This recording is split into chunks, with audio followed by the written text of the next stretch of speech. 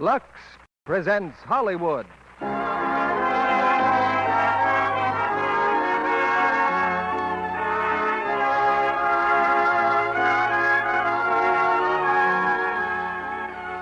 The Lux Radio Theater brings you Margaret O'Brien, Charles Lawton, and Tom Drake in The Canterville Ghost. Ladies and gentlemen, your guest producer, Mr. Hunt Stromberg.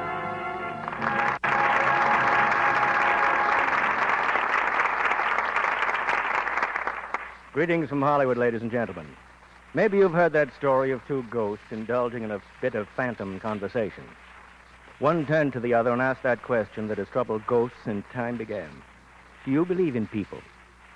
We bring you tonight the story of a ghost who cherished very little confidence in people, and even less faith in himself, though legend dubs him one of England's most spectacular phantoms. Charles Lawton plays the title role in Metro-Goldwyn-Mayer's comic fantasy, The Canterville Ghost. Co-starred with Mr. Lawton is an actress still young on the vine, and shortly to be starred in MGM's Our Vines Have Tender Grapes. 7-year-old Margaret O'Brien, winner of this year's Academy Award. Also in our cast is Tom Drake, who, as Cuffy Williams, finds himself billeted with an American expeditionary troop in the ancient castle of the Canterville, where what transpires may sometimes challenge your belief, at the same time that it sparks your risibility. While the setting of our play is wartime England, America has had its share of ghosts, too. In fact, there was a time when it was considered a safe precaution to dunk all suspicious characters in water. If they stayed under, they were innocent of harboring anti-social spirits. Well, we'd hardly tolerate such laundering in our present-day society, unless, of course, we added Lux Flakes to the process. Give Lux Flakes a ghost of a chance, and you'll never work yourself into a skeleton with old-fashioned methods. Nor will your nice things ever wear that haunted look. As we lower the lights in our theater, we suggest you do the same at home and draw up a chair to hear the first act of The Canterville Ghost, starring Margaret O'Brien as Lady Jessica de Canterville, Charles Lawton as Sir Simon, and Tom Drake as Cuffy Williams.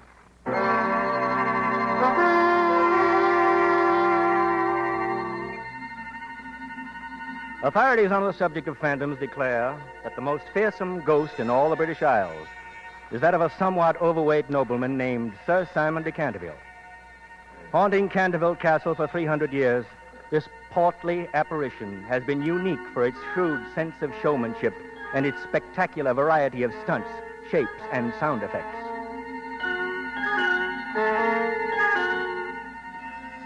The ghost originated in 1634, when Sir Simon was scheduled to fight a duel. He took one look at his fierce and towering opponent and ran away from the field of honor in a startling display of speed and cowardice. He was chased to his father's castle by his frustrated opponent, Sir Valentine. Where is he? Where is the cowardly poltroon? Sir, what means this violation of my hall? Lord Canterville? Aye? I am Sir Valentine of Bolton Manor. Your son, Sir Simon, having accepted my challenge, fled before my sword. Fled? You lie, Sir Valentine. My honor has been twice offended. I demand that the fat coward faces me. You are new to these parts, Sir Valentine, or you would know that cowardice in a Canterville is like snow in July. Every Canterville bears on his neck the Canterville birthmark. It is the badge of valor. The Cantervilles are the bravest men in England. So call off your hounds and leave these halls. Fine words, my lord, but it seems the hounds have found their quarry. That room there. Why is the door closed, and why do my hounds leap upon it? No son of mine cowers behind a door. No? Then my lord can have no objection to sealing up the door with stone and mortar? I certainly can. I have too great a regard for my house. For your house, my lord, or for your son? Giles, Thomas, fetch the stonemasons. Tell them to bring their brick and mortar. One more stone, Sir Valentine, and the room is sealed. Are you satisfied? Aye. And you still think my son is in that room? If he's a coward, why is he not called? He is a coward. Father! Ah, he finds his tongue at last. Masons, stop. I heard nothing. Continue, Masons. Seal up the wall. Father! It is Simon, my son. My lord. There's no one in that room. Put in the last stone, I say. Put it in. Father! It is I. But, my lord, 'twas only meant in jest. Leave my house. Aye, but 'tis thy son thou hast entombed there. And you, masons, get you hence.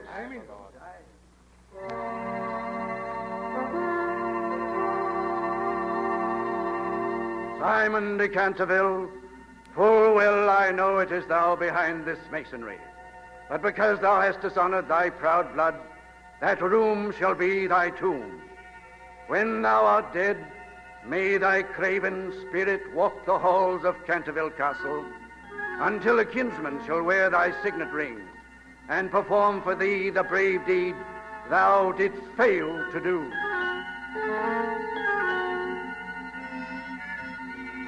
So did Sir Simon die, and so was born the Canterville ghost. Now it's 1942. Canterville Castle stands silent and deserted, inhabited only by a slightly tired but still fearsome phantom. The only remaining Canterville is Lady Jessica. She and her aunt find living less disturbing in a modest cottage on the castle grounds. Lady Jessica is 7 years old. Auntie, I just saw him. I just saw the ghost. The ghost, dear? Where? On the roof of the castle. Oh, that was the tinsmith, darling. He's mending the water spouts. We're turning the castle over to some American soldiers. American soldiers? Rangers, I believe they're called. Like commandos. But good gracious, Auntie, can they live in the castle when it is haunted? Your family did, darling, until 20 years ago. Excuse me, ma'am. Oh, yes, Potter. Everything's ready at the castle. We were wondering about tea, ma'am. Oh, of course. I'll be there shortly. Yes, ma'am. You're going, Auntie? Certainly, dear. They'll be our guests. Noblesse oblige. But, Auntie, you're not well. Remember what the doctor said? Well, perhaps I shouldn't. Auntie, what does it mean? Noblesse oblige? Oh, it's just an expression, darling. But what does it mean? Well, noblesse oblige is French. Those of us who are nobly born must prove ourselves worthy by being kind and thoughtful of others. So, when guests arrive, we must see that they enjoy their stay. Auntie, those Americans, will there be cowboys and Indians? Some of them, I dare say. What does one do to make Indians welcome? Jessica, you're not going to the castle. Well, someone should greet the soldiers. But aren't you afraid of the ghost? Oh, yes, Auntie. And you still want to go? Well, I really should. It's my castle. Noblesse oblige. It starts when you're born, doesn't it? Run along then, darling. The Americans should be there now. And don't worry, Auntie. Ghosts almost never come out in the daytime.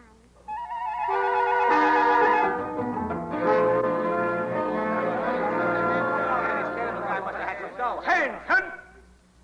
Platoon accounted for, Lieutenant Kane. I get this. As long as you men are in this castle, you're to conduct yourselves like gentlemen and respect this property. Get a good night's sleep. You'll need it. If you want me, Sergeant Benson, I'll be at headquarters in the village. Yes, sir. As you were. Hey, now that's my chair, Coffee. Sorry, Jordan, I'm consolidating this position. Well, not bad. Pup tents are okay for the hoi polloi. Me, Cuppy Williams, I prefer the comforts of the castle. An easy chair, a cozy fire. Take your big feet off that table, Williams. Where do you think you're at? Canterville Castle, one of England's most impressive I beg estates. pardon. Shall I serve tea now, gentlemen? Tea? After your journey, you may be a bit done in. Well, okay then. Thanks. Very good, sir. Now, listen, fellas. It says in the book here that when you're in England, you got to act the way they do. They say tea, you drink it. Excuse me, gentlemen, but Lady Jessica would like to say good evening. Well, tell her we'd be honored. Very good, sir. Lady, huh? What do you say to a dame that's a lady? Do you have to kiss a hand? Now, watch it. Lady Jessica de Canterville. Good evening, gentlemen. Holy smoke. It's a midget. No, it's a half pint. How do you do? I want you to all know I'm glad you're here. And I do so hope you'll enjoy your stay in my castle. Well, My lady, may I say on behalf of my compatriots that we're very grateful for your hospitality. Yeah, likewise. Thank you, gentlemen. You'll excuse the fellas, I hope. We thought Lady Jessica was a... I thought a girl had to be married before she was a lady. Oh, dear no. A lady is a lady when she behaves like one. My auntie says. Which one of you are Indians? Huh? Oh, that tall fellow, Trigger. He's an Indian. Oh, to which tribe do you belong? He's a Hoboken Indian. I don't believe I've ever read about that tribe. Tea is served, gentlemen. Oh, of course. Will you pour, my lady? Thank you, Mr. Williams, Private Cuffy Williams. I shall be happy to, Private Williams. This way, gents.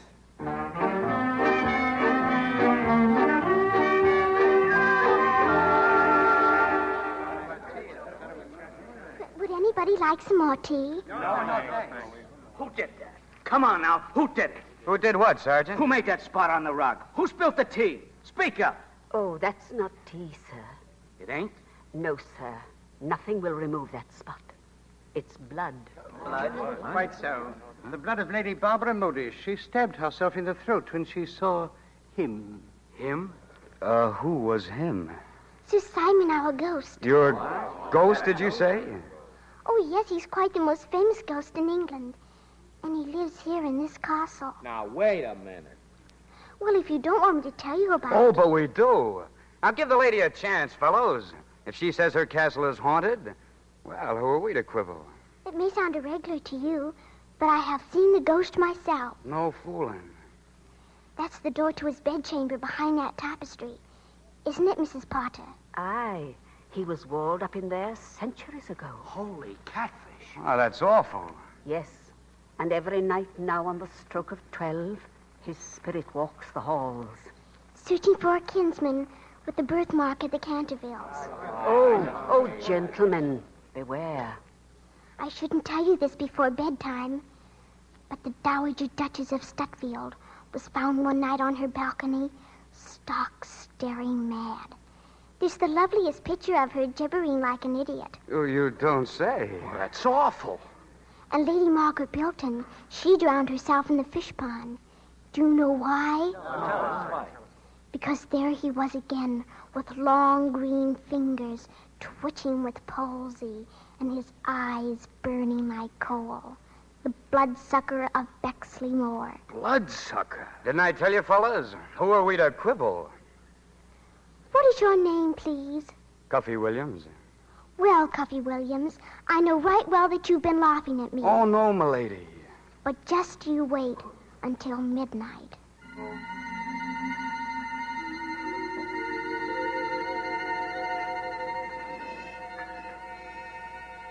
Nine, 10, 11, 12. Hey, Cuffy, it's 12 o'clock. Oh, so what? Oh, nothing. Boy, this bunk's hot. I can't get to sleep. Well, fill out a complaint and mail it to the colonel. Hey, Cuffy, do you think there's anything in this ghost business? Oh, for crying out loud. Pipe down, you guys. I said pipe down. That ain't us, Sarge. Sounds like somebody dragging ash cans around. No, it's James. Hey, look. There's a light on the stairs. Hey, look, fellas, it's taking shape. It's the ghost. Holy smoke. It's him. It's Sir Simon.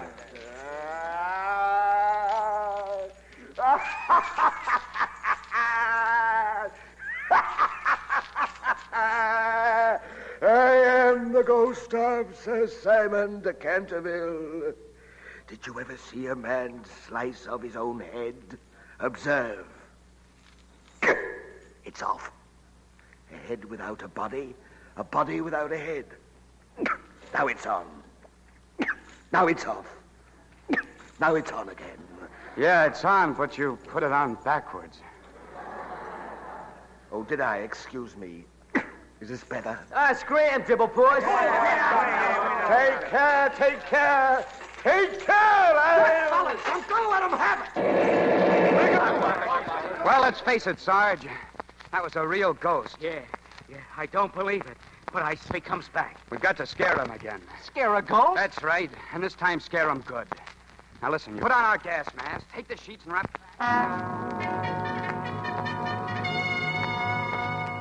Company, attention.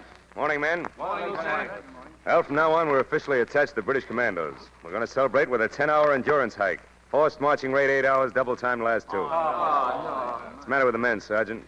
Sir, I'm afraid they didn't sleep so good last night. Oh, why not? Well, maybe it was, well, you know how it is, a strange place. Yeah. Jordan, is that what kept you up, a strange place? Oh, no, sir. What kept me up was seeing the ghost. Wasn't it, Eddie? Yes, sir, that's right. You saw a ghost? Oh, you should have seen him, sir. He cut off his own head. We shot at him, then we put on sheets and gas mask and scared him away for good. I hope. All right, Sergeant. What really kept him up last night? Well? It was the ghost, sir. Ghost, huh? Phone the platoon. I guarantee the men will sleep tonight. Yes, sir. Paul, in. Williams, where'd you get that limp? Oh, it's nothing, sir. I was just running up the stairs. Chased by the ghost? Oh, no, sir. I was chasing him. Well, you can chase yourself right back into that castle and spend the next 10 hours sweeping the floors. Yes, sir.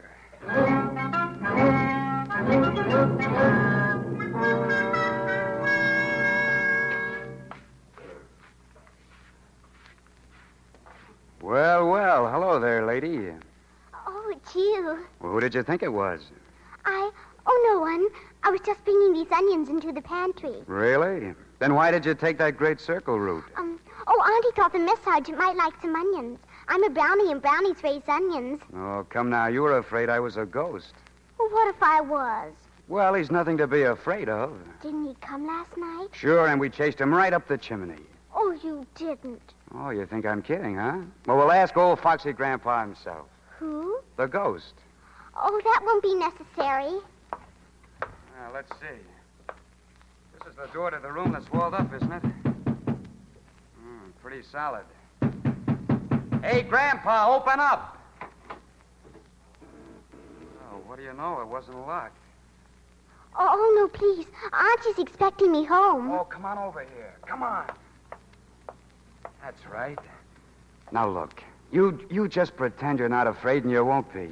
That's all there is to it. Are you sure? I'll prove it to you. Come on. Hey, Ghost, where are you hiding? That must be where he was walled up. Those bricks look loose. Maybe I could find a Well, what do you know? Look. What? Over there on top of the mantel, Sir Simon. He's sitting on the mantel. Must you invade even my tomb? Will there be no place I could call sanctuary? What are you doing up there? Trying to keep out of drafts. I've got a slight head cold. Well, drift down here. There's someone I want you to meet. I have already met your colonial ruffians. They pursued me through the halls like ghosts. Humans. Now, nobody's going to hurt you, Grandpa. I want you to meet Lady Jessica. Sir Simon the Ghost. Milady. How do you do? Not at all well, thank you.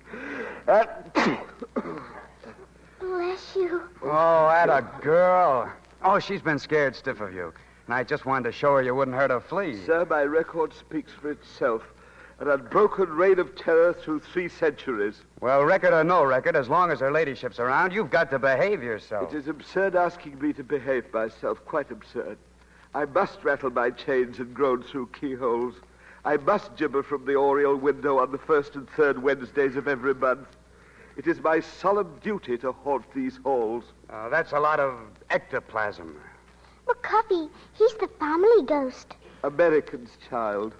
What can a people without ancestors know about ghosts? Now, wait a minute. You never heard of the Headless Horseman? Or Red Grange, the Galloping Ghost? Or Mrs. Pruneface? Provincial stuff. Spirits with neither crest nor title. Titles? Well, what about Count Basie, Duke Ellington, the King of Swat? Nobility and a democracy, balderdash. But, Sir Simon, we've had democracy here in England ever since the Magna Carta. Madam, I have never chosen to recognize it. But you should, Sir Simon. That's what we're fighting this war about. That's the stuff, milady. You see, you're not afraid a bit. Oh.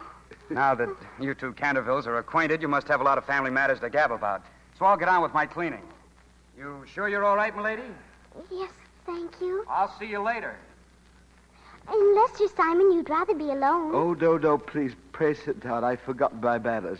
Well, if I may say so, you could have been a little more polite to Cuffy just now. After what he and his band of hooligans did to me, I may have very little else. But I still have my pride. But you frightened them. I must frighten people. I have a reputation to uphold. The most fearsome phantom in all England. Cuffy told me that they chased you up the chimney last night. That's because they wore those ghastly masks and shrouds. Lady Jessica, I can pretend no longer.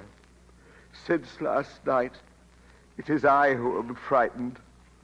I who tremble at the slightest noise. Oh, you poor, poor ghost. Do you know what it means to be a ghost? to live in emptiness between heaven and earth, with nothing for company but bitter memories. But do you have to keep on being a ghost? I am condemned to be a ghost until a kinsman performs a brave deed in my behalf. If I could only rest, if I could only die, oh, to be buried in the soft brown earth in the garden beyond the pine woods, to have no yesterday and no tomorrow. Oh, dear, I wish I could do a brave deed for you. How's it go, lady? Oh, fine. Sorry to bust this reunion up, but the Louie will be back in a minute. Goodbye, Sir Simon, and I'm very happy to have met you. Milady. Cuffy, I think you ought to tell your friends not to chase him up the chimney anymore. Well, that depends on him. But he's so old and sleepy. Hey. Oh! Hey, take it easy. I stumbled on my shoelace. It's untied. Well, stand still. I'll tie it for you. Cuffy, Huh? what's that on your neck? That that's, mark. That's just a birthmark. Hey, where are you going? There's something I've got to tell Sir Simon. It's very important. I've got to tell him. Sir Simon. Sir Simon. Are you back so soon, milady? Cuffy has a Canterville birthmark on his neck. What, that American ruffian? He must be a Canterville. Isn't that wonderful? Egad, if he be a Canterville, shall I prance around joyously like a saucy antelope? But if Cuffy is a Canterville, and if he does a brave deed for you, he can save you, can't he? Can it be that they have concealed from thee why I am still here? Dost fancy it is merely because I cannot find the kinsman? Well, I've overheard Mr. Potter say that all the Cantervilles always turn out to be cowards. But that isn't true, is it? Cowards? Gross flattery. Had they twice the courage, 'twould only give them half the name. Sir Simon. Thy grandfather, would he mount a horse? Thy father, so fearful of water that he trembled in his bath? Or thyself, swooning at the mere sight of my shadow? Really now, it's your family too, Sir Simon. Only too well do I know it. But Cuffy can save you. I know it. It isn't true that all Cantervilles have to turn out to be cowards. I was a coward, wasn't I? I was frightened to death of you. And now look at me. I'm not afraid of you in the least. Oh, don't you see, Sir Simon? Nay, it is in the Canterville blood and bones. It isn't in my blood and bones, and it isn't in Cuffy's. Oh, I'll arrange for you to meet him again. Tonight, in the garden beyond the pine woods. And if it turns out that he is a Canterville, my goodness, maybe you'll be able to go to sleep. Very well, my child. At 7 I gibber in the portrait gallery, following which I practice horrible hallucinations. If these go well, I'll meet thee in the garden shortly before 8.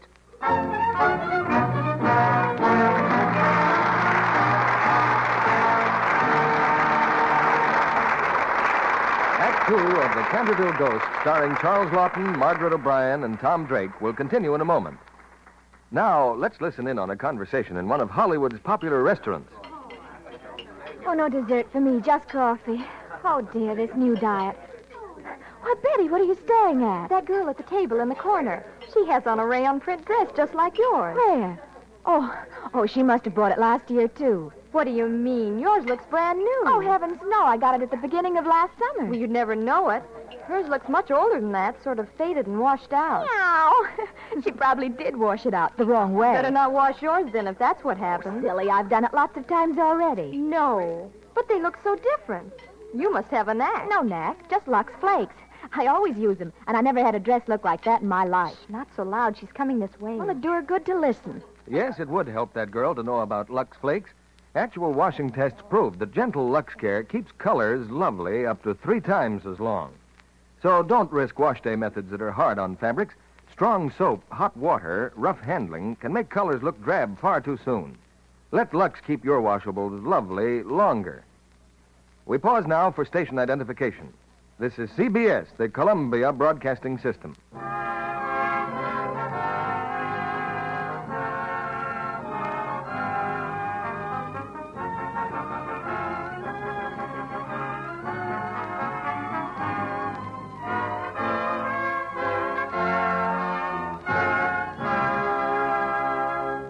Act 2 of The Canterville Ghost, starring Charles Lawton as Sir Simon, Margaret O'Brien as Lady Jessica, and Tom Drake as Cuffy Williams.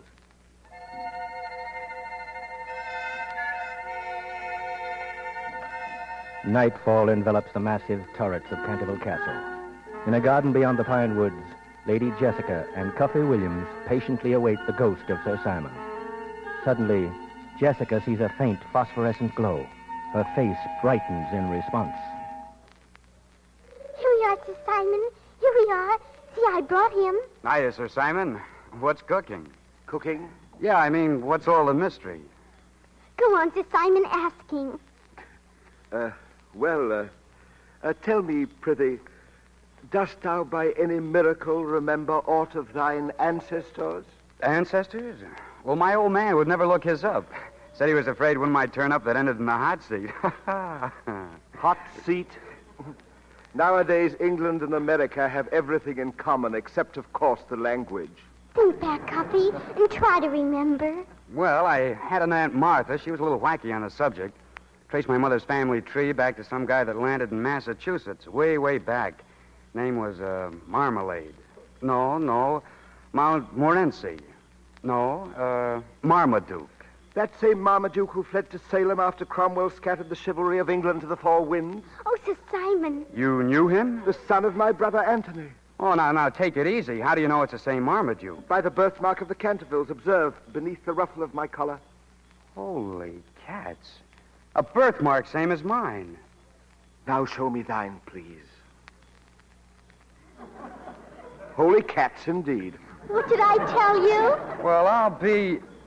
Well, that makes me your, Nephew. Great-great-great-nephew. Aye, thou art a kinsman who can free me from these earthly bonds. Huh?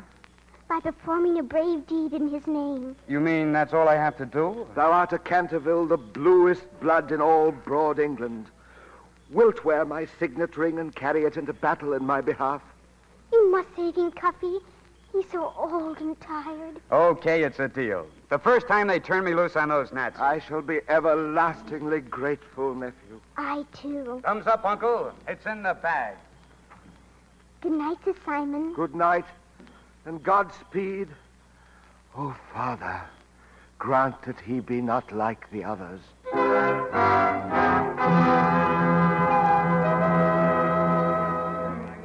Hey, fellas, get a load of this. Get a load of what? It's a bulletin from the lieutenant. Well, will you listen to this? Because of inefficiency of the platoon billeted at Canterville Castle, cause of which has not yet been satisfactorily explained, all leaves to London are hereby canceled. I could tell him the cause. Nobody around here can get any sleep. How can we sleep with a ghost in a joint? What gets me is the Louis still thinks we stayed up all night shooting crap. If he'd only seen the ghost. Wait a minute. Perhaps we can take a picture of the ghost. Yeah, with a camera. Hey, listen, you guys. Why don't you lay off that poor old ghost? He's perfectly harmless. Harmless, huh? He just ruined our weekend. Well, he's just doing his job. A ghost has to groan through keyholes and rattle chains. Why the sudden sympathy? Well, I've got a sort of personal interest in him. Gentlemen, I have every reason to believe that I am the long-lost Duke of Canterville, the bluest blood in all England. Oh, the Duke of Canterville yet, eh? Seems to me I seen you in the induction center, buddy. If I were you, I'd be careful what I said and did, see? Like what? Well, like loafing on my lawn. So this is your private lawn, huh, Dookie? Yeah. Only you can lie on it? Yeah. Excuse me, Your Grace. Then lie. Hey! Sit on him, Eddie, and leave us remove his royal breeches. It's an old English custom. Sure. The pants in the Duke. Hey, cut it off! I got him. Here's his pants. Okay, Dookie, now you can get up. Hey, fellas, look. Here comes a carriage. It's Lady Jessica and a dame. Give me my pants. Get behind us, Cuffy. Gather around him. Gents, his dame's coming. Yeah, cover him up. Cover him up. Good afternoon. Hello. This is my aunt, Mrs. Culverdine. How do you do? Cuffy, won't you come and meet my aunt? Well, if you don't mind, I'd better meet her from back here. How do you do? Why are you hiding behind the others? Oh, it's just sort of a military procedure, Lady Jessica. Cuffy, I mean all of you.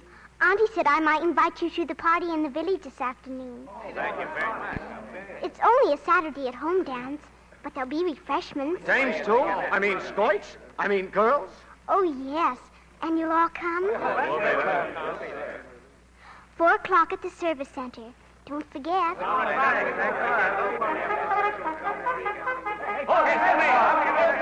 fellas, wait! Hey, fellas, wait! My pants! Auntie, look at Cuffy. Well, what sort of a uniform is that? Why, Cuffy's wearing kilts.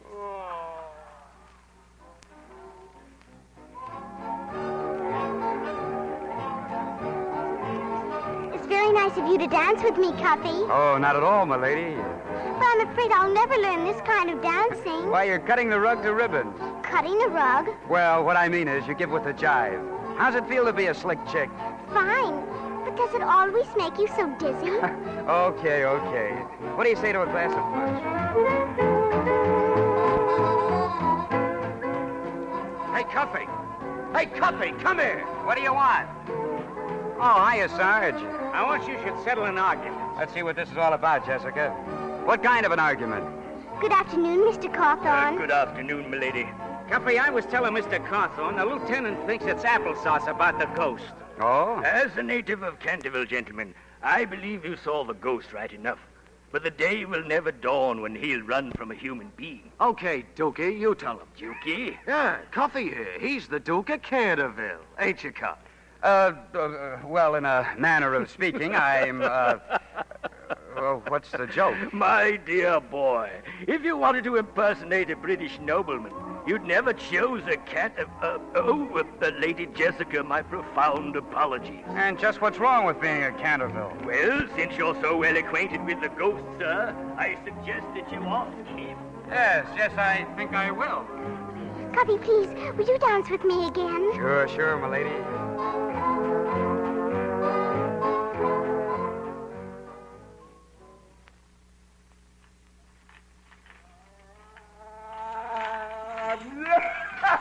Hey, Sir Simon, cut it out, will you? Cut it out.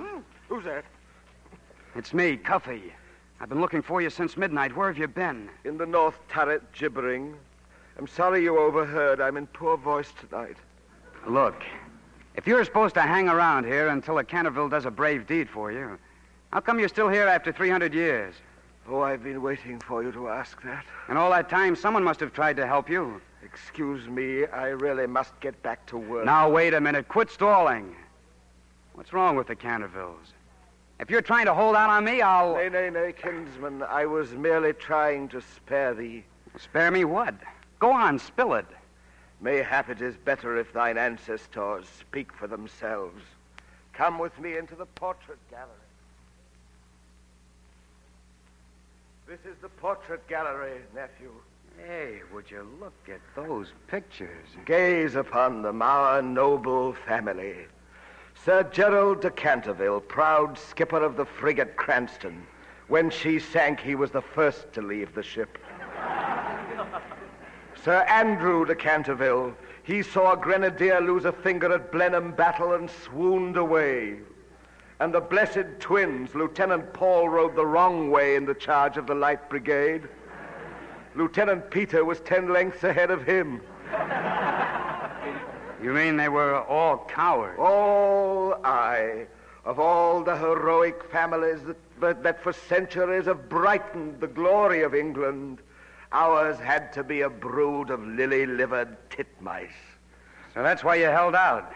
You thought if I found out I'd be the same way. Oh, nay, not at all. It never entered my mind. Well, then what are you making all the fuss about? I don't care what the others did. This is Cuppy Williams, see? Aye, verily. Well, all right, then. That's all I wanted to find out. I've got to get back to my bunk before the sergeant misses me. Adieu, kinsman. Would that I could believe that he were different. All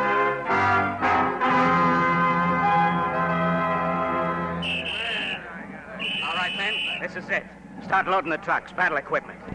Walker, look after dynamite plunger boxes, fuse and the wires. We're going over. Okay, Sarge. Williams, take off that ring. It'll shine in the dark. Okay. And don't stick it in your pocket if it's worth anything. Well, it's sort of a family heirloom. You better leave it in the castle. Make it snappy. This is it, huh, Sarge? I'd not to tell you this, but you'll know soon enough. We're crossing the channel. We're making a raid on the coast of France.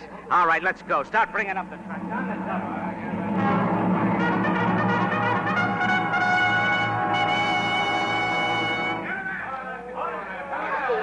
Cuffy, you're going away. Looks like it, Lady Jessica. Then maybe you'll have a chance to do a brave deed. Maybe you'll save Sir Simon. Listen, lady, I know there's a yellow streak down the family back a mile wide. Sir Simon told me. But you're not going to let it worry you. Well, how do you think it makes me feel? Cuffy, you told me yourself you don't have to be afraid. Yeah, I know. Cuffy, I believe in you. And if you have any children of your own, I know they'll believe in you. Children? I haven't any children. I haven't even got a wife. Well, maybe you'll want to marry someday. Somebody. Well, that's the last thing on my mind. Now lay off. I gotta get going. Cuffy. Oh, Cuffy. Goodbye, Cuffy. After the wars, our kinsman hies himself to battle. Oh, Sir Simon. Oh, there. Now, milady. But I'm so worried about Cuffy. Tears never steeled a noble heart to valor. Upon the craven foe, our hero's furious might will... You're worried. How do you think I feel?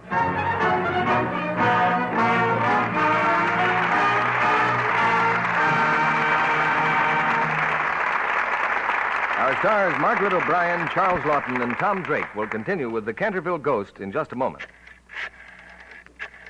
Who are you phoning, Sally? I'm getting a weather report. Have some blankets to wash soon. But what's the weather got to do with it?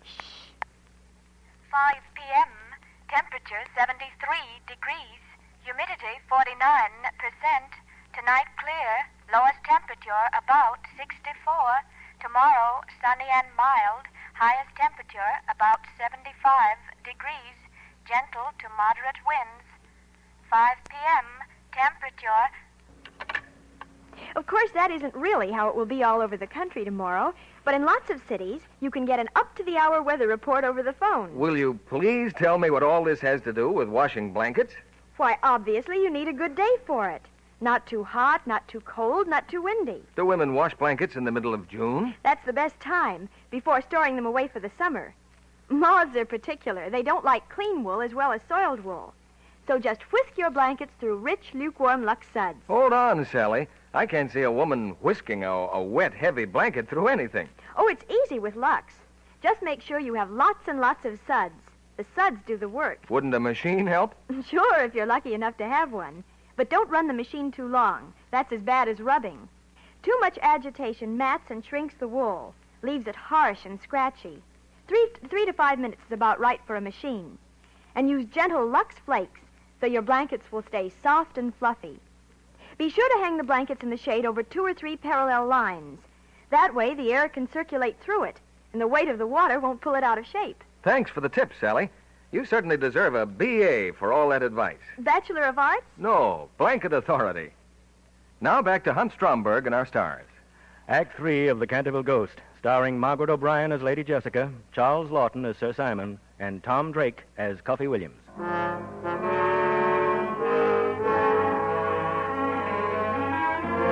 In the black of night, a handful of American Rangers have landed somewhere on the coast of France and are creeping stealthily inland. Back in England, the Canterville Ghost rages in the portrait gallery, bolstering his anemic hopes by hurling defiance at his ancestors.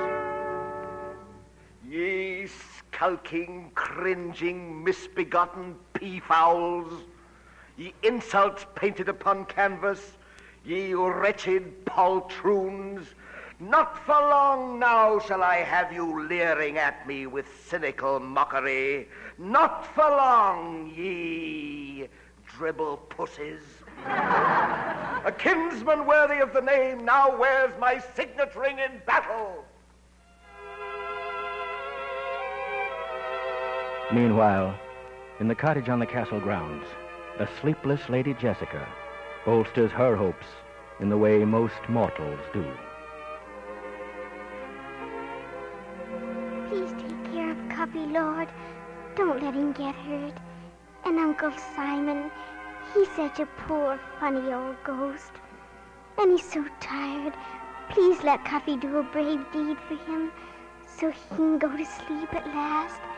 And please let Cuffy come back. Ye gallery of lily-livered rabbits, ye shake-kneed milksops, well mayest thou cower in thy gilded frame, shamed by a colonial, by Cuffy Williams. As for thee, fat Algernon, who posed for 2 years as a dowager to escape fighting a duel, I spit in thine eye. Thee, Sir Percival, who fought through the 30 Years' War without firing a shot, thee also. From yonder bunk in yonder room has risen a lion-hearted kingsman. Yonder bunk. What gleams there in the moonlight? The ring, the signet ring. Imbecile, dolt, he hath forgotten it. I must speed to him before it's too late, before it's too late.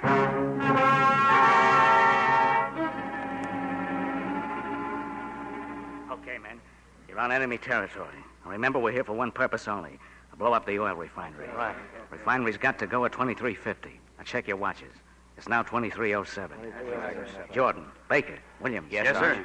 Get off the road and set up the machine gun in the ditch. If you see any Jerry's, it's up to you to hold them off till the rest of us get back. Check? Check. Jordan, you'll find telephone wires down the road. Cut them and get back to Cuffy and Trigger. Now get going. Okay, Sarge. See you later, kid. The rest of us will go up this side road. Now, after the explosion, wait till the last man has reached the shore. Then join us. Yes, sir. Okay, and good luck. Cuffy. Yeah? There's a hill right in back of us. Get up there and keep watch. What about you? I'll set up the machine gun. If you see anything, get back here on the double. Okay.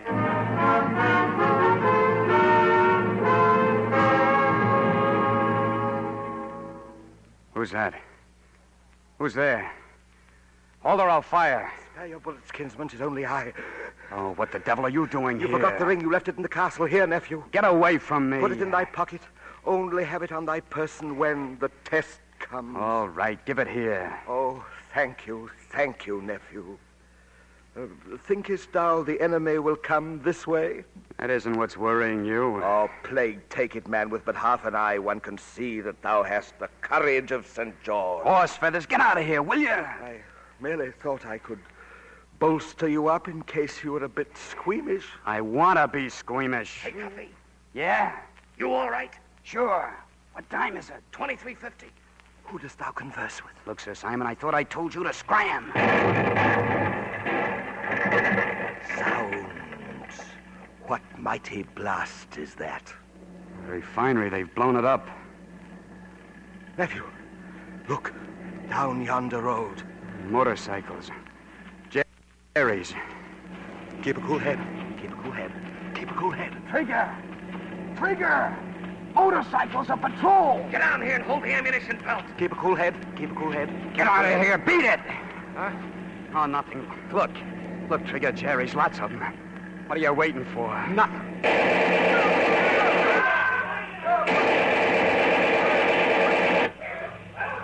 Trigger, what's the matter? What's the matter?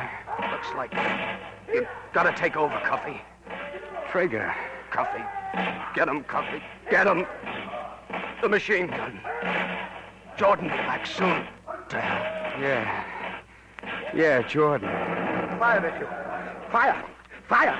Nephew. Blood. Trigger's blood. Nephew, they're drawing closer. Fire! Blood. Cuffy, what's the matter with you? Trigger's dead. Get out of here. Give me that machine gun. Give me it, you fool.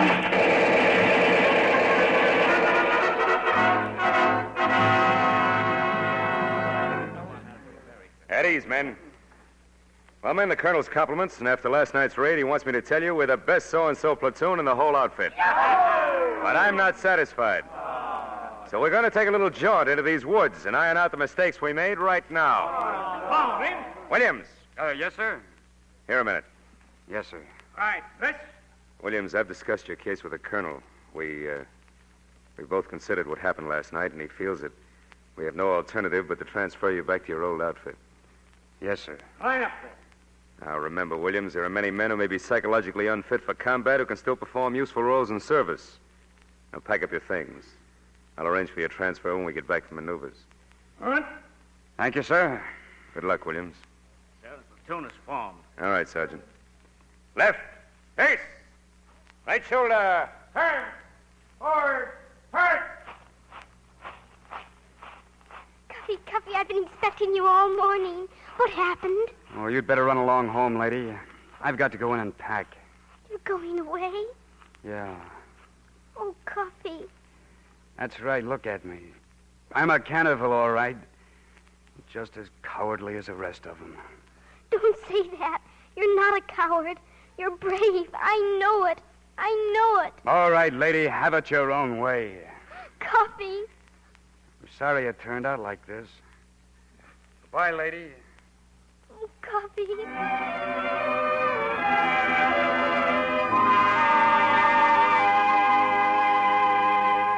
Ah, wretched me that I should have pinned my faith again upon a Canterville. Oh, pipe down, Sir Simon, will you? And get down off that chandelier. It makes me nervous. Nervous, aye, that I well believe. Oh, shut up. Get on. I've got to pack. Pack, then, and leave me to my fate. Thou who hast raised my hopes only to dash them like a robin on a rock of granite. Coffee. Oh, milady, you can't come in here. I know it's your castle, but, well, this is barracks. Coffee, there's a parachute. I saw it coming down. Parachute? Maybe a Nazi came down in it. Oh, Coffee, what'll we do? Well, where did you see it? On this side of the stone bridge. Where is the stone bridge? Do you know the old side road? No. Then I'll take you there. I know a shortcut. All right, come on. No, wait. Where's my rifle? All right, come on. We'll grab a seat. Hurry.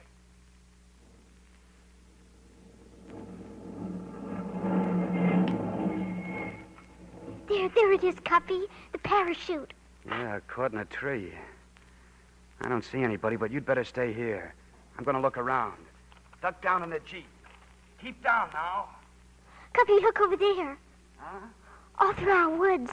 Those men. Who are they? Oh, don't worry about them. They're rangers. Maneuvers. Yeah, that's where I'd be if I hadn't... Cuppy, what is it? In the bushes. A parachute mine, a bomb, a blockbuster.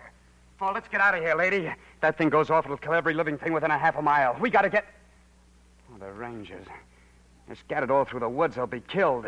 Get back to the castle. Quick, run. Aren't you coming? No, I've got to drag it away with the Jeep. Dump it over the cliff. Get going. Run now. Run. Hide in the cellar. Run! Lady Jessica?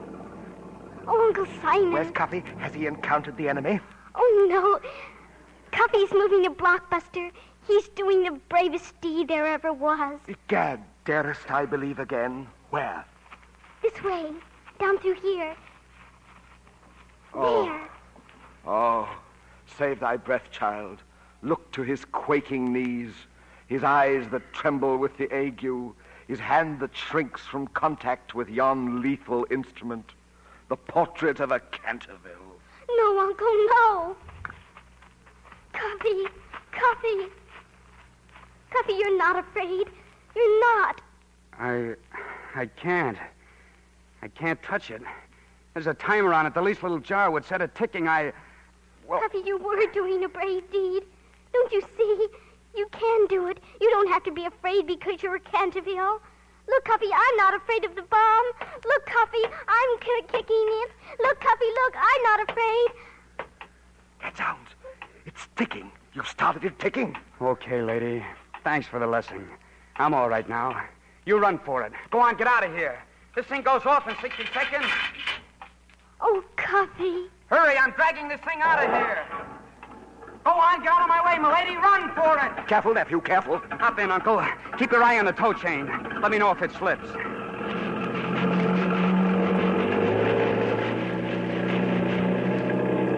Well, we're out of the underbrush. Hold on now. Oops. Egad. Nephew, look out, the Rangers. Hey, you Rangers, run for your lives. I got a blockbuster on here. A time bomb. Run, blockbuster. Oops. Ouch. Where are we going, nephew? To the cliff. We'll dump it in the ravine if we get that far. How many more seconds? I don't know, maybe 20. 5, 6, 7, 8, 10, 11. There's the ravine. We better jump. Let the Jeep take it over. There she goes! Well, we made it. 27, 28, 29, 30, 31, 32, 33, 34, 35. Hey, what's all this hooey about ticking? Oh, it's a dud. We never were in any danger. All that work for...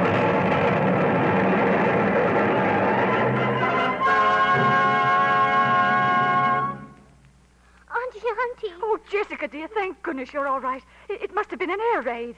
No, it was Cuffy. Cuffy? Near the stone bridge. A bomb from a parachute. Cuffy blew it up.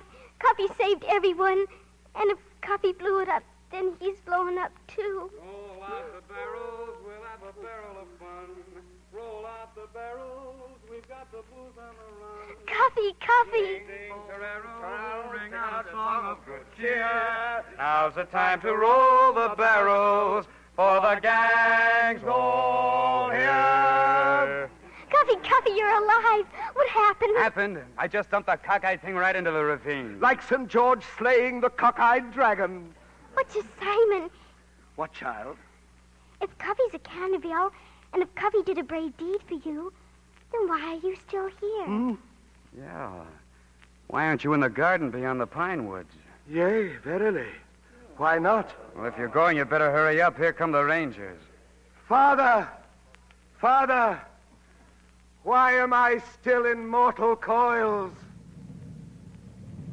Look, Uncle Simon's glowing.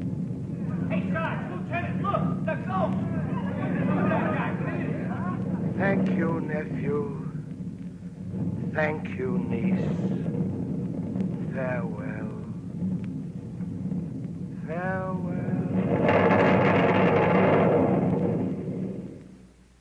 He's gone.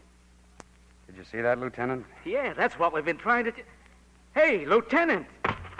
Hey, guys, the Louis has fainted.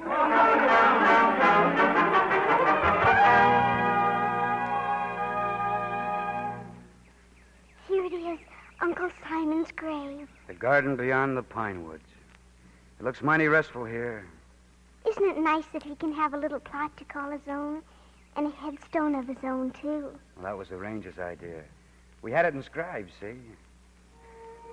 Sir Simon de Canterville, 1603-1943. Gee, that's a long time to go without sleep. Yes, but you nearly always have to wait for something that you want very much, Cuffy. How old are you? How old? Why? I shall be 8 in May.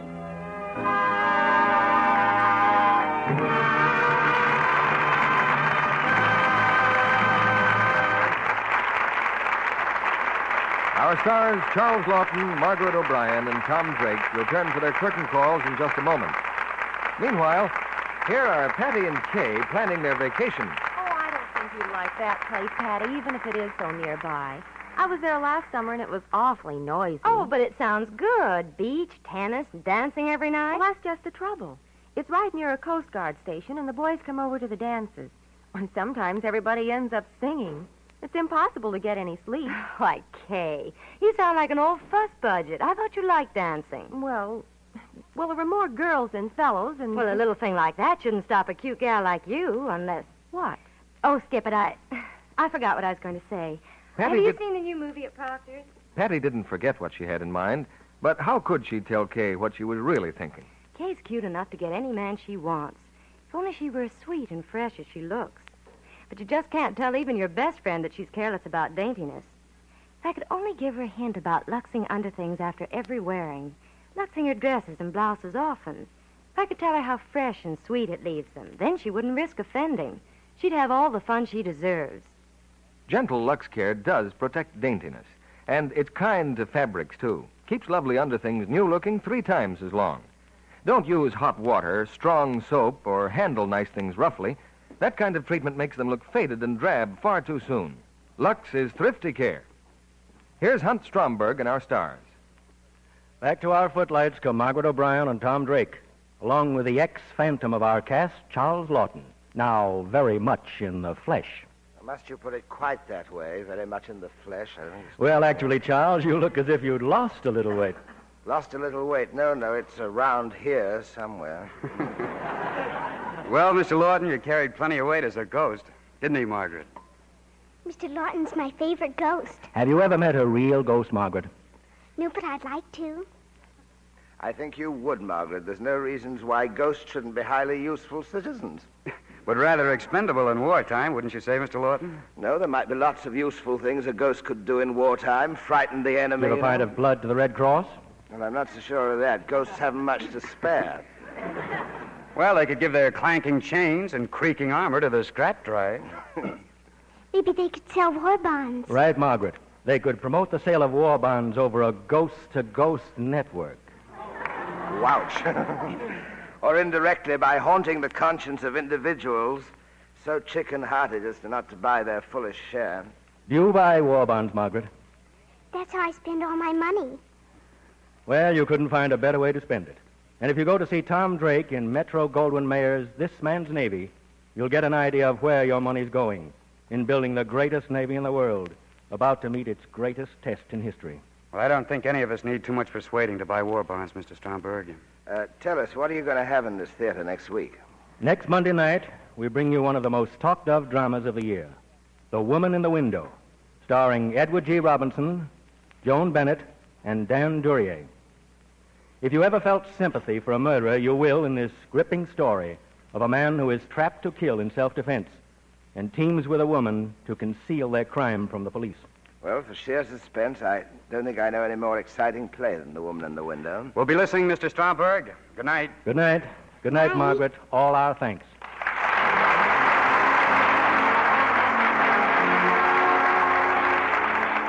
Our sponsors, the makers of Lux Flakes, join me in inviting you to be with us again next Monday night when the Lux Radio Theater presents Edward G. Robinson, Joan Bennett, and Dan Duryea in The Woman in the Window. This is Hunt Stromberg saying good night from Hollywood.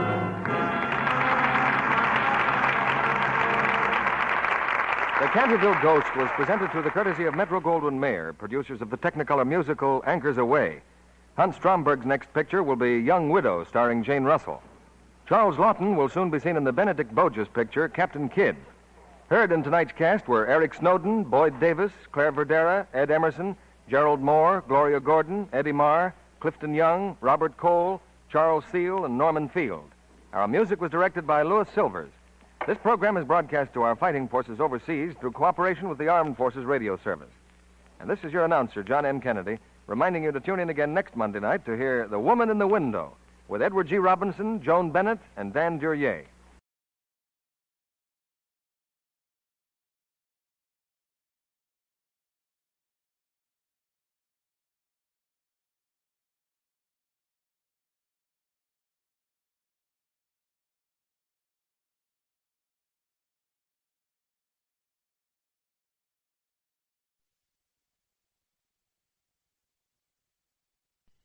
Lux presents Hollywood.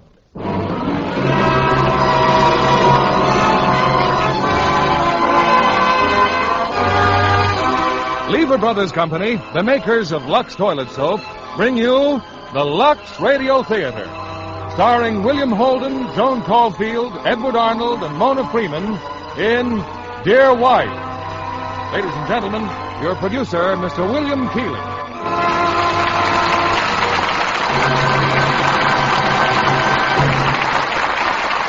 Greetings from Hollywood, ladies and gentlemen. You know, it's been my experience that it's always difficult to follow a successful story with a successful sequel. But just to prove it can be done, we're bringing you as our play tonight, Dear Wife. I'm sure you all remember the young lieutenant who wrote letters to Dear Ruth, which were so beautifully and romantically answered.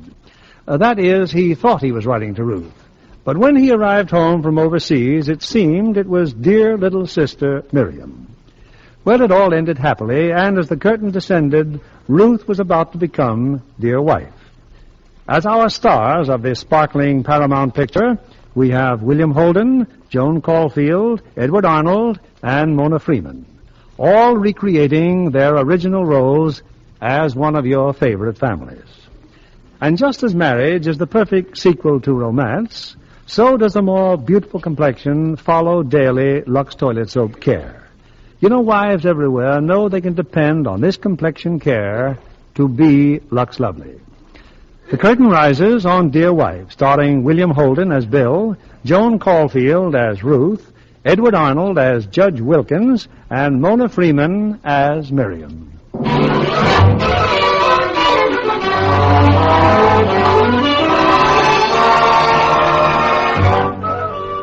It's early morning in the residence of Judge Wilkins in a pleasant suburb of New York.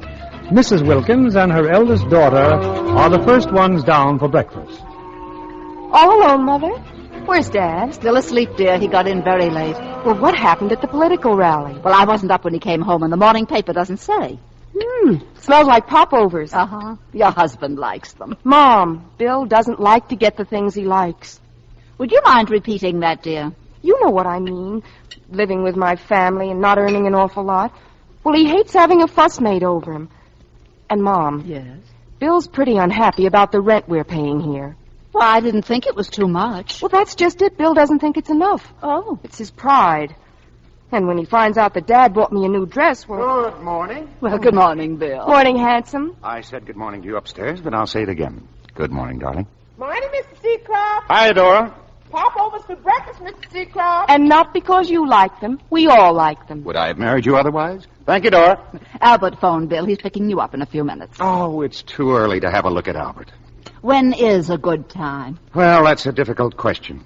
Oh, I apologize, Ruth. It's not nice to say that about the man who's in love with my wife. Oh, stop being silly. And besides, if my boss didn't love my wife, I'd have to walk to work. Good morning, everybody. Morning, Morning, Miriam. Miriam, don't tell me you've been outdoors already. Since 6:30, Mother. Another petition? It is not criminal, Ruth, for a citizen to take an active part in the struggle for good government. But do you think it's a good idea to wake people up to have them sign things?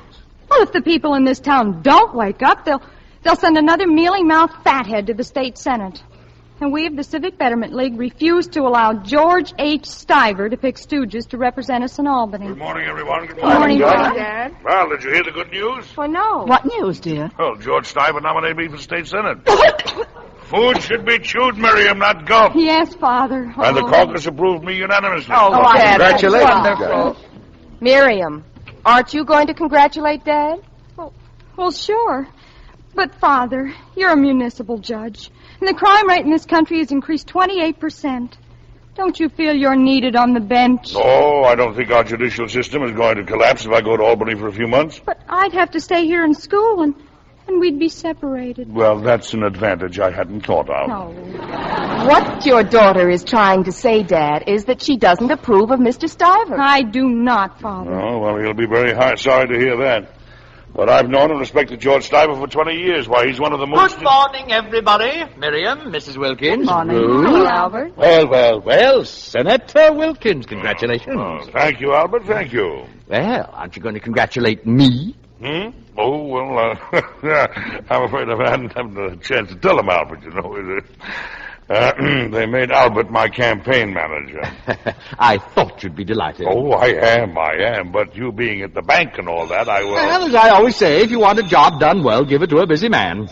Well, come along, Seacroft. Come along. Goodbye, funny face. Goodbye, darling. It's for you, George. Telephone.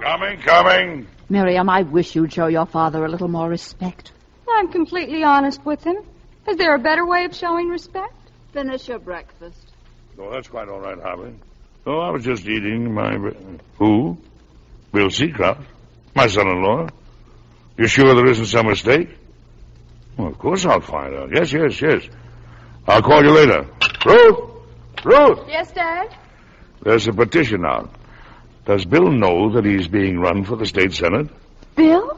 Oh, that's ridiculous. He would have told me. He doesn't know. Miriam? Yes, Father? How do you know Bill doesn't know? Well, we didn't tell him. Ziggy and I thought that we shouldn't tell him. Ziggy? Who's Ziggy? Father. Ziggy's my boyfriend. Oh, golly. Well, I'm terribly late for school, Mother. Goodbye, Father. Miriam, wait a moment. Miriam!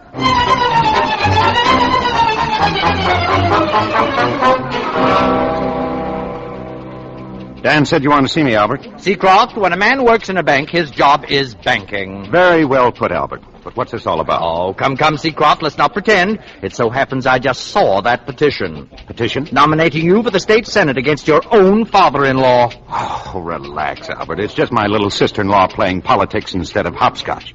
I haven't the slightest intention of running against anybody for anything. Now, is that all? For the moment, yes. Now, go along, Seacroft. I've got to stamp these papers. Albert. I said that will be all for now, Seacroft. Albert, you're stamping your necktie. And kindly remember that... Ow!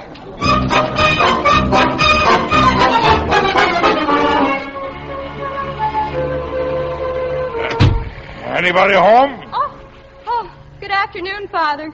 Just good afternoon. Come here. Yes, Father. I guess I was preoccupied. Did you have a good day in court, Father? No, terrible. And what's the matter with your arm? Oh, nothing. Not a thing. Oh, I'm sorry you had a bad day, Father. Miriam, what have you got behind your back? Oh, it's just a copy of that weekly paper they throw away. I was going to throw it away, too. Miriam, you're a good girl to try to spare your father's feelings, but I've already seen that letter they printed. Oh. I have been in politics for 25 years, and this is the first time I've been vilified. Stiver, stooge, political fathead. But, Father, you don't... Civic Betterment League, if they had the courage to sign their names, why, I'd sue them all for criminal libel. Civic Betterment League? Miriam, isn't that the name of the... Yes, Father. I see. You don't happen to still be its president? Oh, no, Father. Secretary. Oh, I see. And the secretary, it goes without saying, writes the letters and composes such happy phrases as political fathead and stiver stooge. But, Father, I didn't know you were going to be stiver stooge. Don't you dare use that expression again. Harry, what's the trouble, dear? What's usually the trouble, Edith, this daughter of yours? Have you seen the letter in the shopping news? Oh, hello, Ruth. Miriam wrote that letter? Father, I honestly feel you're too sensitive for a man in public life. My public life is fine. It's my home life that's driving me crazy. Harry, you're losing your temper, dear. I'm losing my mind. Well, a happy candidate and his little family. Hello, darling. Heartwarming picture. Hiya, baby. I suppose you've heard about Miriam's petition, Bill. Yeah, but it didn't go to my head. Say, what's this, a new dress? Huh? Oh, no, darling. It's just my old beige. I had it dyed and took off the peplum. Well, it came out fine. Father, I'm genuinely sorry if I've hurt you. What do you mean, if you hurt me? Oh, let's talk about something pleasant. Hello, Bill. Hi. Ruth, that's a lovely dress Dad bought you. Miriam. Well, wasn't that pleasant? You know, a very funny thing happened in court this morning. So it is a new dress. Bill, I didn't mean to tell you a lie. Now, look, Bill, so I bought her a new dress. Oh, it's perfectly all right. I'll go upstairs and get cleaned up. Ruth, did I do something wrong? No, I did. Now, look, baby, forget the dress. I just don't feel like talking about it. Oh, Bill, please. I've been very stupid, darling. No dress, not anything is worth seeing you unhappy. Ruth, would you mind terribly if we moved out, took a room someplace, if we can find one? Not if you want us to. Was it anything Mom or Dad said? Oh, no, but you know how I feel about taking favors. We'll move, Bill. Anytime you say. Oh, there I go, being crazy again, asking you to live in a 2x4 dump just because my pride's bigger than my salary. But wouldn't it solve everything if I got a job? No, honey, we're not going through that again. But it would give you a chance to look for something better than the bank. Look, will you do me a favor? Of course. Shut up and kiss me. Yes? It's your landlord. Come on in, Dad. My wife tells me that you're trying to get your rent raised. Yes, sir. We like to oblige our tenants, but just look at this room. Why, it's the nicest room in the whole house. It hasn't been painted for 4 years. Well, it doesn't need painting, and the wallpaper's like new. Now, just look at this carpeting. But it's fine carpeting. It's hardly worn at all. And as for this radio we gave you, why, it's older than I am. Well, there's nothing wrong with the radio, except maybe a slight cough. Here, I'll show you. I bet it won't even light up.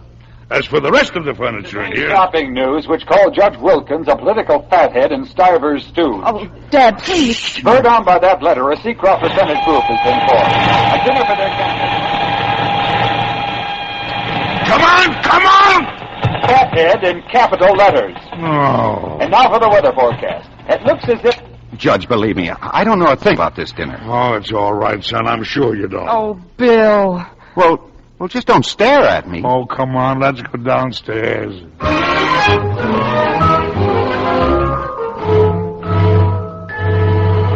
And it came just before you came home, Bill. Telegram, huh? I'll be right down, honey. Is it all right if I open it? No. Too late. Bill. What is it? What's the matter? Didn't you call off that dinner? What dinner? Those people who want you to run for the state senate. It's tonight. Oh, no. Look, it says unable to reach you on phone. Tommy Murphy will call for you tonight at 7:30. Bill, didn't you tell them you weren't running? Me? I thought you were going to phone them. Oh, hello, Albert. The door was open, Ruth, so I just walked in. Well, Seacroft, fine thing, selling out your wife's father for a plate of soup and lukewarm chicken. I am not going to that dinner. Oh, I see. Tommy Murphy is calling for you so as not to take you to the dinner. You'd better phone him, Bill. All those people are expecting you. Wait a minute. The chairman of the Wilkins campaign has the germ of an idea. Yes, sir, the germ of an idea. Keep away from him, Ruth. He's got germs. Seacroft, these misguided people are gathering tonight to oppose your father-in-law. Now, who better than you can change their mind? You want Bill to go? Oh, no. Ruth and I are going out for dinner, and we have tickets to a very fine musical. And besides, I don't go places where my wife isn't invited. It's just a political dinner, dear, and maybe you could help Dad. Well, I'd sure like to help him. If you're worried about those theater tickets, I'll take Ruth. Well, honey, you do want to see the show. And why waste the tickets? Well, you're sure you don't mind?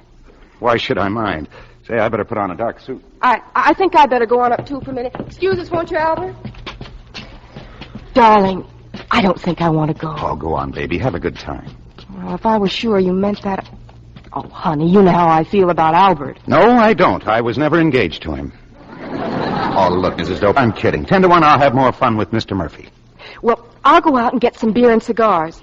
Isn't that what politicians like? I'll worry about my fella. You look after yours. I'll be down in about 5 minutes.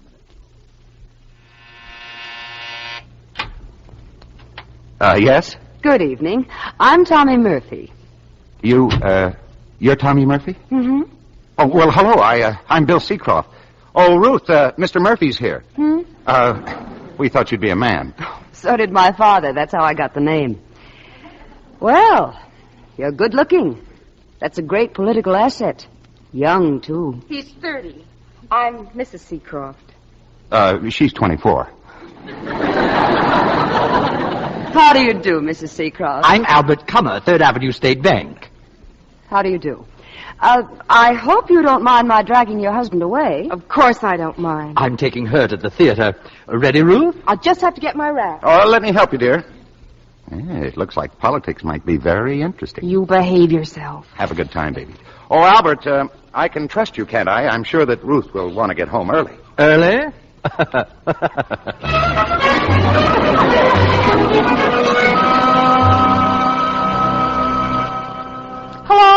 Hello, Clara. This is Miriam. Clara, Bill's gone to that dinner, and what do you think? His campaign manager is a woman. Yes. Young, sophisticated, and very vital with red hair. Ruth? Well, of course she's not jealous. Why should she be? Clara. Jealous is the most infantile of all the emotions, and is indulged in only by people who are fundamentally maladjusted, insecure, and... Clara? Who did I just hear talking to you? But I did, Clara, and it sounded like Ziggy. Well, what's he doing at your house? Oh, of course I don't care. Ziggy's got a mind of his own, hasn't he? Such as it is. Oh, never mind. I'll see you tomorrow, Clara. Oh.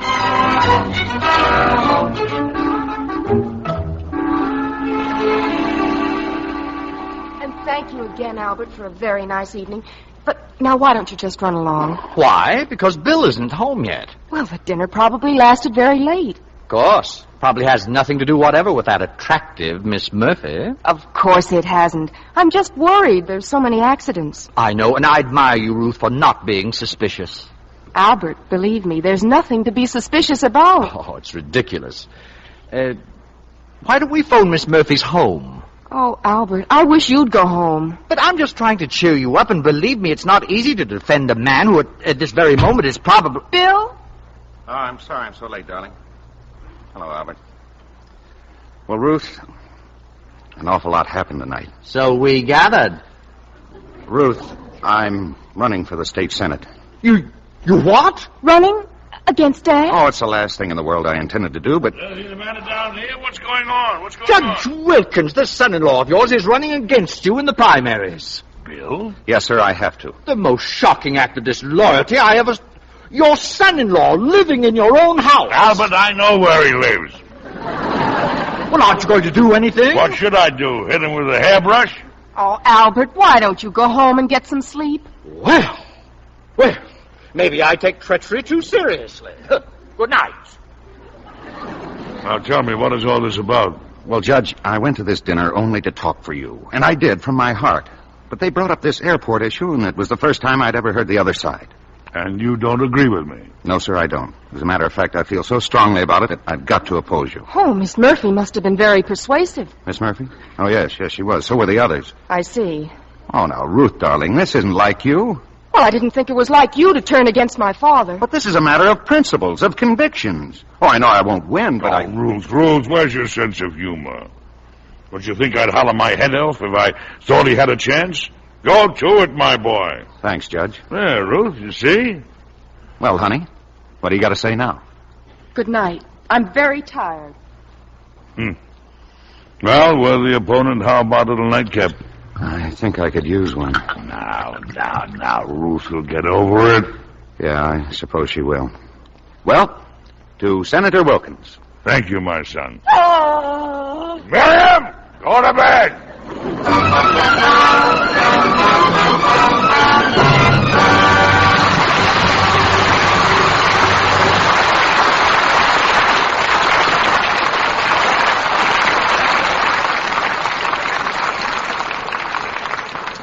In just a few moments, we'll bring you Act Two of Dear Wife. KNX 1070, News Radio. Now, Mr. William Keeley, our producer. Act Two of Dear Wife, starring William Holden as Bill, Joan Caulfield as Ruth, Edward Arnold as Judge Wilkins, and Mona Freeman as Miriam.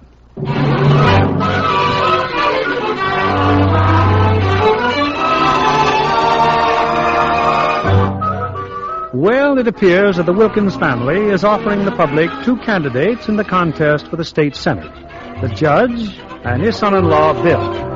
And so far, the rivalry has been exceedingly friendly.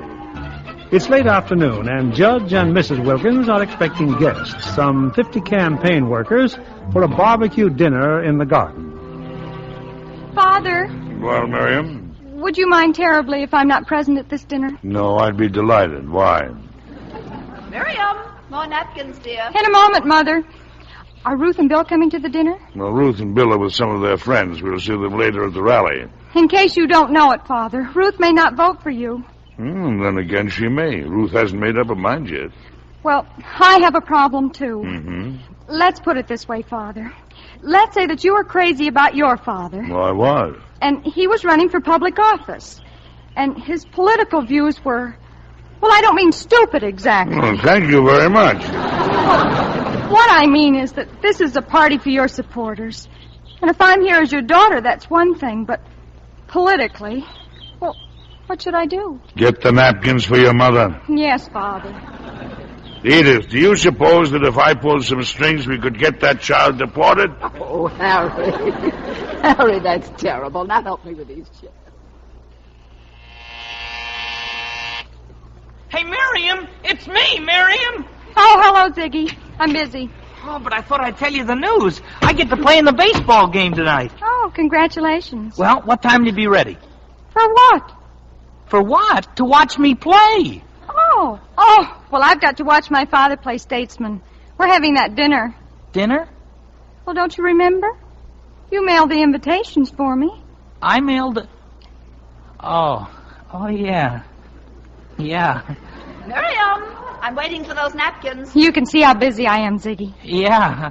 Miriam, I think I have something to tell you about those invitations.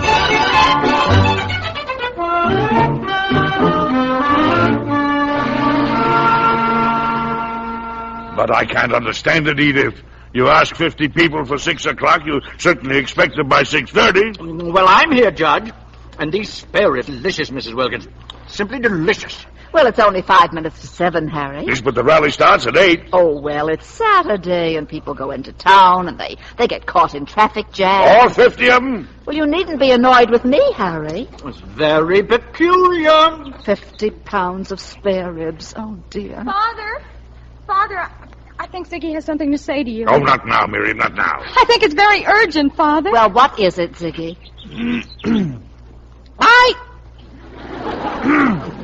Is there anything else? Father, it's really my fault. Your fault. I take that for granted. Now tell me, what is your fault now?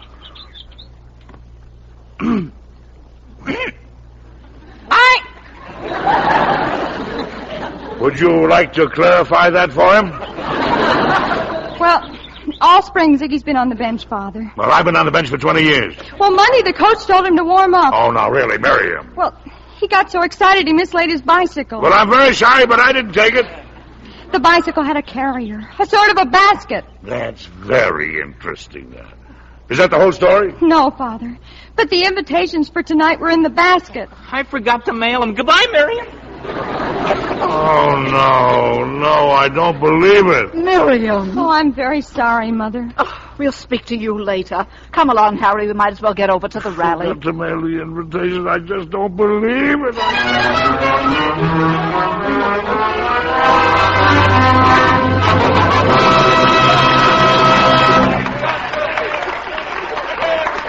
Oh, you're in, Judge. Great speech. Nice work, Judge. That's telling, young Seacroft. Thank you.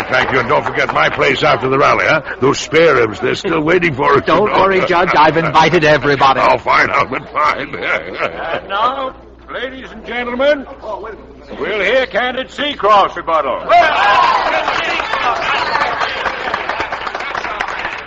Thank you. Well, I like airports just as well as the next fellow. Maybe a little better. And I'd be in favor of any reasonable sacrifice to bring one to Van Buren Heights. But let's take another look at that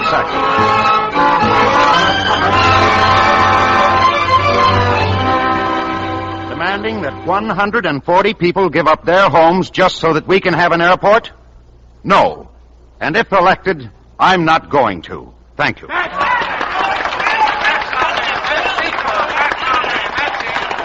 And now we'll have questions from the audience. One at a time, and please keep them brief.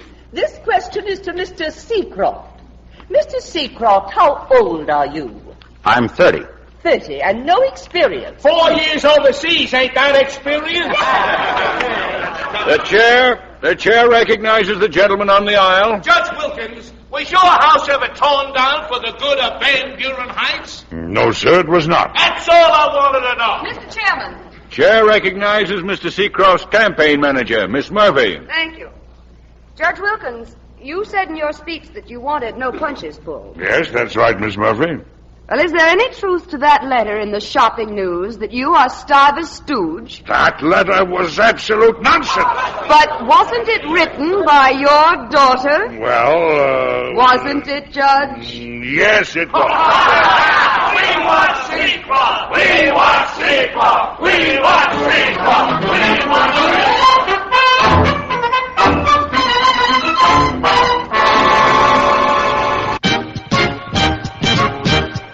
The KMX Drama Hour continues with the second part of tonight's presentation. Every night at this time, it's an hour of outstanding entertainment for radio's golden past. Stories of adventure, mystery, and comedy.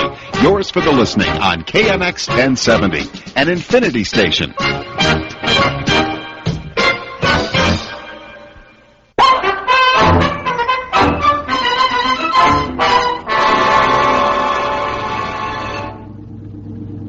Well, was it my fault, Ruth? Anything can happen at a rally. What's the good of talking about it? Very clever girl, Miss Murphy. What do you mean by that? Albert said she's clever. Is that so hard to understand? Yes, it took brains to find out that Miriam wrote that letter. Are you suggesting I told her? Is that what you think, Ruth? Does it matter what I think? I think you shouldn't be running against Dad, but you are. Oh, I've heard all that. Well, here's something you haven't heard. I'm voting for my father. And we'd appreciate it if you'd be a little more pleasant by the time we get home. Why? Because all those people Mother and Dad expected before the rally will be there. Oh, fine. What did you say, Clara? Well, yes, Clara, of course. But as long as Mother and Ruth remain infants politically, the responsibilities are on my shoulders. They're not back from the rally yet. My father made me stay home. Oh, incidentally, I just saved him $40. So I think he'll feel a lot better when he... Oh, they've just come home, Clara. Talk to you tomorrow. Goodbye. Mother, you're going to be very pleased with me. Why, dear? Well, rather than see them spoil, I phoned Mr. Hotzencleaver at the delicatessen, and he came over and bought up all the spare ribs. Oh, no! Mother, who are all those people? Just the campaign workers, dear. We invited them all over for spare ribs. Oh! Harry! Carry that match for your cigar. The wastebasket's burning. Oh, let it burn.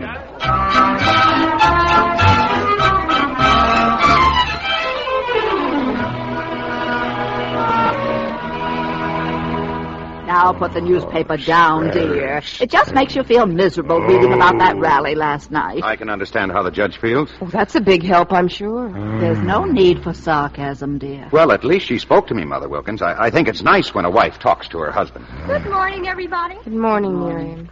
You know, this dining room could be used for a deep freeze. No, keep quiet, Miriam. Yes, Father. I've been thinking that it might simplify everything if Ruth and I found another place to live. Perhaps that would be best. Please, I am in no mood for nonsense. Father, could I make a suggestion? No. Oh, for heaven's sake, Harry. All right, what is it? Well, a spirit of ill will has come into this home. And while my suggestion may seem a bit drastic... Oh, never mind the preamble. Well, Father, why don't you just withdraw from the race? Miriam! Well, it was merely an idea. What kind of a family have I got, anyway? My son-in-law humiliates me in public. That's hardly fair, sir. You keep out of this. And my youngest daughter, my diabolical, my Machiavellian... Hot waffles in this building? A man raises a family. Sure, he's entitled to some respect. But what do I get? Hot waffles, Jack! I don't want any hot waffles. Well, it certainly isn't compulsory, Harry. Ruth? I'm not hungry, Mother. Excuse me, I'm going upstairs. Bill? No, thanks. Ruth, wait a minute. Will you have a hot waffle, Miriam? Yes, please. I'd love a hot waffle. Oh. That's exactly right. I'm packing our suitcases. We're moving. Moving? But why? Oh, honey, it's obvious. Now help me, will you? Don't you think I ought to have something to say about it? Well, what's there to say? You know what the mess things are in. Well, whose fault is it? Nobody's. Mine, if you like. What difference does it make? You don't consult me about anything, do you? Now, Ruth. For political advice, you go to Tommy Murphy. You might at least consult me about where we live. Please, we've been all through that. Bill, you're acting like a child. You don't even know where we're going. We'll find a room. No. Darling, we've got to. Look what's happening to us. All this bickering. If we go on living with your family, it's just... It has nothing to do with my family. We're not leaving. Ruth, I hate this wrangling. Now get your things. I meant what I said. I'm not going. And if you want to go without me, go right ahead. It's fine with me. Go now. The sooner the better. All right, I will.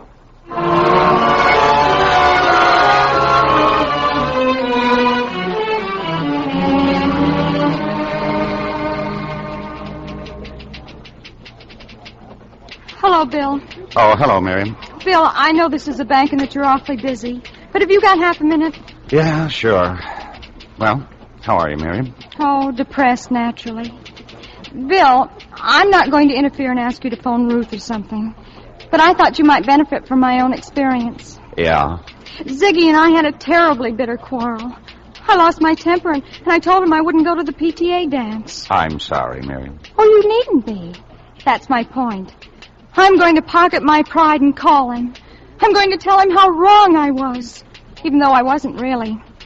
You see, Bill, when people are grown up, Hi. Oh, Ziggy, how did you know I was here? I didn't. A bank is a public institution. Mr. Seacroft, I'm in a bad jam, sir. Oh? Could I borrow your tuxedo? Well, you got any collateral, Ziggy? Well, I got studs in a boiled shirt. It's for the PTA dance. Well, I haven't told you I was going, Ziggy. I'm taking Clara. Clara? Oh. Could I borrow it, sir? Yeah, I'll have it here tomorrow. Oh, thanks a lot, Mr. Seacroft. So long, Mr. Seacroft. Well, he must think I care. Do you? Yes. In the battle of the sexes, nobody ever wins. Goodbye, Bill.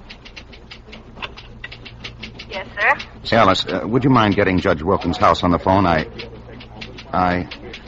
Yes, sir? No, I'll be darned if I will. Well, whatever you say, Mr. Seacroft.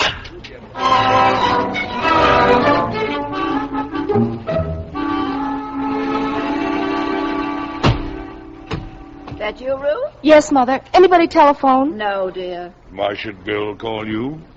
Have you called him? Oh, Dad, please. Well, I saw Mr. Burroughs, and he gave me a job. $40 a week. Ruth, I don't approve. I know, Dad. I'm behaving like an idiot. I'm a stubborn mule and a spoiled child. Anyway, Mr. Burroughs said I could take over the apartment rentals here, but he'd rather I worked for him in Chicago. Chicago? Ruth, I absolutely forbid it. Dad, I'm 24. And I wish you were 10 so I could paddle some sense into you. Harry. Ruth, come here. I want to tell you something. Before you were born, your mother and I had quite a row. What it was about, I don't even remember. Do you, Edith? No. There, you see? It happened over nothing at all. But we were young and proud and stubborn. So I packed my things and moved over to the YMCA. But your mother, bless her, she phoned me. You remember, Edith? Why, just think of it. If she hadn't phoned me, all that's good in our lives would have been thrown away. Our home, our children, our love for each other. Oh, excuse me, Dad. I think that's Mr. Burroughs. Harry. Hmm? When did you move into the YMCA? Why, you made up that whole fantastic story. I did not. I read it here 5 minutes ago in the magazine. Yes, right away, Mr. Burroughs. Thank you. It was Mr. Burroughs. There's an apartment Mr. Burroughs wants me to show, that new building at 3rd and Oak. Now, just a minute. Ruth. Sorry, Dad. He said right away. See you later. Apartment, huh? Edith, isn't Bill still looking for a place? But yes, he is. I see. Well, I think I'll make a phone call. What's the number of that bank, anyway?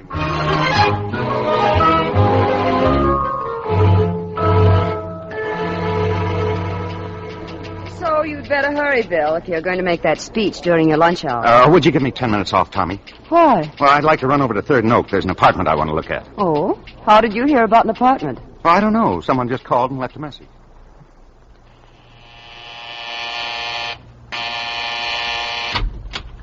Is this the apartment? Ruth. Bill, it was nice of you to come over.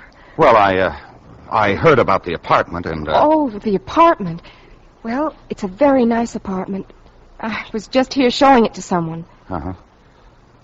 How long have you had a job? I just started today. About this apartment. There's only one drawback. The rent's $95 a month. Oh. Oh, well, that's okay. It is, but... I'm quitting the bank. I'm going to work for the Shopping News, business manager. Oh, that's fine. $100 a week to start with. Oh, that is fine. You know, it's funny, a guy renting an apartment from his wife. I guess we did the sensible thing, don't you? The way things worked out? Yeah. When two people realize that they... Yeah, very sensible. Oh, Bill, it wasn't sensible at all. It was stupid. Just plain downright stupid. And if you think you could forgive me... darling? I think we just have time to... Oh. Oh, Ruth, you met Miss Murphy, Tommy Murphy? Yes. She's taking me to lunch. I mean, we're going to lunch. Well, you'd better hurry. Well, Ruth... I'll mail you the lease. Oh, now, look, Mrs. Seacroft. If you'll just listen to me, I can explain. Bill listens to you. Isn't that enough? But, Ruth, it's just... Please, I wish you'd both go. Yeah, sure.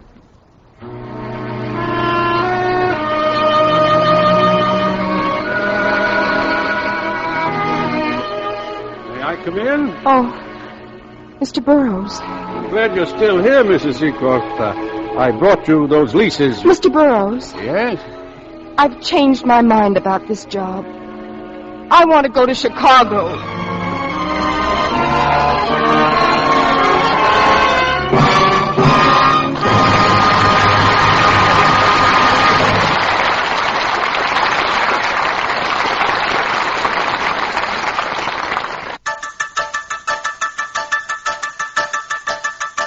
All you need to know, KNX 1070 News Radio.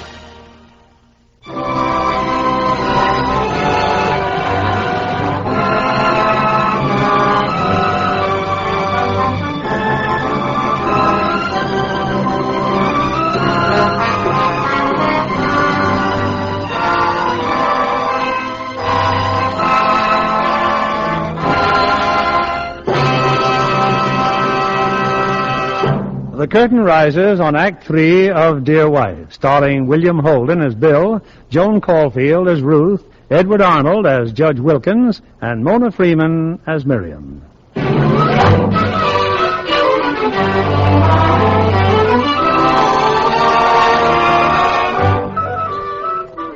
Bill Seacroft's found a new job and a new apartment, but it certainly appears that he's lost a wife. While Ruth prepares to leave for Chicago, the political campaign is drawing to a close.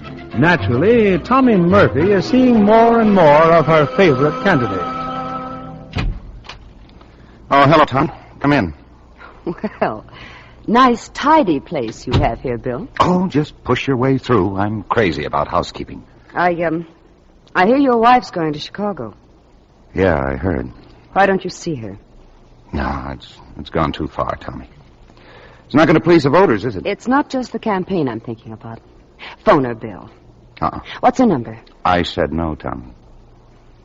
Well, I've tried to be a Girl Scout. Now I'll be a heel. Bill, how do you feel about me? Well, I like you fine. You know that, Tommy. That doesn't answer my question. Bill, I can't pretend I'm sorry about the way things turned out. You see, I like Ruth, but I like me better. And you quite a lot. Well, there, now it's your turn to make a speech. I haven't anything prepared. Hello? Bill, this is Miriam. Oh, hello, Miriam. Well, I'll be running along. Oh, hold on a second, Miriam. And, you might think about that speech, Bill. I'll call you later. Sorry, Miriam. Oh, that's all right. Bill, would you kindly take me to the dance, the PTA dance Tuesday night? A dance? Oh, now, look, honey. Oh, Bill, you've just got to. Look, Miriam, there must be dozens of fellows your age who'd like to take you. Oh, but Bill, I can't let Clara take him away from me.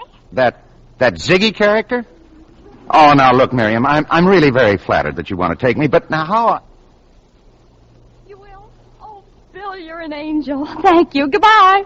Oh, it worked. What, dear? Bill's taking me to the PTA dance. Bill? Well, don't you see? Parents will be there and alumni. Well, it's so simple. We get Ruth to go to the dance. She sees Bill and knows Chicago. Well, that's a good try, honey, but Ruth won't be here. She's changed her plans. She's leaving in the morning. Oh.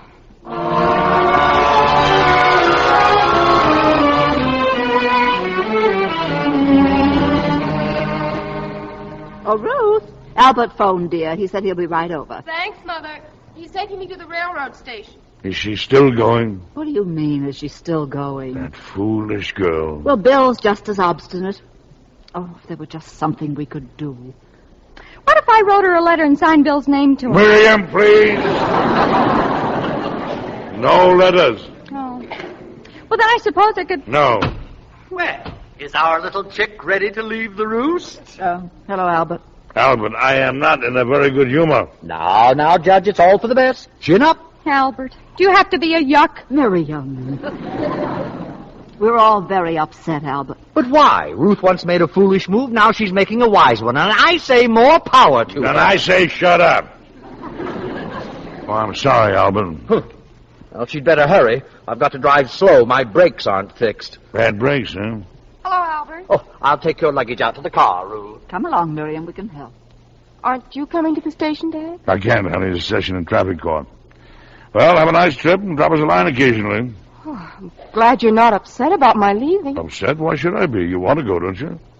Well, you don't have to be so happy about it. Oh, well, I'm just making the best of things. Coming, Ruth? Goodbye, darling. Goodbye, dear. 40 brakes, huh? Operator. Operator, give me the police department.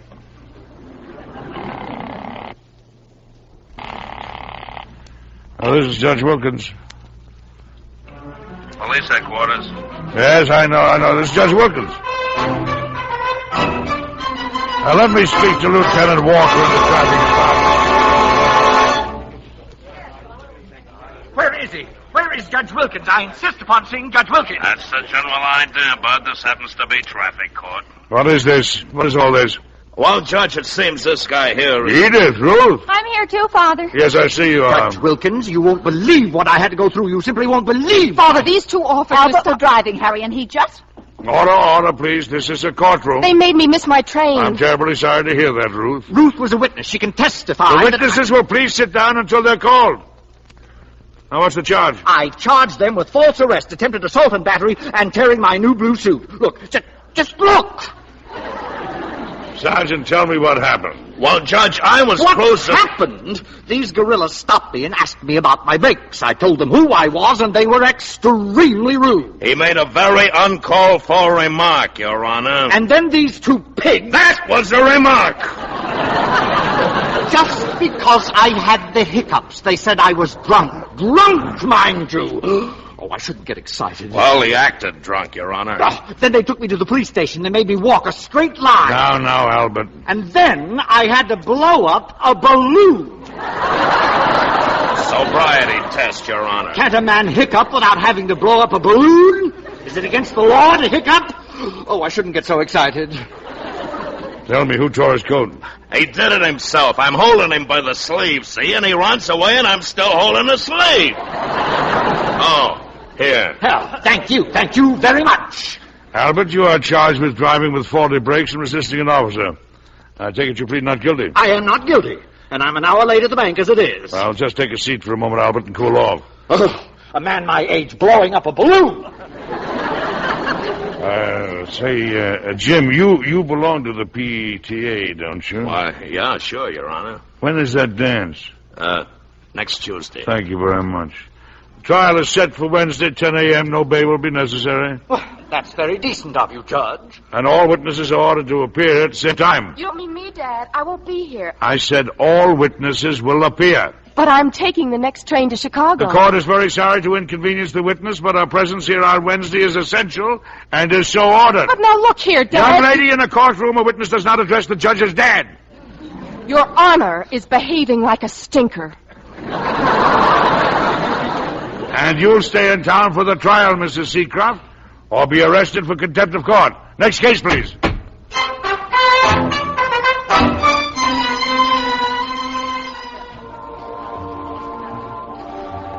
Now, Ruth, you came to this dance to please your sister.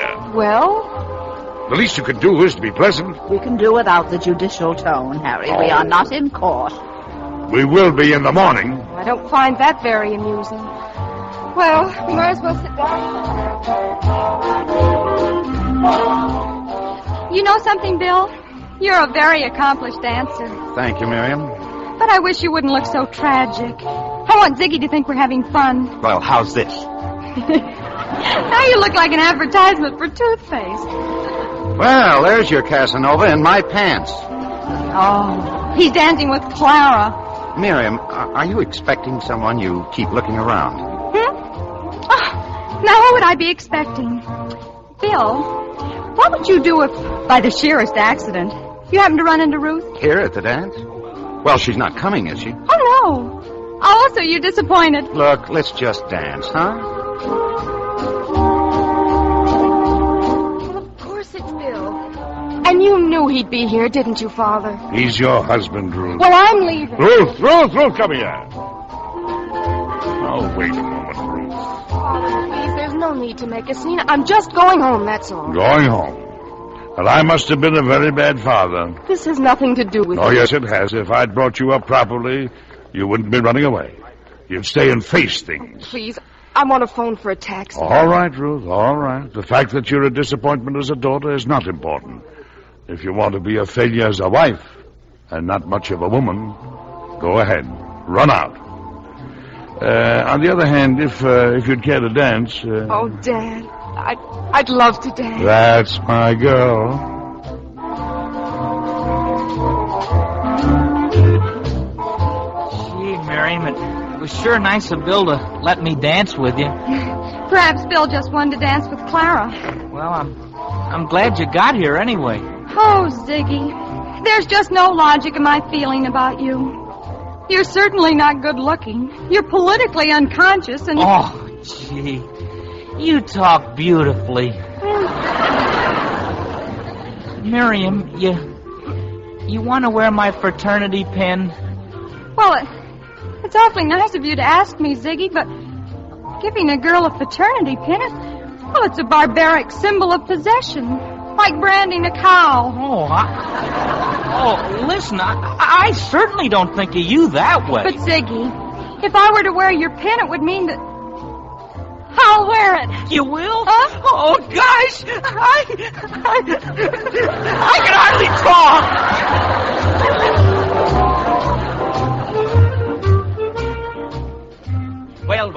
Well, Mr. Seacroft. Oh, I'm sorry, Clara. See you later. I do not wish to dance with Clara. Well, my feet hurt, Albert. Ask someone else. You won't be quite so flippant when you've heard what I've got to say. Well, say it. This way, if you don't mind. Well? I have some extremely bad news for you, Seacroft. You are no longer a candidate for state senator. Oh, I'm not. No, you're not. You've moved, haven't you, to Oak Street. That's in the 10th district. You were a candidate from the 3rd. Oh? So you're disqualified. And some more news. I'm planning to spend my vacation next month in Chicago. Incidentally, Ruth will be in Chicago. Albert, go away, will you? You came between us once and it didn't work out. I trust you'll be sensible enough not to do it again. I said go away. Furthermore, Seacroft. Ladies and gentlemen, I just received some news that you'll all be glad to hear. Van Buren Heights can now have its new airport, and nobody will be left homeless. George H. Stiver is donating his Lakeview property for the airport.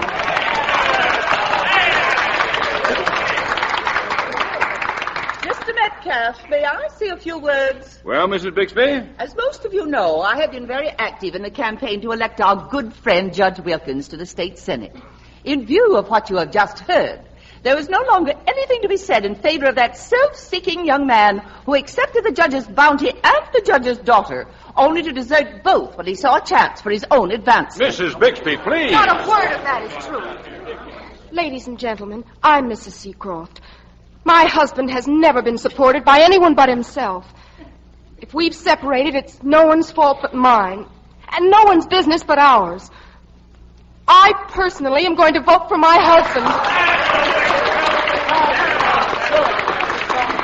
Ruth. Oh, Bill. Bill.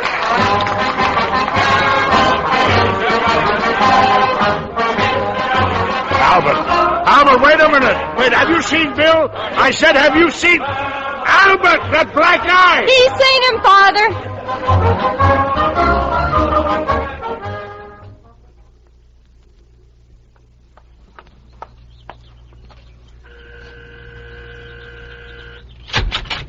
Well? Good morning, sir. I'm here on behalf of the Civic Betterment League. And would you care to sign a petition? 7 o'clock in the morning, are you nuts?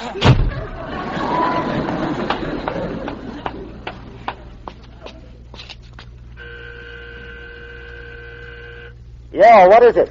Would you like to sign a petition to send William Seacroft to the state senate from the 10th district? Of course I would. Oh, just a second, Miriam. Good morning, darling. Good morning, darling. Kissing. At 7 o'clock in the morning.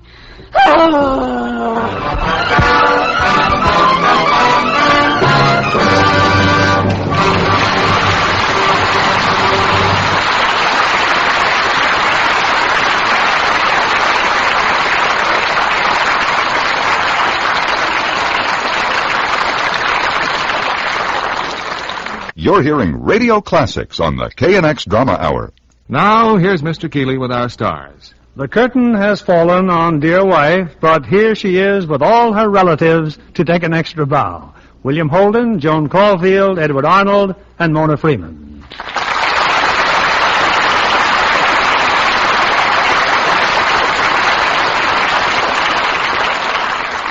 Joan, I've heard rumors that we haven't seen the last of the Wilkins family. That's right, Bill. Paramount has just finished the sequel to the sequel, with the perfect title, Dear Brat. Who was an old maid of 18, played by Miss Mona Freeman. The only nice thing anyone ever says about me is that I'm a Lux girl. That's because you take after your older sister, Mona. Lux toilet soap is my favorite complexion care. Eddie, you're also in Dear Brat, I hear. Yes, Bill and Joan seem to have gone elsewhere, but Mona and I carry on. Well, it's pretty obvious where Bill went.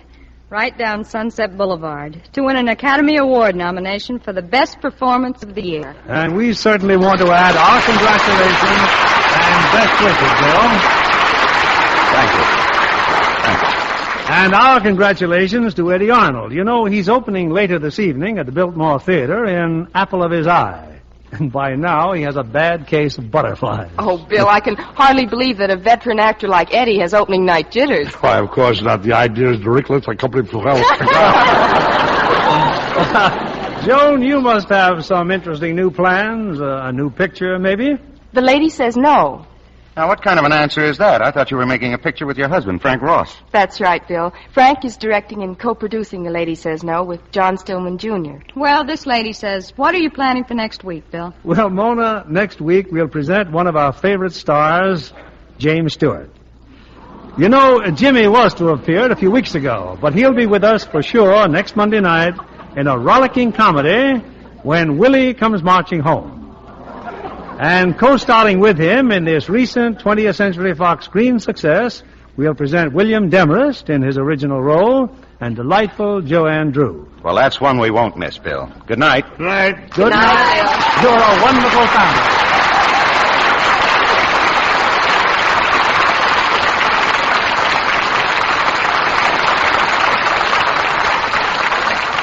We hope you've enjoyed the KNX Drama Hour. Listen Monday night for Gunsmoke. Follow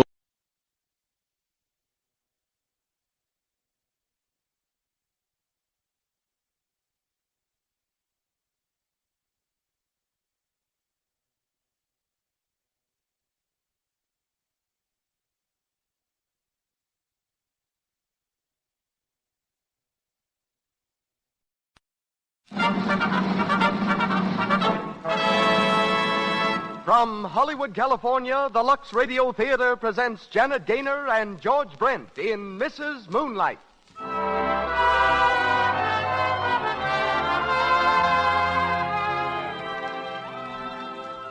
Lux presents Hollywood.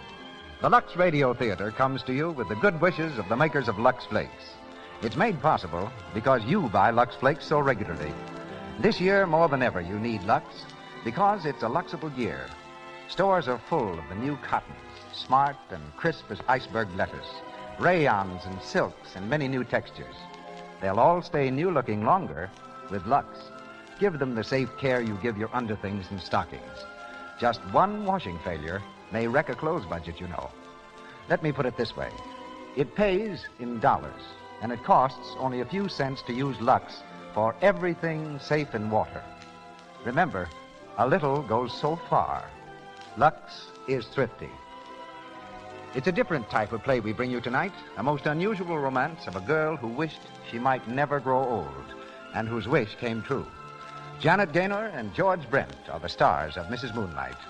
Louis Silvers directs our orchestra, and Dr. Walter B. Pitkin, author of the famous bestseller Life Begins at 40, is our special guest.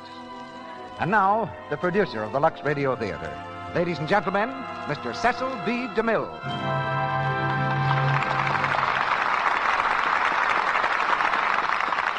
Greetings from Hollywood, ladies and gentlemen. I want to join with Melville Ruick in thanking you for your loyal support. You who listen to this program are partners in the Lux Radio Theater. It's for your pleasure that we produce these plays.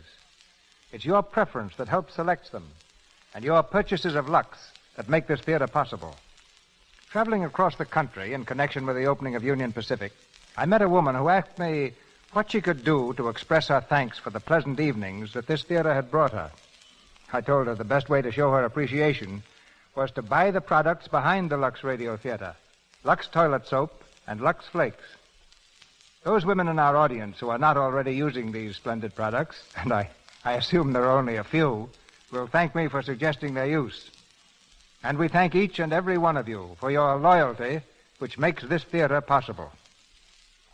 Some 400 years ago, in a newfound land called Florida, a Spanish explorer, Ponce de Leon, gave up his life on the altar of an age-old quest, the secret of eternal youth. And I doubt if there's anyone in our audience tonight who at some time or other hasn't wondered if there really was some fountain of everlasting youth. This idea has captured man's hope and imagination again and again. Tonight's play, Mrs. Moonlight, is the drama of a woman who finds that secret, a woman who never grows old. But what results from this, the events of our play will tell you. A play starring Janet Gaynor and George Brent, who in real life found the end of their quests here in Hollywood. Miss Gaynor is one of that select company of stars who were once Hollywood extras, an achievement not often duplicated. For the odds against the extra are 10,000 to 1, unless that extra has the talent and determination of a Janet Gaynor. When an Irishman arrives in Hollywood, He can't come with a better background than the University of Dublin and that city's famous Abbey Theatre. George Brent, like the romantic ideal of his countrymen, has followed a quest of adventure as a sailor, diamond miner, stoker, blacksmith, sheep herder, and vagabond, a trail that led eventually to Hollywood. He appears through the courtesy of Warner Brothers Studio and is currently starring in The Rains Came for 20th Century Fox. Tonight he plays Tom Moonlight, and Janet Gaynor is Sarah, as the Lux Radio Theater presents our adaptation of a great Broadway success, Mrs. Moonlight.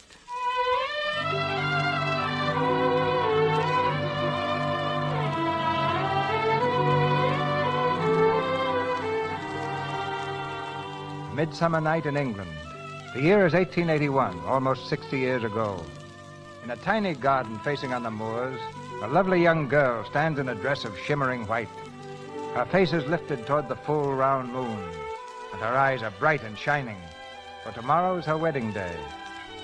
But a dark cloud steals across the moon's face, and from the west comes the deep rumble of thunder. The girl turns, hearing a step in the shadows behind her.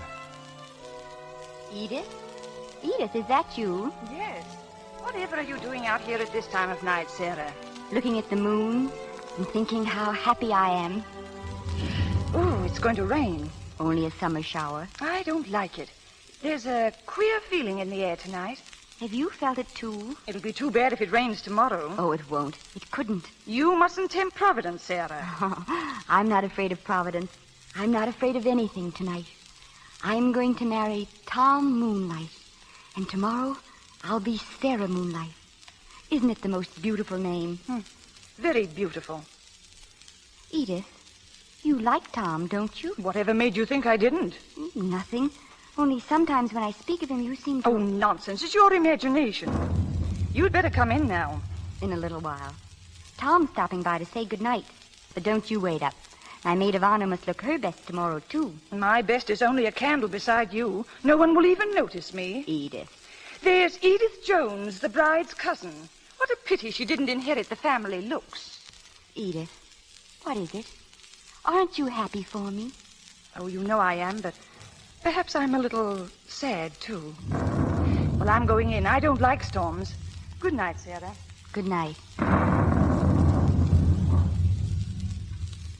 Sarah? Sarah? Yes, Minnie? What is it? I have a little something for you, Miss Sarah. Your wedding present. Oh, Minnie, how sweet. You do love me, don't you? I've waited on you since you were 3. People grow close with time, I suppose. Well, aren't you going to open it? My present? But I thought tomorrow. Open it now. It's more fitting somehow. Why? Well, it's a strange gift, child. It's called the Dreard. The Dreard? Oh, I'm sure it must be something very wonderful and very Scotch. It's been in my family for hundreds of years. Nobody knows where it came from first, but it's for you. A necklace? Oh, Minnie, how lovely.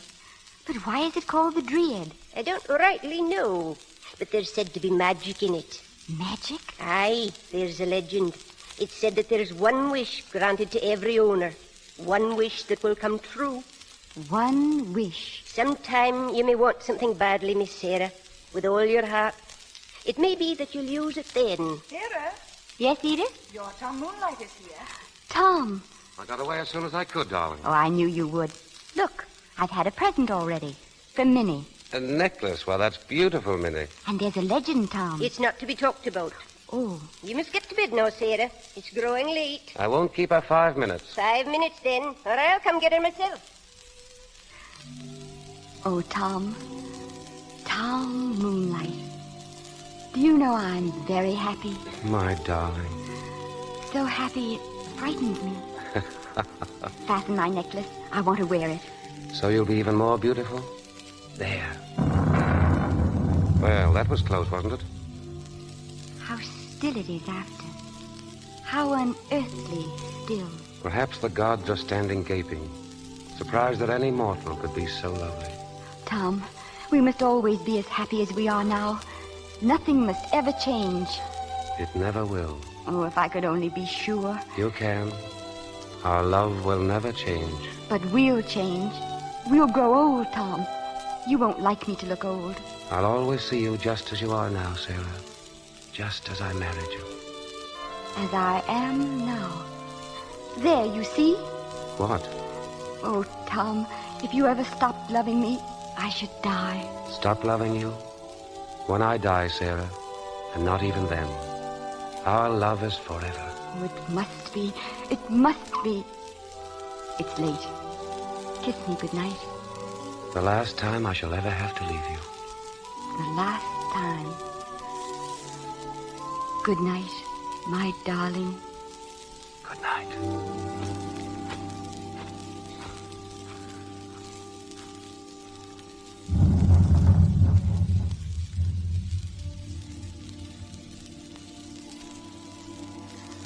One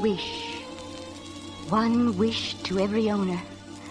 O Dryad, this is my prayer, that I shall never change, that I shall never grow older.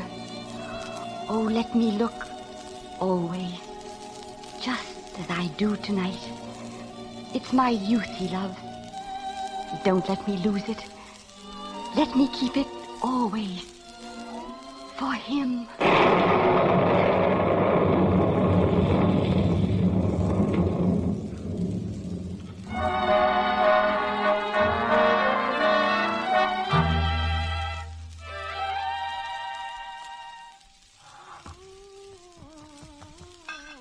Minnie, do you have to do that dusting right under my nose? If Mrs. Moonlight's cousin's coming, I can't have her see dirt. Well, why didn't you do it this morning? I was busy elsewhere this morning. Well, if you've finished, then run along. Well, don't stand there watching me. After 9 years, surely I'm nothing to stare at. I was just thinking that a Scotsman wouldn't forget his wedding anniversary. I did not forget it. Mrs. Moonlight's gift is being delivered any minute. And why aren't you looking after my daughter as you're supposed to do? Do you mean Jane? Well, who in the world do you suppose I mean? She's with her lovely parent, she is. Do you mean Mrs. Moonlight? Who do you suppose I mean? Minnie, you're a disagreeable old woman. I've been thinking seriously of giving you notice. Away with you. Consider yourself lucky to be living in the same house with us. With us? With Sarah Moonlight and me and wee Jane. Oh, creature, answer the bell. It's your poor wee gifty, I expect. And it isn't poor and it isn't wee. Good afternoon, Minnie. It's Mrs. Moonlight's cousin. Good afternoon, Thomas. How are you, Edith? Nicely, thank you.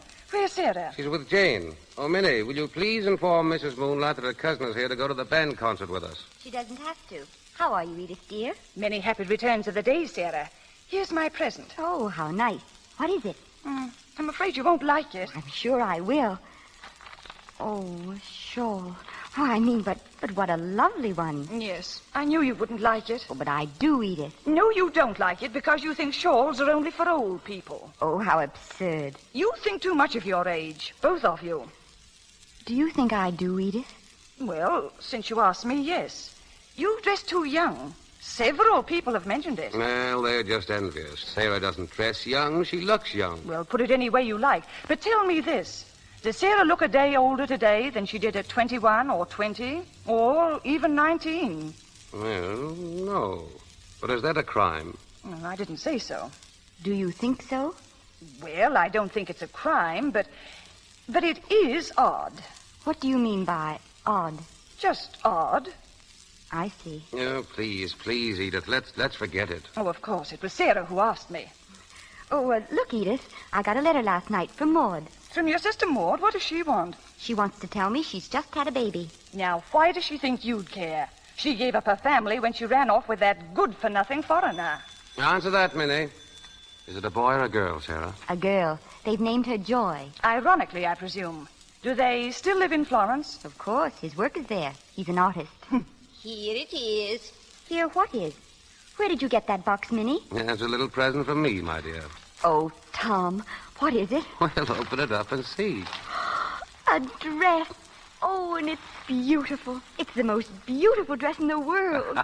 Edith, isn't it lovely? It's a very pretty frock. Oh, I'll be a queen in it. What trinkets will you wear? Yes. Oh, what jewelry? My crystals, Tom? It wants something with a touch of blue. I don't think I have anything blue. Yes, you have, dear. You know, the whatchamacallit, the Dryad. No. Why, Sarah. What is the Dryad? Well, it's a necklace made of turquoise. Minnie gave it to her for a wedding present. Then why not wear it, Sarah? No. But you used to like it when we were first married. She doesn't like it now. Can't you let the bairn alone? We'd better be leaving. I'll get my things. What's the matter with her today? I don't understand her. She was perfectly all right until... Until what? Oh, nothing. Only I wish you wouldn't talk about her looks, Edith. It always disturbs her. And well, it might. She ought to do something about it. Do? What can she do? She looks young, that's all. Well, all I can say is it's very strange. You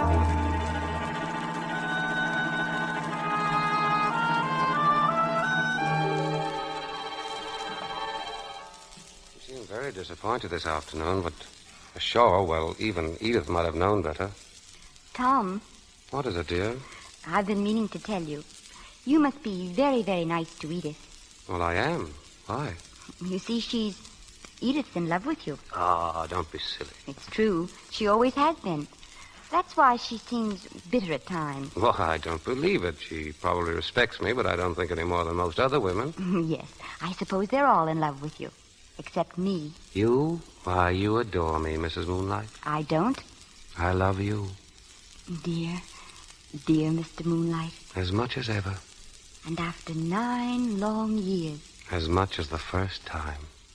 Do you remember the first time? Remember? You were playing the piano. I was playing this.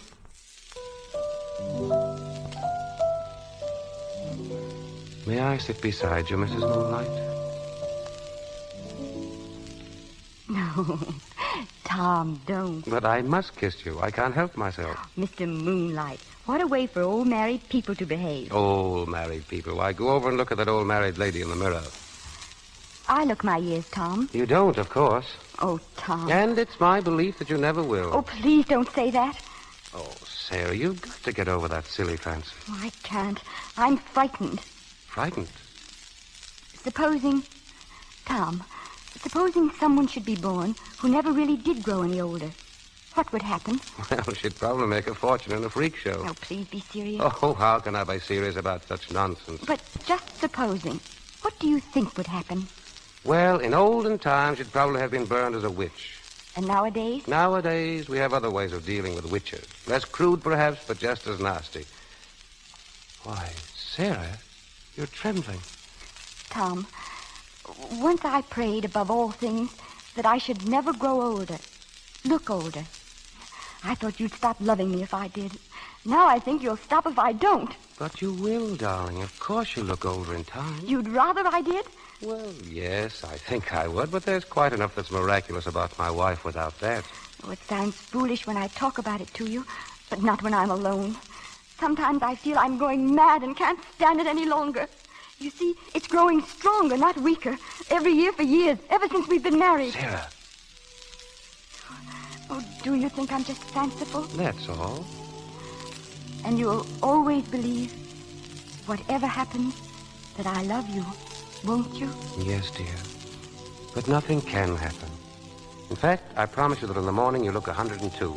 Now, come, darling. I think it's time you went to bed. In a little while. I'm not at all sleepy. You'll come up soon? Yes, soon. Then kiss me goodnight. Good night, my darling. And remember, I love you, Mr. Moonlight, very, very much.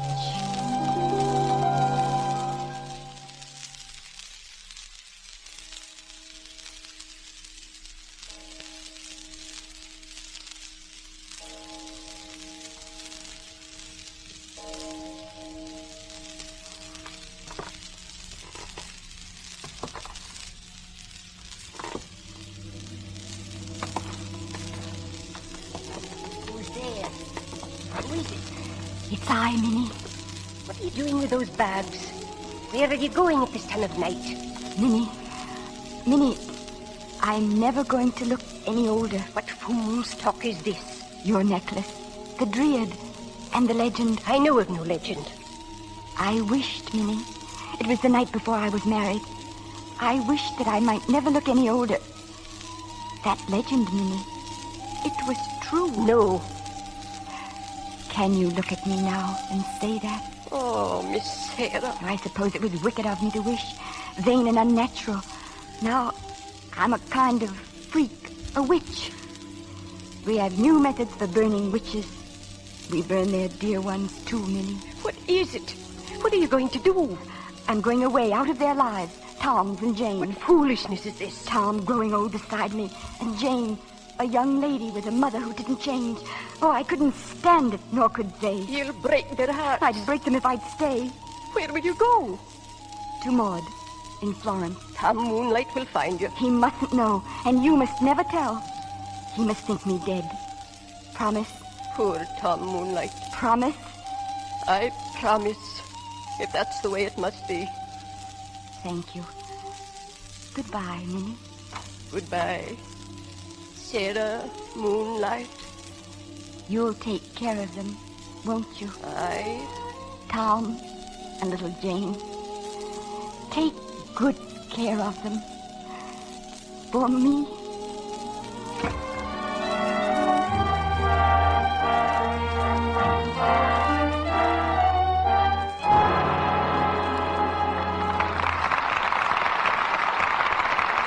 The curtain falls on Act One of Mrs. Moonlight, starring Janet Gaynor and George Brent. During this short intermission, we meet the Brownings getting ready to go to their summer cottage on the lake. Come on, girls. Help me finish this list. What list, Mother? Things we've got to get on our way through the village before we reach camp. Okay, let's see what you've written down. Oh, I see something you've missed. Matches. Oh, please, Mother, put some marshmallows on the list, too. Well, Midge, we can't toast marshmallows right away. We'll have a lot of cleaning up to do. Dishes to wash. Everything will be dusty. Oh, dear, a big dishwashing job. That means Lux. Is it on the list? Yes. It won't take long with Lux. Gosh, wouldn't it be awful to be stuck at camp with no luck? Have to fool around forever with pokey cake soap or ruin our hands with wash day soap. Then you wouldn't have those rose petal hands Archie Smith raves about, would you, Dot? I don't mean that at all.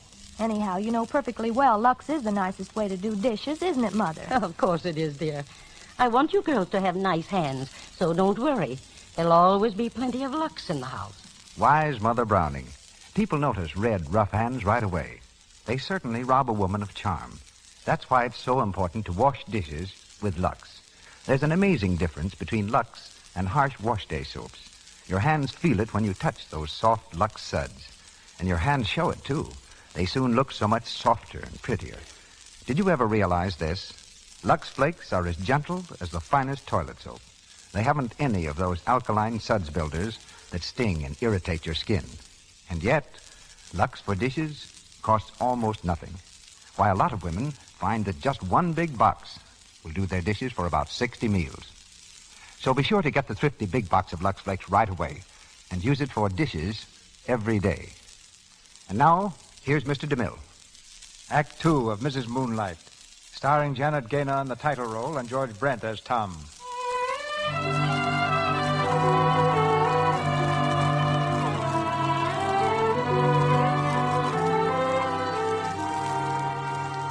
"17 years have passed since the night Sarah Moonlight fled from her family because she knew she could never grow old.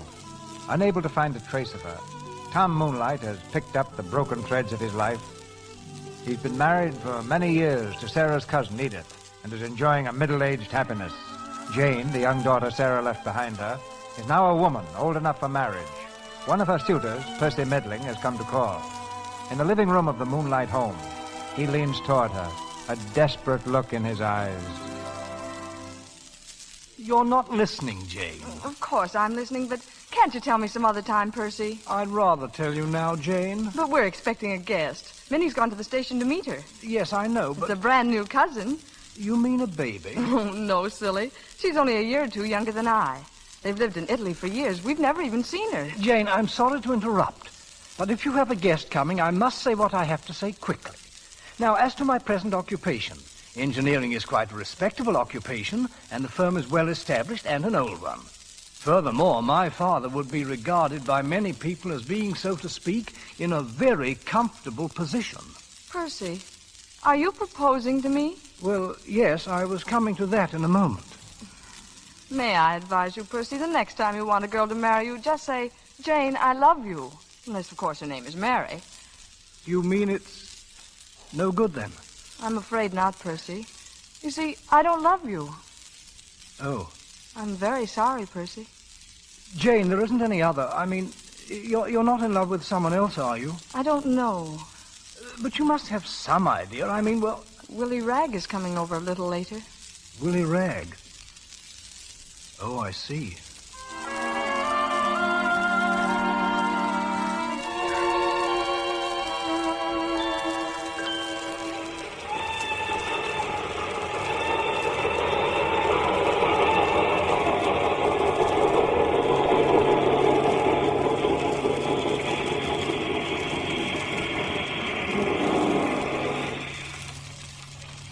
Guess that's your guest, Minnie. Only one getting off. Nice-looking young woman, too. Yes, that's her. Sarah. Miss Sarah. How are you, Minnie? Sarah Moonlight. Let me look at you. Come into the light. No, I haven't changed, if that's what you mean. Still young, still a girl. Only in looks, Minnie. Not in my heart. Oh, my poor darling. Was I right to come? I had to see them again, Tom and Jane. But they won't know me. You promised. They'll think that you're Maud's daughter Joy, who resembles her aunt, Sarah Moonlight. To them, Sarah Moonlight has been dead for 17 years. And ghosts don't often come back, do they? No. The carriage is over here. How is he, Minnie? Tom Moonlight? Oh, he's well. Happy enough, I dare say. Edith makes him a good wife, doesn't she? Yes. Yes. She was always in love with him. Tell me about yourself. Where do you live? In Vienna now. I was 7 years in Florence, then 8 in Paris. People begin to wonder after a few years, so I have to keep moving on. You have money enough? Money enough for me. My music helps. Pupils and concerts. And it's good for me. There's no time to feel sorry or to think of him. And Jane, Minnie? What is she like? My Jane. Like you, mostly. I suppose she'll be marrying soon. Very likely. There are 2 young men. Very nice young men, I hope. Percy Middling is. And Willie Ragg, well, him you can judge for yourself. He'll be at the house, most likely. You're late, Willie. The 3rd time this week. Late again. Willie left his little Jane, but Willie soon came back again. I made that up on my way. Jane, you haven't kissed me yet. You haven't asked me. Please, Miss Moonlight, may I kiss you? Yes, you may. Twice. Once. Twice. Where have you been? I've been to Newmarket. Oh, have you got the job? No, but I probably shall, or something else. Oh, Willie. Now, there's nothing to worry about. Oh, but there is. You know how Father feels. He says you're irresponsible. Irresponsible? It's blasphemous. Oh, I say, he can't hear me, can he? No. Good. And if he won't give his consent, I'll marry you without it. Oh, Willie, please be serious. But I am. Oh, we thought you were alone, Jane. Come in, Father. Come in, Mother. How are you, Mr. Ragg? Very well, ma'am. Good evening, sir. Good evening. Has Minnie returned yet, Jane? No, Father. Well, I think I'll meet her on the road. Oh, please, sir, if I might have a word with you, sir. A word with me? I think you know what it's about. I have an inkling. I'm going to marry your daughter, sir. Oh, yes? Oh, Father, Willie doesn't mean it quite like that. Mr. Ragg is a bit blunt. I believe in speaking out, sir. A fine quality, and I believe in it, too. I also believe, young man, that at the present time you have no position or any prospects of one.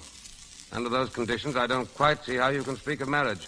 I regret your disapproval, sir, but I must tell you that I won't let it stand in my way. Really? Willie, don't say any more. Father, you don't understand. Evidently not. Tom, wait. Minnie is here. I'll speak to you later, Mr. Ragg. Well, why doesn't she come in? Minnie! Your visitor is here, Mr. Moonlight. Come in, Miss Joy. Good evening. Why, she's the image of... Tom, don't. How are you, my dear? I'm very well, thank you. I am your Aunt Edith. And this is Mr. Moonlight. Yes, we're very happy to see you, George. Thank you. This is my stepdaughter, Jane. I've been looking forward to your coming. Jane. But what's the matter, dear? Well, Mother, she's so pale. Well, she's tired out. She's had a long journey. Yes, sir. A very long journey.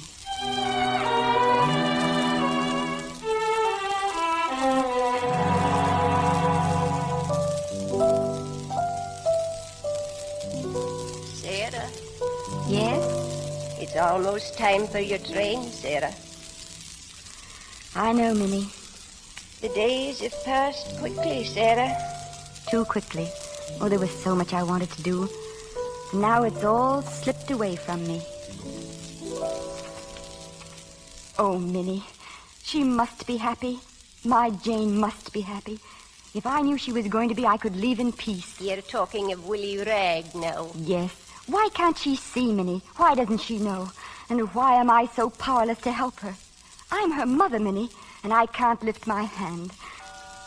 Half an hour past 9. You'd best be making ready. The night train is always on time. The night train. I left once before at night. Long ago. Hush, my darling. You'll come again. After another 20 years. Oh, what's the use, Minnie? If only to see us all. To see you all growing old without me. To feel left behind. Sarah, my darling. Joy, may I see you? Jane, of course. Come in. It's rather private. Minnie, will you leave us alone? Very well. What is it, Jane? Well, it's about Willie. I want you to talk to Father. Tell him what you think of him. But what I think of Willie is really very much what your father thinks of him. Joy, but can't you see what Willie is? Yes. I've been worried that you can't. Oh, really, Joy? I thought you at least would be on my side. My dear, I am on your side. Well, that's what Mother says. But middle-aged people have forgotten what love is. Not always, Jane. Are you very disappointed in me? No, but I thought you'd understand, that's all. Jane, will I see you before I go? Of course. Why do you ask? Well, it's a late train. I thought you might be tired. No, I'll wait up to see you go. Thank you, Jane.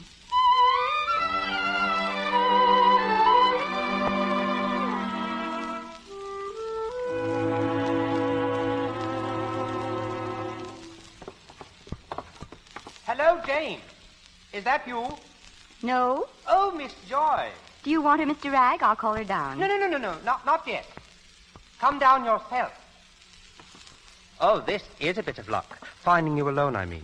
I'm afraid I'm rather busy. Oh, I say, I've been waiting 3 weeks for a chance to talk to you. You mustn't dodge me now. Not on your last night. Do you know, Joy, that you're a very beautiful creature? You really think so? Oh, now, don't be modest. If I didn't have Jane, I might go clear over my head. Oh, thank you. May I sit beside you? Certainly. Why? Well, why does a fellow ever want to sit beside a pretty woman?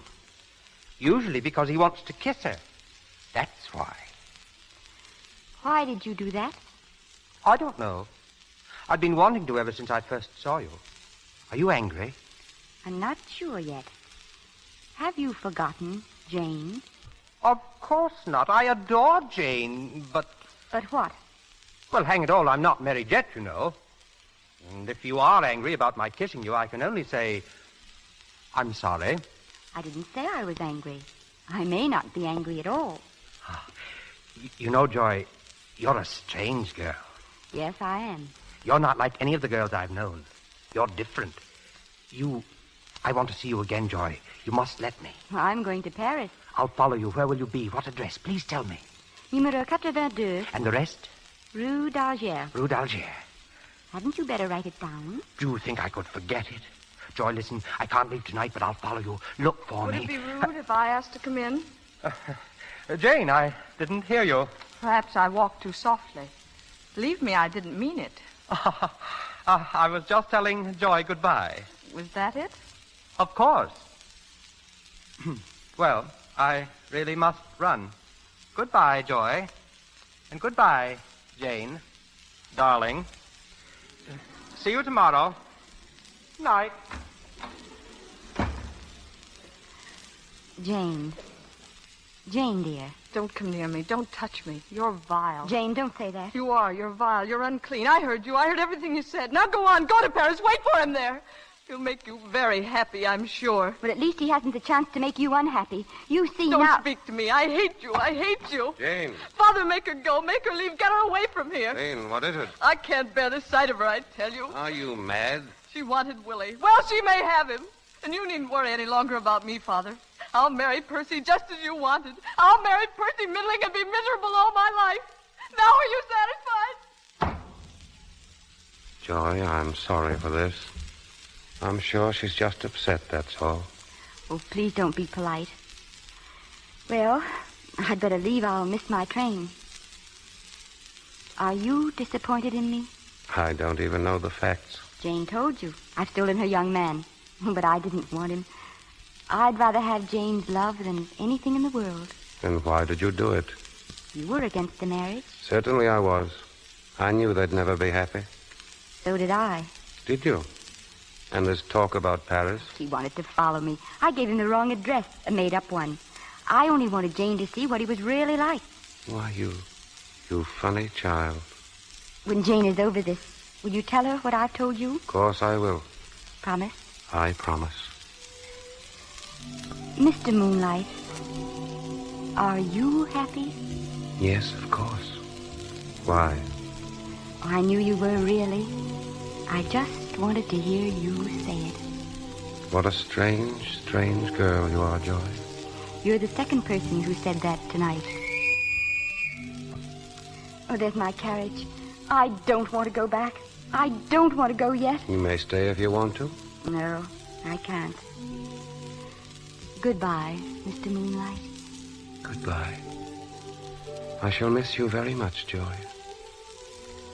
You're very much like someone I once knew. Someone I loved. Dear Mr. Moonlight, will you kiss me goodbye? Goodbye, dear. Come soon again, won't you? Soon, perhaps. Perhaps.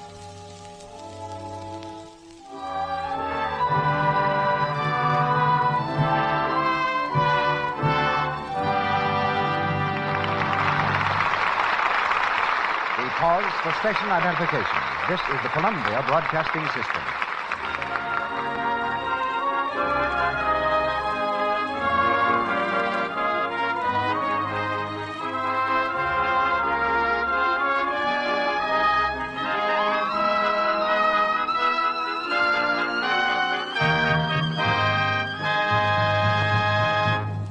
We have just heard Act Two of Mrs. Moonlight, starring Janet Gaynor and George Brent. During the intermission, we present a very famous guest. But first, a piece of news about a penny. Do you know what a penny a day can do for your hands? Here's what I mean, and see if you don't think it's a beauty bargain. About a penny's worth of Lux will do a whole day's dishes. Yes, for about the price of a penny postage stamp, you can use gentle Lux, as beauty experts advise, to help your hands stay soft and white. If the water is hard, just a little extra Lux will soften it and give you an abundance of suds. How foolish to use harsh soaps, since it costs almost nothing to use Lux for dishes. So keep that thrifty big box handy. Use it for dishes every day. Remember, you're often judged by your hands. Make them speak well of you. Mr. DeMille escorts our guest to the microphone. Columbia University has on its faculty a memorable personality in Professor Walter B. Pitkin. Academic duties occupy only a part of his prodigious energy. He's also famous as an author. Professor Pitkin has passed the age of 40 far enough to know what he's talking about. He decided that middle age and old age were nothing to dread. So he wrote a book about his discovery with the challenging title, Life Begins at 40, which held a place among bestsellers. The author of this book should have some interesting comments on the problem of Sarah Moonlight. So from New York City, we hear Professor Walter B. Pitkin. Mrs. Moonlight in our play tonight is indeed a very unusual character. Yet her wish is the secret wish of every man and woman since the beginning of time. The desire for perpetual youth lies deep in the hearts of every one of us. We think it's the road to perpetual happiness, and yet how wrong we are in our wishful thinking. and how pitiful the consequences. Think of the matron of 40 who tries to be 20. Think of the dowager of 60 who tries to be kittenish. If they only realized each age has its own special loveliness. How delightful is the charm of a 5-year-old. But would you want to be 5 forever? And how rich and beautiful the charm of a 70-year-old grandmother.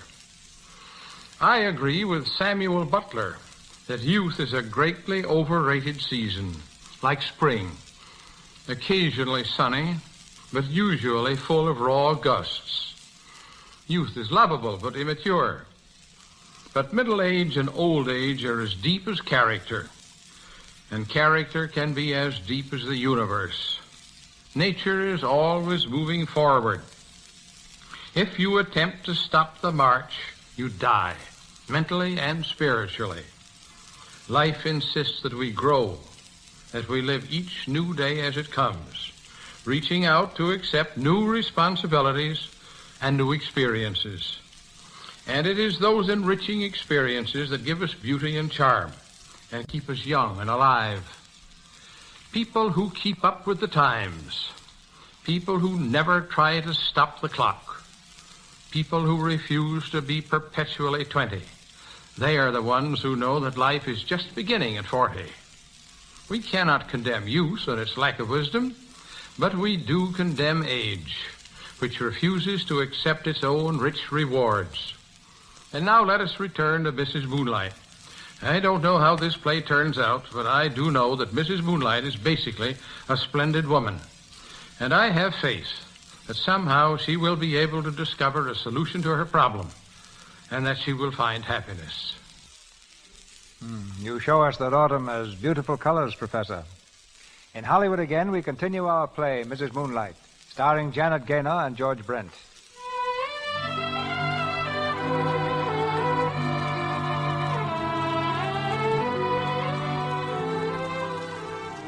Years have passed, long years, which have gradually dimmed the remembrance of Sarah Moonlight and Joy. It's the present day, and many changes have come to the Moonlights. Edith is dead, and Jane and Percy Middling, married for 20 years, live on with old Tom Moonlight. Meanwhile, in the cities of Europe, a strange figure moves silently, always alone, always young, never changing in a changing world. In a music school in Bucharest, this strange girl, known only as Miss Sarah, faces the master in his room. Miss Sarah, how long have you been with us now? 12 years. 12 years. Yeah. Had not realized it was that long. Miss Sarah, what I have to say is not easy. But some of the other teachers, they feel... They feel there's something strange about me. Yeah. Of course, I know that it is ridiculous, but... Oh, don't say any more. I'll leave in the morning. Oh, no, Miss Sarah, you... It's happened before. It'll happen again. What is it about you? What is it? Where will you go, Miss Sarah? Oh, I don't know. To Paris, to Berlin, Naples. It's not easy to find work in strange cities. They're not strange to me.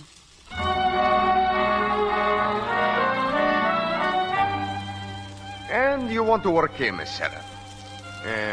Miss Sarah, haven't I seen you somewhere? I don't remember. It's a long time ago. I don't remember. I'm sorry, but I have nothing for you. Good day, senor.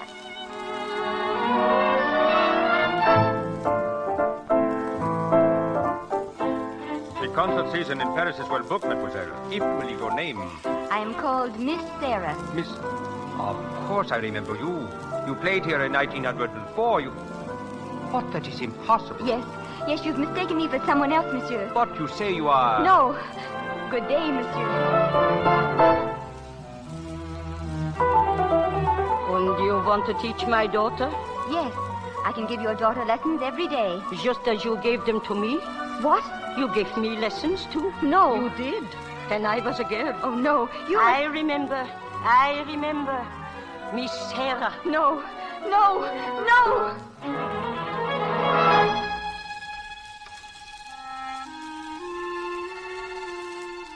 And the ticket was to Vienna, Fräulein? Yes, to Vienna. No, I want to go to England. To London. Ja, Fräulein. First class? No, third, please. Third class to London.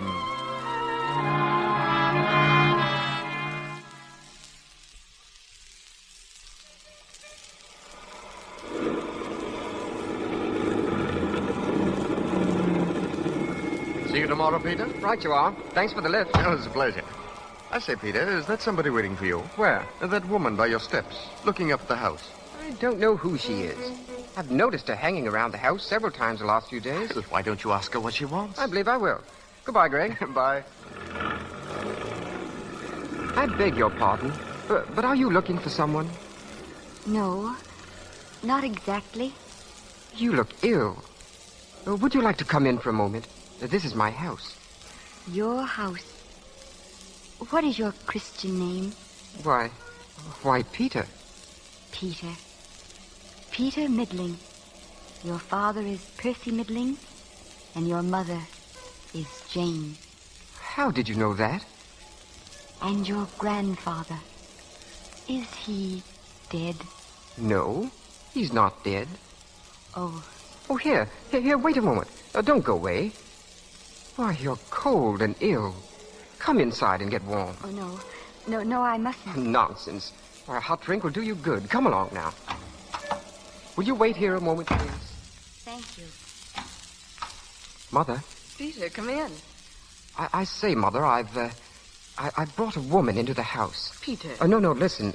I think she's ill. She looks it. Who is the woman? I haven't the faintest idea, Father. But she knew my name and seemed to know all about me. She knew your name? Oh, hello, Minnie. Why, yes. Who do you suppose it is, Minnie? I don't know. How could I? I'll go and have a look at her. I suppose she's a very beautiful, Peter. No. She's rather ragged and young like a girl.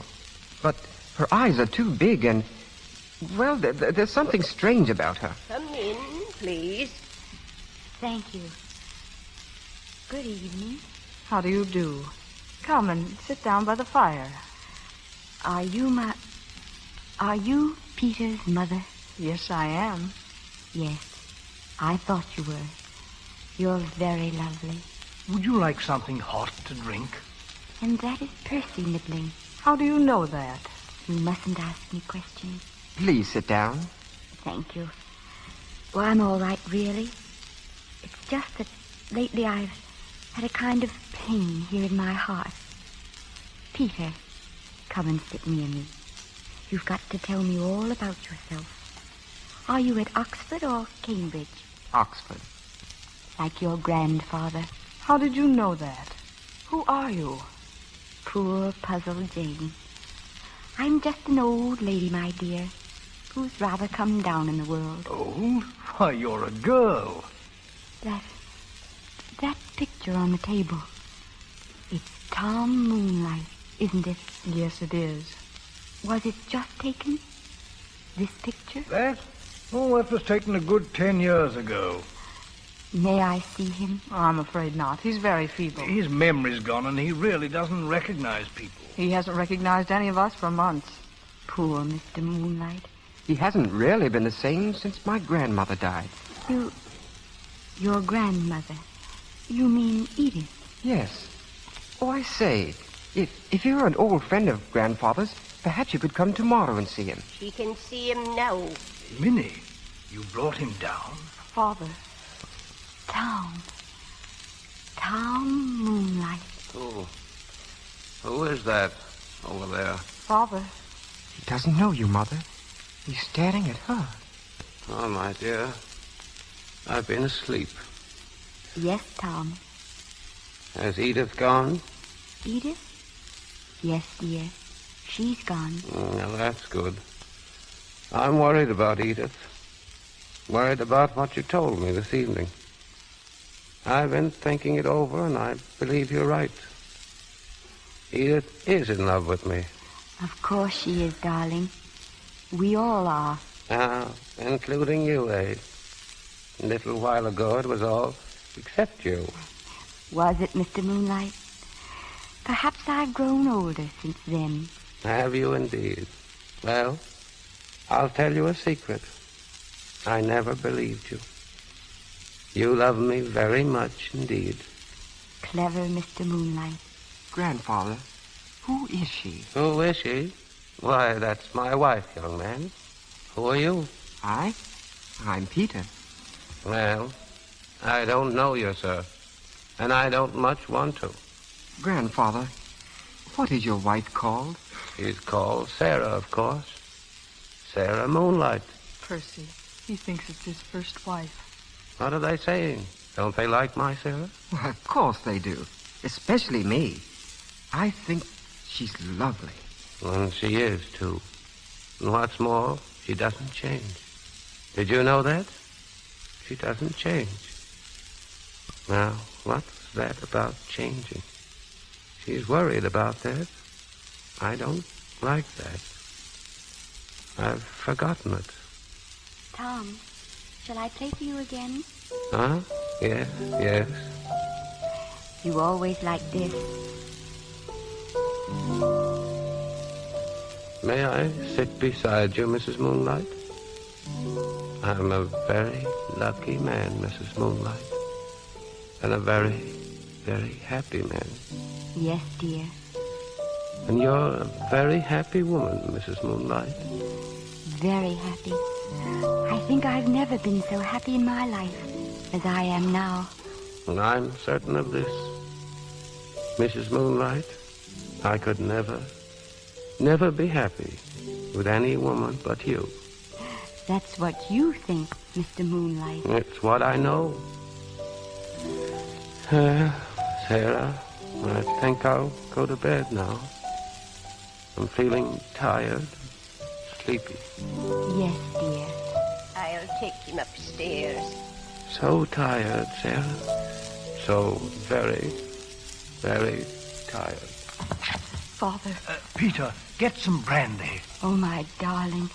My darling. Percy, you and Peter get him upstairs. No. Stay here, all of you. He'll want her. I know. Come along, please. Thank you.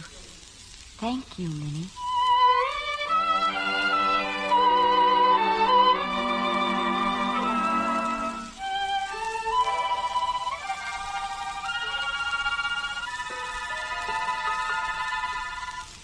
She's been up there with him a long time. Over half an hour. Percy, I'm nervous. Oh, it's all right, my dear. Well, there's nothing to be nervous about, Mother. Why does Father think he knows her? After all, my dear, your father hasn't known anyone for months, and it's just as reasonable that he might think he knows this girl. No, there's something else.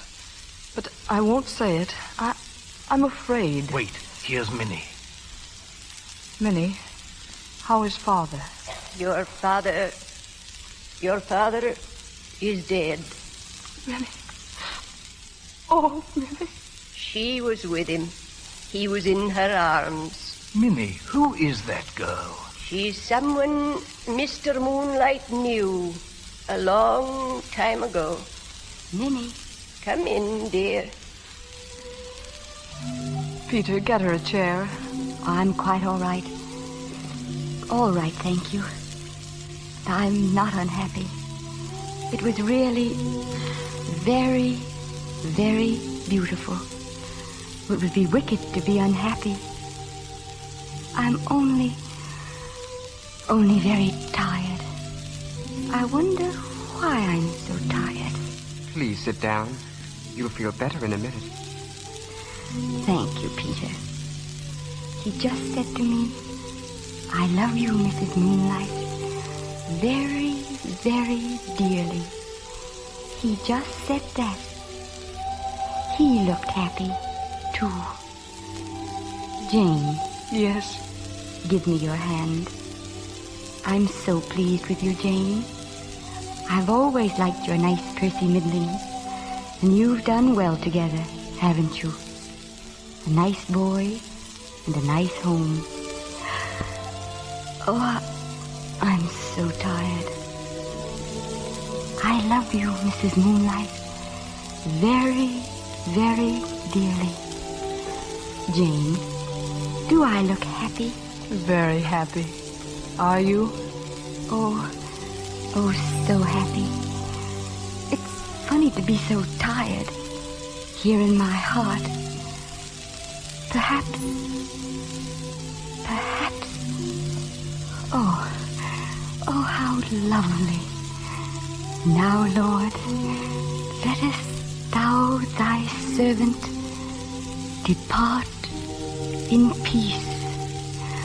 For mine eyes have seen, mine eyes have seen. Mother, look at her. She's at peace with Tom Moonlight. Mother. It's all right, Peter. I'm sure she's happy. See how she's smiling.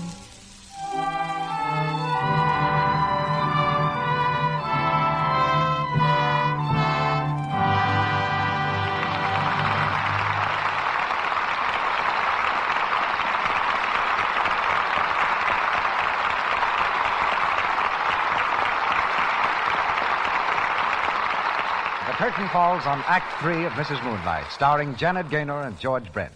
In a moment, our stars return for their curtain calls. But first, a timely word. Here we are at the beginning of summer, and that means vacation time, doesn't it? Vacation time for you, but not for your hands. Did you ever think of that?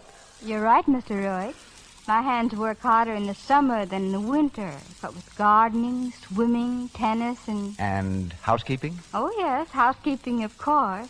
My hands show it, too. Well, you're just the person I want to talk to. Now's the time your hands are busier than ever. They need special care. They can't spend hours in the dishpan with harsh, biting suds drying them up, and then do a right-about face and look nice when company comes. You need Lux for every single soap and water job you do, and especially for your dishes. Do you know why? Because Lux has none of the alkaline suds builders found in many laundry soaps. Lux contains nothing to dry and roughen your skin. That's why beauty experts recommend it for dishes. And remember, a little goes so far. Lux is thrifty. Buy the generous large-size box and start now to save your hands. Mr. DeMille. The moonlight of our play has faded, so suppose we get back to the world of reality. Miss Gaynor, I've heard some whispers about you that I'd like to pin down right now. Well, what are these whispers, Mr. DeMille? Well, they're about painting and... Oh, I'm sure it was an exaggeration. But if you're looking for a hobby, there's George Brent's, a gentle pastime called polo. The question was about paint, not ponies. There's really nothing to it.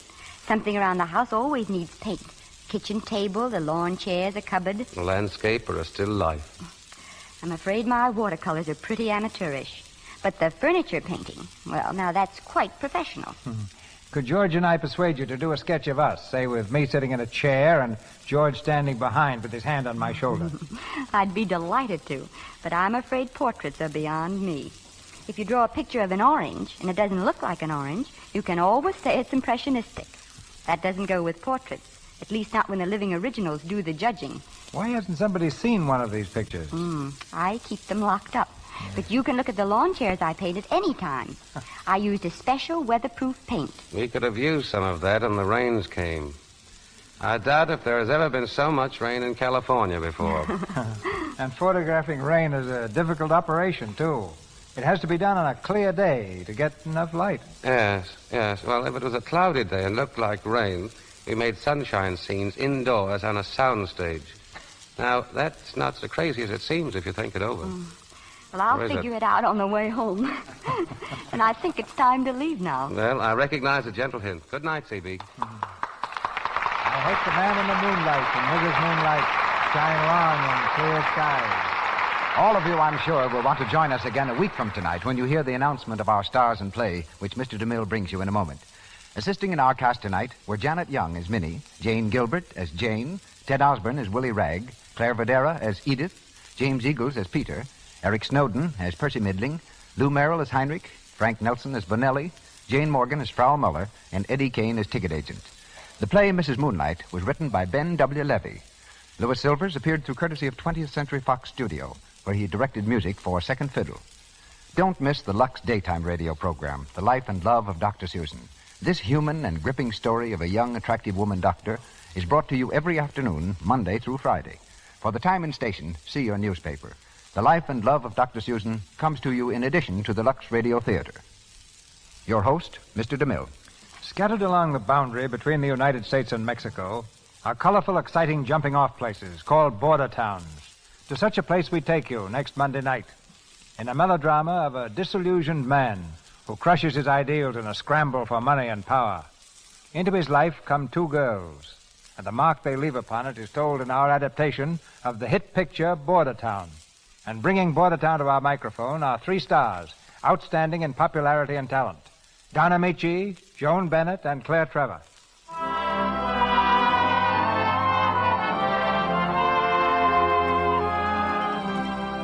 Our sponsors, the makers of Lux Flakes, join me in inviting you to be with us again next Monday night when the Lux Radio Theater presents Don Amici, Joan Bennett, and Claire Trevor in Border Town.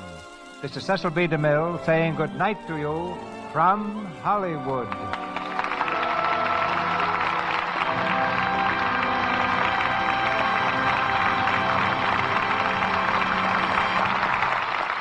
The announcer has been Melville Ruick. This is the Columbia Broadcasting System.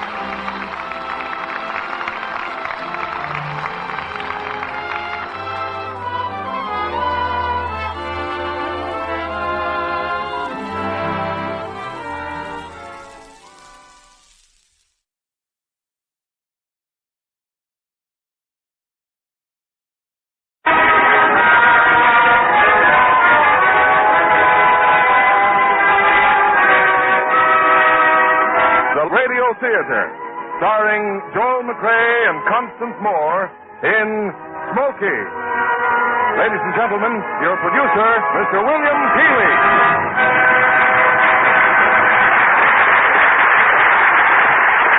Greetings from Hollywood, ladies and gentlemen. Some 20 years ago, Will James, one of the West's great writers, got out of the saddle long enough to pen a simple yet thrilling story about a horse. As a result, from the rough and tumble country of cattle stampedes and gun-toting cowboys comes Smokey, an epic saga that has gone through many editions and been translated around the world. Tonight we bring you 20th Century Fox's great screen version of that story, and our stars are Joel McCrea and the lovely Constance Moore. The only character missing from our cast, that is, so far as personal appearance goes, is Smokey himself. But I'm sure you can visualize a seal brown stallion, sleek and spirited, his black mane flying against the blazing reds, soft blues, and yellows of the Utah ranges. And I can't imagine a better man to gentle him, as the phrase goes, than Joel McCrea.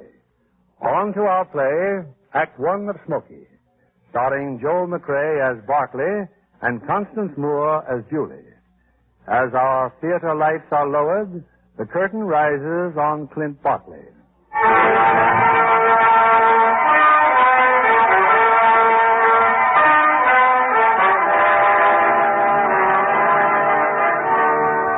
I remember the first time I ever saw Smokey. I was traveling then, getting as far as I could from Texas, but heading no place in particular. I reined in when I saw this herd of horses in the valley. Cowhands were bringing them in from winter pasture, except Smokey had no intention of being brought in. Suddenly he cut loose from the rest of the herd and made for the canyon.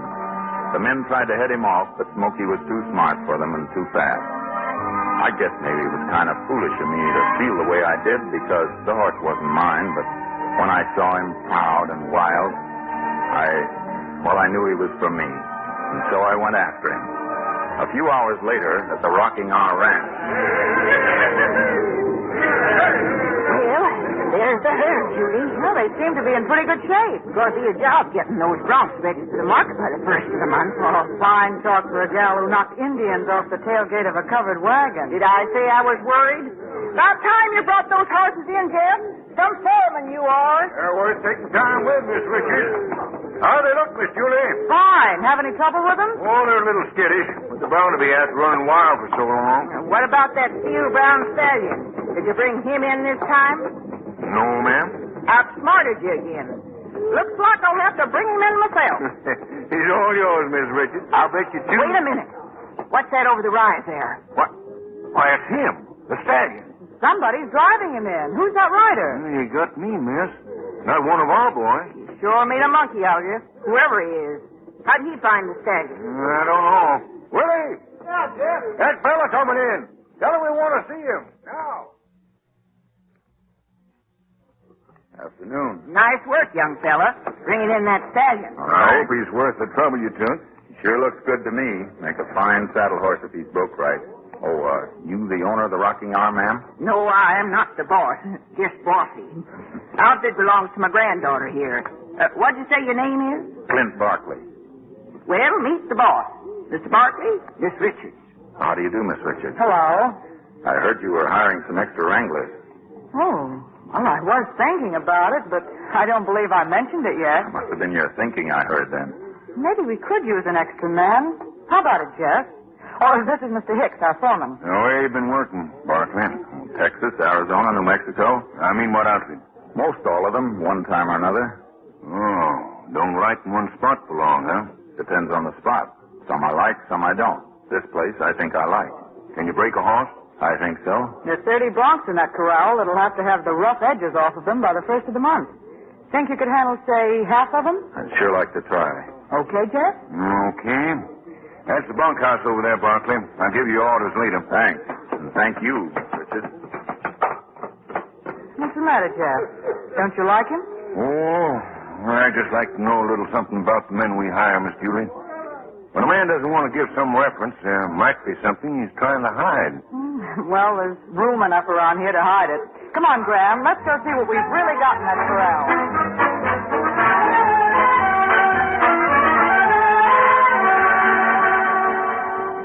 Hey, your new man's sure a worker, Jeff. That's 6 broncs he stopped today. Yeah, doing all right, Willie. Wonder what's made him drift around so much. Oh, some of us just can't stay put. We're like flies. Yeah. Hey, look, we're going to work out that stallion. This is something I want to see. Got a saddle him in the chute, Clint? No, we don't want to rush this one. I don't think I'll even try to ride him today. He'll be plenty salty when you do get to him. Well, here goes. I'll get a rope on him first. Take it easy. Take it easy, Sonny. Nobody's going to hurt you. You're not going to like this, but it's got to be done. Hang on to that rope, Clint. Hang on. Yeah, I'm trying to. Watch it, Barkley. He'll kill you. Put your rope on that snubbing pole. He won't give me. That's it. Give it another turn now. All right. Now fight. Go on. Get it out of your system. Look at him there. Easy, boy. Easy now. You sure got your eye on me, haven't you? That's good. The more you watch, the more you'll feel me, and the more you'll learn. Hey, what's going on there? He's working on the renegade, miss. Come on, Willie. Now, we got work to do. You better keep back. You better keep back, Miss Richards. This fellow's not very polite yet. Oh, I'm used to horses, thanks. Yeah, but he's not used to humans. He don't know quite what to make of it. Oh, bad one, huh? No, he's not bad. He's just got a mind of his own. It's going to take plenty of time with him. Why? Think maybe he'll bring a better price than the others? Well, you're not going to sell him with that bunch of crows, are you? Oh, decide that when the time comes. After all, that's our business, selling horses. Yeah, I know, but this one's in a class by himself. Well, what would you suggest, Mr. Barkley? Keep him here on the ranch.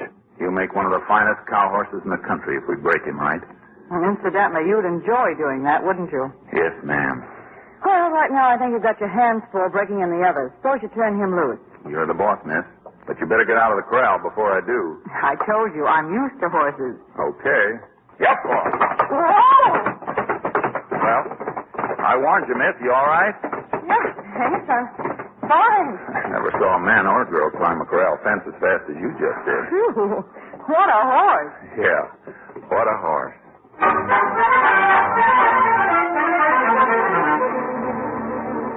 I worked on the horse every spare moment I had.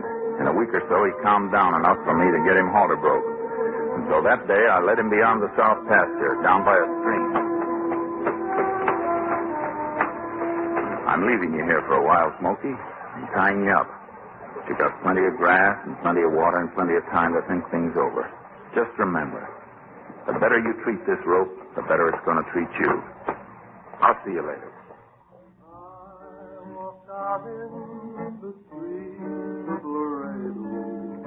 The men were playing cards in the bunkhouse when I got back. Willie the cook was singing some song about Laredo. Cowboy, all wrapped in white linen, wrapped in white linen, man cold as the clay. He said, beat the drum slowly and play the fife lowly. Play the dead march as you carry me along. Take me out of Laredo, then lay the sod over me. For I'm a young cowboy, and I know I've done wrong. Fine, Willie. Willie, if you could only cook as good as you can sing. Ain't that right, Clint? You're sure a bird with that guitar, Willie. Well, thanks, Clint. Say, you ever been in Laredo, Clint? No, I never have. I thought you said you worked in Texas, Barkley. I did. Well, Laredo's the center of the cow business down there, isn't it? Yeah. Won't you? Your deal. Didn't you like Texas? Oh, I liked it all right. Then why'd you leave? Well, I just thought maybe I'd like it better up here. Want to sit in the game, Clint? No, thanks. I'm going out and do a little work.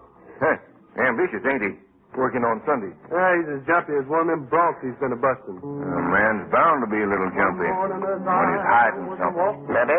Or maybe he's just tending to his own business like a lot of us ain't. His hat was thrown back and his spurs was a-jingling, and as he approached he was singing. Julie here, Miss Richards. What's the matter? Thought you was playing cards. I just want to talk to her for a minute. Can't she even have her Sunday to herself?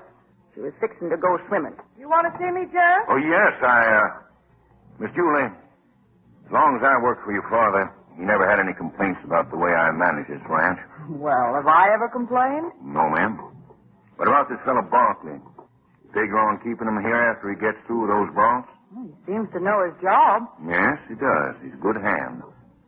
But you know, Miss Julie, news has a way of getting around. Especially if it's bad.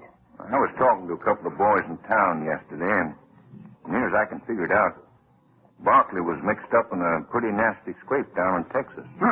Some folks would look for a rattlesnake and a bunch of ice. What sort of a scrape, Jeff?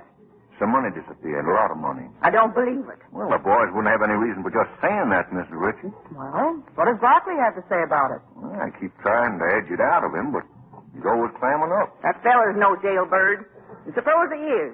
Why, there ain't a cowhand on this ranch that hasn't wound up at least one Saturday night in jail. And how do you suppose your father got his start, Julie? Graham. Well, he just didn't come by that string of horses he swapped for this ranch. Are you trying to say Dad stole those horses? Well, no. No, but he sure got them awful cheap. Excuse me, both of you. I'm going swimming. All right.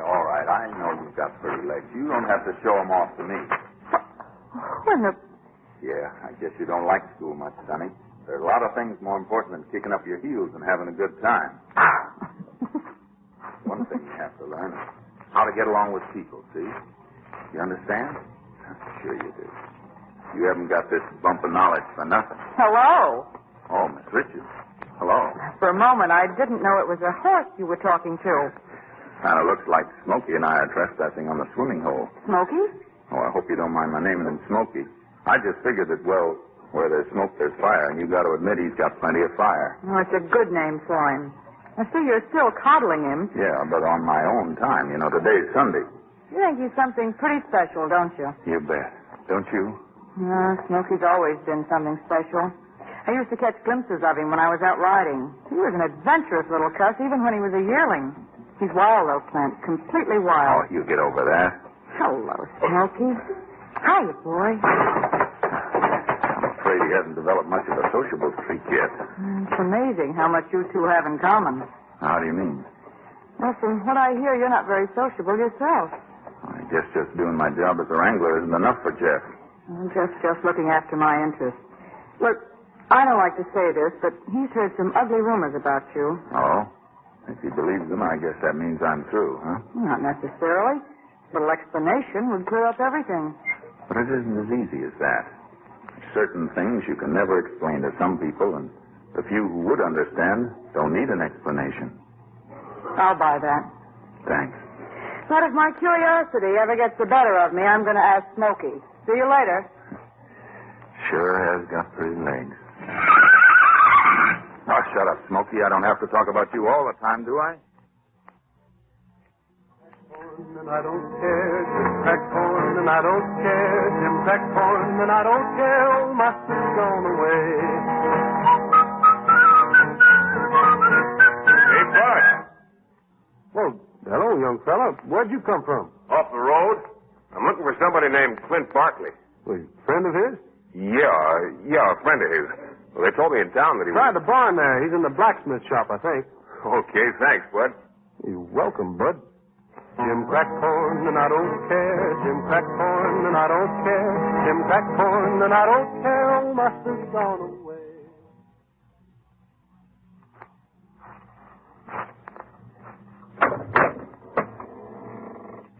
Hiya, Clint. Frank. Hey, you're a hard man to find. Maybe you didn't look hard enough. You could have found me at the Laredo jail. That's where I've been the last 8 months. Yeah, I just heard about that last week. I heard you'd been in jail. You sure that's the first you heard of it? Sure, naturally. If I'd known before, I'd have come on back and told him what really happened. Yeah, I know you would, Frank. Well, anyhow, I want to thank you for what you did for me. What I did for you? Well, at least you didn't squeal on me. If I had, nobody'd believe me. Yeah, I guess you're in a pretty tough spot at that. Well, I sure wish I'd known before. You didn't come here to tell me that. What did you come for? Well, Clint, I need a job. I was just thinking that maybe you'd put in a good word for me around here. I wouldn't put in a good word for you again if you never got a job. Now get out of here. Oh, Clint, now... Oh, you know how I am. Every time I get a job, I just seem to get into some kind of trouble. I don't know. Now, I've been thinking that if I could work along with you, you'd sort of keep an eye on me, keep me in line. I know you're sore at me. I don't blame you. But I'd sure appreciate another chance. Well, Clint, if you won't help me, who will? All right. But look, I like my job here, see? I like it better than any job I ever had before. And if you start... No, Clint. I promise I won't. I'll do everything you tell me to do.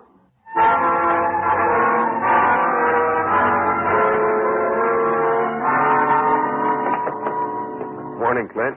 Morning. Hi, Baldy. Hi. Hey, don't blame you for liking it here, Clint. I've only been here 2 days, but sure is a good outfit. Okay, now get to work. So, Foreman sent me to watch you. He said I might learn something. I doubt it. Smokey might learn something. I might learn something. Oh, come on, Clint. Hey, you're saddling the bronc, huh? That's right. You want me to ear him down while you put the saddle on? I'll saddle him. I don't think he's going to be much trouble. Yeah, but how about when you get on that dog? He's liable not to like it. You better stand back, Frank. Well, sure. Okay. All right, Smokey. Easy, boy. Easy now. Easy. That's the way I used to break horses, Frank. Easy. One step at a time. That's the difference between us, Baldy. You don't believe in shortcuts. I do. Yeah, you would. That's the boy. Now, easy, Smokey. This isn't going to hurt you. No, it's just a saddle, see? Go on, smell it. That's it. That's the boy. Here we go now. That's the stuff. That didn't scare you now, did it? Okay, we'll tighten the cinch. How's that, huh? Too tight? Easy, Smokey. Easy. Too much he gets thrown, Frank. What do you say? No business, Baldy. I'm no sucker. Stand back, you guys. Yep. Hang with him, Clint.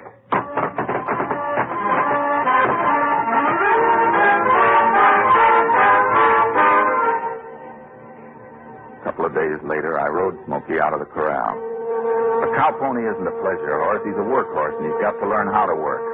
Once he's saddle-wise, the first thing you teach him is neck reining so that he'll turn with the slightest pressure. And he's got to get used to things. To the man on his back, to a coyote hiding in the grass, or a chipmunk scooting across the trail right under his nose. Well, we worked together on my own time before sunup or at dusk, and Smokey caught on fast. He'd gotten used to the rope sailing around his head, but when I shouted past him and caught that bush, it was another story.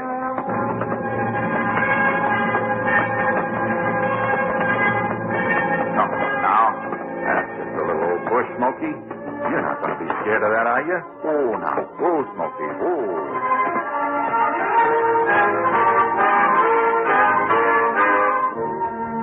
I brought the bush in for him to see so that he'd know that no matter what was on the other end of the rope, why, it wouldn't hurt him. And then he had to learn the feel of the weight on the rope. He had to get wise to the sudden shift of the saddle when the weight pulls hard on the horn and jerks against his withers. Later that day, I roped Smoky's first calf. Oh, son. Oh, boy. Oh, now back. That's better. That's it. Yeah. That's all right, Smoky. That's good. Good.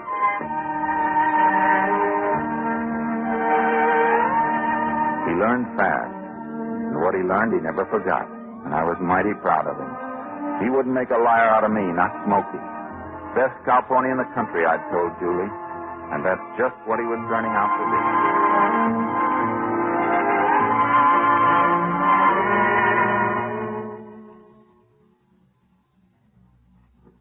How's Teacher's set today, Clint? He's doing all right, Willie. He's doing fine. I'll let him cool off here in the corral. Well, he ought to do all right the way you've been nursing him along. Yeah, well, it's worth it, Willie. He really catches on to things. He's just kidding you, Clint.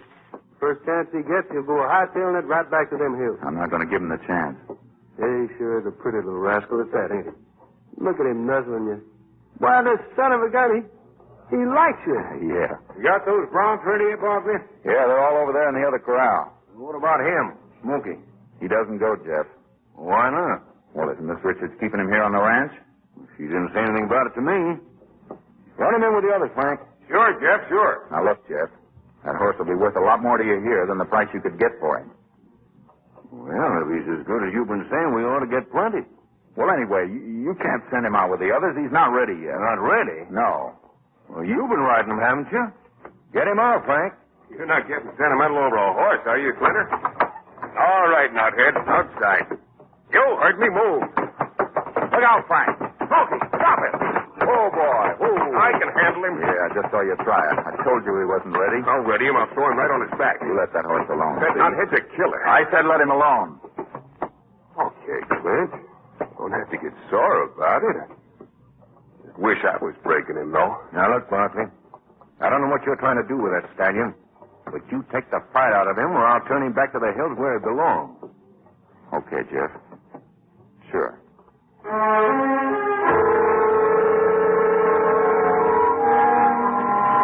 Smokey'd have his chance to prove his stuff when we went out on a cattle roundup. We'd be gone for days.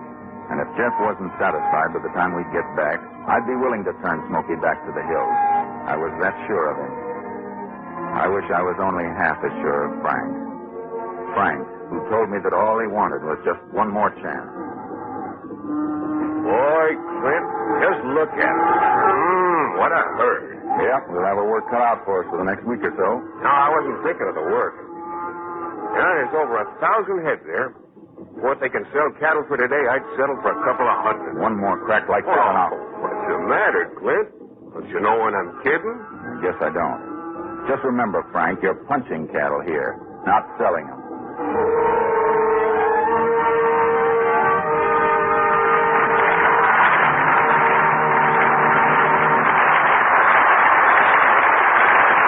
In a moment, we'll continue with the second act of Smokey, starring Joel McRae and Constance Moore. Many eyes watch the graceful ship sail into the harbor, including the eyes of espionage agents who watch and report. In every world port, they watch the cargo ships and military vessels. Agents find it easy to watch the harbors. A more difficult job is to gather classified information. This is almost impossible unless someone turns traitor, someone gets careless, or there's loose talk. The outcome of wars and the course of world history has changed because people who should have known better talked. Now, here's Mr. Keeley at the microphone. We continue with Act Two of Smokey, starring Joel McRae as Clinton Barkley and Constance Moore as Julie.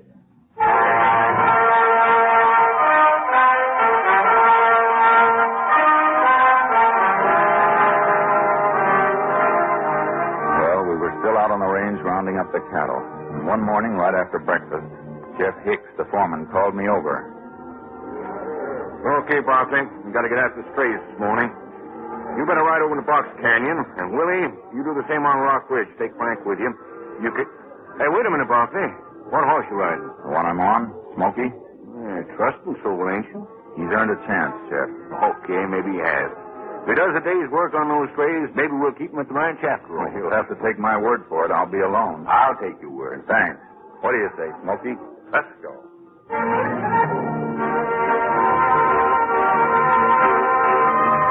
I guess we were about 10 miles out when it happened. It wasn't Smokey's fault. We'd cornered a stray steer among the rocks. But instead of staying cornered, he charged us. Smokey fell, and me with him. I don't know how long I was unconscious, but when I came to, Smokey was standing next to me, wondering why I didn't get up. Hello, Smokey. It's all right, boy. Wasn't your fault. I guess I got a few busted ribs. Gotta get back to the ranch. Pull up a little, boy. No use, I guess. I just can't make the saddle. I can't get up, and we can't stay here. They'd never find us here. Only one thing to do, Smokey. Just one thing. If I can get my arm through that stirrup, like this, if I can tie it tight enough with my bandana, tight enough for you to drag me, maybe we can... Maybe... It's my only chance, Smokey. It's up to you, boy. It's up to you.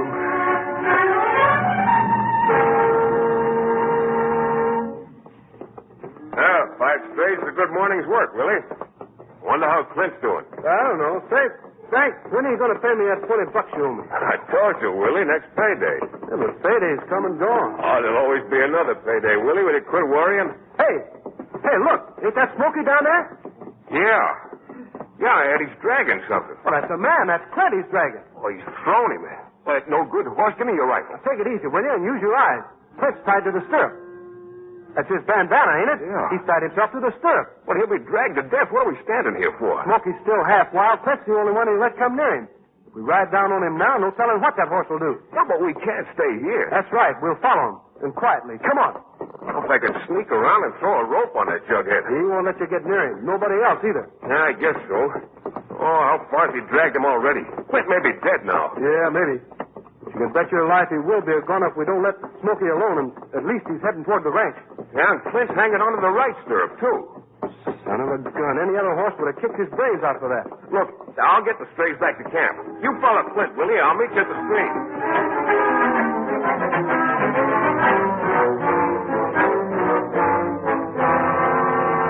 There they are, Miss Julie. In the corral. That horse dragging him all the way back here. Well, what are you waiting for? Get his arm free of that stirrup. Miss Julie, stay back. That horse won't let anybody get near him. But, Clint, look, he's off. Yeah, I know, miss. He's pretty badly banged up. He's not feeling it, though. Been unconscious most of the way, best as we could tell. Oh, how are we going to get Clint out of the corral? It's all right, Smokey. It's all right, boy. Easy, boy, easy. We're not going to hurt you. We're not going to hurt Clint either. No, sir. Willie, he'll trample him. Yeah, he's going to fight anything we can do to get Clint away. I'll get him away. He won't fight this. No, wait a minute. No rifle yet. No, why not? Look, he's moving. Clint's moving. Yeah. Clint, can you get your arm loose? Clint, can you get it out of the stirrup? Sure. I'll try. He's getting it, miss. Clint! Once more, boy. Just once more and you'll have That's it, Clint. You're loose now. So don't try to move again. Just lie there. Where's that rope now? Clint! I'll have to throw this rope around you. I'd rope the horse, but there's no telling what he'd do. Come on. Throw it. Slowly, Willie. Slowly. I'm pulling you over to the fence here, Clint. Hey, Frank! Yeah? Get around on that other side. Make out like you're trying to climb into the corral or something. Okay. Oh, easy, Willie. Easy. Walk over here. That's it, Frank. Smokey's going after you now. He thinks you're trying to get in. Well, hurry up, will you, before he busts his corral down. I got him, Frank. I got him. Oh, he's unconscious again. He's alive, though. Okay, Frank. Close the gate, Willie. Then get Clint up to the house. Graham's trying to get the doctor now.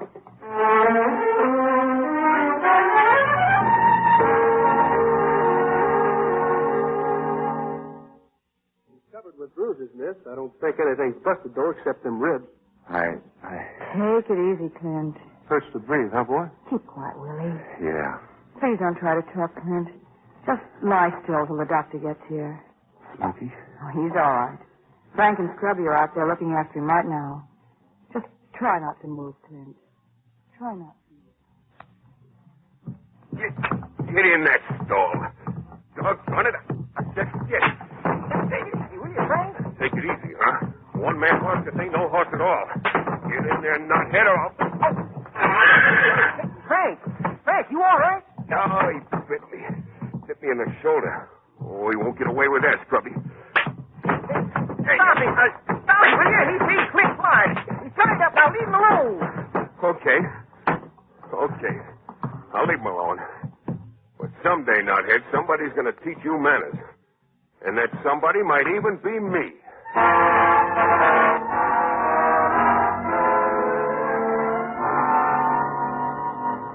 Well, how's the patient this morning? What patient? I'm getting out of bed this afternoon. Oh, no, you're not. All right, open up your pajama coat. Huh? What for? I'm supposed to retape your ribs today. That's what I was afraid of. Dr. Jameson can't get out again till next week. Oh, well, maybe we better just wait until next week then. Come on now, come on. Okay. Now what? Well, first I'll just have to pull off this old adhesive tape. Oh, no. Now, don't. Well, what are you yelling about? I haven't even started yet. Yeah, I know, but you were going to. Now, look, I think the best way is to work it off bit by bit. See? Like this. Mm-hmm. See? See, it's coming off all right. Slowly, huh?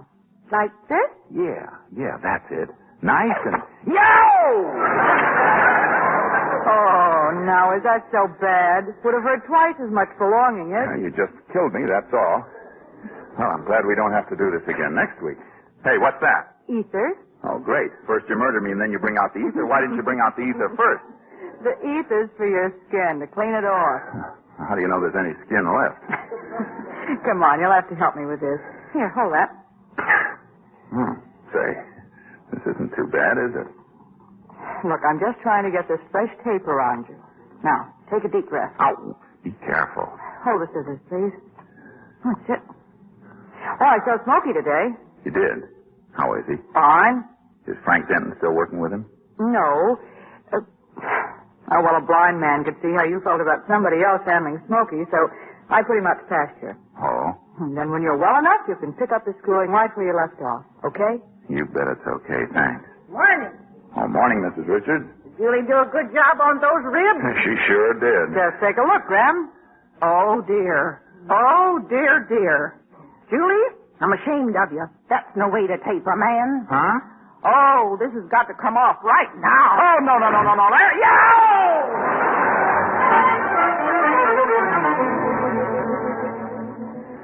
My first day out of bed, a man drove in looking for me. A fellow named Gordon. He owned a gambling house in town. He asked me to step out to the bunkhouse for a minute. So you're Clint Barkley, huh? Well, you're the wrong Clint Barkley, then. What are you driving at, Mr. Gordon? Oh, just this piece of paper. It's an IOU for $200. It's signed Clint Barkley. Yeah, except you're not the fellow who gave it to me. I've had it about a month. Thought I'd come up and collect. Got any ideas who could have signed your name? Yeah, I might have. Who is it? Look, I don't like people signing my name to things. You mind if I hang on to this piece of paper? What for? If you let me handle it, maybe I can get your money for you. Well, that's okay, just so I get it. But if I don't, I'll be up to see you again. Hi, Clinter. What's on your mind, boy? You're the guy that wanted another chance, huh, Frank? Yeah, what about it? Just this IOU. Well, you're not getting sore about a little thing like that, are you? A little thing, huh? Signing my name, that's forgery, isn't it? What did you have in mind? He can't collect from me. Well, that's the point, Clint. He can't collect from you, and he's got nothing on me. You're no good, Frank, and you never will be. Now go draw your pay and get out of here. You've caused me all the trouble you're going to. Oh, quit worrying. If that's the way you feel about it, I'll pay Gordon. You bet you'll pay him, because I'm driving you to town right now and see that you do. Now go on, pack your things. Just a minute. Maybe I'm not ready to quit this job. Besides, you can't fire me. You're not the foreman around here, not yet. I said go pack your things. You're making a mistake, Clinter. You wouldn't want me to tell the boss about you, would you? Of course, I think she's a little stuck on you, but she might change her mind if she knew you spent quite a stretch in jail. She might even...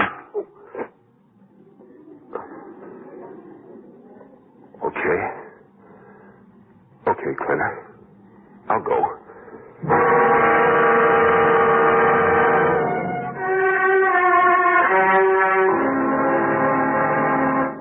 See by your outfit that you... That you, Clint? Julie? Yeah, I was just putting away the car. Thanks for letting me use it. When'd you get back from town? Oh, half hour ago. Come on up on the porch. Had your supper? Yeah, Willie just fixed me a couple of eggs. You know, Graham is sure you moved back to the bunkhouse because you like Willie's cooking better than hers. She's wrong about that. It's just that, well, I appreciate your taking care of me while I was laid up, but it's time I started back to work. I'm sure you're able to. Oh, I'm fine now. I stopped in at the doctor's, and he said I can ride again if I take it easy. You know, I thought maybe the first thing in the morning I'd go out and bring in Smokey. How about you riding along? Oh, I'd love to. I'll fix up a nice lunch. And Hey, now, wait a minute. I'm supposed to be going back to work. Well, you still have to eat, don't you? Yeah, I guess. Say, do you suppose maybe we could bring Smokey in if we rode out tonight? Oh, now, Clint, look, you can wait till morning. Anyhow, how do you expect to find a black horse at night? Well, it'd be fun to try. Go on, change your clothes, huh? Well, okay. I won't be long. Miss Julie! Miss Julie! Oh, Sheriff? What is it? Scrubby's just come in from the South Meadow, miss. Some of our prize cattle has been stolen. Stolen? Oh, now, wait a minute. Well, I didn't believe it either. Figured they just broke through the fence, maybe, but Scrubby saw them. He rode up just as they were hauling them off in trucks. Smokey was in the south pasture, Jeff. Yeah, they got him too, Clint. Did Scrubby get a look at him? Not too good, miss. It's too dark for that, but whoever was in charge, Scrubby says he sounded just like Frank Denton. Excuse me, miss. I'm calling the sheriff. Reach the sheriff, Jeff? Yeah, he's coming right over. Barkley, what do you know about Frank Denton? Just about everything, I guess. And you knew he asked me for his time today? I told him to. You told him to. Why? I had a good reason. Well, I guess you also had a good reason for talking me into hiring him. I thought I did. You know, Barkley, ever since you've been here, I watched you like a hawk. Now, so far, you've been all right. You haven't slipped once. But what I want to know is, where do you fit into this? Now, just a minute, Jeff. You've no right to accuse Clint. You're not even sure it was Denton. After all, Scrubby didn't see him. He just heard a voice. I'm as sure as Jeff is that it was Denton. You are? Why? Because I know him. He's just crazy enough to try something like this. Well, if that's the case, why did you recommend him for a job? Because he's my brother. Your brother? Ever since we were kids, I've covered up for him. I even went to jail for him. And then he came here looking for a job. He promised me he wouldn't make any trouble, and I believed him because, well, he knew how much this place meant to me. I guess I made a mistake. You think you might know where to find him? No, but I'd sure like to try. Then take the station wagon, Clint, and get started. We'll follow later on, as soon as the sheriff gets here.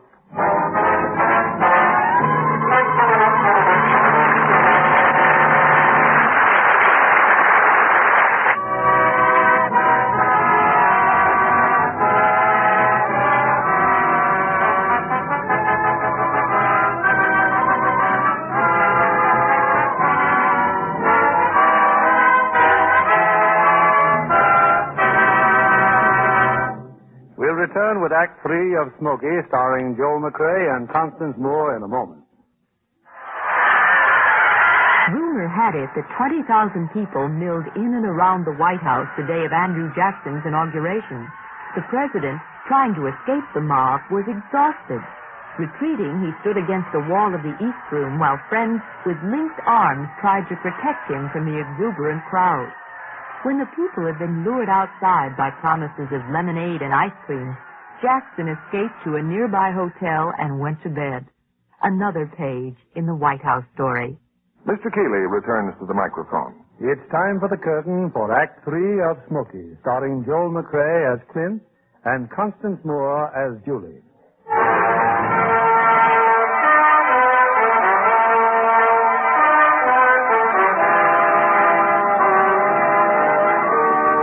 Months before, when I'd come to the Rocking Hour Ranch, I'd noticed an abandoned ranch not far from the spot where I'd first seen Smokey. And as I drove down the road that night looking for Frank, I knew it would be hard to find a better spot than that ranch for hiding out stolen cattle.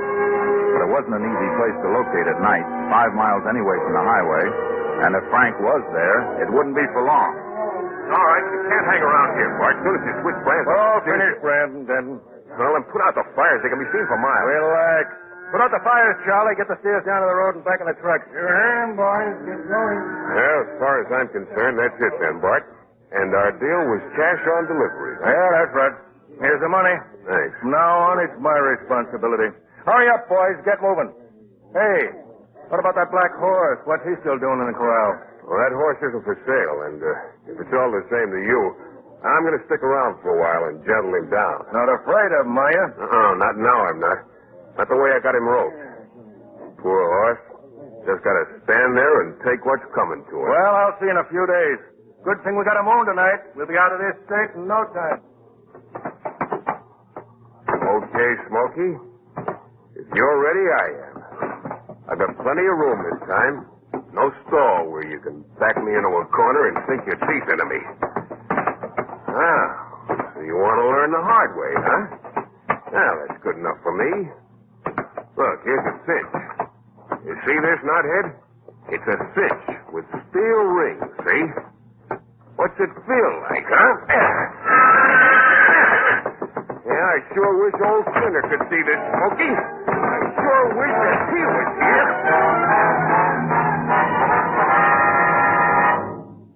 Clint. Yeah, Jeff? You all right? They've been here tonight. Your brother, some others. How do you know? Sheriff and I just found something here in the corral, Clint. Used to be a man. Who is it? Jeff, what have you? It's him, all right. Frank. Dead? That's right, Barkley. Killed by a horse. Near as I can figure from the cinched belt and the broken ropes, he was beating the horse. The horse broke the ropes and, well, just went crazy, I guess. And then he must have just jumped the fence and headed for the hills. Smokey's probably 20 miles away by now. Well, guess there's nothing more we can do. I'll go out on the road, Jeff. Get Miss Richards to sign a complaint against those fellows we caught with your cattle. I'll be back in a little while. I'm going to look for Smokey, Jeff. Don't you think it'd be better to forget him after what's happened? No. No, they'll say he's a killer now. And they'll never believe he had a reason for doing what he did. That's why I've got to find him before someone else does. Sure. Go ahead. I hope you find him.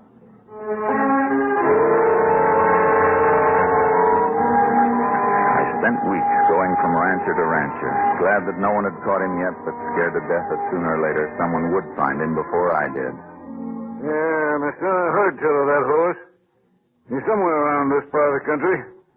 Real killer, ain't he? He was a 4-year-old. He stood about 16 hands high. No, I ain't seen him.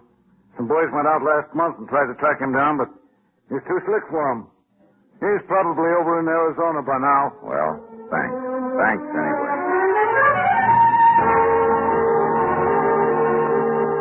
I tell you, I seen that horse, Mr. Nelson. I seen him not a mile from this very spot. Now, look, Peters, I own a rodeo, and I'll give $1,000 for such an animal.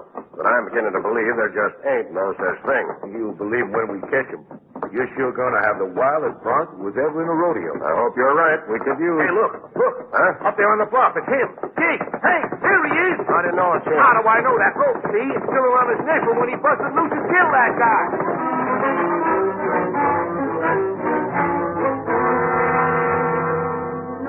All I know is that fellow owns a rodeo, hides the men to go looking for a horse like that. Don't know if they ever found him, though. Well, when'll he be back? Who knows? With all this snow, they wouldn't be coming down this side of the mountain anyway. They'd head over through the valley. I probably won't know what happened till next spring. In the If weather keeps up, we'll be snowed under for sure, Julie. There's still a lot of our cattle out on Pine Ridge. Willie and Scrubby brought in what they could. Almost froze to death doing it. Willie must have thawed out considerable with all that caterwauling he's doing. Graham, I'm worried. Huh? We have another heavy snowfall. We'll never bring that stock in. Don't worry. Jeff and I'll pick him up the first thing in the morning. When? Well, hello, stranger. Hello, Mrs. Richards. Hello, Julie. My, it's good to have you back. All these weeks, where have you been? Everywhere. Just ran into him riding back from town, Miss Julie. You find Smokey? No, ma'am, I didn't. Somebody else may have found him, though. Maybe not. Well, take your coat off. Sit down. Thanks. You wanted a cup of coffee, didn't you, Jeff? No, ma'am. I had 3 cups at supper. Then the one I'm getting you now will make 4. Come on, get. Huh? Oh, sure. Hey. You, having supper, Clint? Yeah, I stopped in town on my way here. Didn't you even find a trace of Smoky? Traces? Yeah. Yeah, I followed them into the Antelope Mountains, then into Arizona around the Tonto Basin. They had an early winter down there, and the trails were all snowed in. I just had to give it up. I'm sorry, Clint. Well, one way of looking at it. Smoky's probably got his freedom again. Stop kidding yourself. You'll never be happy until you find him. He saved my life that time he dragged me back to the ranch. I can't forget that, can I? No. No, of course not. Well, when the trails open up next spring, you'll want to start looking for him all over again. Yes, I guess I will. Okay, then. You have a job until the middle of March, and then you're fired. That's a deal, Julie. Thanks.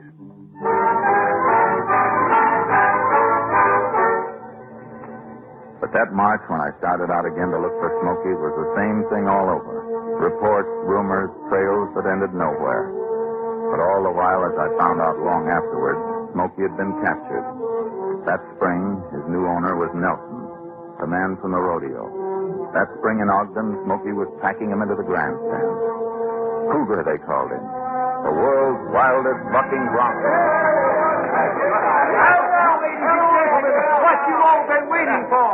Cougar, the wildest, buckiest bronc in all the world. Cougar, the man killer. $500 for any rider staying the limit.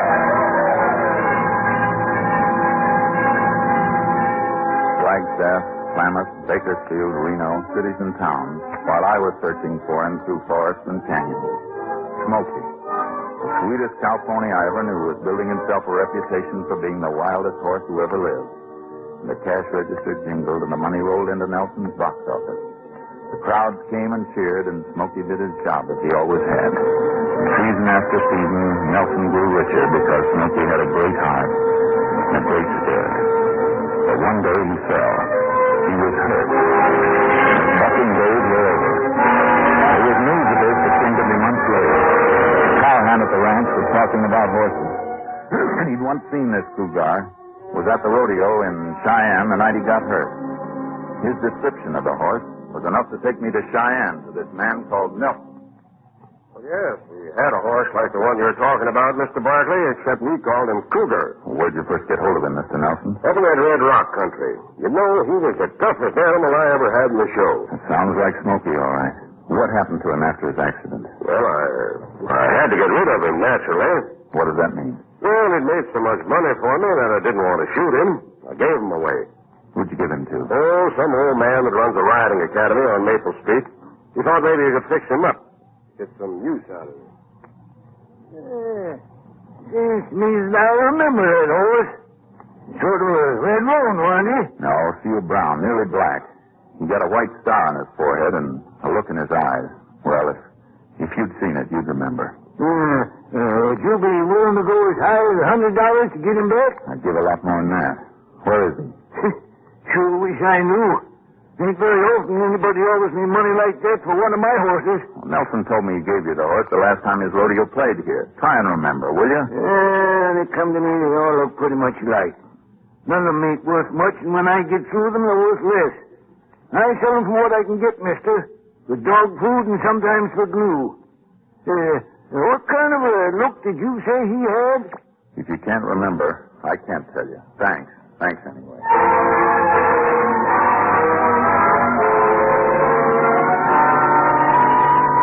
They were holding Pioneer Days in Cheyenne that week, and Scrubby and Willie had come along with me to see the celebration. That afternoon, we were standing on the street watching the parade.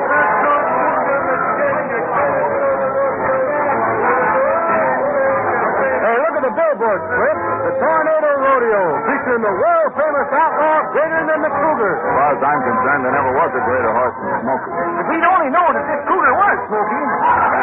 Hey, look.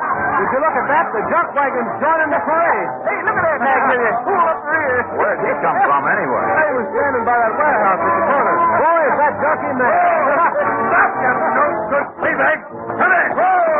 Don't let you run away. I'll teach you brains out. Take it easy, mister.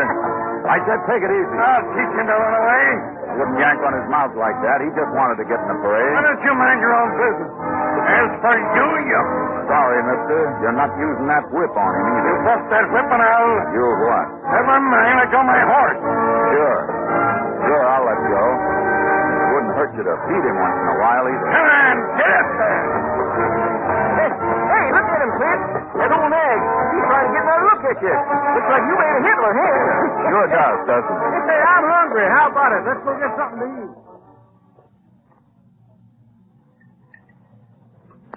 Well, a beef, gentlemen. Hamburger, no onions, and Java. Same here. A lot of it. Say, did you notice before that horse? He had a star. Huh? That junkie's horse, he had a star on his forehead. All right, he had a star. What'll you have? I'll have the same. What? You know, there was something about that old horse. Good. Hey, where are you going? Oh, never mind. I'll see you later at the hotel.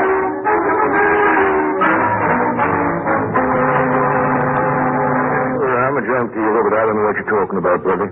I ain't got any horse with a star, and I can't see any who has. Well, somebody must have him. I saw him today. He was trying to get into the parade. Well, you said you've been over at Schultz and Brown's, and they didn't have him, and old Lady Barry's got a truck, and like I said before, I ain't got him, so I guess that just about does it, son. Well, much obliged anyway. Hey, wait a minute, Dick. Come to think of it, I did hear of a new man moving in the other side of Crow Creek. Where's that? East side of town. I believe they said his name was Mingo or something like that. Mingo. Thanks. Thanks, I'll find him. Hey, he sure looks like rain, don't it?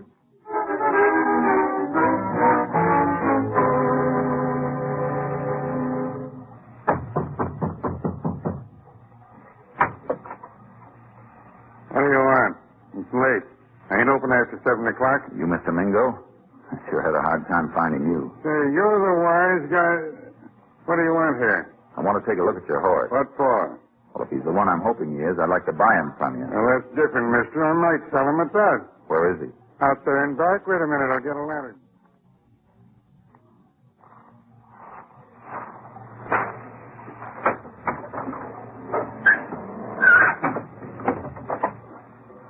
That's him, mister. That's the horse. Give me that lantern. Star on his forehead, yes. Look at it. No. Oh, no, it couldn't. His feet. His eyes. His eyes. Smoky. Smoky. It's me, Smoky. It's me.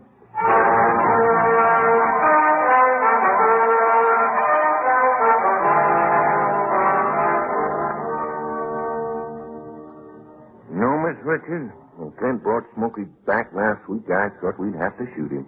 Well, he's taking him out of the barn today, turning him to the pasture. Look at him, Jeff. He'll be all right. Ain't that a picture now? Look at him. Well, ain't it? Yeah. Never seen a man so crazy about a horse in all my life. Hope we'll never do again. Maybe now we'll get some work done around here. The valley He just doesn't seem to believe he's home, does he, Clint? Give him a little time, honey. He will. Go on, Smoky. Thought you'd be anxious to get out the pasture. Sure, he's anxious. He's waited a long time for this, Julie. All right, boy. Go on. There it is. It's all yours. Go ahead. Oh, look at him, Clint. He just can't believe it. He can't believe it. Go ahead, Smoky. That's it, boy. Go ahead. Well, he believes it now. Clint, do you think you'll settle down for a while now? Yeah, I think I'll settle down. Happy? Awful happy, Julie. is home now, home for to stay.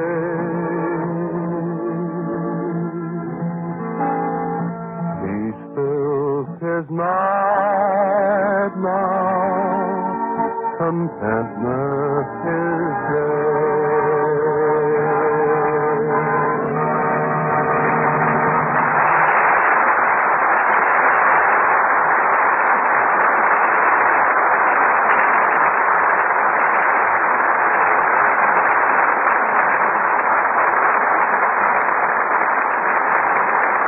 There's a happy postscript to Smokey as our stars appear in answer to your curtain call. Joel McRae and Constance Moore. Joel, I don't know anyone better qualified to play a role like Clint Barkley than you yourself. Well, Bill, it's true. I just about grew up in a saddle. Is that how you first got into pictures, Joel? Well, in a way, you might say. My first job was teaching Rudolph Valentino how to ride at $4 a day. $4 a day? Yeah, and I had to supply the horses. Well, I can imagine that was quite a promising association. Yes, Rudy introduced me to people like Bill Hart and Wally Reed, and the first thing I knew, I was riding in pictures as a double for Greta Garbo. Oh, come on now, Joel, not Greta Garbo. That's the truth. Remember, I was only 18 then, and a wig could make an awful lot of difference. And so, from doubling for Greta Garbo, you became a double for yourself. Good night. Good night. Good night, and our sincerest thanks.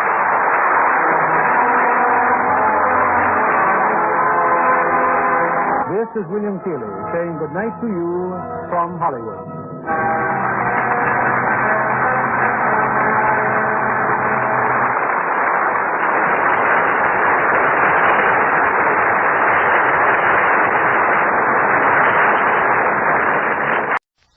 Lux presents Hollywood.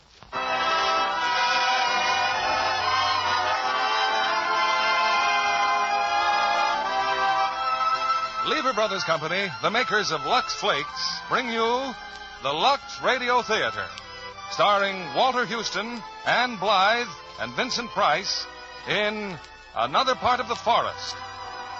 Ladies and gentlemen, your producer, Mr. William Keeling.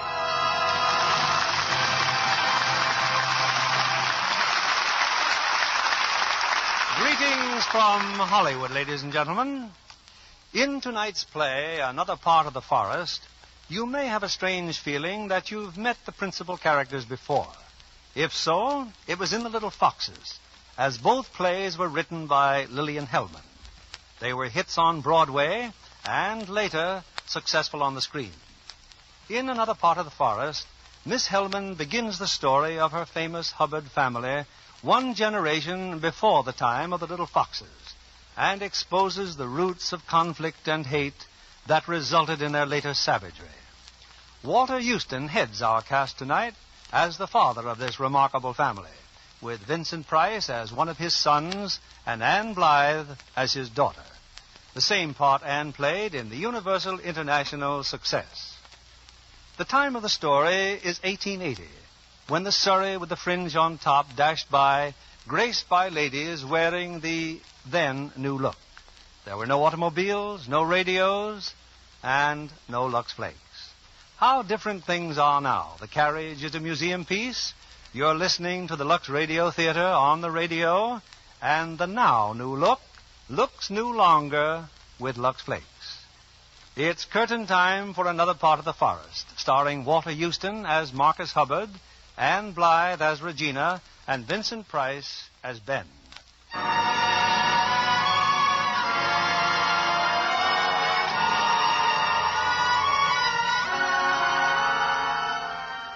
It's a spring morning in a little southern town some 70 years ago. At the edge of Lionette Plantation, John Bagtree has a visitor. But you shouldn't have come here, Regina. What if your father should find out? Papa won't find out. Besides, if I didn't come here, I'd never see you, would I? How were the ceremonies this morning? Did you make a speech? You know what Confederate Day is like, Regina. Papa says it's a waste of time. He says the war ended 15 years ago. Some people don't find it so easy to forget. Like you, John? Maybe. Or like old Colonel Asham. His whole speech this morning was about the massacre. Those 27 men from Bowdoin killed in camp while they slept. You think they'd let them rest in peace instead of fretting about it all these years? It's not that they were killed. It's how they were killed. Someone right here in Bowdoin betrayed them, took money from the Yankees and led them to the camp. Seems to me you're trying awful hard to avoid the subject. What subject? Or maybe you forgot you were supposed to meet me last night. I couldn't, Regina. I couldn't leave Aunt Clara and Cousin Bertie. After supper, they wanted to sit out and talk. Not meeting me because of those two dried-up mummies. Why, It's just insulting. I've been living off them ever since the war. It's the least I could do. I got a good mind to tell them that the war's over. The old times are finished, and so are they. Why, my papa could buy and sell Lionette Plantation on the same morning. It's cotton and it's women with it. I wouldn't like to hear anybody talk that way again. Oh, I'm sorry, darling. I'm just mad about last night because I had something special to tell you. I've got a wonderful plan for us, John, and I've got Papa almost ready for it. I want you to meet him. I know your papa, honey. From the store. And your brother Ben and Oscar. But Papa's so different at home. Oh, you will come. Say yes, darling. Please. Oh, please. I always do, don't I? No matter what I want or think, I always do. Yes, darling. Aren't you going to kiss me, John?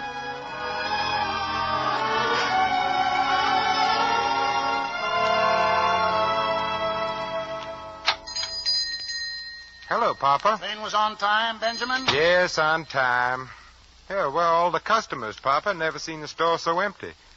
Oh, yes, but it's Confederate Day, isn't it? I run my store, Benjamin, as I see fit, holiday or no holiday. Of course, Papa.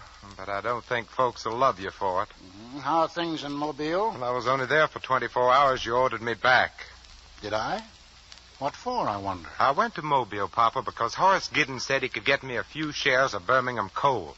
I wanted to invest $2,000. Why? Because $2,000 will make $50,000 someday. Mm-hmm. But what if the company can't sell their coal? What if the people you're lending money to can't sell their cotton? Then I'll have their land. Be kind of pleasant living on a plantation. Plantation like Lionette. Would you like to live in a coal mine? Well, I couldn't raise the money anyway. I suppose you haven't changed your mind about lending it to me? Lionette was a beautiful house, very gracious, very well conceived. No, Benjamin, I'd rather hold my money for the day the Bagtrees come for a loan on Lionette. Then you'll hold it a mighty long time, Papa. The Bagtrees would sooner starve. Why didn't you ask Giddens to lend you the money, Ben? I thought he was so fond of you. He's fond of the whole family, especially Regina. But unfortunately, my dear sister's not very encouraging. Now, you're getting dull, Ben. I'd hoped you went to Mobile to see a lady. Pick up your bag. Time of getting home for lunch. I'm so glad you're home, Ben. I miss you when you're gone. Thank you, Mama. Oscar, where were you this morning? Me, Papa? Don't you remember? I was out trying to make collections. Oscar, boy, when you tell a lie, at least respect my intelligence and lie more convincingly. Oscar can't help it, Papa. He's just got the kind of face that shows everything. You mind your own business, Regina. Please, children, please. You're at the memorial grounds, Oscar. Yes, Papa. Against my wishes. Lavinia, where's the salt? You know, Marcus. No, I don't know. Where's the salt? It's Confederate Day, Papa. Mama never eats salt on Confederate Day. Corley, Yes, Mr. Hubbard? go and get the salt. Yes, I reckon I forgot it. No, you didn't forget it. Mrs. Hubbard told you to keep it off the table. Lavinia, if you insist on acting crazy, that's your privilege. But I want salt on my table today and every day. Thank you, Corley. That's some salt, Regina? Thank you, Papa. Salt, Oscar? Yes, sir. Pass it to your brother. Tastes fine to me as it is, Papa. Did you hear about the Bagtrees, Papa? They're getting a loan on Lionette Plantation. From whom? Who'd loan them money? Sam Taylor, that's who. A dirty carpetbagger from Boston. Well, Papa, it looks like the Bagtrees can keep their gracious home without even starving. Oh, I'm so glad for them, Marcus. They've had such a hard time. How does that concern you? Well, it doesn't really, Marcus. I only... Miss Regina, here's Jake with your boxes. Bring them here, Jake. Woo-wee! Pretty boxes. What's in them? Dresses, silly. 5 boxes of dresses? Certainly like to know what you're going to look like with them all, honey. I'm going to wear them for you, darling. Oh, they're charming, Papa. Wait till you see them. I'll help you try them on right after lunch, dear. Well, Papa and I are going for a walk after lunch, aren't we, darling? How much did they cost, Regina? I don't know. I didn't even ask. Rich people up north don't act that way. They watch their money and their father's money. Oh, what do you know about it? Just the other day, those people in Chicago gave their daughter a $50,000 check for a trousseau. A trousseau? Oh, is that what you've been buying, honey? Well, that reminds me, Regina. I asked Horace Giddens to Papa's music evening tomorrow night. You didn't. You're 20 years old, honey. You ought to be settling down. You've been worrying us. Sashaying around as open as Oh, some... shut your mouth. Oscar's right. Isn't that so, Mama? Regina, what's this all about? I'm sure I don't know, Papa. Nothing at all. Well, if you think it's nothing at all... I told you once before, Oscar, shut your mouth. Shut. Oh, why must we always be fighting like this? Why can't we have peace in our home, the way a family should? Today of all days. Stop crying over your food, Lavinia, if you want it to remain unsalted. Whee! Look what Coralie's bringing in. It's a cake, a birthday cake. Birthday cake? Why, yes, Mama. It's your birthday. Happy birthday, Miss Vinnie. Oh, thank you, Coralie. Well, birthday, Miss Vinnie. Thank you, Jake. Congratulations, Lavinia. Thank you, Marcus. Happy birthday, Mama. Happy birthday, Mama. Thank you, children. Well, here's hoping a wedding cake will be next. What's that? Huh? Oh, nothing, Papa. Just talking. Talking nonsense, like always. Why? You can't have a wedding without a cake, honey. You know that. A cake and a trousseau. I don't know what all this talk's about. Spoiling Papa's day. Come on, darling. Let's take a nice long walk, just you and me. We haven't done that for a long time. No, not for a long time. Something amuses you, Ben? Huh? Oh, no, Papa. Telegraph Horace Giddens your sister does not wish to see him here tomorrow night.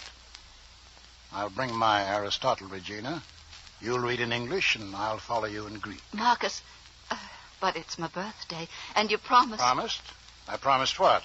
The money, Marcus. You promised to give me the money to build the hospital. You promised last year on my birthday, too. I'm going out now, Lavinia. But we've waited too long as it is. Another day, my dear. Well, that's what you said last year. And the year before that, you said you were too busy. I'm still busy. Never gonna learn, Ben. Been living with Papa for 31 years and never gonna learn. Learn what, honey? Ben, you got a few dollars to lend me? You want some money, Oscar? Just tell Papa Ben don't want you to have it, and you'll get it. Think so?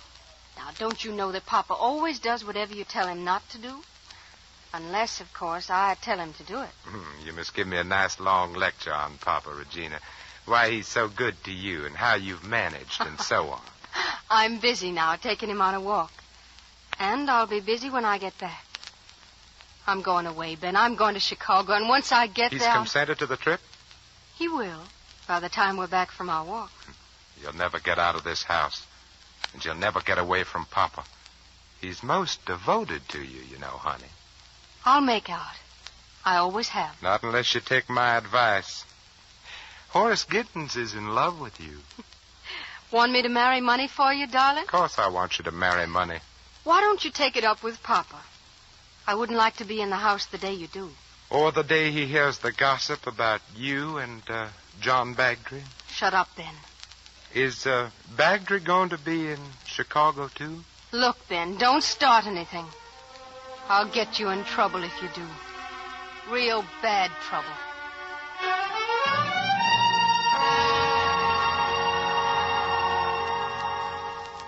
You know, I'm going for a walk, Oscar. Well, what do you want? Would you like to borrow a good book? A book? I didn't suppose so. You don't favor reading, do you, Oscar boy? Well, I would, Papa, only Ben keeps me so busy at the store. There's time outside the store if you weren't the laziest man in town. Well, Ben don't read neither. Should I be pleased to have 2 ignorant sons instead of 1? But what I mean, Papa, Ben keeps driving me all the time, never letting me do what I want.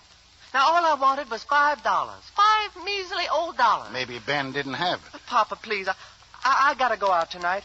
I gave my word of honor as a gentleman. Are you a gentleman, Oscar? Yes, sir. I mean... Oscar, this news about Sam Taylor, has he already given the money to the Bagtrys? I don't think so, Papa. I don't know. I kind of overheard them at the ceremonies this morning, but they wouldn't let me stay. They told me to get away. But they didn't object to Taylor's presence? Well, that's what I told them, Papa. I said it's... So you let yourself be disgraced in front of a Yankee? Oh, I'm not finished with Taylor. Not by a long shot. I got a good mind to pay him a visit, carrying a gun. Spoken like a true gentleman, Oscar. When I see an old carpetbagger coming down here, I mean to do something about it. Go on about your business. And here's $20. Whee, Papa, thank you. And should you see Mr. Taylor, try to remember that though ignorance becomes a Southern gentleman, cowardice does not. Yes, sir, Papa. I'll remember.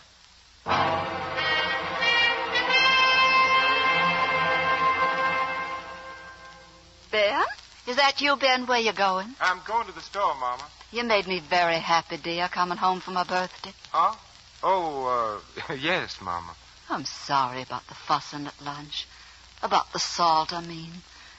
But there's got to be one little thing you want to do that nobody keeps you from. Why did you pick this day, Mama? Because it's your birthday or because it's Confederate Day? I don't like to talk about it, Ben. Why? Everybody knows Papa made all his money selling salt during the war. But they don't know it was my fault. Our people were dying for salt, Ben. I thought it'd be a kindness for him to run the blockade. Only I didn't think he'd be charging $8 a bag for it. A tiny little 1-pound bag. Making money out of other people's misery. When I found out, I wanted to leave him. I was so ashamed. Why didn't you, Mama? Marriage is a pledge, Ben. A Christian woman has a duty to that promise. Yeah, a woman has a duty to other things, too. That's right. To her conscience. That's why he's got to give me the money to build the hospital. He don't want any of us to have money, Mama. Least of all for a hospital. Oh, but he does. He knows I have to. Before this day's over, he'll come and give me the money. You'll see. Yes, Mama. He'll come. He'll come to tell you you're going to Chicago with Regina. Regina's going to Chicago? Not if you refuse to go with her. They have good doctors in Chicago, Mama. Ben, what are you talking about? Well, if somebody were to tell a doctor that a person was acting funny, was frightened all the time, had crying spells for no reason, strange quirks like not using salt on certain days. Ben, but I have reasons. Good reasons. And it's not just making money out of salt. I could tell the doctor how... What, Mama? Because there's plenty Regina can tell him. But if you say no, Mama, they can't make you go. What would you tell the doctor? Nothing, Ben. Nothing.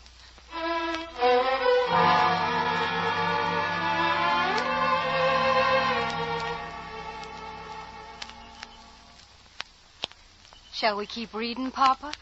In the next chapter, Aristotle outlines the nature of happiness and family. Happiness, family. I haven't been richly blessed with either. Ben's a penny-grubbing trickster. Oscar's a proud illiterate. Strange, Regina. You turned out to be my only son. Someday I'd like to take you to Greece. Greece, Papa? Yes, you might even settle down there. Think of it. To read Aristotle in the shadow of the Parthenon. Wouldn't you like to go? Well, I don't know, Papa. I'm afraid I might get homesick. Homesick? For a collection of yokels held together by a few strands of cotton and a common defeat? It's the only place I know. I've never been farther away than Mobile. You'd rather stay where you can be near Horace Giddens. That's what you mean, isn't it? You know better than that, Papa. Ben thinks up one of his schemes to annoy you, and Oscar chimes in like he always does. Oh, it was such a nice afternoon, and now you've spoiled it all. I'm sorry, darling. Of course, I could try if you want me to. Try what? Going on a trip. Maybe I might like it after all. And where would you like to go? I didn't say I would like to go. I said I could try. Mobile? Papa, you're awful. You started this conversation. Wasn't even thinking about going away. Where would you want to go? Answer me, Regina. I don't want to go. I told you I'd much rather stay here. I want you to go. All right, Papa.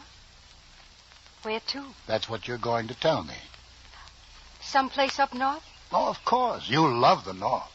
Philadelphia for music, New York for the theater, Boston for literature. What shall it be? Whatever you say, Papa.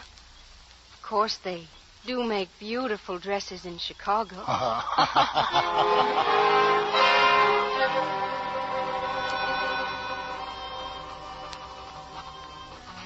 John, darling, I couldn't wait to see you to tell you the wonderful news, so I'm sending this note over with Jake. I've arranged everything. I talked Pop into letting me go to Chicago. You'll come with me and we'll be married there. When Papa finds out, he'll have a fit, of course, but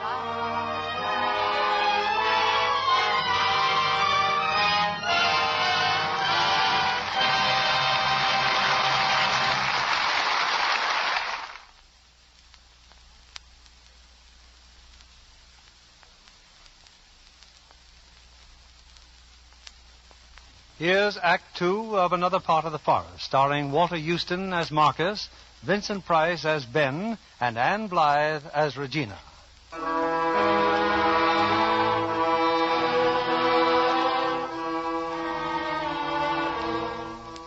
It's the following morning. Marcus Hubbard has just joined his two sons at breakfast when an unexpected visitor enters the dining room. Come in, Colonel Isham. You're up early just to talk about cotton. I'm here about your son, Oscar. Me, Colonel Isham? But what did I do? Coley, coffee for Colonel Isham. No, thank you. Oh? People like you don't drink coffee with people like me. I've had my coffee. Then you'll come again when you haven't had it. I'm here to talk to you for your own good. There's one thing I've never liked, Colonel. It's conversations for my own good. Last night, Sam Taylor was badly beaten up. Oh, what a pity. 8 people identified Oscar as one of the night riders. Me? There's not a man in these parts who wouldn't enjoy swinging up a Hubbard. Next to the traitor who murdered our boys in the war, you Hubbards are the best hated men in the county. Oscar, it seems that Colonel Isham wants to save you from a lynching party. Should I thank him? Yes, sir, Papa. Thank you very much, Colonel Isham. Lynching? This affair's a disgrace to the entire South. But, Papa, Your son also rode down Jed Phillips, who tried to help Mr. Taylor. Phillips won't be able to work for weeks. But, Papa, I wasn't riding with the Clan boys, honest. I was thinking about it, but... He couldn't have been with them, Colonel. Come here, Ben. What makes you so sure? Oscar was here with me all evening. He was reading a book. You'll go against 8 people who recognized him? Why, Oscar looks like anybody. Colonel, I'm giving you $500. Please use the money to help Jed Phillips. We can take care of Phillips ourselves. Can you? I doubt it. Learn to be poor, Colonel. It has more dignity. And when you see Taylor... Mr. Taylor left the county. He's not coming back. And when you write him, tell him that Marcus Hubbard warned you 15 years ago you were fools to let Klansmen ride around carrying whips. Were you frightened of their riding on you? Good day, Mr. Hubbard. It's too bad about Taylor, ain't it, Papa? Of course, now that he's gone, they'll all be coming to you to borrow money. $500, not a bad investment. I wasn't lying to Isham for Oscar's sake. This is a mighty big temptation to a man earning $20 a week. Is that all I pay you? No, well, you'll be better off when I... When you, what, Papa? When and if I die. But I may not die. Didn't you know?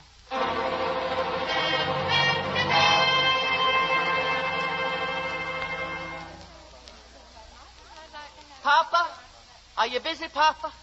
Wouldn't you like to talk to me or something? I never wanted to talk to you, Oscar boy. Now get out of my office and wait on the customers. Ben's waiting on customers, Papa. The $20 you gave me yesterday, I put it to good use, Papa. You mean the little salary advance? We sure ran Taylor out of town. That's what you wanted, wasn't it, Papa? Oscar, how much are you drawing here? $16 a week. Hereafter, $5 will go to repay me for the $500 I gave Isham, who so graciously saved you from a rope. You'll draw 11. Papa, you can't. 11 a week. Well, it could be worse, Oscar. It'll only take you 100 weeks to make it up. You shut up, Ben. Papa, you told me yourself that... 104, Oscar, including the 20. Good morning, gentlemen. Papa sure is hard on me. It's unnatural.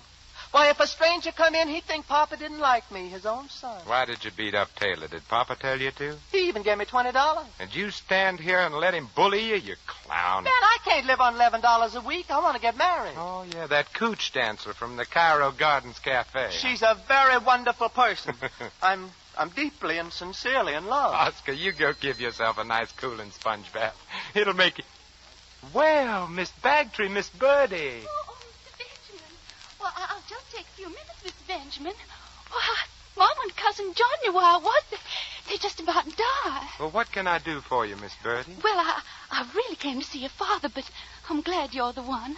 Well, we've tried very hard, and Mr. Taylor finally said he would do it, but, well, he's gone now, and, well, the truth is we can't support our people at Lionette. We just can't. Would you, I mean your father knew, would you lend us money on our land or cotton? Well, now, that's something to think about. I just haven't been able to tell Mom about Mr. Taylor. Well, she spent all day yesterday planning how she was going to pay off our people and give Cousin John the car fare. Car fare? John wants to go away. Oh, to Chicago, perhaps? Oh, no, he wants to go back to war.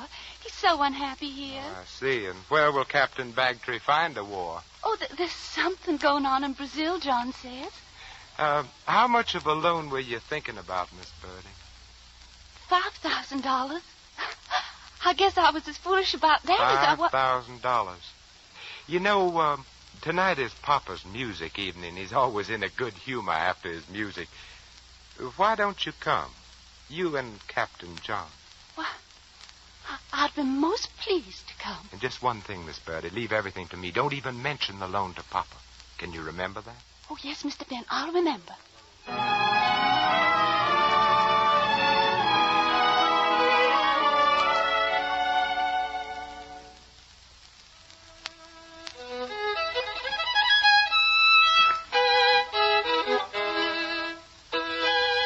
Well, Ben, what is it? You're practicing, Papa? Well, your musicians have arrived. What time are you planning to start your music? Well, if they're here, we'll start now. Papa, I just wanted to tell you I invited Miss Birdie and Captain Bagtree. The Bagtrees? I thought you'd enjoy having quality folks here. They've come to beg a favor of you. You teasing me? I saw Miss Birdie. Now that Taylor's been persuaded to leave town, she wants us to lend her money on the cotton. With Lionette as collateral? Of course, but her mother don't know and she mustn't find out. Now, what kind of nonsense? The girl don't own the place? Maybe it's not nonsense. Take a note from her, Papa. When her mother dies, she'll be the one You're very concerned with people dying, aren't you? Oh, forgive me, Papa. I keep forgetting how that word disturbs you. It's the thing you've been waiting for, Papa. The Bagtree's coming for a loan. Oh, Regina, you been listening, honey? Of course, I don't know anything about business, Papa, but it would be nice to have a few people here to listen to your music. Bagtrees in this house, begging? How much does Miss Birdie want? $7,000. On Lionette, $7,000? The girl's a fool. Most girls are, Papa. Oh, no offense, Regina, honey. Come, Regina. You're not going to start the concert, Papa, not before they arrive. Why not? Well, now, we don't want them to think we're impolite. For $7,000, they'll think we're most polite. Well, I'd better see to the refreshments, Papa. Mama's ailing. Just like her to take sick when company's coming. What do you want, Oscar? I've got to talk to Papa. Please, Papa, I'm in trouble, Papa. Hi, Oscar. They still want to hang you? Papa, I'm in love. Deeply and sincerely in love. But then he keeps talking her down. Ben don't want me to be happy. Your own brother. Of course, she is of the lower classes. A ballet dancer at the Cairo Gardens. A what dancer?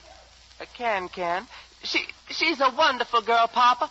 Could I go fetch her here? Could I, Papa, now? What is this, a night at the circus? Please, Papa, this ain't asking too much after what I done for you. What have you done? Well, nothing, Papa, nothing. But it might amuse you to have a member of the lower classes mixing with the gentry. And it'd make Ben awful mad. Go and get her. Oh, sweet Papa, thank you. You're what, Oscar? What did you say? I said I'm going to fetch Lorette. I'm bringing her here. You can't. You wouldn't dare. Wouldn't I? Will you just ask Papa? Stop him, Ben. Well, what do you want me to do, shoot him? The Bagtrees will think we meant to do it, planned to insult them. One of these days you're going to learn about Papa, Regina. Maybe tonight when he sees you with John. If you dare say anything to Papa about John, Don't threaten me, Regina. I'm sick of threats. You'll be much sick of them if I... Oh, Ben, don't. I'm in love with him. But he's not in love with you. Horace Giddens is. Why don't you marry money yourself? Nobody ever asked me. Oh, why, Ben. Any rich girl would be only too happy to have a bookkeeper as good as you. Why, thank you, honey. You're welcome, honey.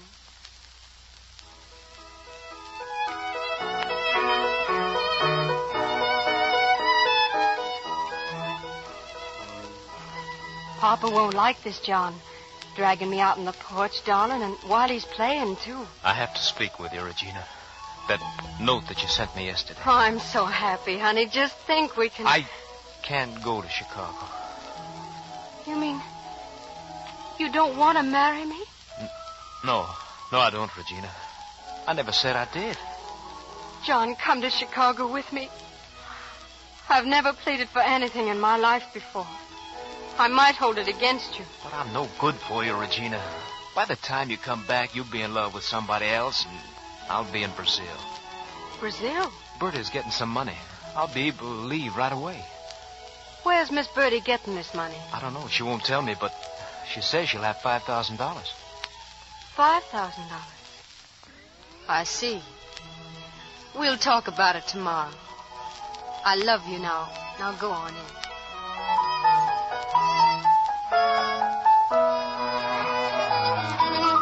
I don't like this punch, Oscar. It don't mean anything. Oh, rat, Papa. Here, let me add some brandy, Miss Cincy. That might make it mean a little more. Thank you.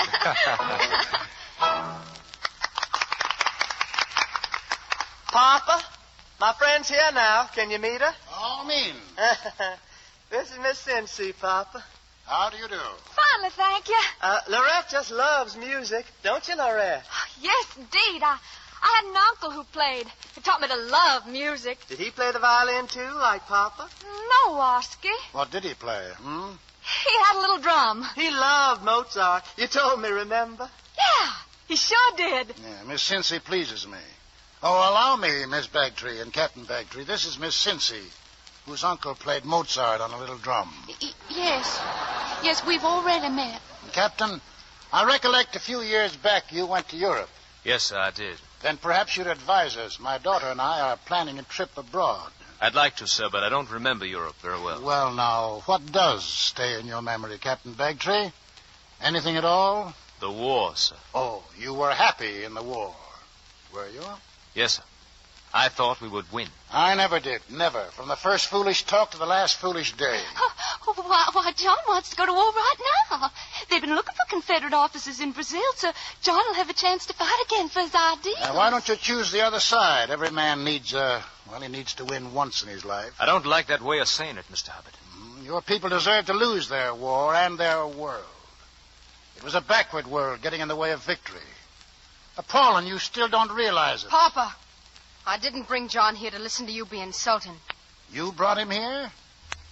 Show your guest to the dining room, Regina. Maybe he's hungry.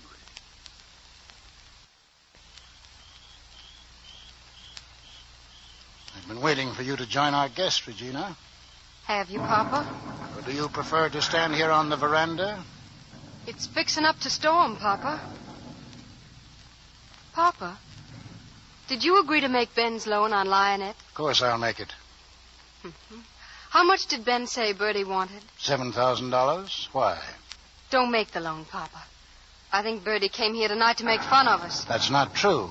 You're lying to me about something, Regina. It hurts me. Tell me. What does Bagtree mean to you? John doesn't know where the money's coming from, but Bertie told him she was getting $5,000. 5,000, Papa, not 7. You're getting older, Papa. Maybe you're getting careless. About Ben, I mean.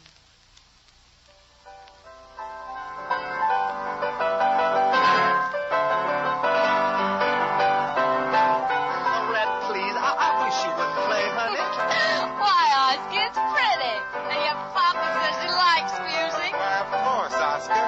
And here, Miss Cincy, another glass of punch. Any effective way of stopping? Oh, look who's here. Tell you a secret, Mr. Hubbard. Oski says he wants to marry little old Lorette. Indeed, I'm told you work for a living, Miss Cincy. That's fortunate. Oscar is not a rich man. Rich, how could he be on that slave salary you pay him? But that's how come you're sure to repent and help us, Oscar says. After all, when you die, you're going to leave it to him anyway. So why not now, Oski says. She's just talking. Oski has a tendency to lie. He steals a little, too. But if you want him, Miss Cincy, do have him. Come on, Lorette. I'll settle this later. Oh, Papa talking about his own son. Well, no animal would talk about the son that Honey, way. please. I've been hearing tales about you since the day I was born, Mr. Hubbard. Lorette, How you got rich, bigger than salt, making poor dying people give up everything for you. Honey. And right in the middle of the war, men dying for you. And you making their kinfolk give you all their goods and money. Oscar, take this girl out of here and come back quickly. Yes, Papa. You're a crook, Mr. Hubbard. Just an old crook. More punch, anyone? A sandwich, Captain Bagtree? I think we'll be leaving now. Good night. Good night, Regina. John, I Good night, Mr. Hubbard. Good night, Captain Bagtree. You came to beg a favor, and you stayed to be amused. Came to beg a favor? From you? John, stop it. Wait for me in the carriage. Yes, Bertie.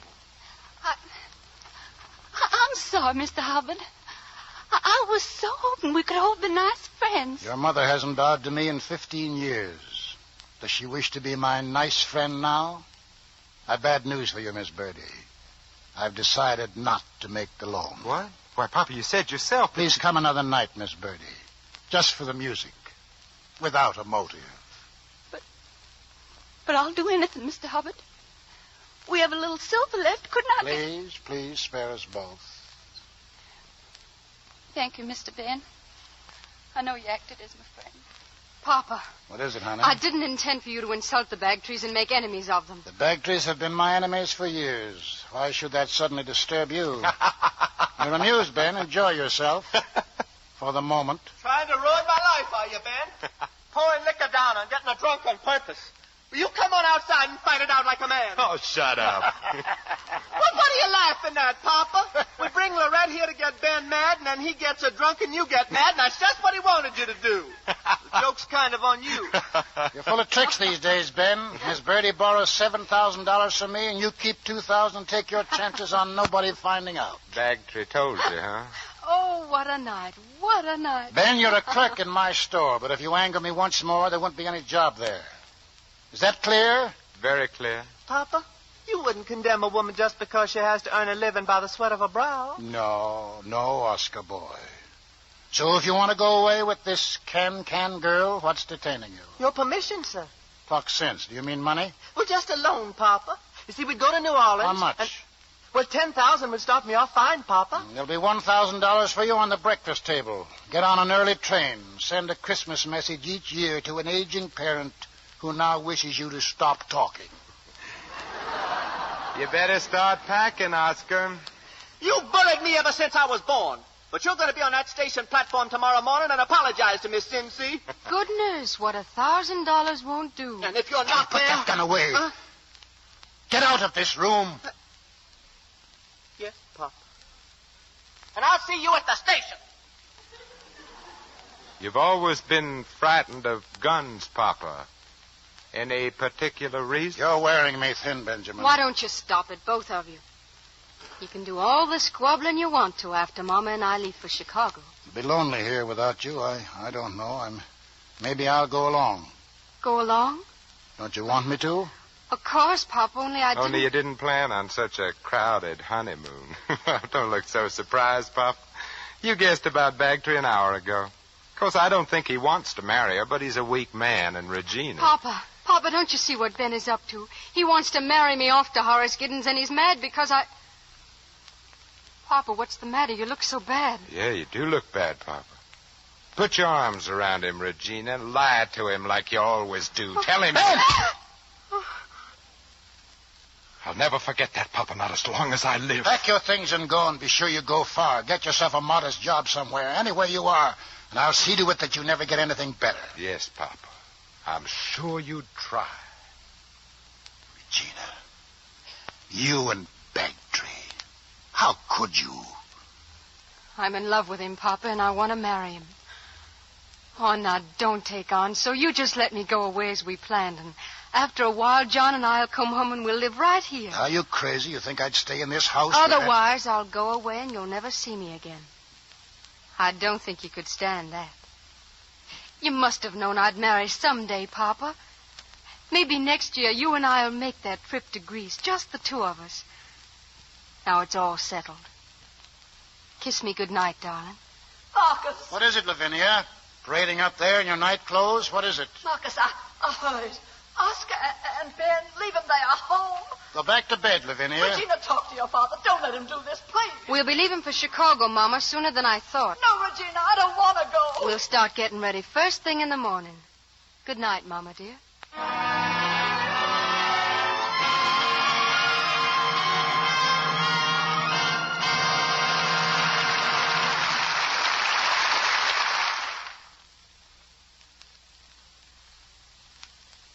The curtain rises on the third act of Another Part of the Forest, starring Walter Houston as Marcus, Anne Blythe as Regina, and Vincent Price as Ben.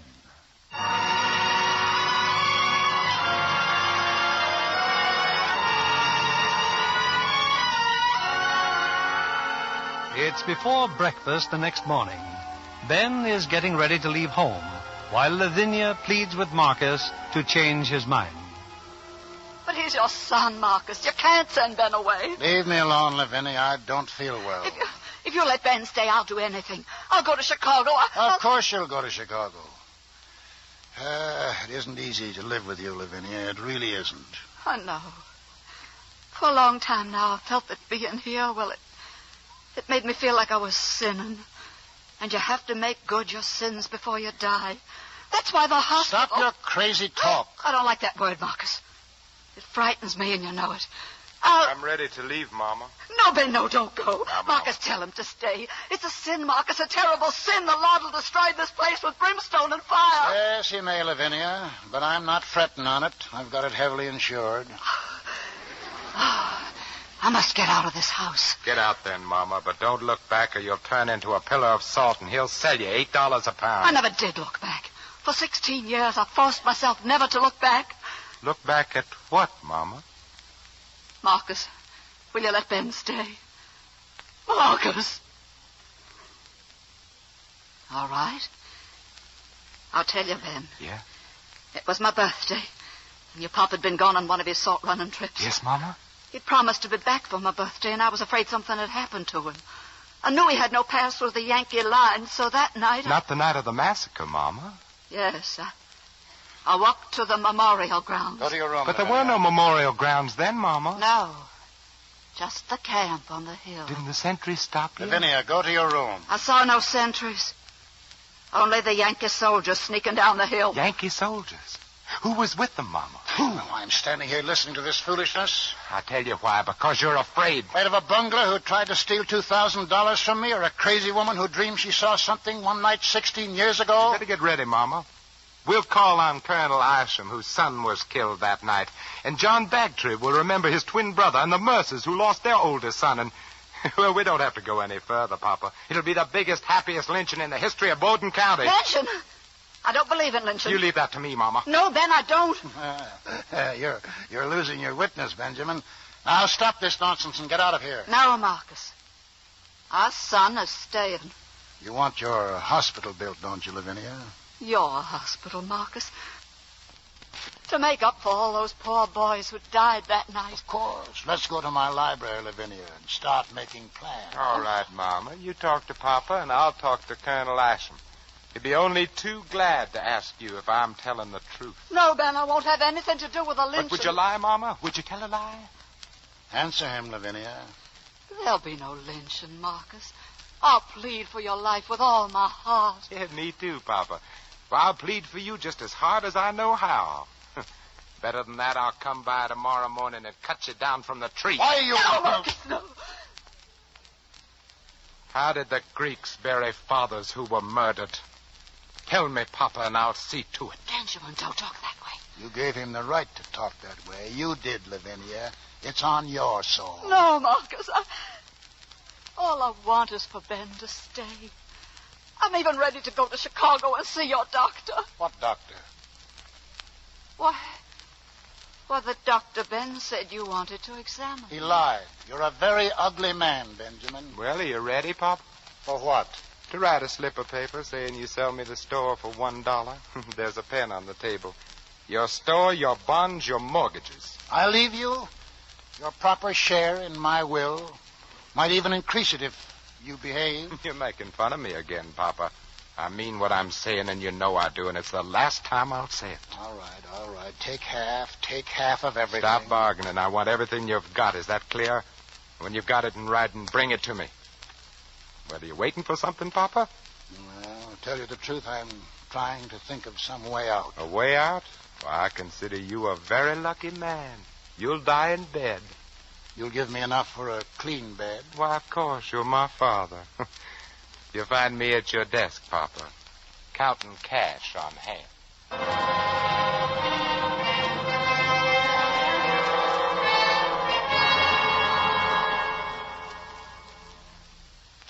Jake, come here. Yes, Mr. Benson. Take this envelope over to Lionette.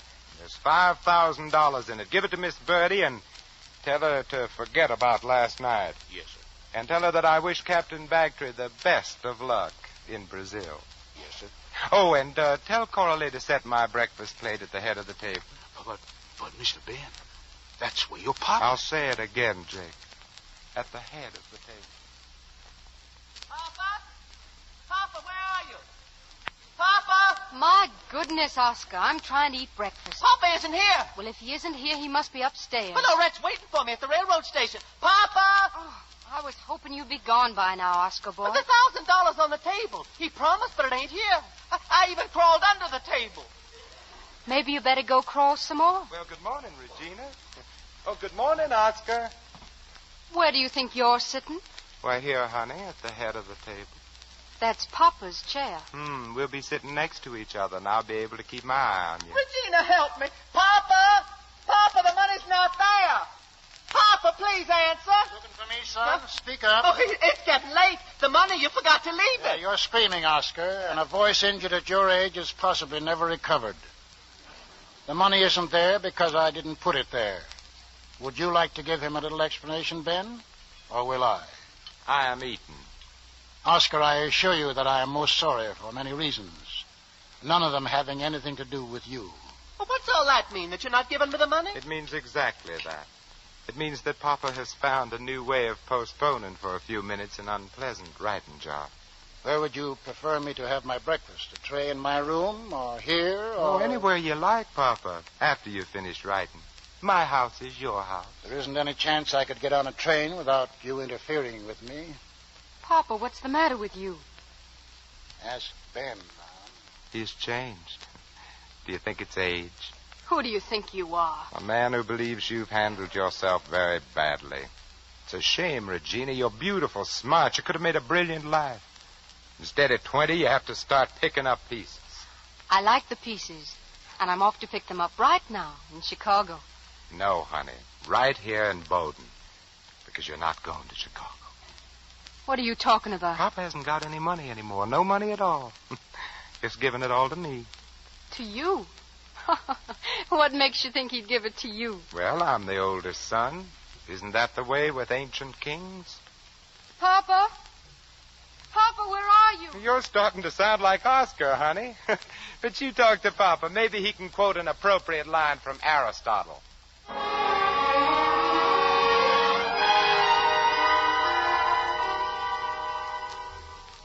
Oh, come on in, Mama. Sit down. Coralie just brought in some fresh coffee. I just come to say goodbye, Ben. I have to go away. What for? I can't lie about your father, but I want no part of a lynching. Oh, that party's been canceled, Mama. Papa's examined his conscience and repented. Then you can stay? Mm-hmm. Papa's decided to retire. He's transferring the business to me. Oh, it's a great trust, Ben. It's sinful money, but if you put it to good use. Oh, I will, Mama. Don't you worry about that. Ben, what have you been doing to Papa? A great deal. Do you believe me now, honey? You can't stop John and me. Certainly not. Marry him. People in love should be poor. Ben, what happened? Papa didn't tell you? I'll find out. And the day I do, I'll pay you back so you'll never forget it. Why, Oscar, what's the matter with you? She didn't wait. Lorette's gone to New Orleans without me. I begged and I pleaded. Deeply and sincerely. Oh, you go ahead and laugh. I laughed too, Regina, when I saw your true love looking like a statue of Napoleon off to the wars on the same train. So you arranged that, too? That's enough. I'm sick of love. I don't want to hear any more about it. You don't want. Oscar, you go follow your can-can sweetheart and get yourself a wharf job loading bananas. And you, early maturing flower, you can go any place you want. See what it's like to be without Papa's money. Oh, of course, you both can stay. You and your great plan, Regina. Why, Papa was the only person didn't know about you and John Bagtree. Papa and Horace Giddens. Oh, Oscar, get me a pen and paper. I have an errand for you. You don't have to get married, Regina. Just because he tells you to. We can go away and I can start again, just as I started once before. When you did whatever Ben made you do, did you realize what you were doing to me? Did you care, Papa? I cared very much. And what good did that do?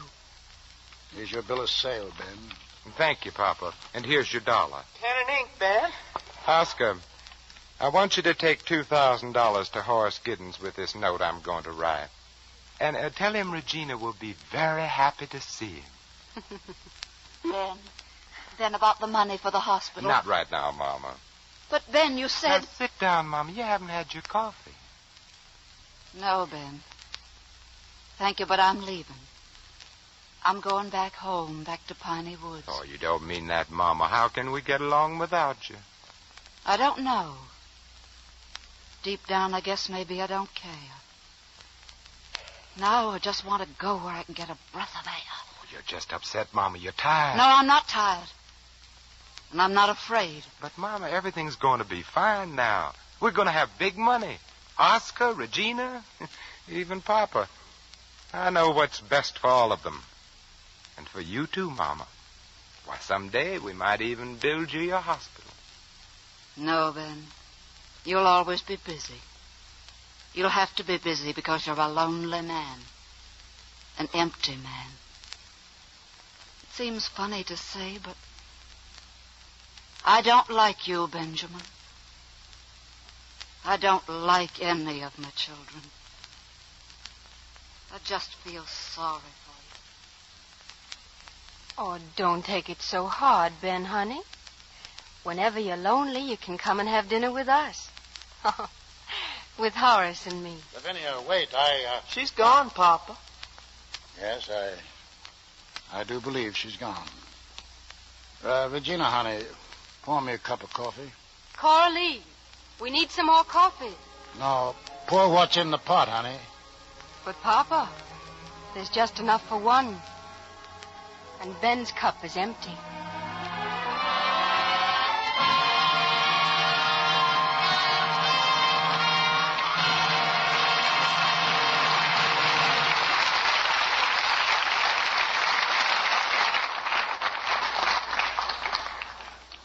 Before our stars return for their curtain calls, here's Libby Collins with some important shopping news for the ladies.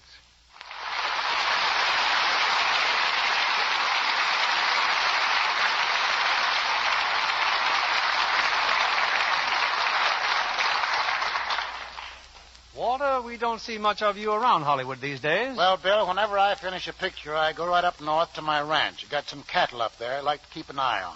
With the price of meat what it is, you should sit up nights with them. I imagine raising cattle must be lots of fun, Mr. Houston. Oh, I don't know, Ann. It's just one big beef after another. Oh, now, Walter. And what have you been doing to keep busy this summer?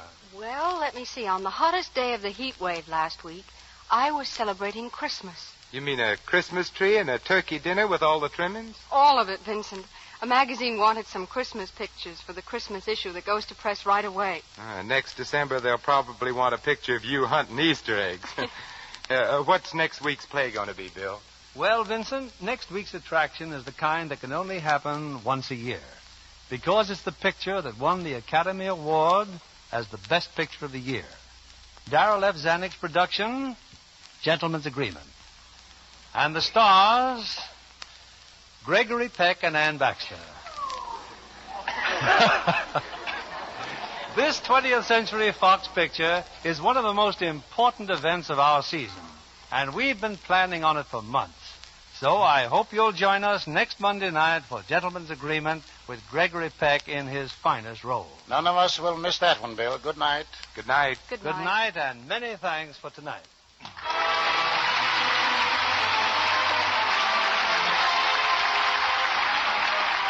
Leave our brothers company, the makers of Lux Flakes, join me in inviting you to be with us again next Monday evening when the Lux Radio Theater presents Gregory Peck and Ann Baxter in Gentleman's Agreement. This is William Keeley saying good night to you from Hollywood.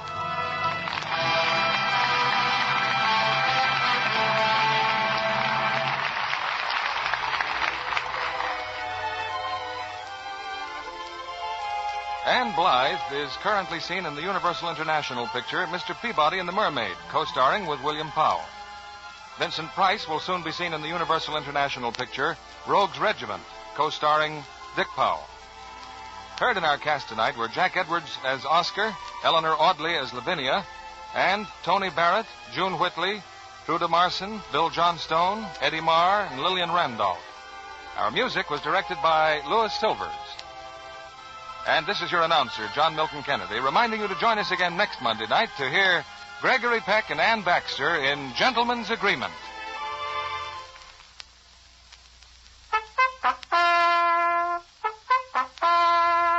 Rely on Spry, S-P-R-Y. For lighter, finer, richer tasting cakes, Spry tops any other type shortening. Spry's amazing cake improver takes guesswork and hard work out of cake making. Try Spry's one bowl method for glorious cakes. For all you bake and fry, rely on Spry.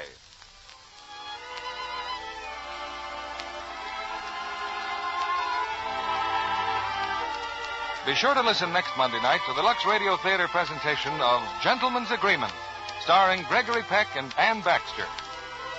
Stay tuned for My Friend Irma, which follows over these same stations.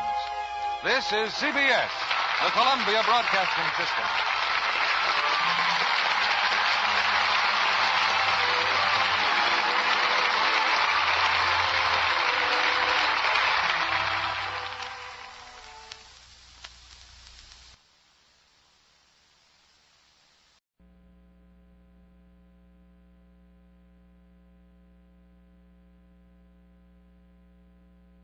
Lux presents Hollywood.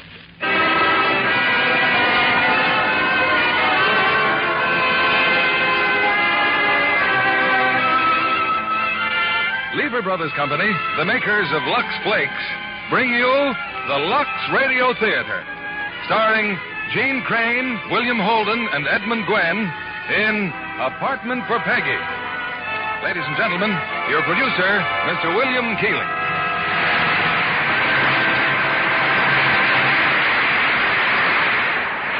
Greetings from Hollywood, ladies and gentlemen. I hope you will stay tuned to this station after the Lux Radio Theater to hear President Truman open the Red Cross campaign. But before that, we have a drama right off the front page. It's Apartment for Peggy, a delightful romantic comedy of the war veterans who've gone back to school and of their wives blithely rearing babies in trailers with complete confidence in tomorrow's America. Faith Baldwin wrote the story. 20th Century Fox produced the picture. And our stars are the same trio who made the film one of the best-liked comedies of recent months. Gene Crane, William Holden, and Edmund Gwenn. There are thousands of modern pioneers like the one Gene Crane plays tonight, and they're scattered on campuses from Maine to California. Like other homemakers, they've discovered Lux Flakes. And when they choose Lux Flakes for their households, they're making the right start. Now, Apartment for Peggy and Act One, starring Gene Crane as Peggy, William Holden as Jason, and Edmund Gwenn as Professor Barnes.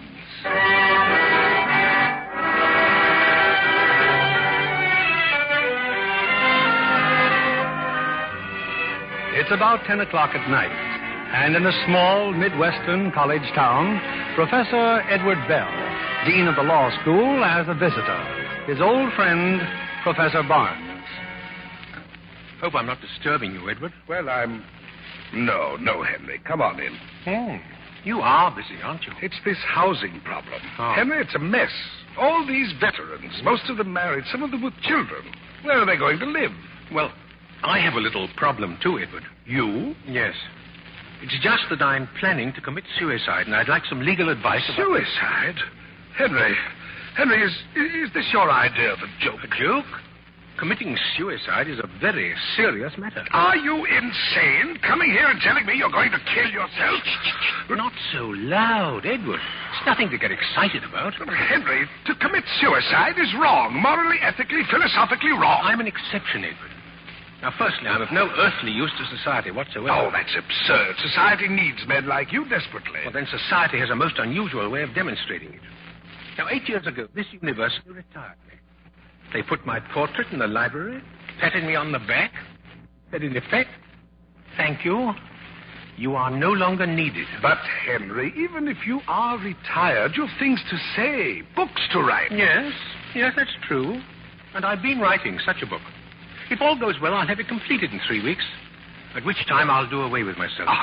You might call it a sort of deadline. Honestly, Henry, I'm so choked. No, Edward, be sensible. Why should I continue to consume good food and occupy precious space which would feed a house somebody still capable of contributing to this dubious thing we call civilization? But you just can't. Edward, you're shouting again. Now, you simply must calm down. One of my dearest friends says he's going to kill himself, and you ask me to be calm. Oh, you're too upset to discuss it. I'll just run along. No. Not until you've promised me you'll do nothing about this horrible idea until I've spoken with you again. But I just told you, Edward, the date is at least 3 weeks off. You wouldn't deceive me, Henry. No, of course not. Now, you try and get a good night's rest now. No, that's right. There, go on. Oh, dear, I never dreamed he'd take it this way.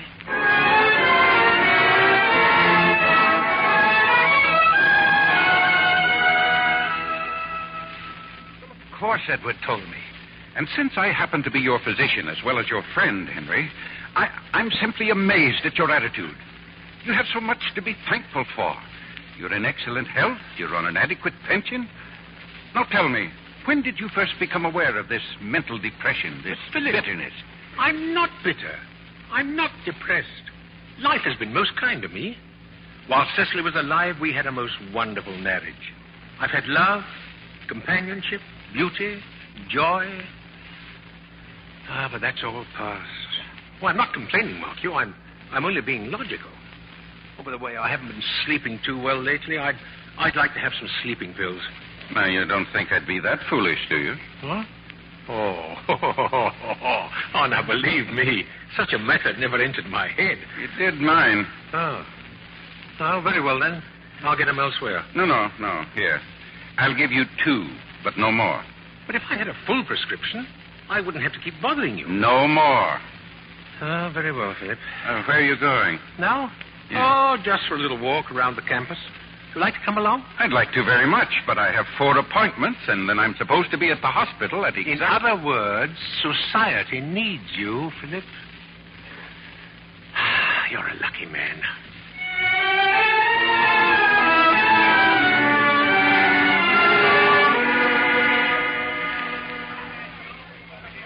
Mind if I share the bench, Pop? What? Oh, no.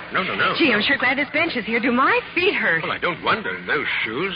Oh, it's not the shoes. I've been looking for an apartment. Jason and I are simply going nuts. Apartment? Jason? Jason's my husband. We're going to have a baby, too. Baby? How old are you? 19. You know, you sure remind me of Pop. My dear young lady, I find great difficulty in following your conversation. Oh, everybody does. Jason says I play mental leapfrog. Who is Pop? Your father? Grandfather. Oh, that's always the case. I either look like somebody's baby or somebody's grandfather. Oh, but that's the nicest thing I could say about anybody. Pop was a wonderful guy. He died just before Jason and I got married. Oh. Well, your husband, is he a student here? You can say that again. Gee, he's a wonderful guy. Oh, I bet you think I'm wacky raving on about my husband. Oh, much more laudable than raving about someone else's husband. You are like Pop. You know, I like you. Oh, thank you. I'm afraid I'll have to be... You know, of an apartment or a basement or a kennel. Oh, honest, I'd love you till my dying day. Of course, it can't cost too much because I'm not working anymore. All we've got's Jason's GI allotment, and, you know, that isn't an awful lot. No, where are you living now? In one of the trailers. But we've got to get out because Virginia's had her baby. With a boy and weighed 8 pounds and 2 ounces. Forgive me, but I just don't understand why you should be homeless because some infant weighs over 8 pounds. Well, you see, when Virginia went home to have her baby, Clyde moved in with Jack Hoyt and let us have their trailer. But now Virginia's coming back, so we've got to get out by Saturday. Oh. For a moment, it sounded as if you could have remained if the baby had weighed only 7 pounds. Well, I can only suggest you consult the housing administrator. Him? Oh, I don't think the old creep even looks at the application. Young lady, I am not familiar with your usage of the word creep. Professor Bell is a most conscientious man and a friend of mine. A friend of yours? Yes. You mean you've got suction over there? Suction? Pull, drag, you know. If you're suggesting that I use my influence, the answer is no. Oh. However, I'll call Professor Bell and acquaint him with your predicament. Oh, thanks. Gee, I haven't even introduced myself. I'm Peggy Taylor. How do you do? I'm Dr. Barnes. A doctor? Oh, well, then you can tell me. Some mornings I wake up and I feel like I swallowed a bucket of worms, and yet other times... No.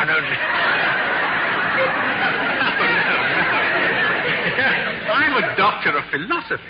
I once taught here. You know, you smile just like Pop, too. You should smile more often. Oh, I wish there were more to smile about. Oh, no, not you, too. That's what half the people around here are saying. Whole world's going to the dogs. Nobody's got a chance. Might as well commit suicide. Well, in many instances, I consider suicide completely justifiable. Oh, now, wait a minute. How can suicide be a solution of anything? Well, I'll give you an example.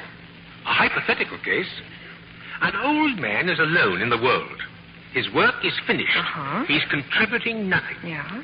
His only future is a daily repetition of the useless present. Why not suicide? Well, that's easy, because it wouldn't change anything. The gentleman would be dead. Most people consider that quite a drastic change. Well, what makes Mr. Hypothetical think he's living now? I just said he is living. I mean really living. Well, if he's just sitting around moping, thinking of reasons why he should knock himself off, well, he's dead as a dodo already. Yep.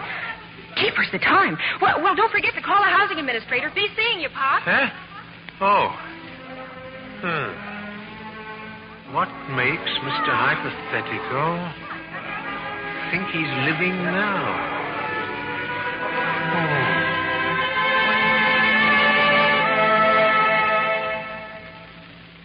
And I wouldn't be seeing you now, Mrs. Taylor, if Professor Barnes hadn't asked me to. He recommended me, huh? See, I told you he was a friend of mine. Even if he were your own father, I'd be just as helpless. There simply are not enough rooms to go around. Maybe you're not aware of this, Professor Bell, but a recent survey among the students showed that 27% of us expectant mothers on this campus have no real place to live. 27%? Good heavens. I don't want anything elegant, just a roof and 4 walls. Well, Grace Lovett told me that during the war you had 680 men here. Where did you put them? In garages, backs of stores, basements. But where they stayed could hardly be called living quarters. As a matter of fact, a couple of Navy boys lived for a while with your friend Dr. Barnes. What? They stayed in his attic. Wasn't livable. Why, the old fraud. What do you mean to tell me he's got an empty attic and he didn't even tell me about it? What's his address? Now, not so fast. Dr. Barnes wants to be alone. Oh, my grandfather used to get like that once in a while, too. Why, sometimes I'd cheer him up half a dozen times a day. Oh, you're an angel, Professor. Thanks, Lois.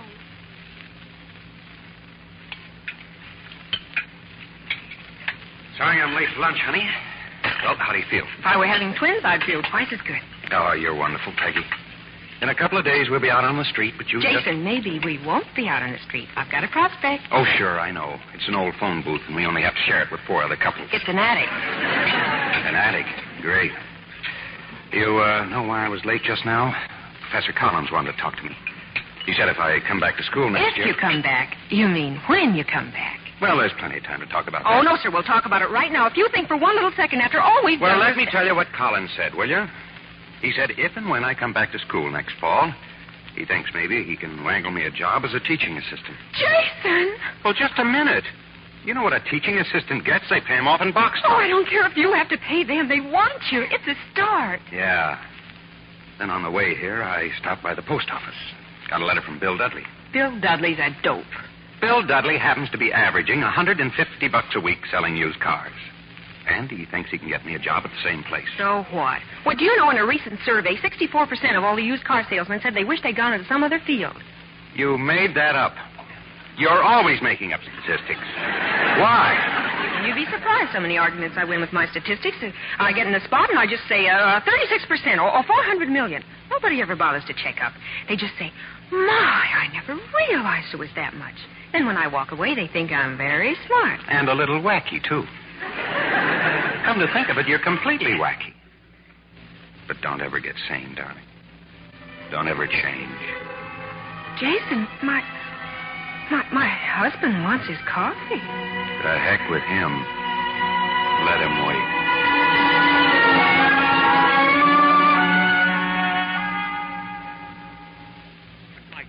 Young lady, I don't know what you're talking about. Well, imagine you all alone in this great big house. It happens to be a rather small house. Professor Barnes, why didn't you tell me you had room for Jason and me? But I haven't.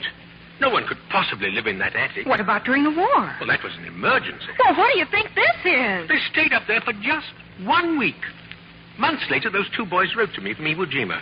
They said life there was terrible, but not nearly as bad as my attic. I'll bet they never lived in a trailer. All right. Now, come on upstairs. I'll show you the attic.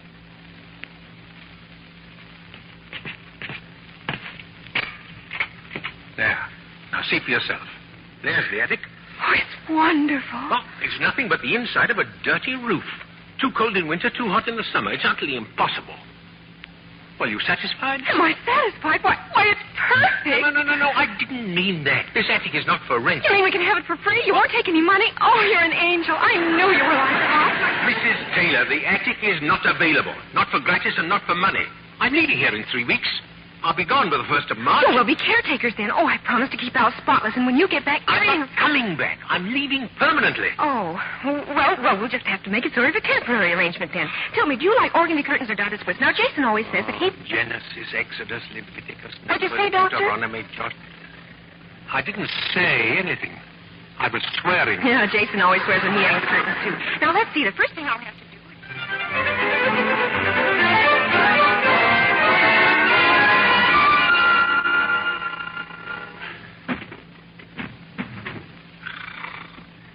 Fine thing when a man can't write in his own house. Oh, this is ridiculous. It's... Mr. and Mrs. Taylor! Can't you please be a little quiet? I'm trying to... Oh, no, the lights have gone out. Oh. Who turned the lights up?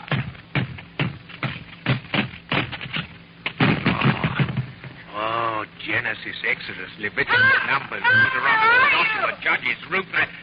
I'm down here. On the first floor? That's exactly where I am, on the floor. Gee, I'm awful sorry, Pop. I think we blew the lights out. We blew the lights out. I told you it wouldn't work. No, I asked you. I had one of those three-way plugs. It took 2 extension cords, all right? But when I tried to put in the third one, something went... Now, wait a minute. What did you have on the other ends of those 3 cords? You had 3 more three-way plugs. You had a 9-way plug, that's what you had. Well, there are some candles on the mantel, if you don't mind striking a match. Oh, sure, Professor. There we are. I guess your lights blow out all the time, huh? The lights never blow out. So why do they call it a three-way plug if it won't take 3? Why don't they just put a sign on it and say, you can use these 2, but this one is for decoration or something? Look, it will take 3, but you had 9. Oh. Yeah, oh. Well, it's easily fixed. Where's the fuse box? Fuse box? Oh, well, I guess it's one of those thingamajigs on the kitchen porch. Oh, let me borrow one of these candles. Yeah. You know, it's really a good thing this happened. You should always know where the fuse box is and inspect it regularly. Oh. Why, do you know that 22% of all fires in homes are caused by worn-out fuses? You don't say. My, I guess it was a blessing in disguise then, eh? The basement lights are still working, but I can't find a fuse. Oh, he can't find a fuse. Well, I'll go down to the drugstore and get one. Drugstore? Young man, you don't buy aspirin from an electrician, do you? Well, any place that sells tires on credit is bound to carry a fuse or 2. I'll be right back, honey. Gee, Pop, this is a pretty room. Yes, it was our living room. But I do think the sofa would look much better closer to the window. Look, I'll show you. My dear young lady, this room was decorated and arranged by my wife. She was a woman of great taste and culture, and to me this room reflects her character. Also, it represents a portion of my life during which I was most happy. It will not be changed. Okay, Pop, okay. I'll move it back. Thank you. Shall I light the fire? It'll give us more light. Oh, well, it might be rather nice. I'll do it. Who's this, Pop? This photograph, I mean. Oh, it's my son. Where's he now? Dead. The war. Oh, this war? No, the other one. But aren't all wars the same? That's what Pop always said, and ain't it the truth? Do you mind if I play the piano? Oh, no. No, my dear, I'd rather enjoy it. Oh, I'm not very good, really. Huh?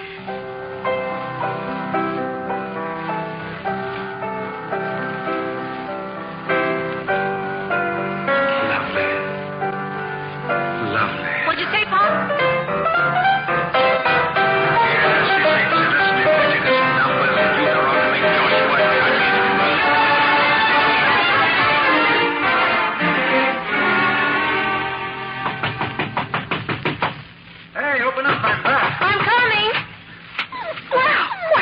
It's a dog. Come on in, boy. Come on.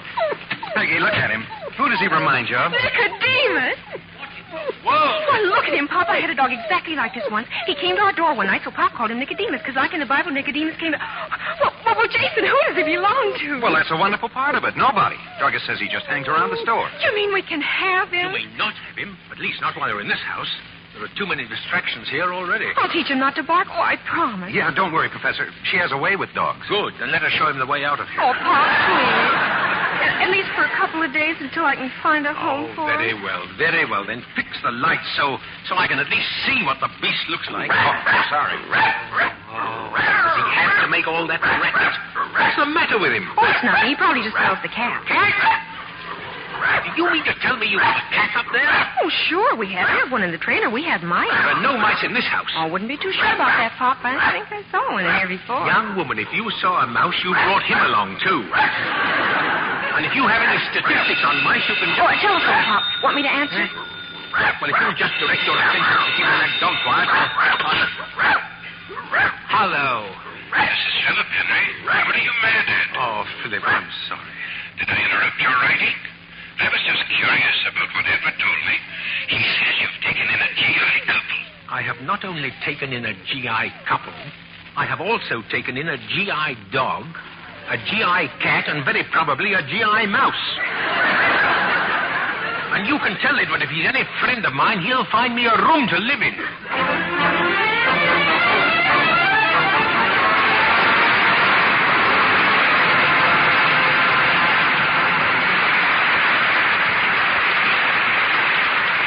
Our stars will return with Act Two of Apartment for Peggy in a moment.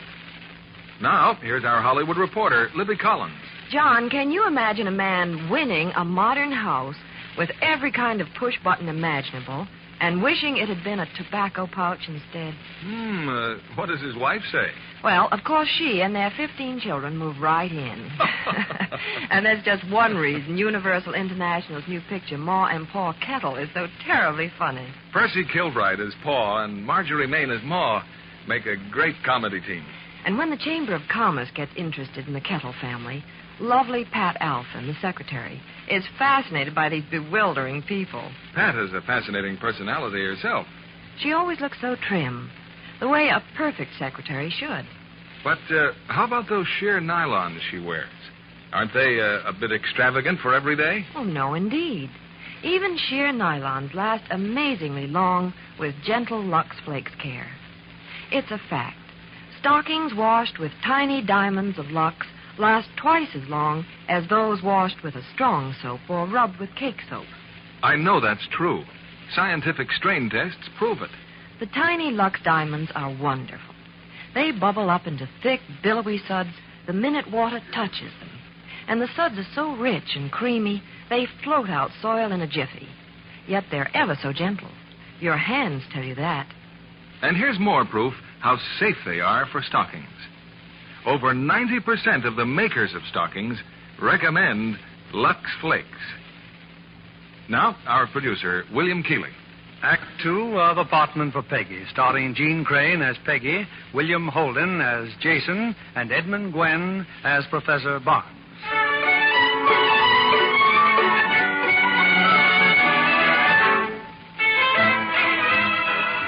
3 weeks from now, Professor Henry Barnes plans on being dead.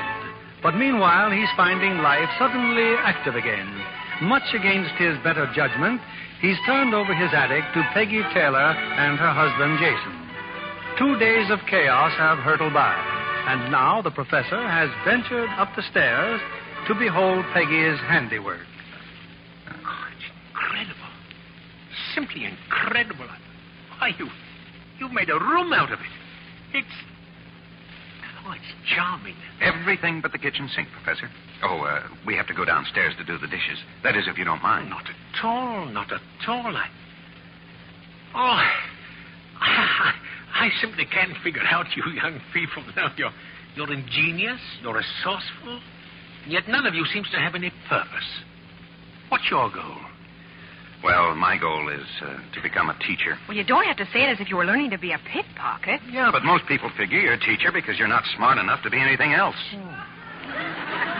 Well, when did you first decide to teach? Oh, it was during the war, right after my ship was sunk. I was floating around the Pacific one day, asking myself how I could wind up 6,000 miles away from home, hanging onto a hunk of life raft. Mm-hmm. And I sort of figured that it all began with ignorance. And then it went from ignorance to suspicion. And from suspicion to hate. and from hate to war. But it all starts with ignorance. Well, right then and there, I promised a flock of seagulls that if I ever got out of that spot, I was going to do what I could. Well, I think that's rather a lofty ambition. Yeah. But the other day, I was reading a magazine down the drugstore. You know what it said? No. We spend more than twice as much money on liquor than we do on education. Oh, statistics, huh? Yeah, but these are on the level. You know, Professor, when we don't consider our kids as important as liquor, well, I begin to wonder. Yeah, but wondering is very important. It sometimes leads to a few of the answers. Well, the only answer is to do what you think is best, and the best you can. That's why I want 9 kids. Now, just a minute. I want to teach them to be decent and honest and to understand the other fellows. Go on, Peggy. Well, I think too many of us just sit back and expect the kids to learn everything in school. But most of the time, that's too late. They're little heels already. Now, take those 9 kids I'm going to have. Maybe 7 of them will turn out to be horrible little beasts, but maybe 2 of them will be good. And like Pop used to say, maybe their kids and their kids will be even better. And my gosh, if it keeps snowballing like that, maybe someday it'll be just natural to be tolerant and kind and good. And how long do you think that'll take? And meantime, where's the money going to come from? You're looking for a fight. No, I'm looking for an answer. Okay, give me a $50 and I'll show you. What do you want with a $50? Just give it to me. Okay. Here. All right. Now, I'm holding it right in front of your eye. Now, what do you see? I see my $50. Okay. Now, I'll go back a few feet. All right. Now, what do you see? The same $50. But what else? Well, I see you and Professor Barnes and the chair over there. That's exactly what I mean. Never hold money so close that you can't see anything else. If you do, you're a cooked goose. Gee, Pop, honest, I just don't know how to start thanking you for everything. Oh, no. I want to thank you. I've learned quite a lot. Yeah, good night. Good night, Jason. Good night, Professor. Say, that $50 trick works all right. Oh, it's no trick. It's just common sense. Oh, no. It's a trick. Especially when you keep the $50. Come on now. That's half of my allowance. Oh, a girl can't make a nickel around here. Incidentally, what do you really think of your new home? What do I think? Well, it's swell. Only it's still just an attic. I want to give you so much more than this, Peggy. I've been thinking about Bill Dudley's letter and that job. I know you haven't, and I wish you'd stop. But, Peggy, it's going to be 2 more years before I get my master's degree. 2 more years of attics and trailers. And each other. Oh, you always say the right thing at the wrong time. Here I am, all set to convince you, and well, it's over before I know it. Give me a kiss. Hey, you know you could stand a haircut? Okay, give me 6 fits and a kiss. Come to think of it, your hair looks fine the way it is.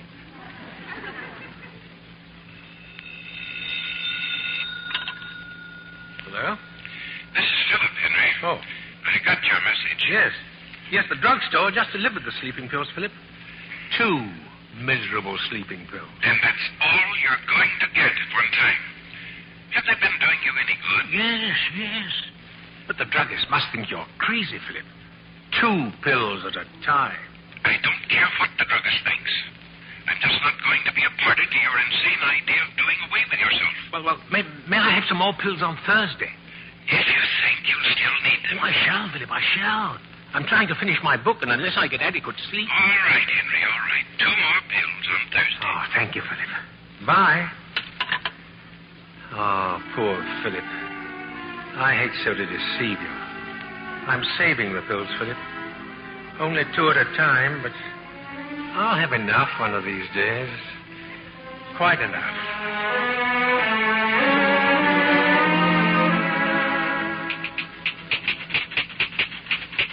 Jason, he kicked me. The baby just kicked me again. Well, why didn't you call me? I did. Oh, gee, he's stopped now. Oh, go to sleep, honey, please. Incidentally, you didn't take your pills, did you? Pills? Now, look, how much trouble is it just to take a simple little pill? I ran out of them yesterday, but don't worry, I'm not anemic. Well, the doctor said to get some more. Well, why didn't you? Well, I just forgot. How much they cost? Well, around $5, but the reason that I didn't... You didn't have the money, did you? Oh, stop looking so serious. Your allotment check will be here in a day or so, and then... Oh, it's no good, Peggy. It won't work. What are you talking about? It's time for me to stop this nonsense and get a job. But you've got a job, an important job. Wait, you're going to be a teacher. Yeah, and how am I doing it? By making you live in a place when guys on relief do better. Oh, darling, please. You're just tired. You bet I'm tired. Tired of feeling guilty. Tired of watching you make a dollar bill do the work of 10. It's not just the pills. Last month we had to wait for my check before we could get your teeth fixed. And the month before that we had to leave your shoes at the shoemaker's for a week because we didn't have the money to pay for them. I haven't complained, have I? Oh, no, you haven't. You're wonderful, darling, and you deserve so much better than this. And I want to give you everything But that... I've got everything.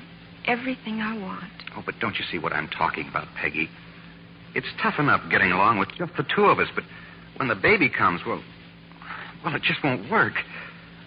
Look, when we came back here to school last fall, I wanted to talk things over with you, but you were so happy that I just... Well, why don't you say it, Jason? You don't want the baby, is that it? Oh, Peggy, I didn't say that I... You didn't have to say it. Oh, Peggy, darling, please. I didn't mean it that way. Honest, I didn't. Go away. Just let me alone. Let me alone.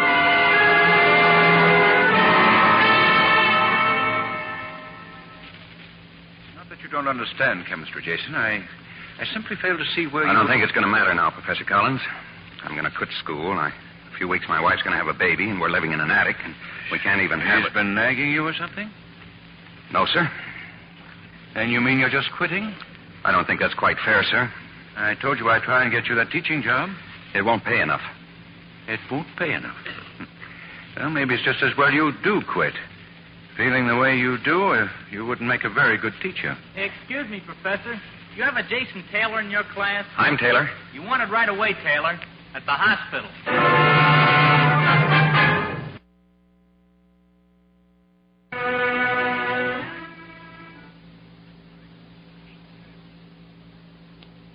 Well, that's all right, Jason. No need to worry about her.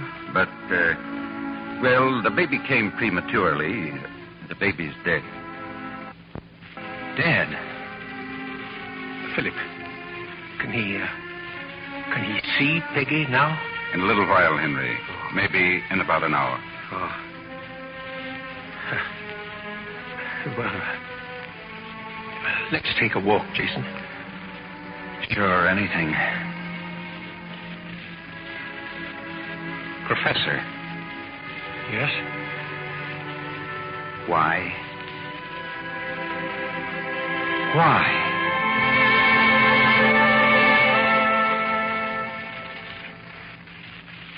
I've been here a week, Pop. What kind of hospital is this? I want to go home. Don't worry. They'll get rid of you just as soon as they can. That afternoon nurse. She's the worst of all. Oh? It's time for our pill. Have we had our lunch yet? Shall we brush our teeth now? They're my teeth, but the way she talks, you think half of them belong to her. Well, I think you are getting better. You know, you're an amazing girl, Peggy. I'm proud of you. Oh, no, Pop. I'm not really the courageous little woman you think I am. I tried that the first couple of days. It didn't work. Uh-huh. Locked everything up inside of me like a safety deposit box, and I felt awful. Then Dr. Conway came in, and we were talking about the baby, and he gave me a pinch, a real hard one, and made me cry. I bawled for 2 hours, almost floated out of here, but I felt good afterward. I can think and talk about it now without getting all rootsy inside. Peggy, I don't know if it'll be of any consolation or not, but I want you to know that although you've lost a child, a life wasn't lost. It was merely exchanged. Exchange? Yes. Yeah, that day we first met on that bench on the campus, remember? We were talking about a Mr. Hypothetical wanting to commit suicide. Uh-huh. Well, I want you to know, Peggy, that I was Mr. Hypothetical. Oh, Pop, no. No. Oh, no. Now, Peggy. Here, where's that box of tissues?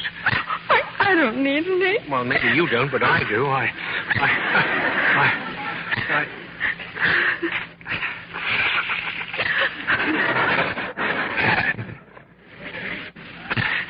You know, I feel like one of those twice-born people Henry James wrote about. Through you and Jason, well, I've learned that despite all of my fancy degrees, I was never an educator, only an instructor. Oh, now, wait a second. No, you wait a second. It's the same as that $50. I held up the book too closely. An educator isn't one who gives lectures and examinations, but someone who lights up dark places, and that can happen anywhere, and never too soon or too late. My hopes are your hopes now, Peggy.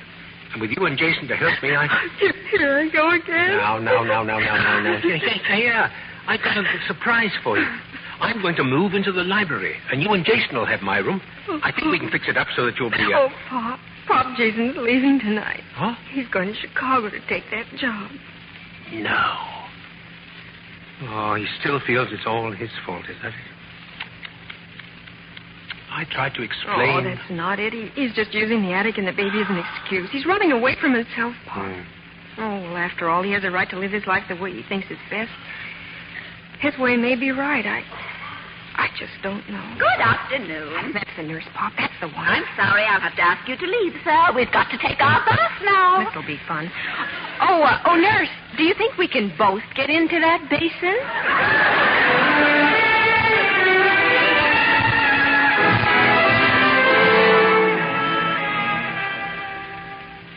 Now, look here, Philip. Peggy's been home from the hospital for over a week. What's wrong with her? Why doesn't she get better? But she is better. Physically, she's fine.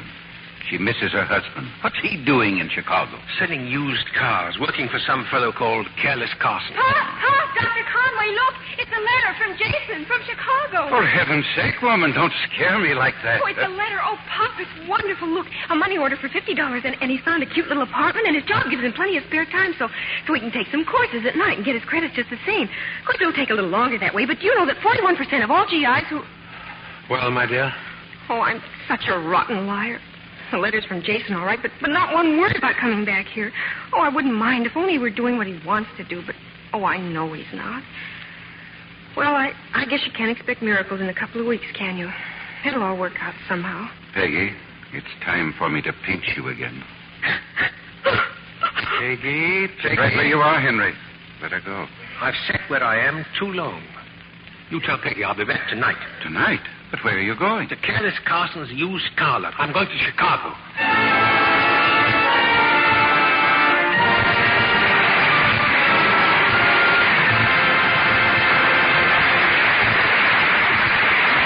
We pause now for station identification. This is CBS, the Columbia Broadcasting System.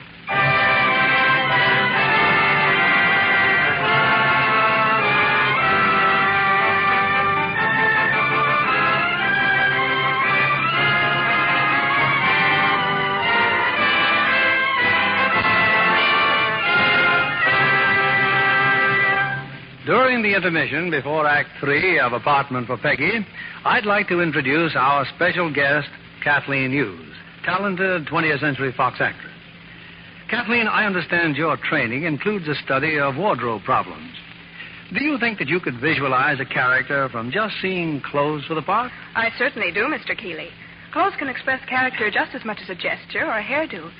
A perfect example is the difference in the negligees worn by the three girls in Letter to Three Wives. Let's see.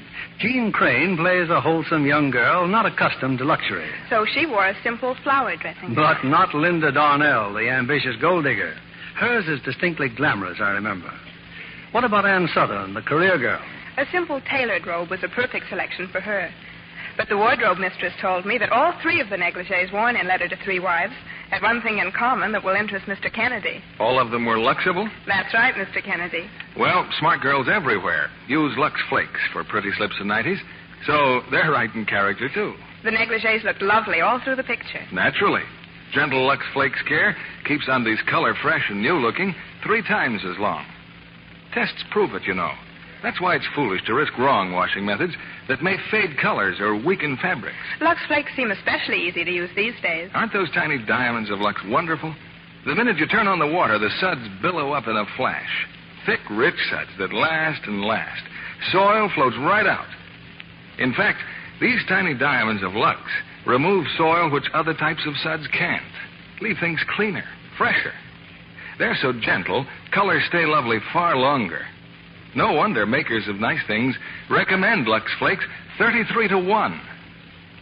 Thank you for coming tonight, Kathleen Hughes. It was nice being here. Here's our producer, William Keeley. The curtain rises on the third act of Apartment for Peggy, starring Jean Crane as Peggy, William Holden as Jason, and Edmund Gwen as Professor Barnes.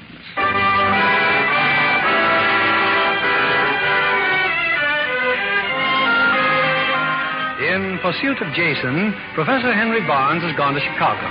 Specifically, to a large used car lot filled with shining automobiles and banners bearing the name of Careless Carson.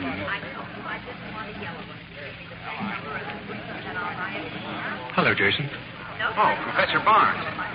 Oh, how's Peggy? She's worried, Jason.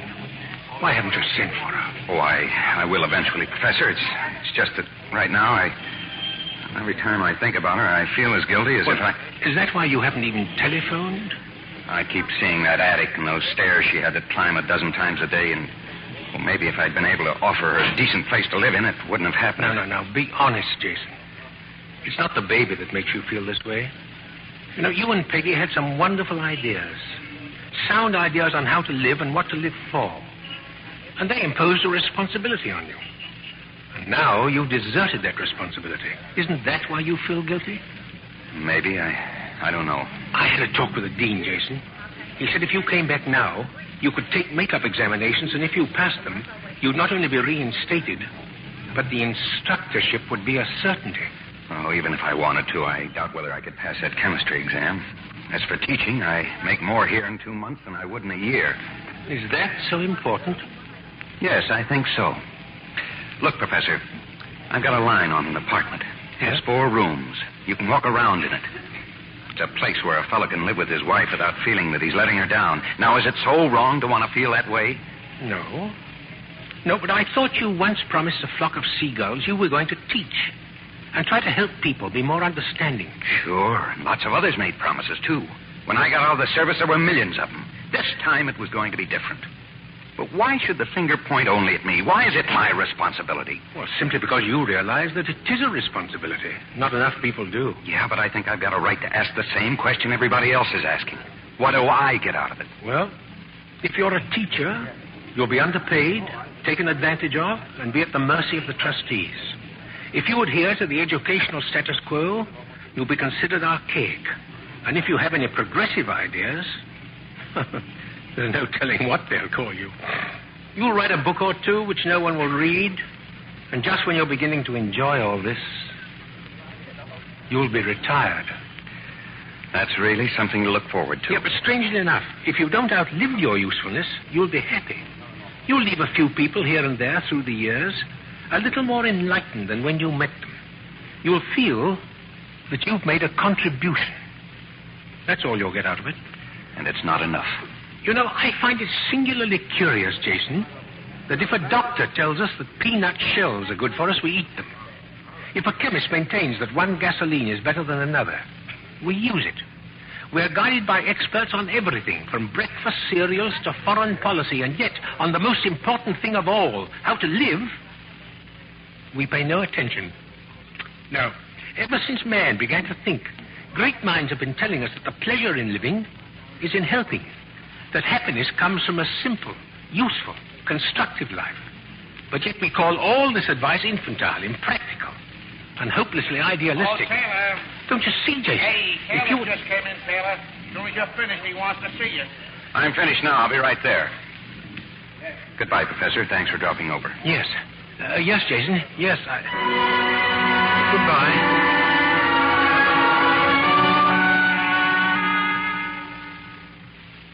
Then I remembered your mentioning the University of Chicago, Peggy. So I suggested it to Jason. He thought it was a wonderful idea. He went straight over there and... You're not a very good liar yourself, Pop. No. No. Guess I'm not. Oh, don't worry. It isn't as if I hadn't expected it. I wrote my sister, Pop. I'm going to go stay with her for a while. No, Peggy, you can't. You can't do that. This is your home now as well as mine. You must stay. I'm sorry, Pop, but there are just too many memories around here. Gee, the way I feel, I get on your nerves, something fierce. Nope, I better get quick or I'll go batty. I'm practically all packed. I thought I'd catch that 7 o'clock train in the morning. Oh, very well, dear. If you think that's best. Oh, I'm sorry, Pop. Well, there's just nothing else to do. I thought it over, Professor Paven, and, well, I quit my job and I'm here. Oh, I am so glad to see you, Jason. Oh, thank you. Anyway, Professor Barnes told me the dean said I could take some makeup exams. Of course. We have talked to all your professors, Jason. You came back with Henry? Oh, no. He doesn't know I'm here. Neither does my wife. Oh, well, then we must tell him right away. Oh, I'd rather you didn't, sir. I don't know whether I can pass the exams, and I'd rather not raise her hopes too Now, much. come along with me, Jason. I will call all the other professors and arrange for your examinations immediately. You'll give me the physics exam yourself, won't you? Of course. Come, Jason, come.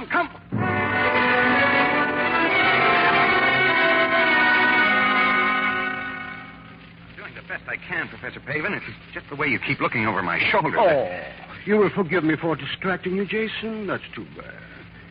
Now you will have to figure that last part all over again. But why? Oh, I see what you mean. Where's that eraser? Now, how could I have made a mistake like that? Yeah, that is better. You receive 86%. I have it all figured. That is all, Jason. Into Professor Jensen's office now. Mathematics, Jason. Mathematics.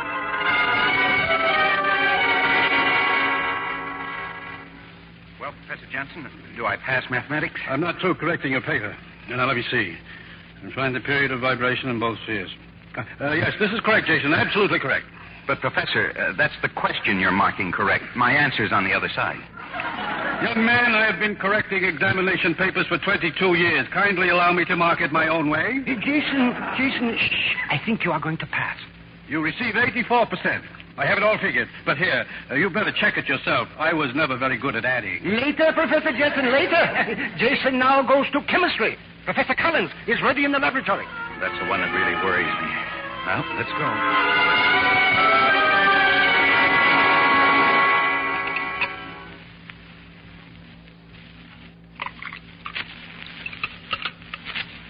Well, don't take all day with it, Taylor. Nervous, Taylor? Just leave it there. This new setup over here. Try it again. Yes, sir. You were in the Navy, weren't you, Taylor? Yes, sir. What sort of duty? I was on the Vincennes till she went down, and then later... That was a little tough. I was on the Wasp. Oh? I guess that wasn't exactly a picnic either. Nothing worthwhile ever is. Yes, sir. I'm just beginning to find that out. Don't worry, son. Now, finish that formula. You're doing fine. I am? I'll be in Professor Pavin's office. Just telephone when you're finished. Oh, incidentally, a couple of your friends are there, too. Dr. Conway and Professor Bell. Of course we're doing the right thing. Well, Jason has to pass. For his sake, for Peggy's sake, for Henry's sake. Besides, it isn't as if he didn't know his subjects. He does know them. Yeah. Under normal conditions, he would pass easily. So we just have to help him. That's probably Taylor now. Oh, yes. Hello? Professor Pavin, is Dr. Conway there? Dr. Conway? Yes, he's here. It's for you, Doctor. Hello? This is Peggy, Doctor. Peggy? Oh, something terrible has happened. It popped, Doctor. Professor Barnes. He swallowed a bottle of sleeping pills. Sleeping pills? Henry? I don't know how many there were, but I'll be right over, Peggy. How many did he take? Oh, this is awful. He took 16. Good heavens. How do you know? I gave them to him. You? But why, Philip? Why? If I hadn't, he would have gotten them someplace else. You gave him sleeping pills, knowing Henry's talked of suicide. But don't just stand there. He may be dead. No, Edward, I doubt it. I gave him those pills, yes, but only 2 at a time. Didn't it occur to you that he might save them up? Yes, I was positive he was doing just that. But you kept on prescribing them. Oh, you fool, you blithering fool. Edward, they were not sleeping pills. But, what kind of pills were they, then? Harmless, Edward. A little annoying, maybe, but harmless.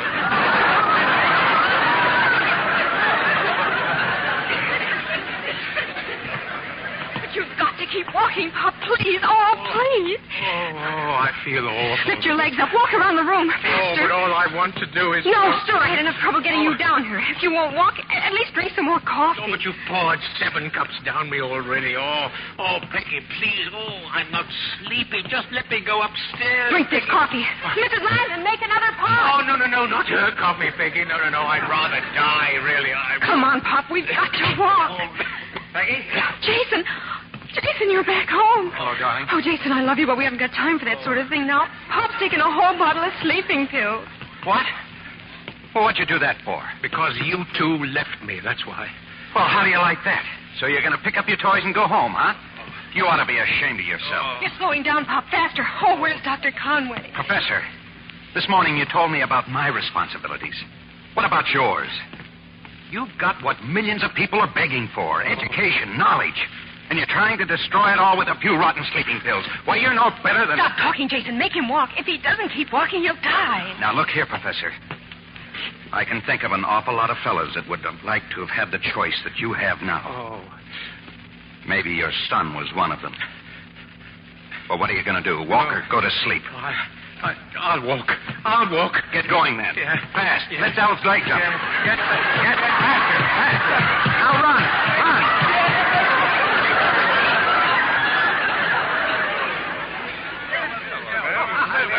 Well, Jason, where's the patient? He's better, thank goodness. Peggy took him upstairs. Hey, what is this? Well, we just brought our musical instruments along, Jason. You see, we have a string quartet, and Professor Barnes is our viola player. And we have not practiced for a long time. Well, let's get set up, gentlemen. Oh, wait a minute. I don't get it. Doesn't he have to go to the hospital? Oh, those sleeping pills were nothing more than... Well... Uh-oh. That's a fine trick to play on that nice old guy. Incidentally, Jason, you will start regular classes tomorrow morning. You have passed chemistry, too. I did. Oh, gosh, wait till I tell Peggy. Jason, do you know what? Oh, good evening. Hello, Jason, Peggy. I'm going to have a baby. You're what? I mean, I've been thinking it all over, and I think we should have one. And then 8 more, God willing. And do you know something? 27% of all women who... Yeah. We know all about it. What's the matter with everybody? Can't you wait for your viola player? Hello, Henry. Hello. Yes, that's for you, Dr. Philip Conway. I'm filing charges against you in the morning for malpractice of medicine. Better make it the next day, Henry. You'll be more comfortable by then. Oh, Genesis, Exodus, Leviticus, Numbers, Deuteronomy... Start again, gentlemen. From the beginning.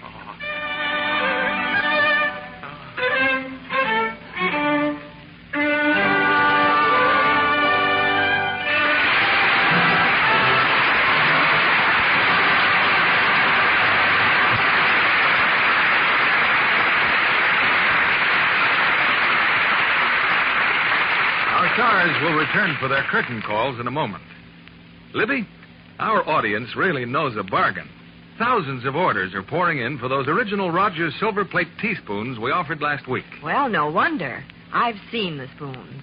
They have the beauty and feel of sterling. You can still get 3 original Rogers silver plate teaspoons for only 50 cents with the top from a box of Lux Flakes. But hurry. The spoons are silver plate and made by the world's largest silversmiths. The same extra heavy silver plate that Lux Flakes offered before the war. I love the design. The simple wheat motif goes beautifully with any other silver. Here's the address. For every set of 3 teaspoons, mail 50 cents and the top from a box of Lux Flakes to Lux, Box 31, Wallingford, Connecticut. With your spoons, you'll get an order blank so you can send for matching pieces. Imagine, you can build a service for 6, 39 pieces for only $10.25 with Lux Flakes box tops. I'll repeat that address. Send 50 cents with a Lux Flakes box top to Lux, Box 31, Wallingford, Connecticut. This offer is good only in the continental United States, including Alaska and Hawaii, and is subject to all local and state regulations prohibited by law in Montana. Back to our producer, Mr. William Keeley. And here, once again, are the stars of a charming play. 3 charming people: Jean Crane, William Holden, and Edmund Gwenn.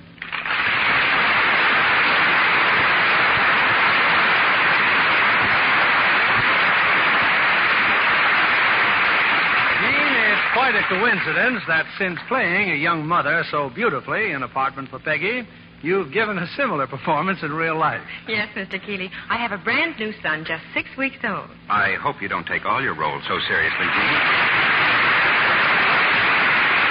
Well, not quite. Mr. Gwen, we're all very happy that you got out of the hospital in time to join us tonight. So am I. Even though I achieved no such interesting results as you did, my dear. Tell me, what did you name the young man?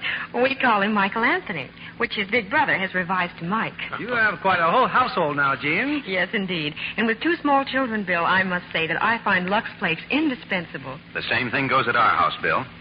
What's your play for next week? It's one of the big hits of the year on the screen. First, I'll tell you the star, because he'll be making his first appearance on this stage next Monday night. It's John Wayne. And with him we'll have Joanne Drew and Walter Brennan. The play is a roaring action drama of the Old West, the popular Red River. And it's great entertainment for everyone in the family. We'll all enjoy that, Bill. Night. Good night, and thank you all.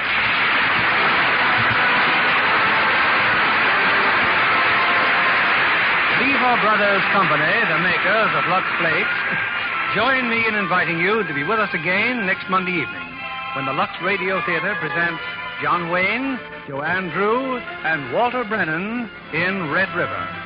This is William Keeley saying good night to you from Hollywood.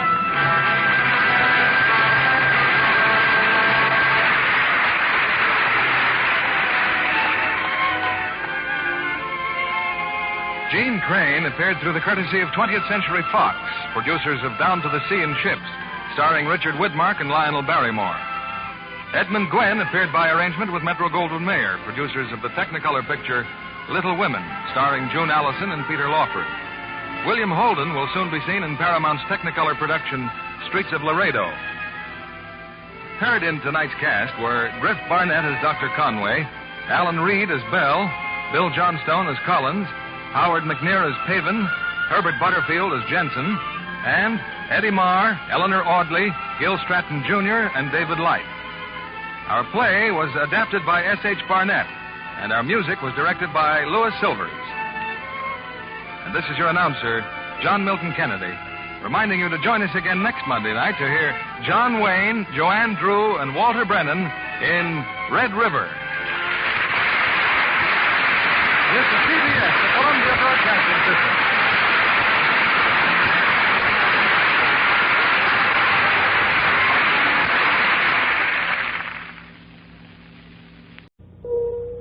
Lux presents Hollywood.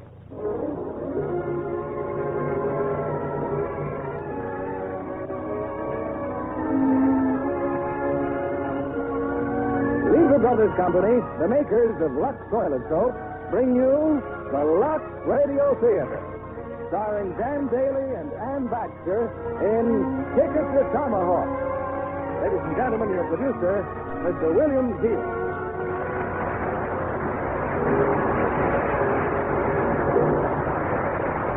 Greetings from Hollywood, ladies and gentlemen. I don't know just how to tell you about tonight's play because it doesn't follow any prescribed pattern. Perhaps I should just say that out of the 20th Century Fox Studios, the very capable team of Mary Anita Luce and Richard Sale put their heads together and concocted a gay comedy that pokes fun at the traditional Western epic. As our hero of the Old West, we have a traveling salesman from the East, Dan Daly, recreating his original role. As our heroine, Ann Baxter, also playing her original role, a gun-toting deputy marshal. Now, you see what I mean about this being a very different Western. So I suggest you just sit back, relax, and let us buy you a ticket to Tomahawk. Of course, now is the time when many tickets are being purchased for those long-awaited vacations from work. But I know that Lux girls will keep right on with their daily Lux toilet soap facials no matter where they are. You know, a lovely Lux complexion may be your ticket to romance. Now, Ticket to Tomahawk, starring Dan Daly as Johnny Jamison and Ann Baxter as Kit Dodge.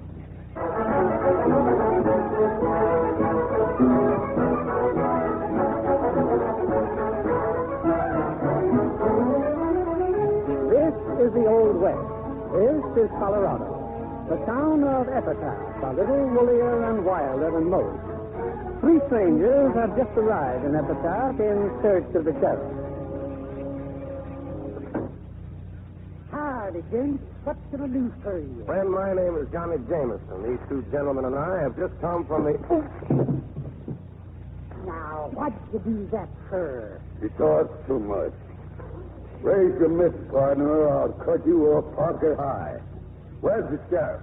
Mr. Dodge is down the hall, and I wouldn't bother none was I you. He was fixing to ride out and meet the new railroad train. We just been taking care of that train, mister. And we're taking care of the sheriff, too. Took care of the train, huh? Who's the dude on the floor? Him? Passenger in the train. We picked him up on his way here to get the sheriff. Kind of amusing, ain't it? Him bringing us to the sheriff. You're making a big mistake, strangers.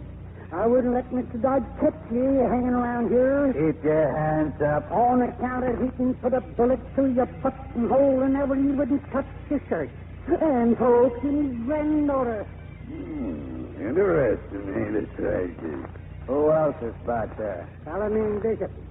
He happens to own most of the new railroad. Well, let's get him, Healer. Oh, you're making a mistake, fellas. I'm telling you again. Just you stay in front of us. One more peep out of you, and Boot Hill's going to have a new... This railroad's the biggest thing that ever happened to the state of Colorado. It's the opening of the West. It'll get the wealth of the nation out of the far mountains. When and if the railroad's ever finished, Mr. Bishop? It'll be finished, Miss Kit. Some folks don't want this railroad. Of course they don't. It's going to run the stagecoach line right out of business. Oh, Colonel Dawson and his gang aren't going to like that, Mr. Bishop. That's why I want your grandpa around, just in case Dawson's been... Grandpa, look out! Hey, lad, Miss Grandpa.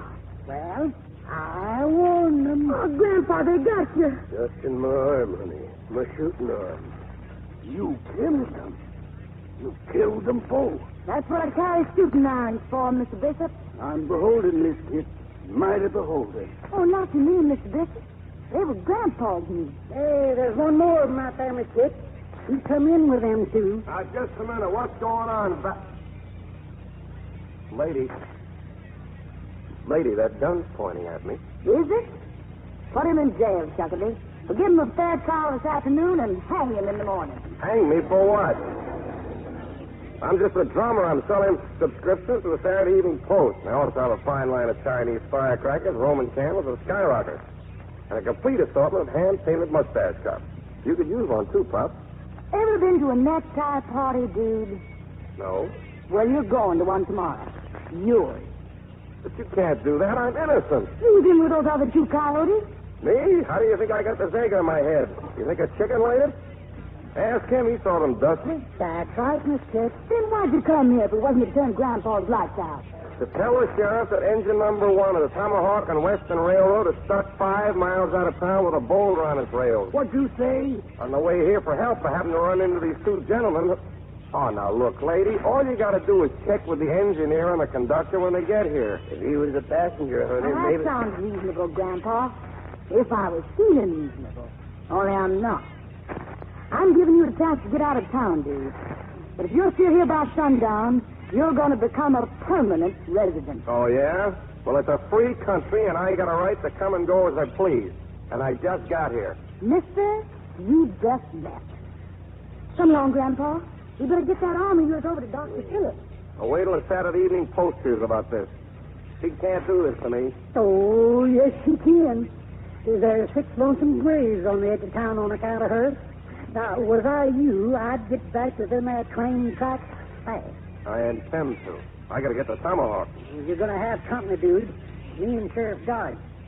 That train's got to get through. And no varmints pushing boulders and pulling 6-shooters is going to stop us. Yeah. Just give me my sample case. This is a fine town. That's all I can say. Fine town.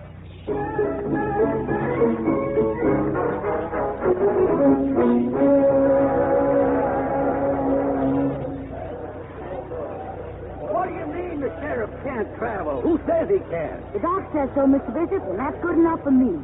Grandpa's staying right here in Epitaph. But I don't dare let that train go without you, Sheriff. Dawson and his I'm gang... taking care of that right now.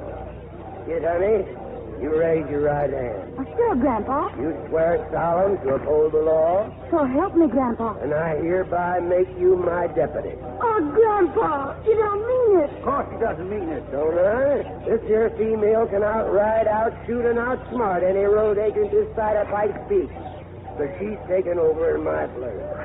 You just leave everything to me, Grandpa. I'll rest for a day, honey, then cut over the mountains to Tomahawk by horse. I'll get there before you will. Yes, sir, Grandpa. How soon's that there train going to be moving, Mr. Bishop? Well, I'm not sure. Let me talk to the engineer. You wait here with me, granddaughter. time I palavered with you personal. Yes, Grandpa? Kid, this is the first time you hit the trail alone. I mean, I won't be around to keep any eye on you. You know what I mean? Well, it's like the bees and the flowers. Flowers get all full of honey, and then the bees start flocking around them like...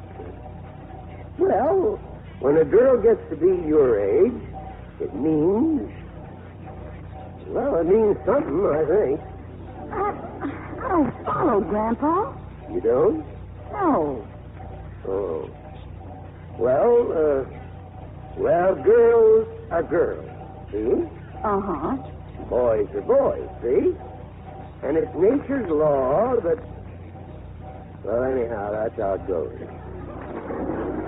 What I'm trying to say is, I'm trusting you, honey. You can trust me, Grandpa. I'll get that engine through. It's not the engine I'm worried about. I don't stand it, Grandpa. Well, you better get going, honey, and just be a good girl. Sure, Grandpa. You take care of yourself. I'll see you in Tomahawk. Tucket, hey, come here. Any sidewinder start sweet-talking that gal, you got my blessing to part his hair, understand? Gotcha, Sheriff. Hey, you got any guess what Dawson and them there skunks of his'n will be up to now? All I know is they'll do everything they can to stop the train from going through. But I sure wish I knew what in particular.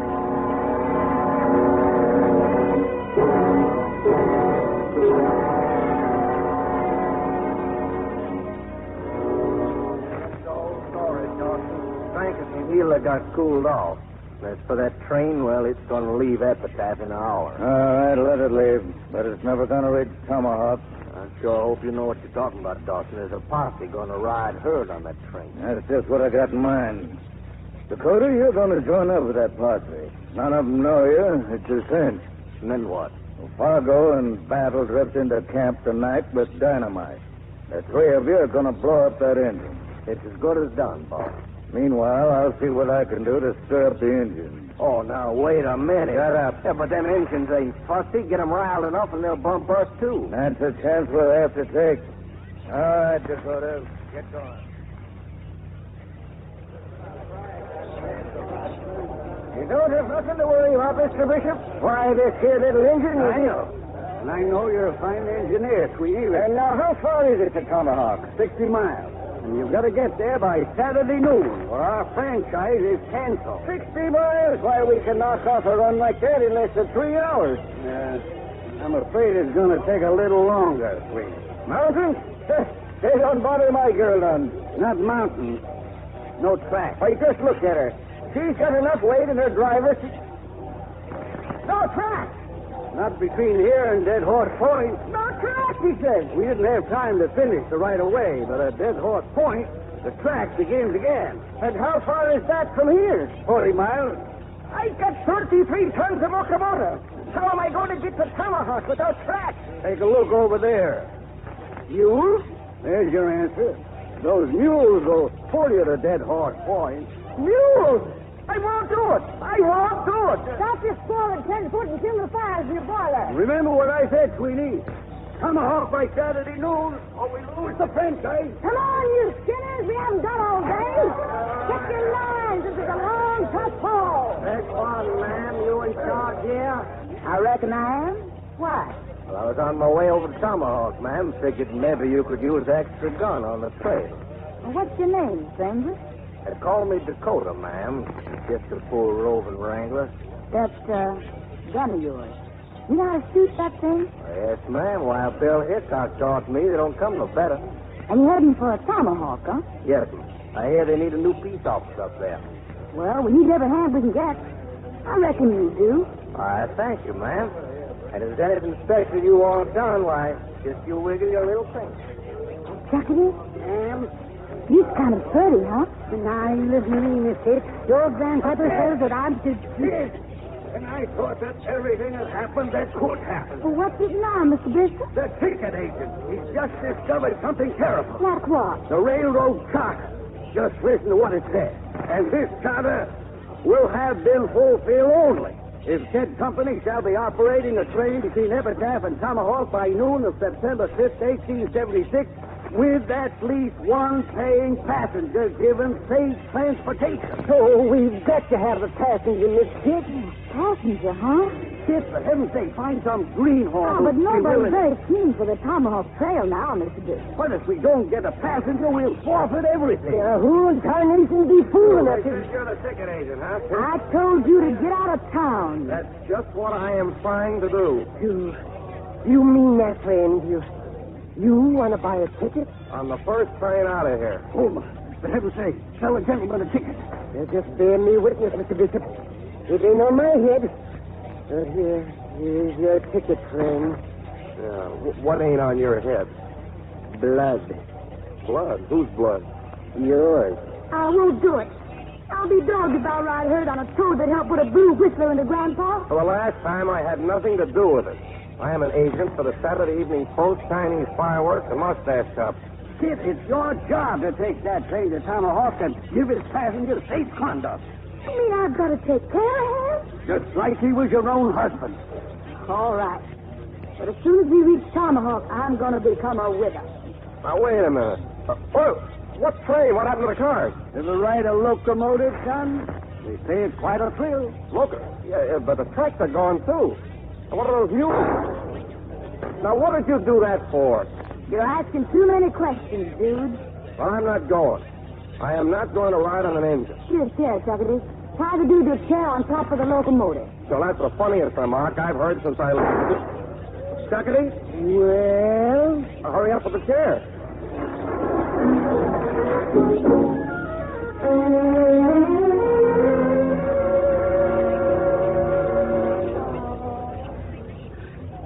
It's supper time, dude. That's how come Chuckity turned you loose. Yeah. Go get your victuals. Then what? We're staying here till daybreak. You promise not to run away, and I'll give you the freedom of the camp. I'll promise you nothing. You heard him, Chuckity. He starts to wander, put his lights out. Are you going somewhere, Miss Kit? Well, Dakota says a couple of strangers just rode in. I'd better see who they are. Gotta get hands, Miss. We feel a lot safer now. What are you boys doing out this way? We're riding a telegraph line, man. The Arapahoe's been cutting wires. Well, Dakota? Why, they look all right to me, Miss Dog. Just two of you, huh? Well, let him stay, Dakota. Fix him up with some biscuits and beans. Yes, ma'am. You bring the dynamite? Plenty. In my saddlebag. We'll keep it there. I'm going to wait till it's darker.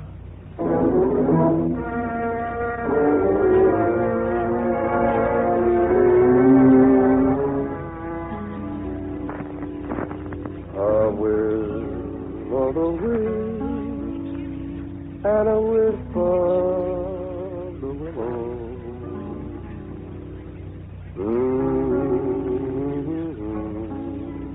Hey, you think you could sing? Nobody, but I keep on trying. Well, you're just talking, dude, huh? Hey, where'd you get that guitar? This? In my fabricator. I forgot to mention I also travel for the Great Midwestern Guitar Company. I never heard that song before. I was in Chicago a while back, and they sang it there on a show. Let's sing it some more. Why? You heard me, dude. Sing. Yes, ma'am. A will o' the wind and a whisper of the willow. Time again, time again, time again, fine. I dreamt of my true love asleep on her pillow. Time again, after past night. Time again, after the past time.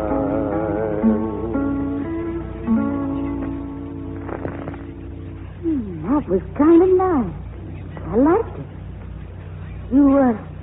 You've been to a lot of shows, huh? A few. Lots of pretty girls, probably. Wearing tights like right now. Well, naturally. Yes, sir, those Chicago girls sure were pretty. Grandpa says I'm homely as a mud fence. He's crazy. You mean I'm as pretty as they are? You're prettier. Dry jealousy, you mean. Didn't the fella ever tell you you were pretty? But Dean Bailey was going to, what? I think. What stopped him? Grandpa shouted. Why? Oh, he says that's Jezebel talking. If a gal listens to it, she'll fall into the pit. Haven't you ever known any other fellas? Only my grandpa. Oh, I mean, fellas that were stuck on you, gentle and kind. I'm not grandpa. It's just about the kindest man you'd ever meet. But I recall the time they hanged Buck Skinny. They didn't fix the noose quite right. Poor grandpa just couldn't stand it. Soft-hearted, huh? Terrible. Got out his six-shooter and blew Buck Skinny's head off so he wouldn't choke to death. Well, I gotta check the camp. Good night, dude. Sure is a pretty night. Dakota said... Well, you said those stars are trying to twinkle just like my eyes. He did, huh? What'd you say? That Grandpa once buried a man for sweet talking me like that. Yeah, well, I don't know, but it might be worth it. You say something, Jude? No, ma'am. Good night, Miss Kit.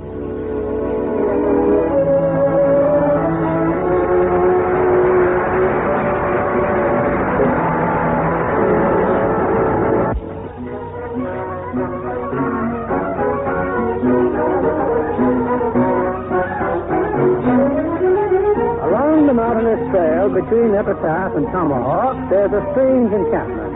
A locomotive, a herd of mules, and a young female deputy sheriff inside.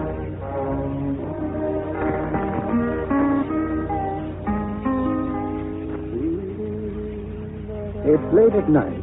Deep in the shadows, Dakota and henchmen await their chance to blow up the locomotive.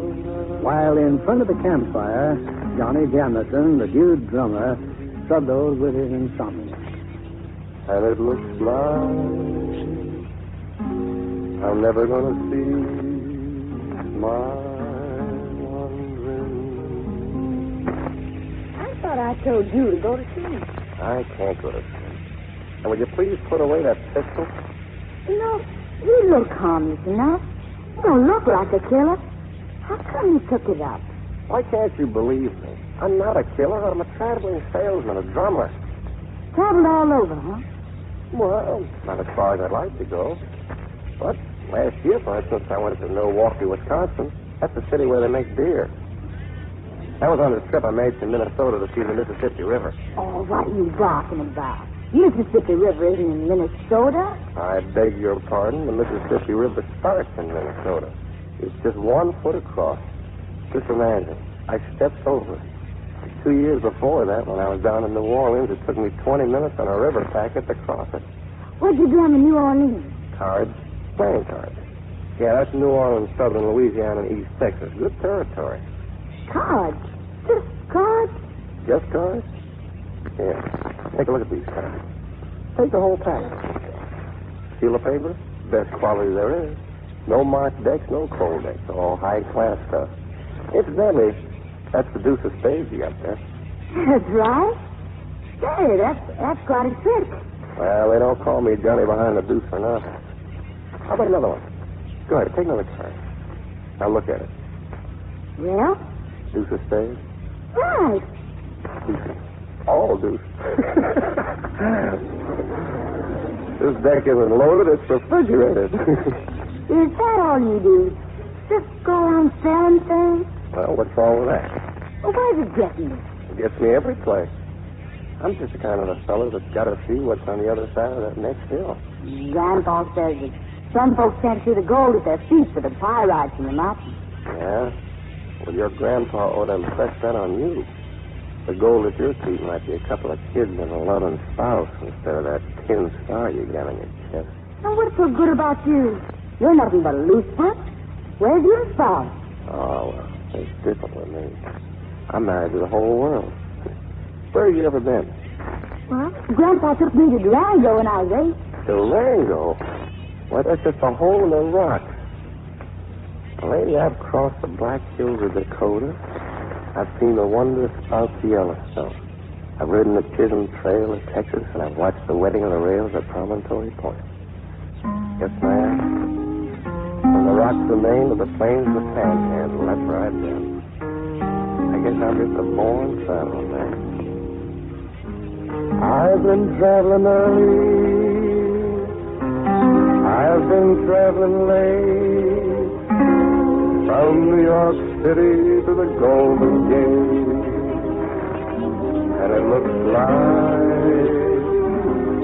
I'm never gonna see my wandering.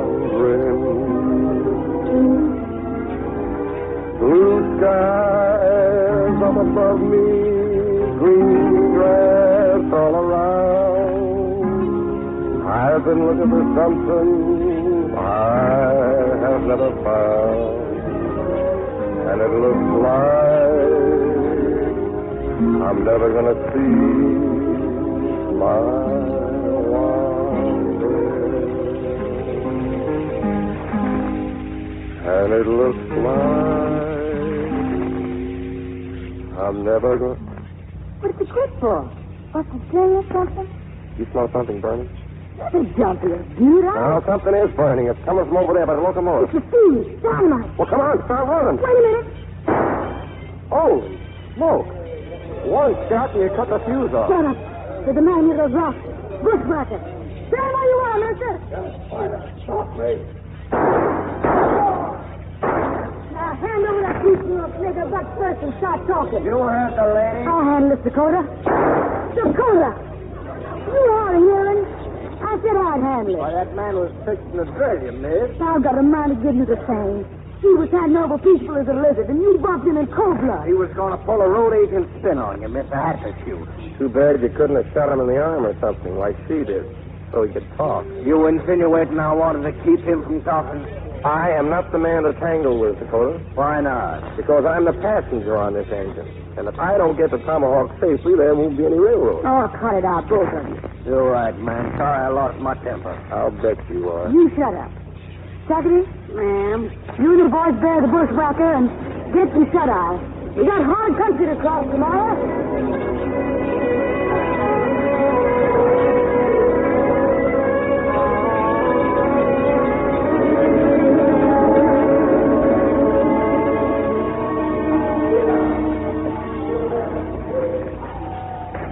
Hey, Miss Kip, where are we?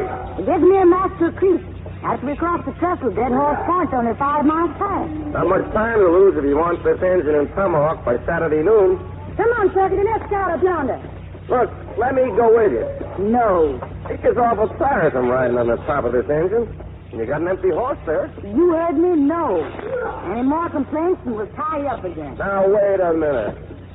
You're supposed to take care of me, right? Well, I demand to be taken into your custody. Oh, all right, then. Hey, Dakota. Yes, ma'am? We're scouting on ahead. Stay with the engine and keep your eyes open. It's engine country. I'll take care of that piece of shake iron just like it was you, mister. Why, thank you, Dakota. I'll be back. Well, thank you, Dakota. I'll be back. It's a good thing that Dakota ain't quick-triggered by sweet talk, or you'd be cooling by now. No such thing. You ought to be ashamed of yourself falling for that cowpoke. I'm not falling for nothing. Go on, you can't see the notches in his gun for the notch in his chin. I told you, shut up. Yes, ma'am.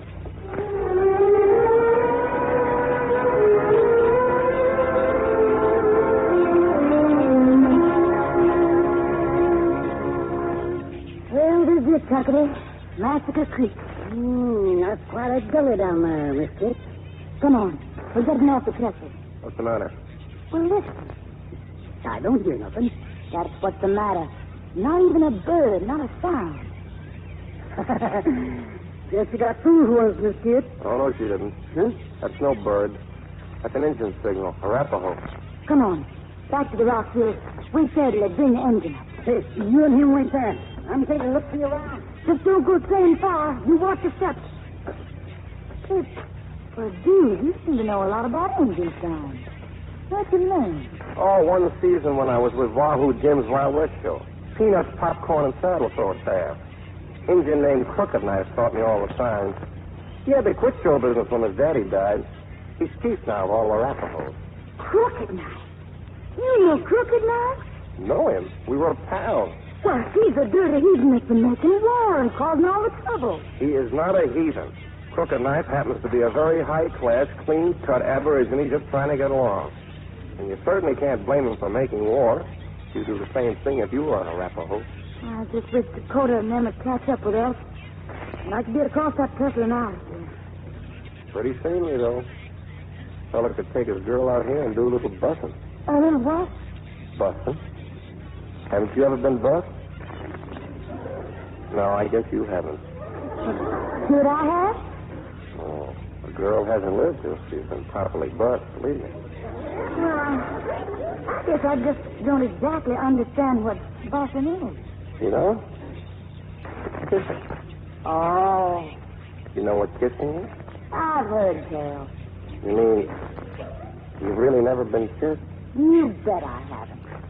Well, now, how do you expect to meet up with your Valentine and get hitched and settle down to raising a family if you've never even been kissed?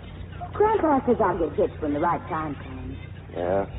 Well, you keep on this way, and the right time will find you a gun-toting old maid. Have you ever been bussed? Yes, ma'am.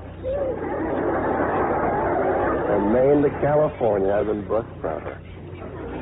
Look, maybe we better find somebody and ride on back. Wait a second. Tell me about it. About bussing. Well, if you'll pardon me, Miss Kiss, I love life, and your grandpa wouldn't like it. Grandpa's not here. Oh, but Chuckity is. Somewhere. Oh, I can handle him. Well, it's kind of difficult to tell. Well, you know what I mean. No. Well, take the Eskimo. The who? The Eskimo. That's sort of a North Pole Arapaho. Well, now the Eskimo approaches the problem of busting with the nose. You see, when an Eskimo fella gets stuck on an Eskimo girl, well, he busts her like this. There, you see? Well, if that isn't the silliest thing. Not to an Eskimo, it isn't. But suppose they had a bad cold. Yeah, well, then there's the French. Now, in France, they do their busting sort of elegantly, like this. Oh, mon chéri, je t'adore, je t'aime. Well, what's all that signify? Well, it means, my darling, I adore you. I love you. Oh, sweet talk. Keep going. Well, there's all kinds of buses. There's a motherly bus, like this. Uh-huh. And the Uncle Joe I haven't seen in 7 years kind of bus, like this. Oh, second on the forehead, huh? Yeah. And then the friend of a friend kind of a bus, sort of just blowing, yes? Yes, but what I want to know is, how does a fella in Colorado bust a girl in Colorado when he's sweet on her and she's sweet on him? Oh, that's not easy to do. Do it. Now, you just can't fake a genuine bust, Mr. Kid. A fella has to be head over heels in love with a girl, and, well, the girl has to think she's just about the greatest thing since bottled beer. Well, supposing she does. Well, then he holds her like this. Warm and tight. Because she's the one thing he's been looking for all his life. Understand? Nature's law? Exactly. And then he busts her on her little nose. Just to tease her. And then he busts her on one of her pretty eyes. Just to show he was only teasing. And then... Yes? Then he busts her lips. Oh. Andrew! Justin, get on right through your Justin. I got just one thing to say. Well? Some stupid. Get on your horse with a hard turning it out of here.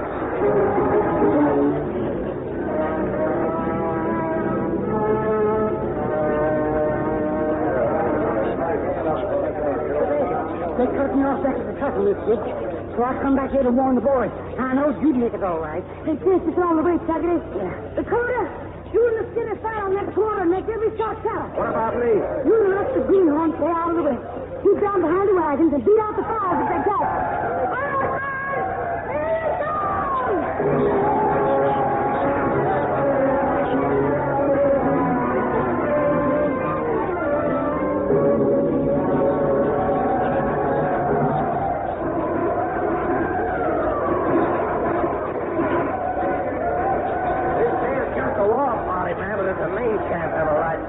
finish. Just hold him off your dog. Henry, go fight him, the dog. Hey, Crooked Knife, it's me, Sonny. Get your head down, dude. But I told you, he and I were like, Crooked Knife, it's me. Oops, there goes my hat again. Friend of yours, he said? Yeah, fair weather. Miss Kit, look. They're quicking. They're pulling out on us. Save your wings! Maybe that's one morning with the whole time. What about our wagons, dude? Well, a couple caught fire, but it's nothing serious. You and that suitcase full of fireworks. What did you say? Your samples, fireworks. If that wagon caught fire, we'd have all... Buckety, come here. Where would they be, the engines? The main camp? Well, north of Thistle, dude. Why? Because if I could find that camp... Oh, you've gone loco. No, I got an idea, that's all. You know what those engines would do to you? They're wearing war paint. Look, I'm no hero, Miss Kid, believe me, but if I don't do something tonight, we'll all get it. Nothing doing, dude. Well, maybe you don't mind sudden death, but there's a lot of places I haven't seen yet. I want to live. We'll give them as good as we get. Let them come. And then what? We'll push on, of course. Across the trestle to Dead Horse Point. What's the matter, Chuckity? Didn't you tell her? Tell me what? Well, I guess I forgot it, Miss Kit. The trestle's gone. Them engines burnt it down right after you and him lit out. I seen the blazing from the ridge. How are you going to get a locomotive across Massacre Creek? Well, we'll figure it out when we get there. Well, if you just let me go, Maybe the dude's got a point, Miss Kit. After all, he's a city man. Maybe he's got some slick ideas. Not as slick as yours, Dakota. Now, there he goes again, riling me up. I'm listening, dude. I tell you, Crooked Knife is a friend of mine. He just didn't recognize me before. Oh, sure. Well, I got an idea. If I can get to see him, he'll let us go through. Now, here's the plan, and don't interrupt me until...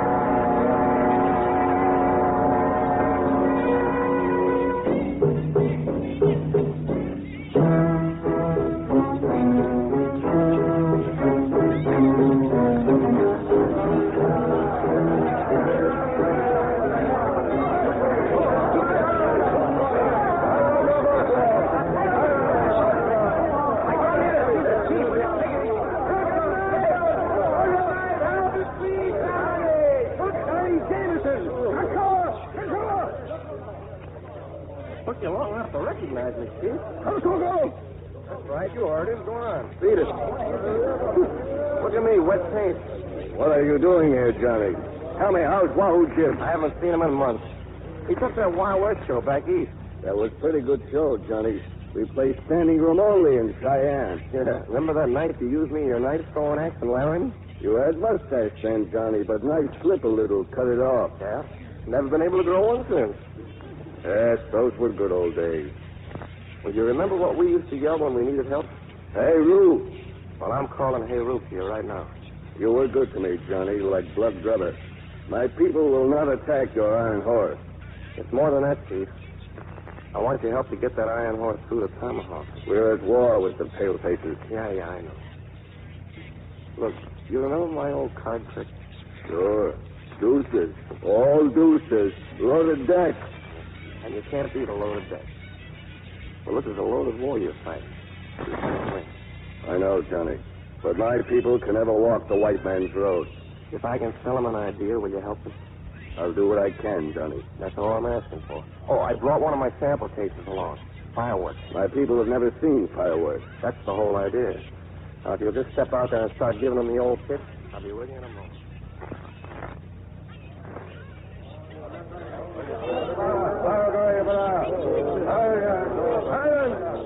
Silence!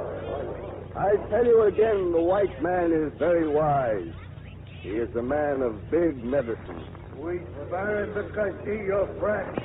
But if he has big medicine, let him show a sign. That's why I am here. You say you want to see a sign? I'll tell you what I'm going to do. I am going to show you a sign, the likes of which has never been witnessed west of the Allegheny Mountain. Now, if you'll just step back so that these other gentlemen can see, thank you. I am now going to pass among you friends a little something that appears like a stick, a red stick with a little piece of white string coming out one end. I will take this stick, place it in the fire thus. Will you step back, sir? Thank you. I will light the fuse, the string that is, and throw the stick into the air. Dog eater. What do you say, Chief? Dog eater. That's what I thought he said. Now, all I want you gentlemen to watch is exactly what I am about to do. Johnny, what's wrong? The fuse does not light. Yeah, I've had a lot of complaints about these Roman candles. Johnny, it slipped. Throw it. It slipped. Now, here you go, gentlemen. Watch what happens.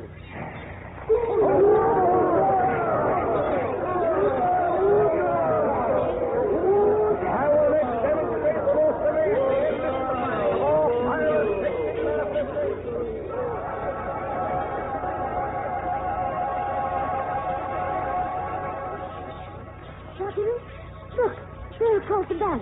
Well, how'd you go? Look at some of that skyrocket. You still doing all right? Give me a match, Chuckity. You gonna sell us the whole shebang, huh? All them fireworks you give us, and any city ideas?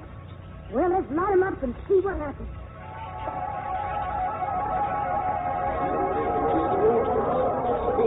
And now, folks, if you don't mind turning around there across the valley is my crowning achievement.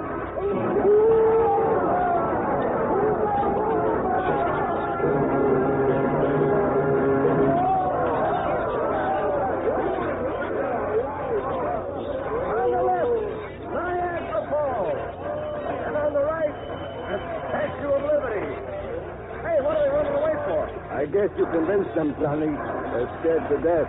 Hey, wait a minute. Where's that centerpiece? There it goes, Johnny. Happy New Year. Some display, huh, Chief? Like I always said, Johnny, there's no business like show business.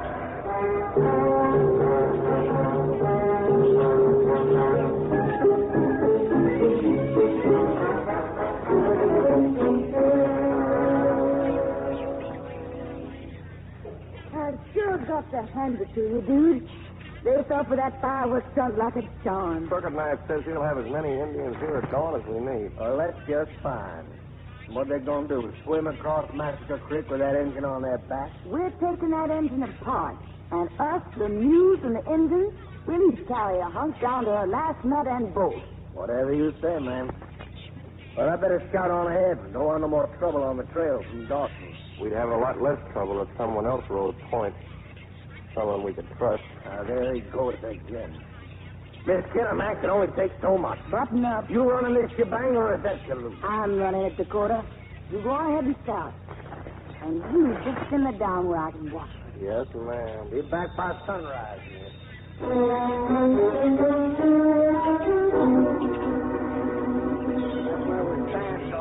The engines burned down the trestle, but now they got them working for us. And we got to come out in the open. Hey, Max, you and Pete ride into town and get the boys together. We got to stop that engine from reaching Tomahawk. If it's war they want, we'll give it to them.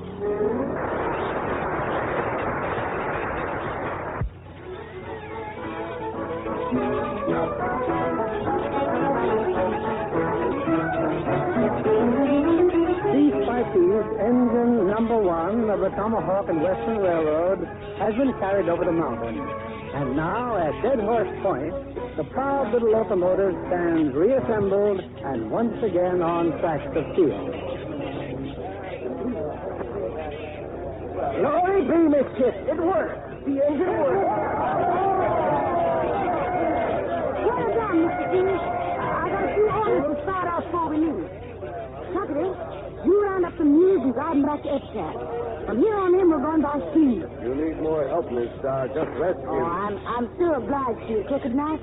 And I'd be beholden if you stay with our wagons on into Tomahawk. It'll be pleasure, miss. Go up! Go to Tomahawk, Chief. We'll show them some real fireworks. Now, Dakota, you ride with us. I'll see you, Mr. King. In exactly 40 minutes, the railroad loses its franchise unless we're in Tomahawk. Don't worry none about my little girl. He'll get us there. It's 20 miles away, Savvy. And 10 of them are graded up through the gorge. Let's go!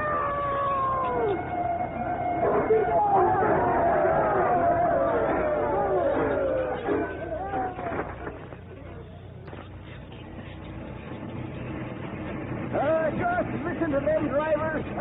If this ain't the sweetest little engine ever set down on track, I'll eat the whistle. Just wait till you get the full head of steam, Miss Kit. Keep your eyes on that right away. I wouldn't put it past Dakota. I thought you had orders to ride back with Crooked Knife and his engine. Hope you'll forgive me, Miss Kit, stealing the ride. I stowed away in the wood box. You gonna let him get away with it? Now, you just sit down, dude. Act like a passenger. So, you're going to be a peace officer in Tomahawk. That right, Dakota? That's my hope, miss. Where did you say you came from? Deadwood. Deadwood, huh? I was there last month. Hey, did you know Wild Bill Hitchcock? He taught you how to shoot. Isn't that what you told me? Sure did, Miss Kid. Wild Bill is a friend of mine. Is a friend of yours? When'd you see him last? Oh, 2 weeks back, maybe, before I hit the dust for Colorado. Yeah? Was he looking well? Why? Because when I saw him 4 weeks ago, he didn't look so good. He was laid out in his coffin after a backshooter named Jack McCall killed him dead. Don't make a move, none of you. Kid, look out. Oh, you no good double cross. Sorry to knock you cold, Miss Kid. You're just too slick with a six-shooter. I guess I had you figured out right after all, huh, Dakota? I got a job of work to do for a guy named McCall. And part of it could be filling you full of holes. What's going on back there? All right, Sweeney, you can stop this tin can now. What are you talking about? You heard me. Stop the engine. Stop it yourself. As long as I'm on 2 feet, we're high-powered for Tomahawk. I won't aim so careful next time. Stop this engine or I'll... Get back. Don't be a fool. Grab his gun, please. Get his gun. I can't see the throttle. There's 5 cars ahead. Are you stupid, dude? I don't need no gun to take care of you. Johnny, hang on. The car's coming up. Open her up, Sweeney. Open her up faster. If I do, your boss over the side. You heard me. Open her up.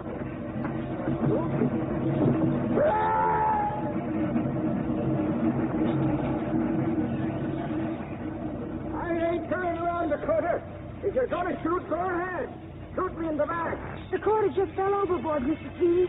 Yes, that dude worked so right pretty uppercut. This kid, hey, all right. Oh, Grandpa, never forgive me letting that yellow belly knock me cold. But the dude, Johnny. Well, I reckon he's just fooling, Mr. Sweeney. Just keep this engine on the top. I'll take care of you.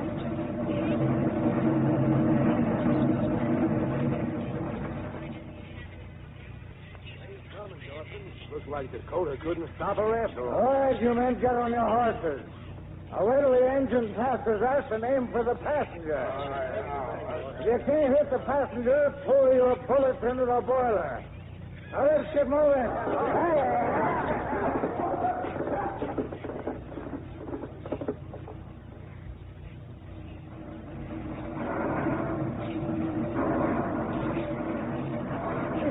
Miss Kid, Johnson and his gang. Possibly one of your six-shooters, kid. No, they'll blow your head off, dude. You mean you wouldn't like to see that happen? When are you going to start remembering that you're the passenger? That's all I mean, you, huh? Just the passenger? You sound the wood box. That's the man. Miss Kid, we're losing pressure. They're shooting up the boiler. Only 2 knots and Tomahawk. We can't stop now. Engines and a puppy of cows. Grandpa! Grandpa, it's looking like. Hey, Grandpa!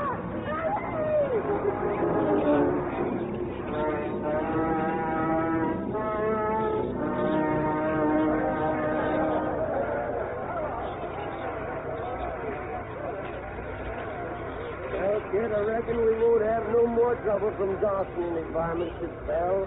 I'll get this engine into town.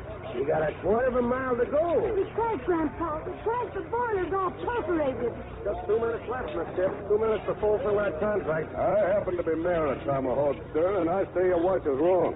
You got exactly 1 minute and 15 seconds. Oh, looks like Dawson's tickled our peaches after all, Grandpa. We'll never make it in time. So you're the mayor of Tomahawk, are you? I am, sir, and these gentlemen are the town councilmen. Then listen to me, please. You're not going to let a little thing like a 1/4 mile keep this railroad from getting its franchise, are you? Well, there's nothing I can do, stranger. According to the charter, the railroad's got to be in operation by high noon, which is now exactly 55 seconds away. But you're overlooking what this railroad could mean for you, Mr. Mayor. Not only the gold and silver it can take out of these mountains, but think what it'll mean in commerce and in schools for your kids. Why, you can make a civilization out of a frontier. I'm the first passenger on the train, Mr. Mayor, and there's my ticket. I'm proud of it. I want to tell my grandchildren about it. But the territorial law. Colorado's a state now. For a whole month, she's been the 38th state in the Union. You want Tomahawk to grow with her, don't you? Now, what do you say, Mr. Mayor? The future of the West is in your hands. Oh, for Pete's sake, Mayor, hurry. It's time to waste. Gentlemen, councilmen of Tomahawk, I hereby move that we extend the corporate limits of Tomahawk to the rear of this here locomotive. I second it. All in favor? Motion carried. As mayor of Tomahawk, I hereby declare that the T&W Railroad has fulfilled its charter.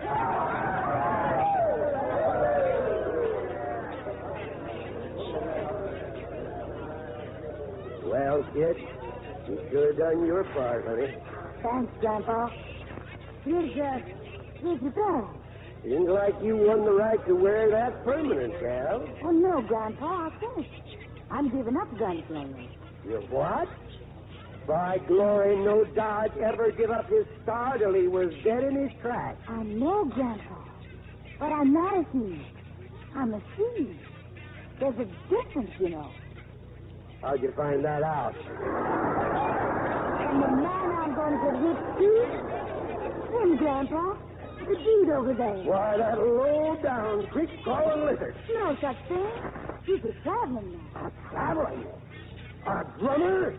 If you got a gun, dude, start drawing. You're getting purple, Grandpa. Now stop it. Stand back. Get away. Stand back, I say. I hate to cool you off, Grandpa, but that's just what I do. Well, that's the way you feel about him. Well, you give me back my deputy star and take my blessing.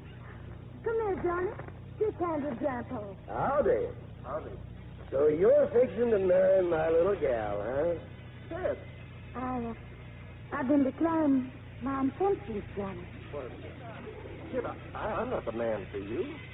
You said it yourself. I got a loose foot. Except I never said I loved you. You know. And I love you. But I wouldn't make you unhappy for the world. I'd always be on the go, kid. Home to me is just a one-night whistle stop. Well, maybe you wouldn't have such a loose foot if I gave you a permanent limp. Kid, honey, there's no use flying in the face of fate. I'm warning you, dude. If you try to leave, I'll shorten your shoe size. And start shooting, kid. Because when we get back to Epitaph, I'm heading east. So long, honey. Well, I'll be gone. I'll be gone.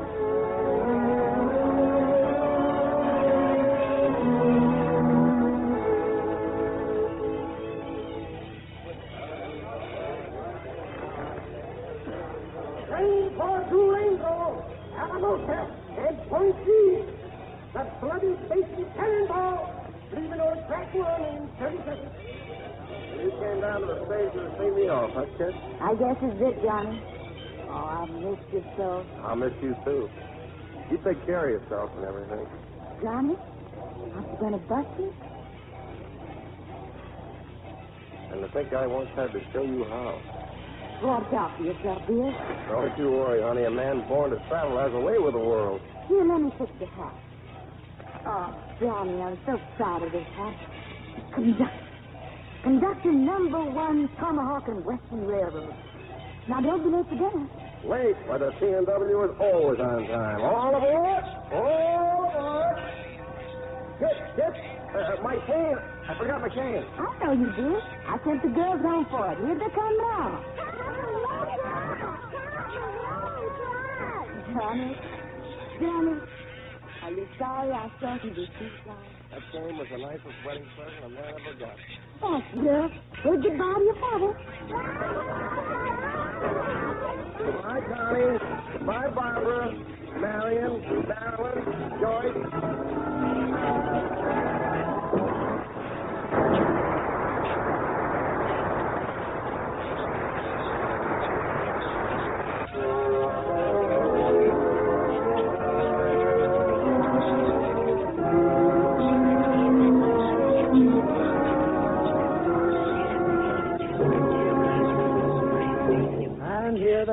Coming forward for a well-earned curtain call. Dan Daly and Dan Baxter.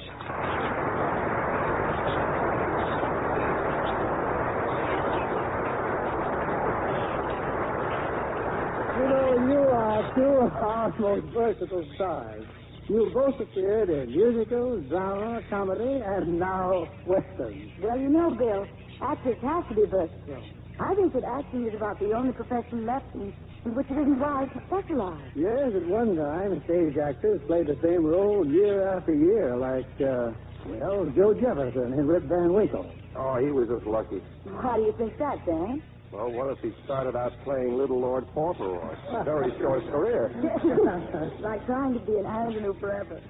I'd rather play lots of different types. It's much more interesting. You know, all this talk about character actors brings one to my mind that the new sensation is your studio, 20th Century Fox. You must be referring to Thelma Ritter, Bill. Yes, I am. Have you caught a new picture, As Young as You Feel? Yes, I saw a preview of it. She's just wonderful. You see, Annie, Thelma did things just backwards. First she was a character actress and then a star in As Young as You Feel. Well, that's what's so fascinating about the picture, isn't it? You never know what's going to happen from one day to the next. Oh, yes, I do, Bill. My Lux toilet's so faithful. I wouldn't miss them. Well, then you won't ever have to worry about your career. With your ability, plus a Lux complexion, well, you just can't say. Well, that lets me out. You need me tired character actors in your next week's play? No, Dan. Next week we're featuring some very young players. We have Polly Granger and Joe Nevins. And co-starring with them will be Diana Lynn. We won't miss that, Bill. Good night. Good night, Bill. Good night. It was a great show.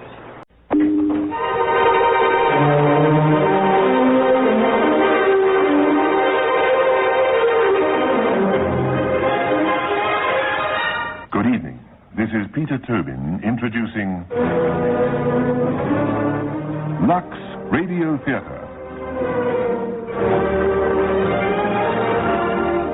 Tonight and every Monday night at this time, Lux Radio Theater presents for your entertainment the finest in radio drama.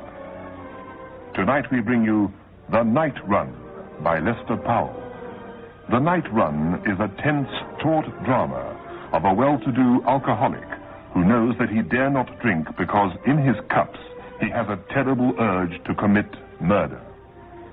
Yet this middle-aged man gets involved with a young girl, and soon they are celebrating their train journey with champagne. With every drink he takes, Angela's danger becomes more acute. Stringfellow's emotional battle to save himself and to protect the girl develops into a climax that is as true to life as it is frightening. Listen in a few moments to The Night Run, produced for Lux Radio Theater by Michael Silver. And now, Act One of tonight's Lux Radio Theater presentation, The Night Run.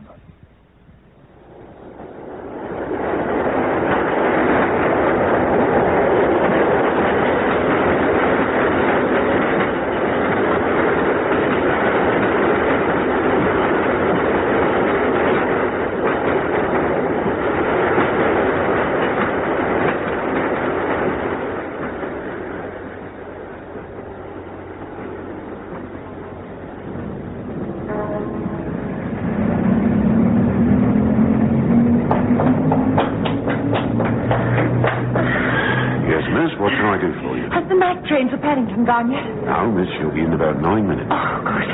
I'd like a single ticket, please. First or second? First, I think. Here. Is that right? Another shilling, please. Oh, sorry. Do you think I'll be able to get a sleeper? Oh, very doubtful. They all get filled up at Plymouth, mostly reservations. But sometimes there are cancellations, aren't there? Well, sometimes, yes, but we wouldn't know about them here in Newton Abbot. What you'd best do is go along and see the sleeping car attendant when you get on the train.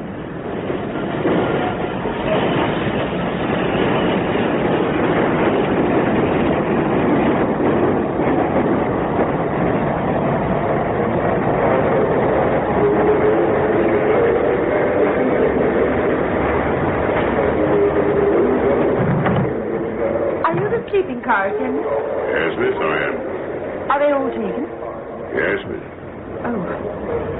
Could you tell me whether a Mr. Stringfellow has one? He got on at Plymouth. Yes, miss. Mr. Stringfellow's with us. Could you tell him I'm here? He's asleep, miss. He left orders not to be disturbed till we get him out. Oh, but it's very important. I'm sorry, miss. If a person leaves orders... Oh, please. Not... Here. Oh, please. Oh, well, all right. What name shall I tell him? Angela Holmes. You wait right here, miss. I'll tell him if he's awake.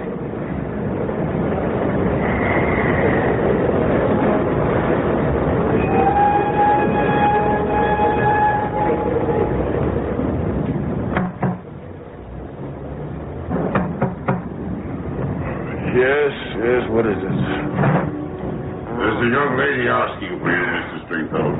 Young lady? Name of Angela Holmes. Oh. Where is she? In the corridor. Well, I'll be... No, you better ask her to come in, yeah. Ask her to come in. Sorry I had to disturb you, sir. Oh, that's all right. And Victor, stick around. What is it? Well, no, but calling distance. Oh, I understand, sir. I'll be around. No. What have I done now?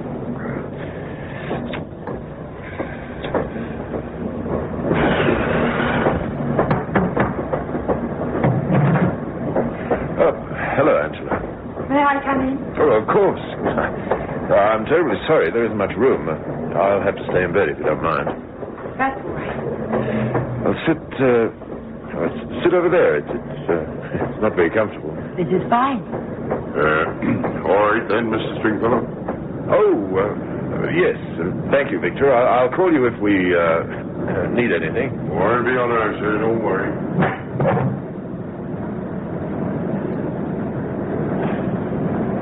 Would you like a cigarette?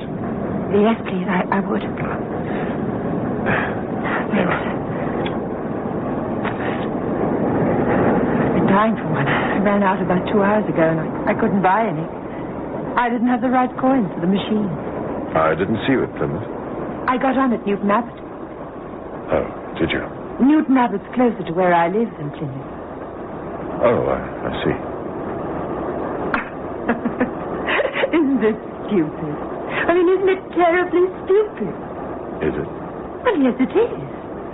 All day long, ever since I decided to come away with you, I've been rehearsing what I'd say to you. Now I'm here, I can't think of a single word. You decided to come away with me? Nobody knows I run away from home. Not yet. The heavy sleepers in our family sneaked out the back door. And I got a lift on a milk lorry into Newton Abbot.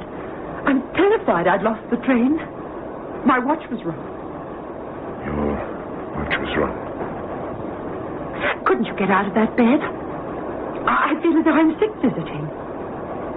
As though I ought to be handing you grapes. Angela, you've just handed me about the biggest shock I've ever had in my whole life. Yes, I thought you'd be surprised. Angela, look, I'd better get dressed. Why? Please, if you'll just... All right. Sing out when I can come back. I'll be just outside.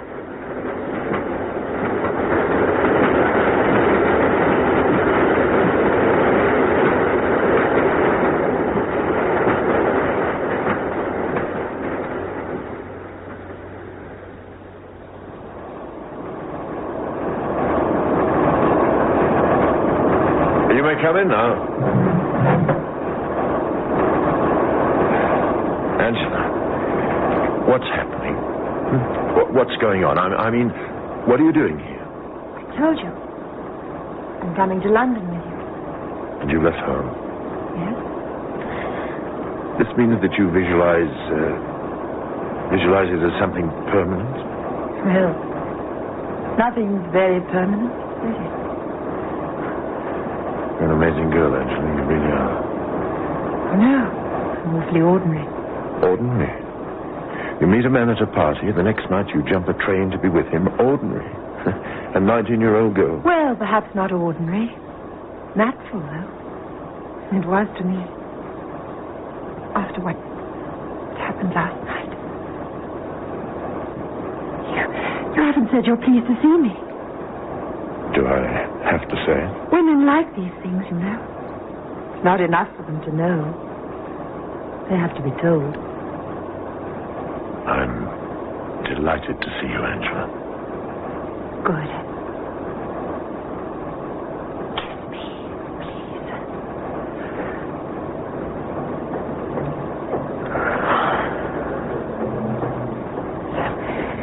Not much of a bridal suite, is it? We'll get Victor to liven it up.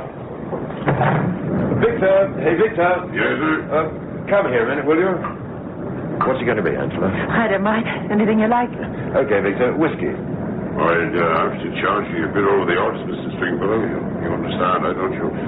What with it being a private service and all. Oh, anything you say. And bring some soda water as well, if you have any. Right. I don't think he approves. No, you can overcome anything but money. Tell me something. Uh-huh. Why did you run away from me? He said I did that. Barney said you'd arranged to stay another week with him. And you changed your mind and took off right after meeting me. Oh. You've been talking to Barney about me, have you? Well, I rang him up this morning, didn't he tell you? No. The soul of discretion. Did you tell him that you were going to run away with me? No, I didn't decide till after I'd spoken to him. Come in. Where's Leopardage on the bed? Please, yes. You've got a bottle opener there for the soda. Shall I settle up with you now? Oh, no, it'll do later, Steve. Anything else you want to? No, thanks. No, everything's fine.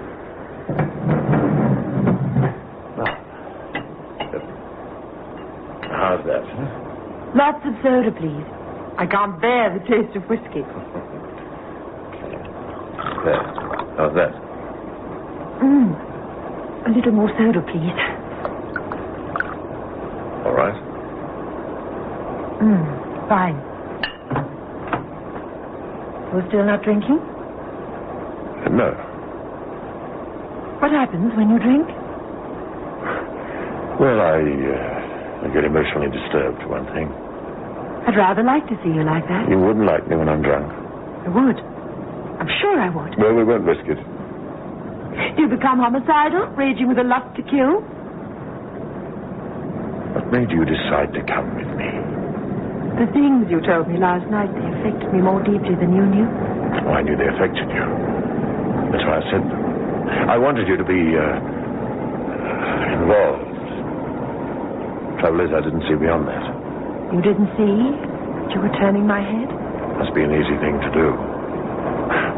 No, I'm sorry. I didn't mean that. Silly cheap crack. Actually, I'm rather hard-boiled. This is the first time it's happened. But why? I don't delude myself. I'm not a young girl's dream of love. I'm pretty dreary, especially when I'm not drinking. I have no drive. I'm timid, unsure of myself. I don't shine. And I can't get through to people. I can't communicate with them. You communicated last night. That's the effect you had on me. You lit me up. Were you bolted for cover? Yes. Why? Don't you want to be lit up, as you put it? Oh, yes. Yes, indeed. Well, I'm here. Angela, I've been in psychoanalysis for 3 years. Yes, I know. But you know nothing about me. You don't know what you'd be taking on. You can't let... Oh, yes, I do. You told me enough last night. The dark and dreadful things that have happened to you. You made it all clear. And I couldn't bear the idea of your being on your own, without anyone to take care of you. You're so defensive. I overcolored what I told you last night. In a bid for your sympathy. I often do that when I meet a woman who attracts me. You mean you made those things up? Yes, that's right. I made them up. You didn't. Barney confirmed them. I think I will have a drink. Oh, don't you think... No, it's all right. I can take a couple without it affecting me. All right. Just two, then.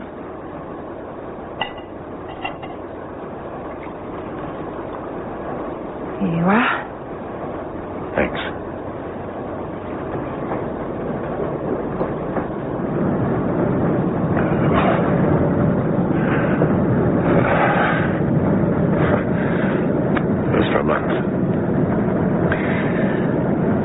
Did I tell you I was an alcoholic when I was only 17? You did? You were expelled from school for it. I was in my first home before I was 20, getting dried out. Yes, you told me about that, too.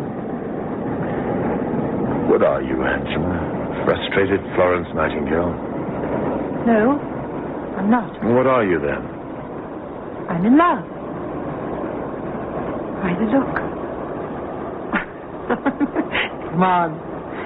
It isn't going to be as ghastly as all that. It's going to be fun, too, you know. For 19, you're pretty smart. Dead sharp.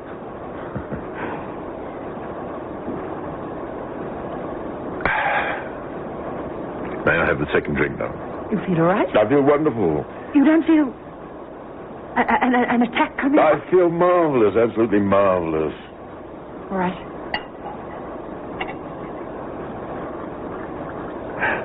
Thanks. Oh. What are you pressing the bell for? Victor.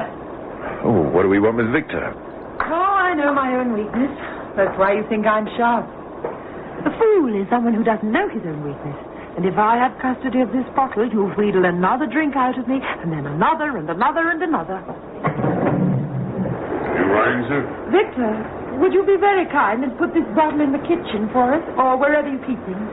Oh, I thought you wanted the whole bottle. We've changed our minds, but we'll pay for it just the same. Of course we'll pay.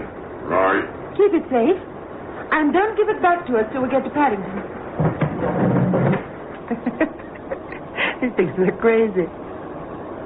He may be right. Yes. He may well be.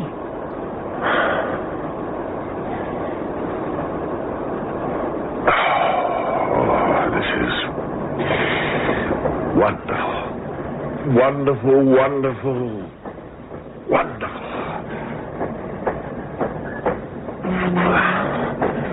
May I lie down, please? I feel a bit tired. Of course, of course. Hey, let me smooth out the pillow for you. Put the bed straight. There.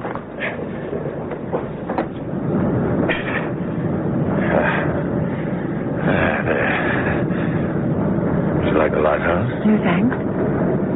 I'd like to lie here and look at you.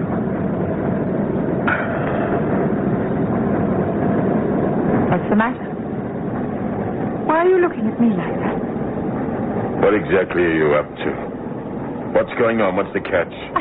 I don't know what you mean. Do you think I'm a fool or something? No, of course Angela, I've been on the receiving end of this one so often I'm an expert. I can spot it coming a mile off. I don't know what you're talking about. I really don't. You're frightening me. You talked to Barney this morning, didn't you? You had a long conversational chat about me, didn't you? So, of course, he told you that I'm the Stringfellow of Stringfellow Radio and Television. You know I'm worth $2.5 million, don't you? You're not saying I'm after your money, are you? Happens all the time. That's the story of my life. Behind me there stretches a host of departed friends whose pockets I've filled on hard luck stories. There was almost a wife whose eyes went misty with sterling signs when she spoke to me of love. And a breach of promise action which set up a record. I have a pedigree as a sucker, Angela. They don't come any better. But I told you, I'm in love with you. Well, so were they. The higher the take, the more ardent the affection. You don't really mean this. You can't. Tell me, what does your father do for a living? He's a boat builder. Does he make a lot of money? No, not very much. Enough to live on. And you? Have you a large private income by any chance? No, I haven't. I work at a kennels. I told you last night. What's the technique here, then? How does it work? Will your father be waiting at Paddington? No. He knows nothing about it. Oh, then I'll get hit with a heavy writ in a couple of days' time, eh? Is that the pitch? Sued for luring an underage girl out of the custody of her parents. Is that the angle? Tell me. I'd like to know. Oh, yes, I've seen that one, too. Bitter tears streaming down the face of innocence when I uncover the rotten truth. Oh, go away. Please go away. Oh, I'm going. Don't worry about that. I'm taking evasive action. You know, I sensed something like this was being cooked up. I sensed it last night when you walked into Barney's house and turned those eyes at me. That's why I cut my stay short in Devon, if you want to know. Is Barney in on this, too? Does he get a cut? Oh, please go away. Why not? Barney's the only one of my so-called friends who hasn't had his hands inside my wallet so far. Why should he be any different?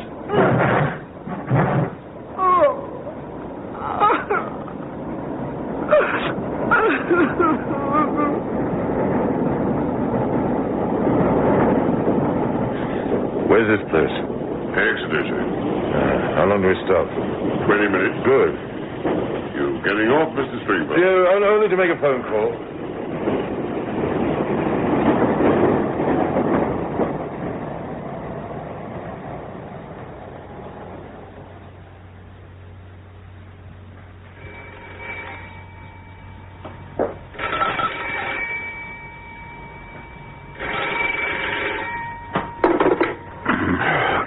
Hello? Paul, I must talk to you.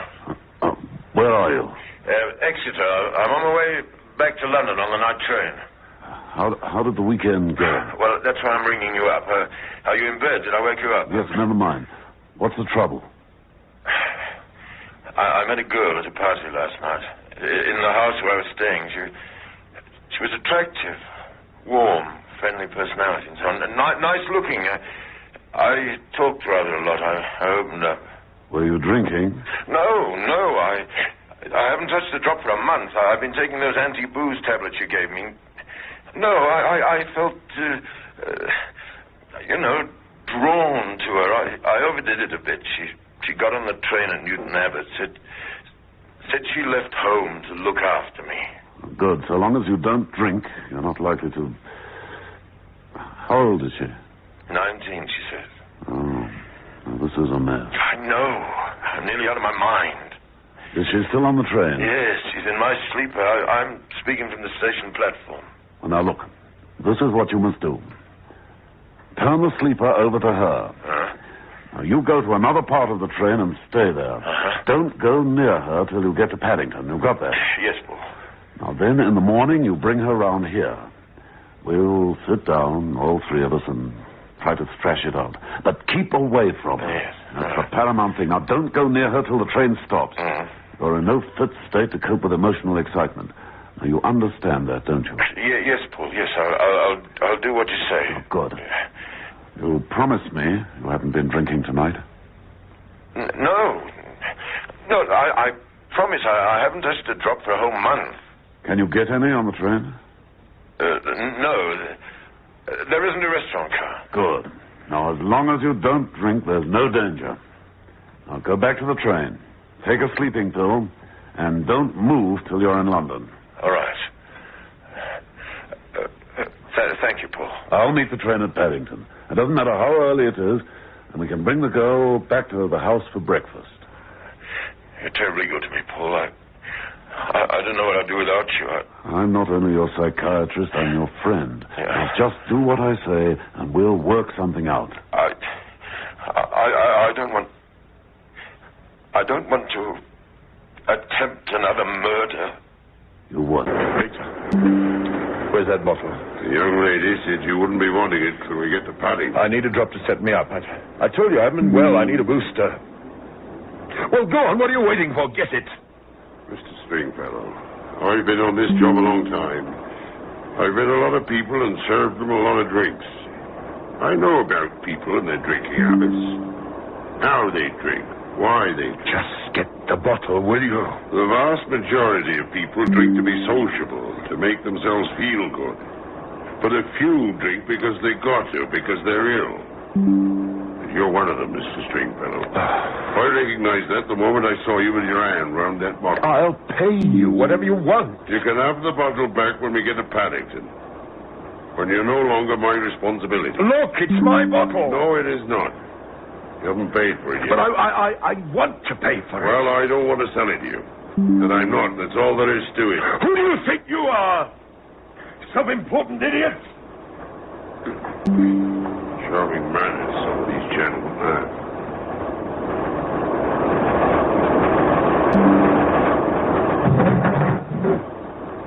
Hello? Not asleep yet? No. It's going to be all right, Angela. Don't be frightened. Are you frightened? Yes, I am. Little? Well, I just talked to Paul. I phoned him from the platform at Exeter. What did he say? That I was to go to another part of the train and not come near you till we get to Paddington. Is that what you're going to do? That's for the best. You'll be all right by yourself, won't you? I suppose so. Victor will look after you. I gave him a large tip at Plymouth. Did you mean those horrible things you said? I don't know. With one side of me, yes. It's a part of what ails me, you see. I have this deep-seated fear that people only want me for my money. That's common among rich people, isn't it? Yes, but I have it in an exaggerated form. I have everything in an exaggerated form, Angela. But when you're nice, when you're not worked up, you're kind and you're gentle. When something unexpected happens, this fear takes over. I get horribly suspicious. I start looking for signs. I see things under beds that aren't there. It's called paranoia. But I don't want your money. Really, I don't. I love you. I only want to be with you and take care of you. Nothing else. Honestly, there isn't. Please believe me. I want to believe you. More than anything, I need someone like you. I know that. It's my only hope of salvation. Someone I can trust and be happy with. Be patient with me then. Give me the chance to learn. I've got a lot to learn, I know that. Please give me a chance. All right. Try to sleep now. Do you feel sleepy? I'd feel much better if you could stay with me. I'd be able to sleep then. No, I can't do that. Paul's right. I'll see you when we get to Paddington. I'll come along and fetch you. You won't run away from me again, will you? No, I won't do that. Promise. I promise. Oh, kiss me goodnight. No, I can't do that. You try to sleep. I'll see you in the morning.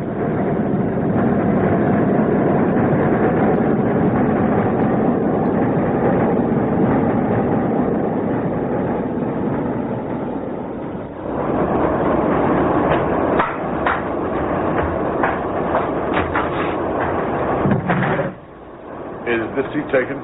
No, help yourself. Been to London? Yes. Long journey? Yes. Especially at night. Everything's longer at night. Not so bad if you have a sleeper, though. No. And you have to book well in advance on this run. I was unlucky. I've got a sleeper. Couldn't sleep then? No. Some people can't, you know. Even if they stuff themselves full of sleeping pills. I can, though. Sleep anywhere. Sign of an easy conscience, I suppose. Look, do you want to talk? Well, I don't know. Don't you? I'm easy either way. Well, I'm interested in people. My worst enemy couldn't accuse me of lack of curiosity. People are my business, you might say. My name's George Ems, by the way. I sell machinery to farmers. How do you do? What do you do for a living? I don't. My father left me £2.5 million. £2.5 million? Well, you won't have many problems, will you? Actually, Mr. Ems, I've got the worst problem a man can possibly have. And I've got it right here and now. Oh? What's that, then? How to stop myself committing a murder. Well, you know, we all feel we'd like to do someone in at one time or another. We start thinking of ways and means, even working out a plot. But when it comes to... It isn't like that at all, Mr. Ems. It isn't like that at all. This isn't fantasy, it's fact. I don't want to murder her, but I'm terrified that I'm going to. You said you were interested in people, didn't you? Well, this is people, Mr. Ems. This happens. People murder one another all the time. Yes, I know that. Or doesn't it impinge on you? You think selling agricultural machinery shelters you from the harsh facts of life? Now, look, there's no need to be like that about it, you know. I'm sorry. I'd like to talk to somebody about it. All right. Go ahead and talk. Will you listen? Will you really listen? Of course I will. Very few people can, you know. I can. I do it all the time. Well, I was expelled from school for trying to murder another boy. That was the start. How did you do it? I tried to strangle him. I nearly did it, too. Why? Jealousy. He was my best friend. I admired him because he could do all the things I couldn't. How old were you? 17. Were there any comebacks? I mean, you were prosecuted, weren't you? No. Why not? My father was a millionaire. Oh, I see. He could fix anything, provided it cost only money. When it came to love or affection, sympathy or understanding, he was bankrupt, flat broke. You didn't get on with him? I hated him. And I loved him, too. It was crazy. After he died, I wept for 2 whole days. What about your mother? My mother. Well, she ran off with a band leader when I was 5. It was a fashionable thing for rich women to do in those days, and my mother was always very fashionable. She still is, for that matter. Well, you still see her then? Oh, once a year for 2 weeks. She lives in Munich now. She's married to a nuclear scientist. That's the fashion in her set today. Band leader to scientist in 20 years. So, you were 17 when you tried to kill someone. How old are you now? 27. Well, then, I don't see that you've got all that much to worry about. Something that happened once 10 years ago. It's happened since. Oh. Twice. Once when I was 21, I tried to strangle a girl in a car. Then 2 years ago, I had to go at my wife. And your father hushed those up too, did he? The girl in the car, yes, but he was dead by the time I tried it on my wife. I hushed that up myself. It was included in the divorce settlement. What you're saying is that all this means that you have homicidal tendencies. Well, what would you say it means? Well, it seemed normal enough to me. Been talking quite normally. I've been watching your eyes and your lips while you've been doing it. You can detect somebody who isn't quite 16 ounces to the pound by the eyes and the twist of the lips. You've studied abnormal psychology. Oh, I'm fairly good at summing people up. I'll have to in my job. No, I'd say you were basically a mild sort of person, not very sure of yourself. A bit timid. Yes. I'm all those things. Except when I get emotionally upset. And then I want to destroy, I want to kill. Have you had anything done about it? Medical treatment, psychological treatment? Oh, yes, I've had the works. My father had me shut up 3 times in 3 mental homes. Expensive mental homes, I need hardly say. The very best. I see. Well, now, what's the immediate danger? You said something about it being here and now. She's in my sleeper. At the back of the train. And she upset you? She dynamited me. How? The usual way. I met her last night at a party given by a friend I was staying with in Denton. She's 19, pretty, enticing as a peach. When I first clapped eyes on her, my head started to sing. You know how that happens sometimes? Have you told her about yourself? Yes. Except the murder attempts, of course. I didn't want to scare her. I let in on a bit too thick, though. By the time the evening was out, I'd fallen for her. I was emotionally disturbed. Why didn't you run away, then? I did. But she followed me. She got on the train at Newton Abbot. Yes, you have got a problem. It'll be all right if I can hang out till we get to Paddington, if I can keep away from her. I phoned my psychiatrist from Exeter, and he said I was to take her to see him in the morning, and it'll be all right if I don't go near her until we get to London. Well, all right, then you stay here. That's easy enough, isn't it? Only if you help me. How can I help you? Well, keep me here. No matter what I say or do, don't let me out of this compartment. Even if I have to go to the lavatory, you come with me. Will you do that for me? Certainly. That's what you want. Thank you.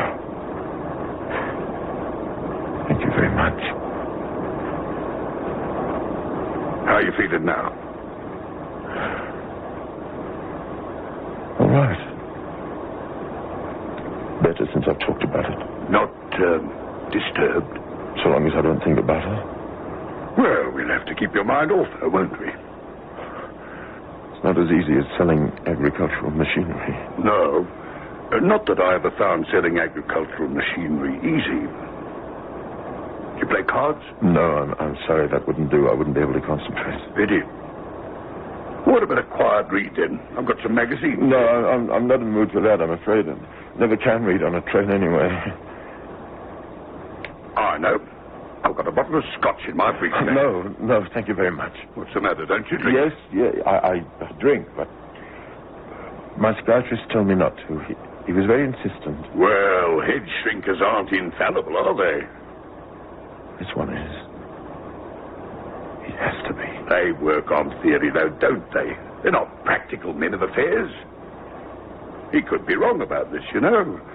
A couple of drinks could be the very thing for you. I find it works wonders when I'm pent up. Not that I'm a heavy drinker, mind you. Everything in moderation, but when I'm tense, you know, worried about the sale, for instance, I find that a couple of whiskies unwinds me, irons out the creases. Do you think so? Do you really think it would do the trick? Yes, I do. I'm sure of it. Look here.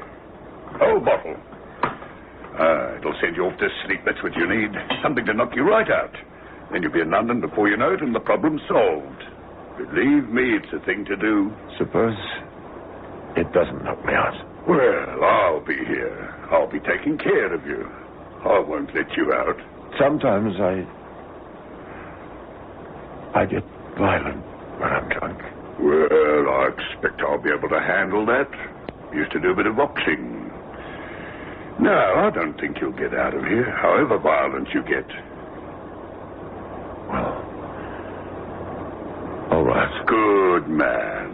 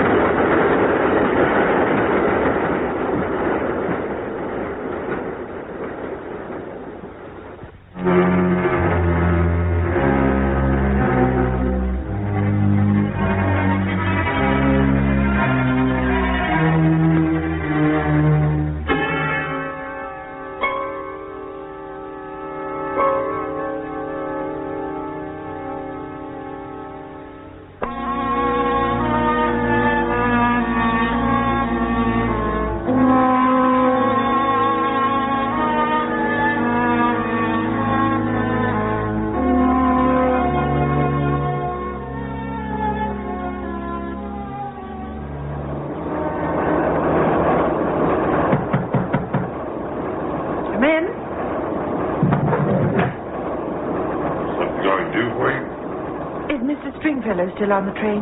Why, yes, miss, so far as I know. He went up front after we left Exeter. Are you sure? Well, his luggage is still here, isn't it? Please go and check. Well, I've got things to do. You're not the only person in the sleeping car, you know, miss. If you go and look, I'll give you this. All right. You want me to give him a message? No. Just see if he's still on the train. Okay. And then give this bill a rest, eh?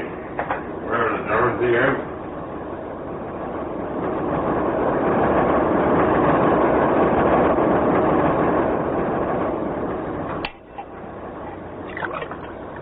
You see? It's working. Yeah. It's working. This is the end of the bottle. End of the bottle. Down the hatch, then. Oh,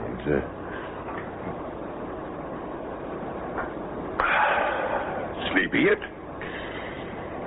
Yeah. And you're completely relaxed, aren't you? Wonderful. Why don't you put your feet up? Yes, why don't I, Nurse Evans? That's it. Emergency Ward 10. Wake me with a lightly boiled egg. I'll do that. And China tea. China tea with a dash of fresh lemon. Loosen your collar, and off you go to bye-byes.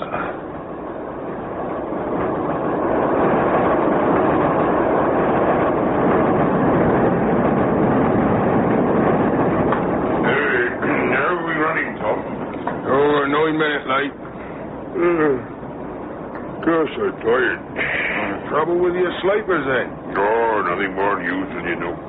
Oh, still, you do see a bit of life in your job. Being a guard, especially on the night run, you just sit here and look at the crates and the parcels. Well, I'm going to grab a bit of kit. That's okay with you, Tom? Sure. There's a couple of empty compartments up the back. Keep an eye on things, will you? For your pleasure. Give me a chance to stretch my legs.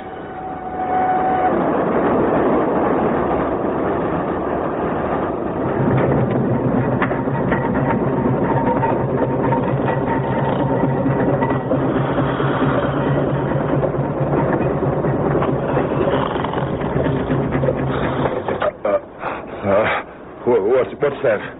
Train's slowing. What for? Reading. Last stop before Benedictine.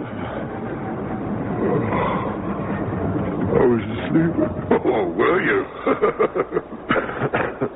You were snoring loud enough to drown out the London Symphony Orchestra. What are you doing? Getting my suitcase off the rack. What do I look like I'm doing? Well, why? We're not at Paddington yet. I'm not going to Paddington. I get off at Reading. Why? Why, for Pete's sake? Because I live there. But you said you'd take care of me. You promised. You gave your solemn word. I got you off to sleep, didn't I? That must be the better part of a bottle of scotch, too. I'm awake now. Well, go to sleep again. Well, I can't. I'm wide awake. Get your head down, then. Make it effort. I can't. For Pete's sake, don't go and leave me. You can't do that. You can't. Relax. I'll pay you. I'll give you 100 quid. Don't be 100 quid just to go to Paddington. One more station. I have to see the important clients in the morning. A lot depends on it. I'll pay you more. Anything you like. Look. I'll write the check now. You tell me the amount, and I'll. What's it now? My checkbook's in my suitcase. My suitcase is in the sleeper with her. I'll tell you what.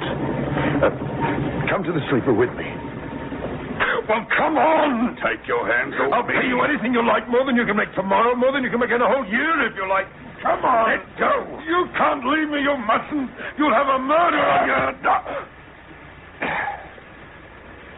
I warned you. You should learn to control yourself. I can't. That's my trouble. Look, it doesn't matter about me. I'm expendable. I'd be better off dead anyway, but think of her, the girl. She's 19 and at the beginning of her life. Don't hit me again.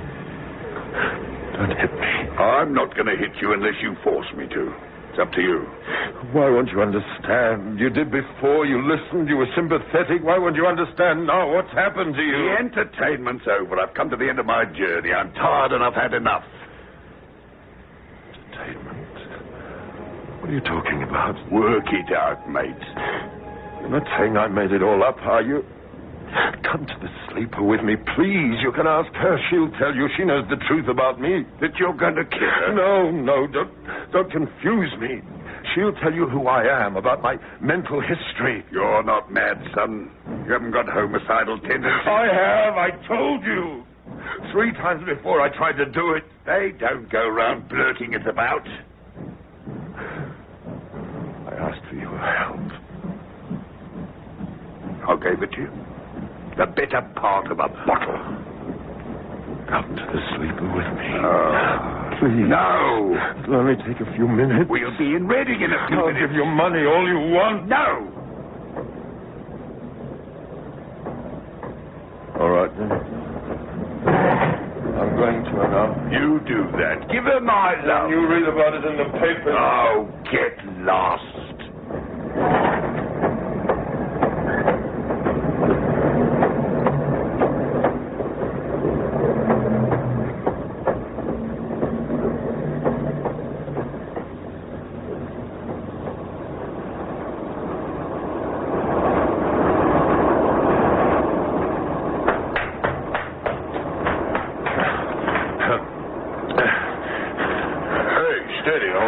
Victor. I want Victor.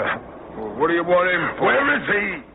Well, he isn't there. Well, he can't have got off the train. I need him urgently. He's going to lock me out. Lock you out? Where is he? For heaven's sake, tell me where is he? I've got to find him. He's off duty. He can't be. He's responsible for these sleepers. He can't go off duty before we get to Paddington. Oh, you better move along. You're blocking up the corridor. Where's Victor? Move along now. Oh, no. Oh, no.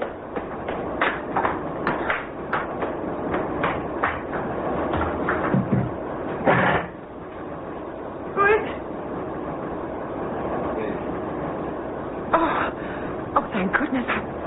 I've been so frightened. Listen, Angela. Listen to me. You've got to get off this train. We'll be in Reading in a few minutes. You've got to get off. Are you going to? No, I'm going on to Paddington. And so am I. We're going to talk to your psychiatrist in the morning, aren't we? No. But you said you were going to. I've changed my mind. Psychiatrist? Yes, I know, but... And you told me you always took his advice. You said he was the father you felt you never had. You said that if it hadn't been for him... Stop confusing me! Not. I want you to get off this train. You've got to get off it. I won't. Not without you. Look, I've been drinking practically a whole bottle of whiskey. Oh, look, I... You can't. When I get drunk, I want to kill people. It's happened 3 times before, Angela. You murdered 3 people? No, something happened each time to stop me, but it can't happen here. Not if we're shut up in this little box together. I don't want to. Why won't you understand? Why won't you do what I say and get off the train? No. I'm not going to leave you.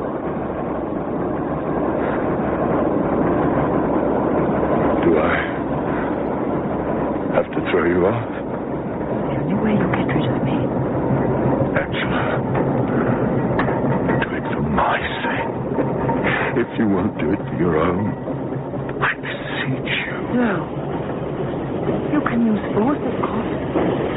You can throw me off, but that... I can't throw you off. If I touch you... Curse you, why don't you understand? I love you. Love, is that all you think about?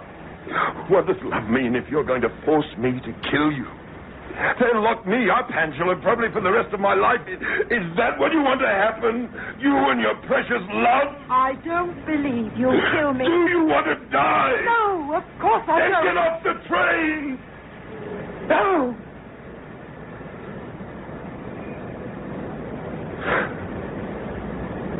Right. I'll get off myself. Don't leave me. Please don't leave me. You want to kill me? Kill me. Kill me. It doesn't matter. I belong Let me to go. you. No. I'll hit you. No.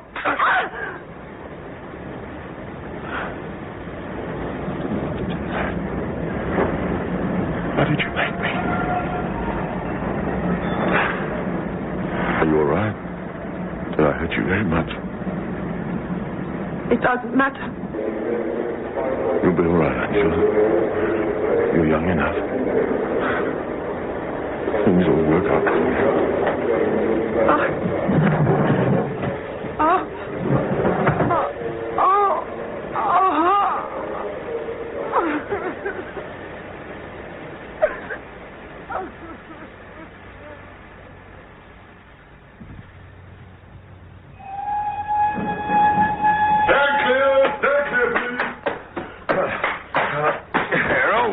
I've got to get out of my way. Are you mad? Yes, I am. If you don't let me off this train, you'll have murder on your hands. Mad people never know they're mad. What do you know about it? Let me get off. If you get off now, you break your blooming Well, neck. stop the train. Pull the communication cord. You've had a drop too much to drink, haven't you? Yes, but that isn't all. If you don't let me off this train, I'm going to kill somebody. A girl. Now pull the cord. No, what you need is a nice, quiet dose. Best thing when you've had a drop too much to drink. A nice, quiet dose. If you won't pull the cord, let me off. Lock me up. Lock you up? Where? In your van. You have a van, haven't you? Yes. Well, then lock me up. Please lock me up. What's your name? What's that got to do with it? You want me to lock you up? All right, it's Stringfellow. All right. Mr. Stringfellow. Now, take it easy and we'll see what we can do for you.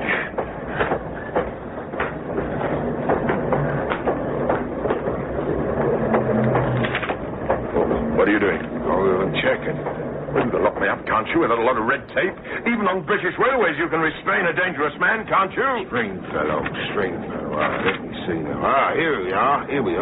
C12. You're in a sleeper. C12, aren't you? Don't put me in there. For Pete's sake, don't put me in there. That's the worst possible thing you could do. Come along. A nice, quiet house. I'm not a drunk. You said you was. What are you doing? Taking sleeping pills. Give me that bottle.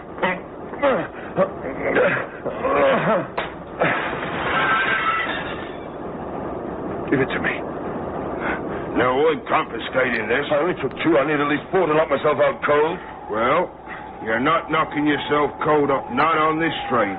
Now, come on. You're going to bed, Mr. Stringfellow. Lock me up. Lock me up. All right. Follow me, then. No. Come on. Don't put me in there. Well, you asked to be locked up, didn't you? But not in there. You'll be all right in there. No. Now, in you go. You get some sleep, Mr. Stringfellow. I'll let you out at Paddington. You'll be all right. Get some sleep now. There you are.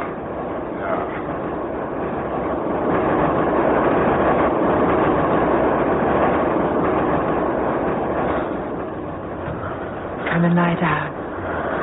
You look exhausted. I tried everything. Nothing worked. Nobody believed me. Come and lie down. All right. This is the way it's got to end.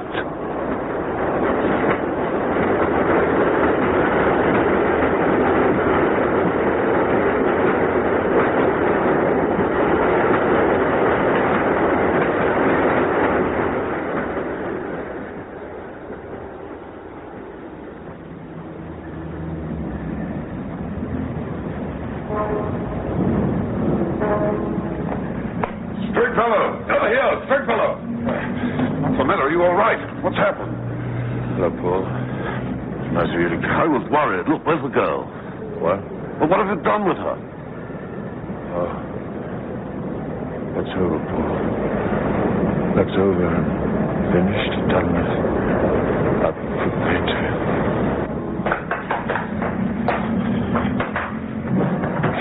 Can you tell me which sleeper Mr. Stringfellow had last night? Mr. Stringfellow?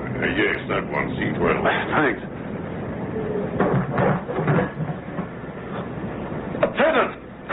With you, be quick! It's all right. Never mind, Lieutenant. Forget it. Are you all right? My throat hurts. He tried to strangle you then? Yes. After the train left Reading. What happened exactly? He did that. He tried to strangle me. He'd been drinking and then he fell asleep in the middle of it. It was true then. He did want to murder me. Are you Paul? Yes. He didn't want to murder you. He couldn't help himself. When he woke up and the train stopped, he looked at me as though he hated me and said, "Are you still alive?" And then he went off, cursing me. Why did he do that? Well, he was attached to his identity as a psychopathic killer, or would-be psychopathic killer. He had the perfect opportunity last night. Shut up in a small space like this, and you being completely passive. When he woke up and found that he'd failed to kill you, his dream was shattered, and he vented his disappointment on you. Why should anyone dream of being a killer? Most people lead drab lives, even millionaires. They have to dream. Sometimes, in his case, it takes on a dangerous form. So, this might be the breakthrough. But he hates me now. This might be the thing I've been looking for 3 years. This I might be able to cure. Look, I must go. I've got to catch him. What happens to me? I'm not important, of course. Now you've got your breakthrough. Well, if I were you, I'd go home. You can do that, can't you? Yes, I suppose so. Then do it. Take the first train back. But I haven't got any money left. Oh, well, here. Will that be enough? Thank you. I'll send it back to you. Oh, never mind about that. It's worth more than that to have found a way of curing him.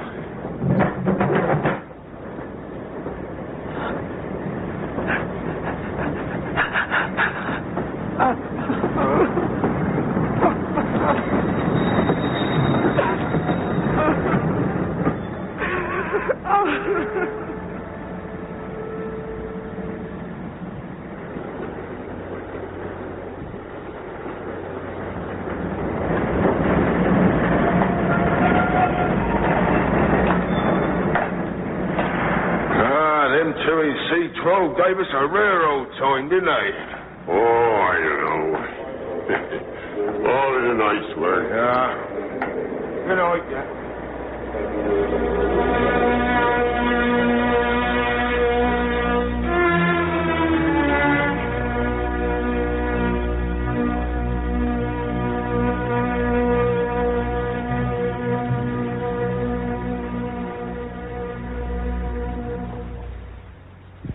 Tonight's presentation of The Night Run. You heard Joe Stewardson as Stringfellow and Annabelle Linder as Angela. Ems was portrayed by Stuart Brown, and Gabriel Bayman played the part of Victor. Others in the cast were Donald Monat and Ian Newell. The Night Run was produced for Lux Radio Theatre by Michael Silver.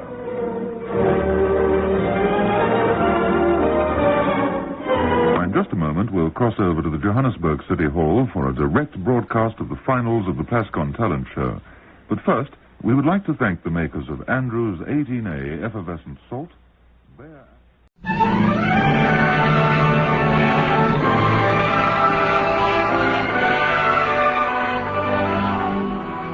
It's summer, a late afternoon.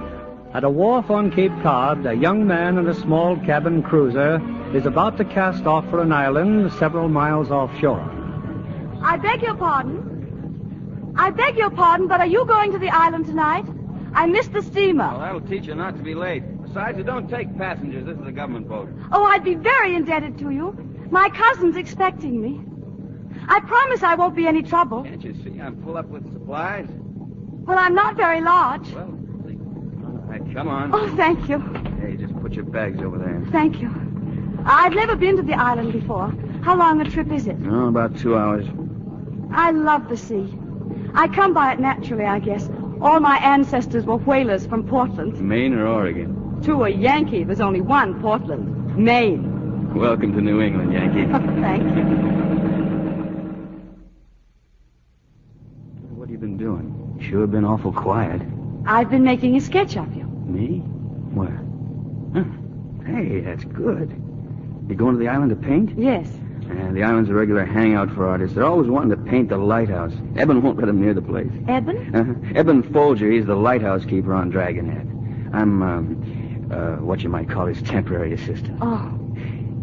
Well, there's the island. Have you ashore in 10 minutes. I hope your cousin's still there. Am I glad to see you? Oh, you certainly gave me a scare, Kate. Steamer came in and not a sign of you. Oh, I'm sorry, Freddie. I missed it by 1 minute. Well, car's down here. Oh, incidentally, who was that who brought you across? His name's Bill. Oh? Pat arrived yet? Yes. Freddie, where's Dragonhead? Dragonhead? Well, it's the lighthouse about a mile offshore. Why'd you ask that? The Dragonhead launch brought me over. Do you know the keeper? His name's Folger. No, dear, I'm sure I don't. Now, tell me what you'd like to do tomorrow, Kate. You can paint... Does he come to the mainland every day? He? Who are you talking about? The lighthouse keeper. Well, of course he does. Oh, I don't know. How do I know what he does? Now, come on, Katie. Come on. Hello? Hello, Mr. Folger? Doggone it, ain't you got no ears? No visitors, I said. This here's government property. No visitors. If you'd let me explain, Mr. Folger. You get back in your sailboat and get out of here. But there's something in this package that may interest you. Huh? Now, wait a minute. You're the one that stopped me in town yesterday, ain't you? Yes, in Granby's antique shop. Yeah, you're the one who wanted to paint my picture. And I told you if you was to pay me $50,000, I wouldn't be found dead sitting for no tomfool portrait. I know you did. And when you left, I bought this. It's a ship model, Mr. Folger. Miss Granby told me you're an expert on ship models. Tell her for me to mind her own business. Oh, it's a great imposition, I know. But you see, I know so little about ship models, and I don't like the idea that I may have been rooked. Won't you look at it, Mr. Folger? Maybe. Hey, Evan, do you want me to... Well, hello. Why, hello. Say, you the one he brung over in the launch from the mainland? Yes. Now, about that model. Oh, you're pretty smart for a woman. You knowed I wanted this ship model, didn't you? I want to strike a bargain with you. Watch out, Evan. She's a Yankee. You found out I tried to buy this here model. That old lady Granby. $150, she said. By Godfrey, that's highway robbery. You can have it for nothing if you'll pose for me. No. Only an hour a day for 2 weeks. No. You set the time yourself. He who hesitates is lost, Evan. You're getting too big for your britches, son. All right. You be here each day at 4, but no Sundays. Sundays, too. Oh, Sundays then, doggone it. He's a tough customer. You're pretty slippery yourself. I know. Well, I guess I'd better go. You must be busy. Yes, I have a little work to do here. Well, I'll see you tomorrow. Goodbye, Bill. Goodbye, Kate. What's happened to Eben? He's gone into the lighthouse. Then you let him? He says he can't pose if there's a fog, and he can't control the acts of God. Oh, I haven't any complaints. We've had such wonderful weather all week. Well, let me see the painting. Oh, my, that looks fine, Katie. Oh, thank you. Hey, that fog's rolling in fast. You're not going to try to sail back in it, are you? Well, you better stay here for a while. Oh, I'd like that, but... Well, Mr. Folger's never been very hospitable. Oh, that's nonsense. He's got a heart as big as a house. Come on. I've never been at the top of a lighthouse before. Does the fog frighten you? A little. There's something so terribly lonely about it. I don't mind being alone, but I don't like to feel lonely. There's a difference, isn't there? You know, I don't mind being alone either. Fact is, I deliberately took this job to get away from people. I can understand that. But you know, you wouldn't be afraid of that fog if you went right out into it. Come on, let's go down. I'll show you what I mean. I'll take you to a favorite cove of mine. It's like the end of the world. It could end like this. I don't think I'd be frightened, even if it were. Or lonely either. No. You know, I knew you'd get over it out here. I wonder what people would do if the world should end like this. Then they'd have time to say all the things they'd always wanted to say. Then they'd have the courage to say them. For instance? Honest things. Such as? Such as telling you that I didn't particularly want to paint Eben's portrait.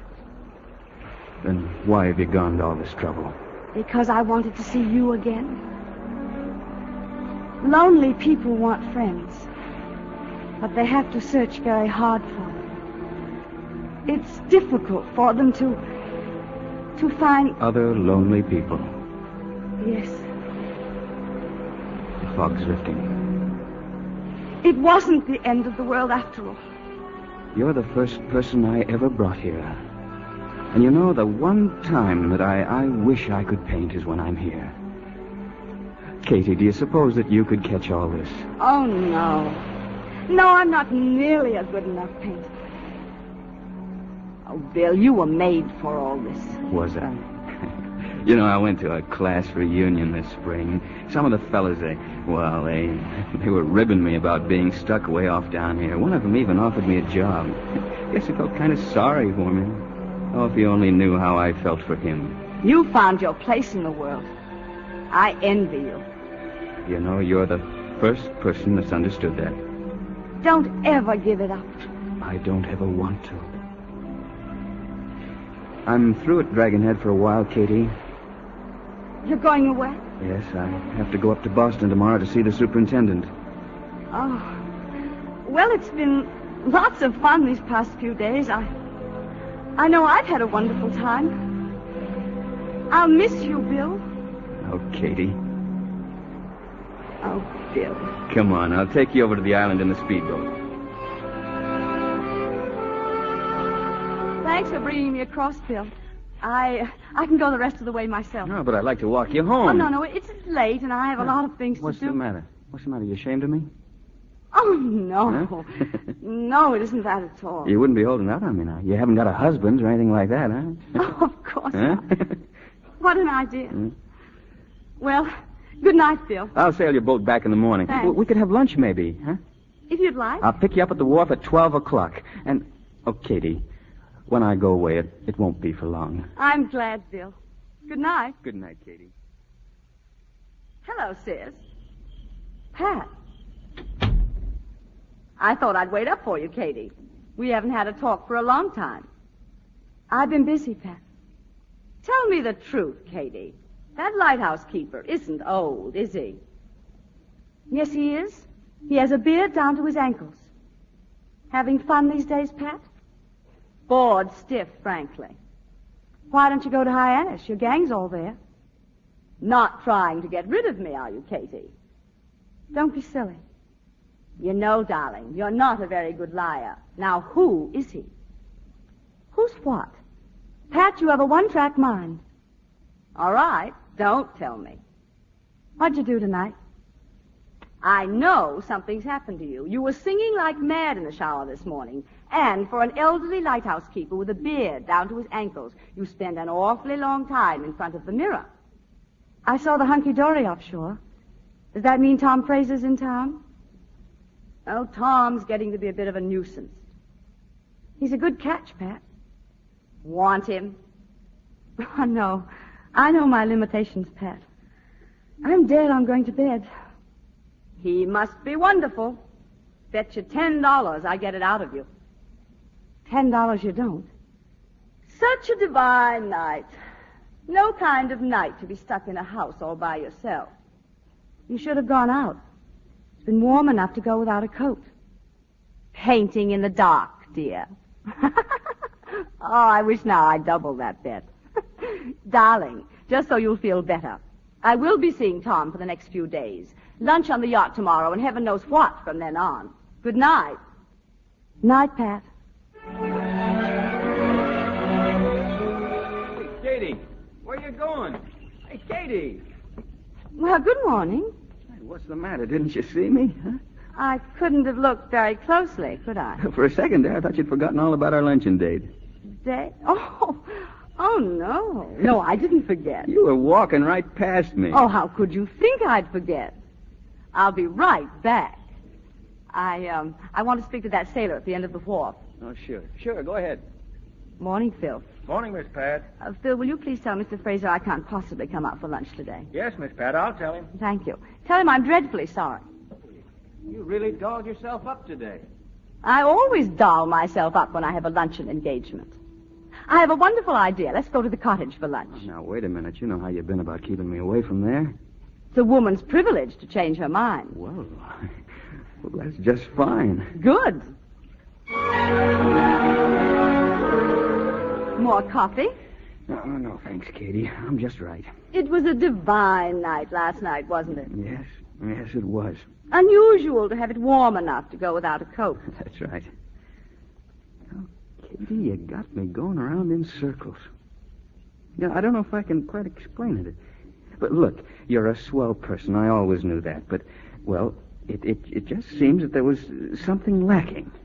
Maybe I can explain it this way. It's like you were a cake. A cake? Uh-huh. Yeah, a cake without any frosting. And I guess most guys, they kind of like the frosting. You know what I mean? And today you think I'm well frosted. I'll say. No, I was never more fooled in my life. Katie, I guess you know that I think you're something special. I'm afraid I think you're something special, too. Well, what I really want to say is... Well, what was it you wanted to... Oh, hello, Katie. You're not seeing things, Bill. It's true. Well, I'll be. Hello, Bill. I see you did keep our date for lunch. Well, I thought I did. Look at him, Katie. Bill, if you could only see your face. That's very clever. Which one of you think these things up? I'm always the one. Katie, I swear I was going to confess, but you came home just a second too soon. Oh, it's lucky for you she did. You were just about to be kissed by a perfect stranger.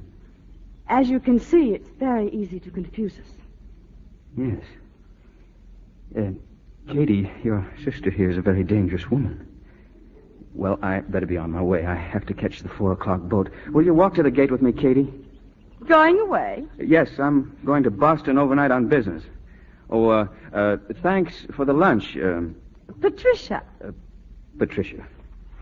Bill, Pat's apt to do crazy things. Oh, that's all right, Katie. Oh, the Lippincotts are giving an old-fashioned barn dance tomorrow night, and I'll be back in time. Would you like to go with me? I'd love to. All right, I'll pick you up at 8:00. I'll be ready. So long, Katie. So long, Bill. Have a good trip.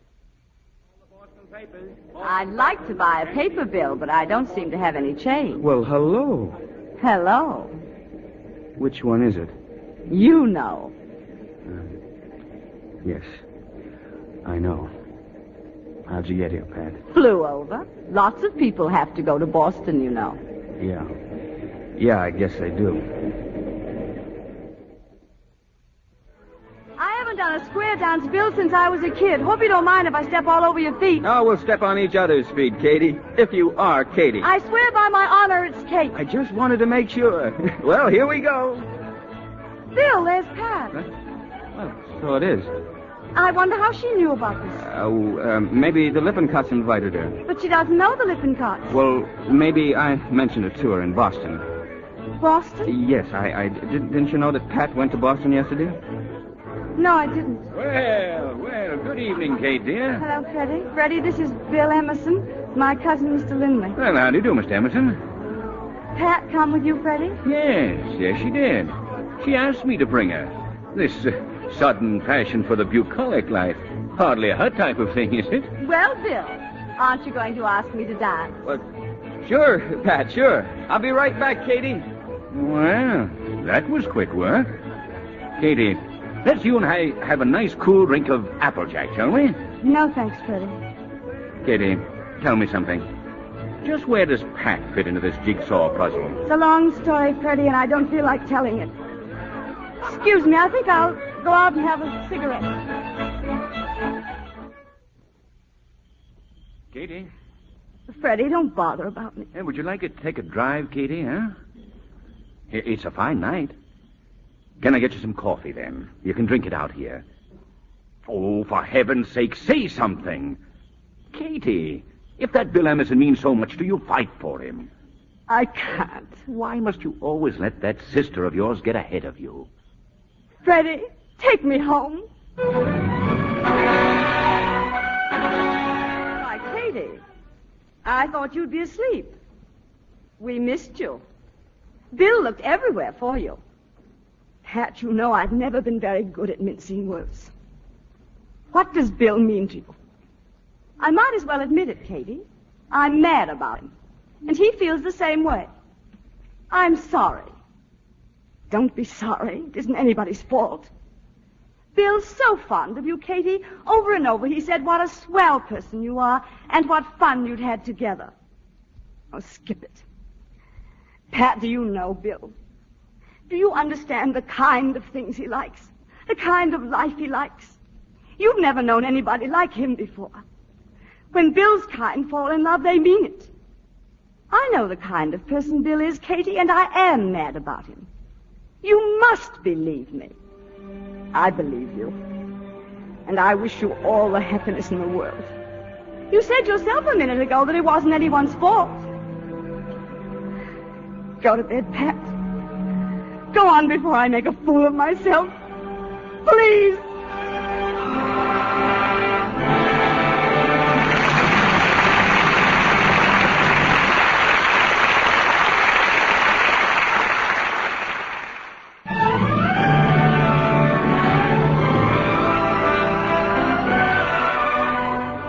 It was just one of those things, Kate's twin sister Pat and Bill Emerson. Their meeting, their falling in love, and now, in the sisters' spacious home in New York, their marriage. Cousin Freddie has just observed that Kate has slipped away from the wedding guests and gone upstairs to her studio. I thought you were probably in here. I wanted to get away for a few minutes, Freddie. You should go back to the guests. Kate, you've got to forget. Forget Pat, Bill, everything. There's nothing you can do about it. I know. I know there's nothing I can do about it. Have you made any plans? I'm going to work to paint. Now you're talking. That's my girl.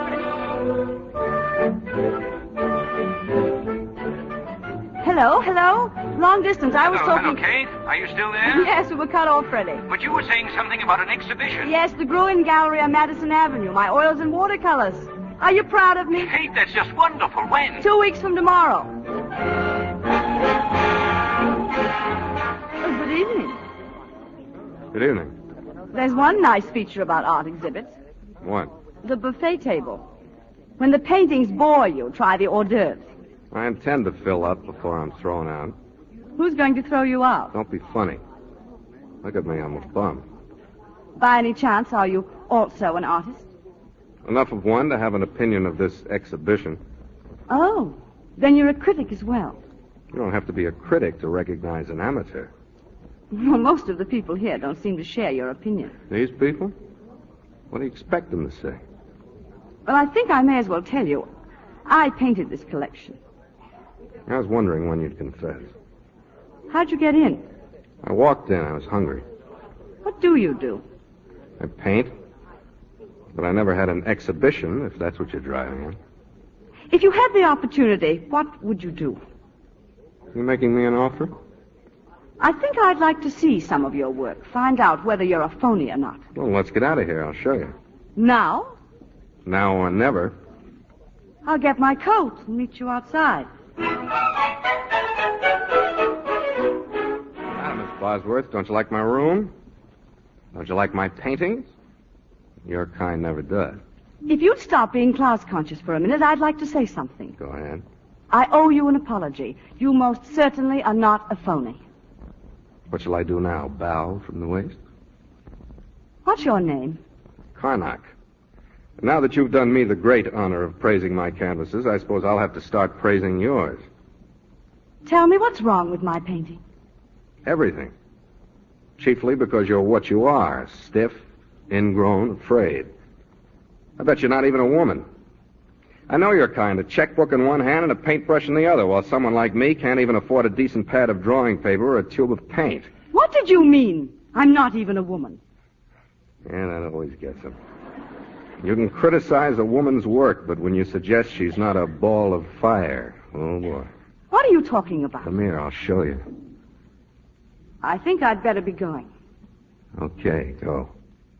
But you're not a hopeless case, you know. How encouraging. Good night, Mr. Connor. All right, Connor. What happened this time? Why did Deirdre quit? She's the best model we've Because had. I happen to speak my mind about you and about the way you paint. Connor, I think it's time we settled a few things. You're most welcome to use this studio, you know that. But not if you continually upset everything and everybody in my home. First the servants, now Deirdre. Okay, go on with your smug little life if you want to, but you can count me out. Oh, stop being such a pig-headed bore. I'm perfectly willing to allow you to humiliate me as regards my work. I want it that way, but not as a person. Nor will I allow you to humiliate anybody else as long as you're in this house. Oh, go soak your head. Come on, let's get to work. Go and get your things. Hello, yes? Oh, Bill. Well, how are you? Oh, I'm fine. Pat with you? Oh, I see. Why, yes, of course I can. Oh, don't be silly. You're not interfering with anything. No, I can be there in no time, Bill. Yes, I will. Goodbye, Bill. You can be where in no time? McCall's department store. I thought we were going to work. Tomorrow, Connor. Tomorrow. Bill, it seems forever since I've seen you. It has been a long time, hasn't it? How's Pat? Oh, she's fine. Why'd you want to meet me here? Well, I had so little time, and I want to get a birthday present for Pat. I thought you might be able to help me. Oh, I see. Well, what about lingerie or a negligee? Oh, sure, that's fine. They're over this way, Bill. What are you doing in New York? Making arrangements to take a trip to Chile. Oh, for a Yankee, that's a far cry, New England to Chile. That's right. A new job? Uh-huh. Pat going with you? Yes, yes, she is. You remember my telling you about a job my college friend offered me? Yes. Yes, I remember very well. Well, I finally took it. It's even more money than I thought. I can't think of you away from the island somehow. Well, I had to do something to make more dough. I can't let Pat go on spending her own money. Oh. Here's a negligee, Bill. It looks like Pat. May I help you, madam? Hold it up to you, will you, Katie? Oh, it's a wonderful style for you, madam. Well, am I a prize dope? What's the matter? Well, if it's Pat's birthday tomorrow, it's yours, too. Of course. Well, I'd like to get you something, Katie. Oh, that's sweet of you, Bill. No, thank you. Oh, but there must be something here you'd no, like. No, thank you very much. Are you taking the negligee, sir? Yes. Wrap it as a gift, eh? Yes, sir. You know, I'm surprising Pat. She doesn't expect me till Thursday, but I want to be there for her birthday. Oh, Bill, how stupid of me. I completely forgot I have an engagement. I must run along. Wouldn't you have time for a drink before I catch the train? Oh, I'm terribly sorry. I really haven't. Well, it's been wonderful seeing you again, Katie. Wonderful to see you. And thanks a lot for helping me out. Oh, it was fun. Goodbye, Bill. Give my love to Pat. Hannah, haven't you gone home yet? Where have you been? Kind of late. Oh, I went to a newsreel. I walked around the lake and the park. Who's this guy, Bill? Where is he? Gone. You look awful. Can I fix your drink? No, thanks, Connor. You know, I've been doing a lot of thinking. All this art stuff's been a substitute for something, hasn't it? You'll be glad to know, Connacht, I've come to a decision. Hmm? I'm a third-rate artist. I always will be. So you won't have to bother with me anymore. What are you going to do? I don't know. I haven't decided. Always running away. No wonder you lost him. We won't discuss it, Connacht. You'll never land a guy all closed up inside like this. But I wasn't always like this. People change. Remember what I said when I first met you? I most certainly do. You kind of went for me then, only you got cold feet. Connacht, your conceit really amazes me at times. Man needs woman. Woman needs man. That's basic. Everything else starts from that. Art, music, the whole works. Only women like you want to make something important out of it. You want a guy to stifle himself for you, the grand passion, all of that baloney. Yes, we do. Now, don't go female on me. Get wise to yourself. Oh, leave me alone. Sure you're not running away from me now? Really? That's better. Hello? This is Western Union. We have a telegram for Frederick Lindley. I'm sorry, but Mr. Lindley isn't here. May I take the message, please? It's from New York City. Arriving this evening. Don't bother to meet me. Love. It's signed Kate. Oh, thank you very much. Dad, what are you doing on the island? I thought you and Bill were on your way to Chile. I wasn't able to go. He went alone. Where's Freddie? He got my wire, didn't he? Freddie had to go to Providence for a few days. Oh, I didn't know. You look tired, Katie. Anything wrong? Nothing in particular. Pat, why couldn't you go to Chile? Oh, I had a perfectly dreadful cold, something like the flu. What a shame. Bill was so excited about your going. Bill's so naive about a lot of things. But that's Bill. Naivete is a bit trying to live with all the time. Katie, you haven't said a word about my dungarees. I'm getting to be a big, learning to sail, all that sort of nonsense. That I want to see. I'll prove it to you tomorrow. We can sail out towards Dragonhead, your old stamping ground. Take off your hat, Katie, and stay a while. I'm coming about, Katie. Well, right. Pat, whatever possessed you to come down here? Oh, I wanted to see the gang again. Yeah? Oh, I wanted to see the gang again. Pat, it looks as if we were going into some heavy weather. That's wonderful. Hey, look out, Katie. I'm going to jibe. Pat, it looks really nasty. We better turn back. Not on your life. I've always wanted to sail in a storm. Katie, you were right. We should have gone back. It's too late now. All we can do is hope to get in lee of the lighthouse. Watch it, Pat. Oh, I should have insisted we go back. You manage the rudder, Pat. I'll handle the sail. Insisted we go back. You manage the rudder, Pat. I'll handle the sail. Hang on, Pat. Katie! We're heading straight for the reef! I know. Pull it back. Leeward and hang on. No, Pat. bottom of the boat!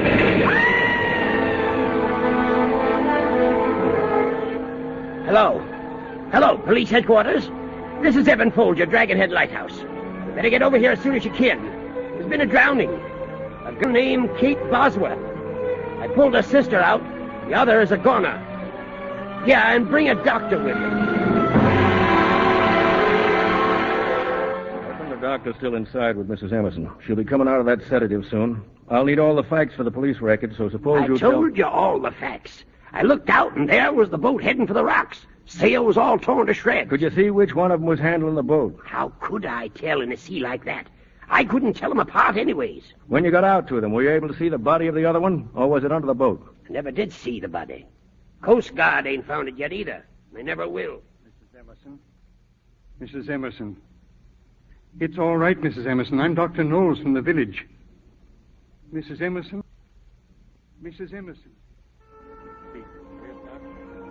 Mrs. Emerson. Why does he call me Mrs. Emerson? Bill. She's opened her eyes. She's coming around. Oh.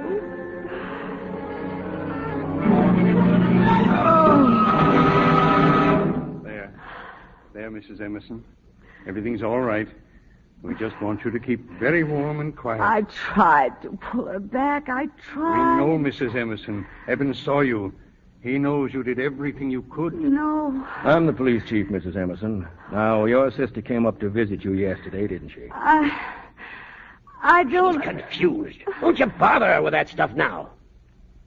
Mrs. Emerson, ever since it happened, you've been lying here crying for Bill over and over again. You keep saying, I tried to save her. Well, Bill ain't going to blame you, Mrs. Emerson. If the good Lord had wanted to take you instead of her, why, he'd have done it. So you get well and strong now, Mrs. Emerson, and be a good wife to Bill. She'd have wanted it that way. Eben, Mr. Lindley's come. Yeah. It's your cousin, Mrs. Emerson.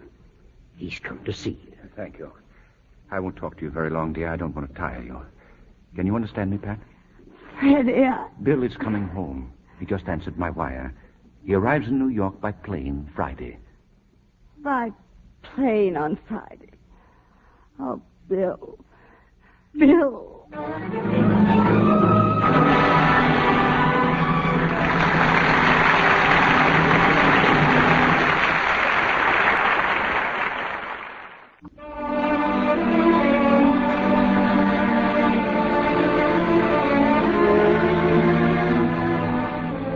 3 days ago, Patricia Emerson was drowned off Dragonhead Lighthouse, and her body never recovered.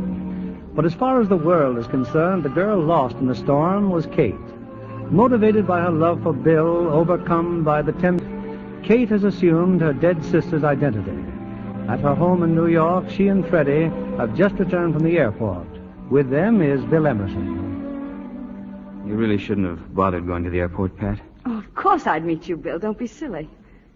You know, you've hardly said a word. Well, there's not much to say. I'm terribly sorry about Kate.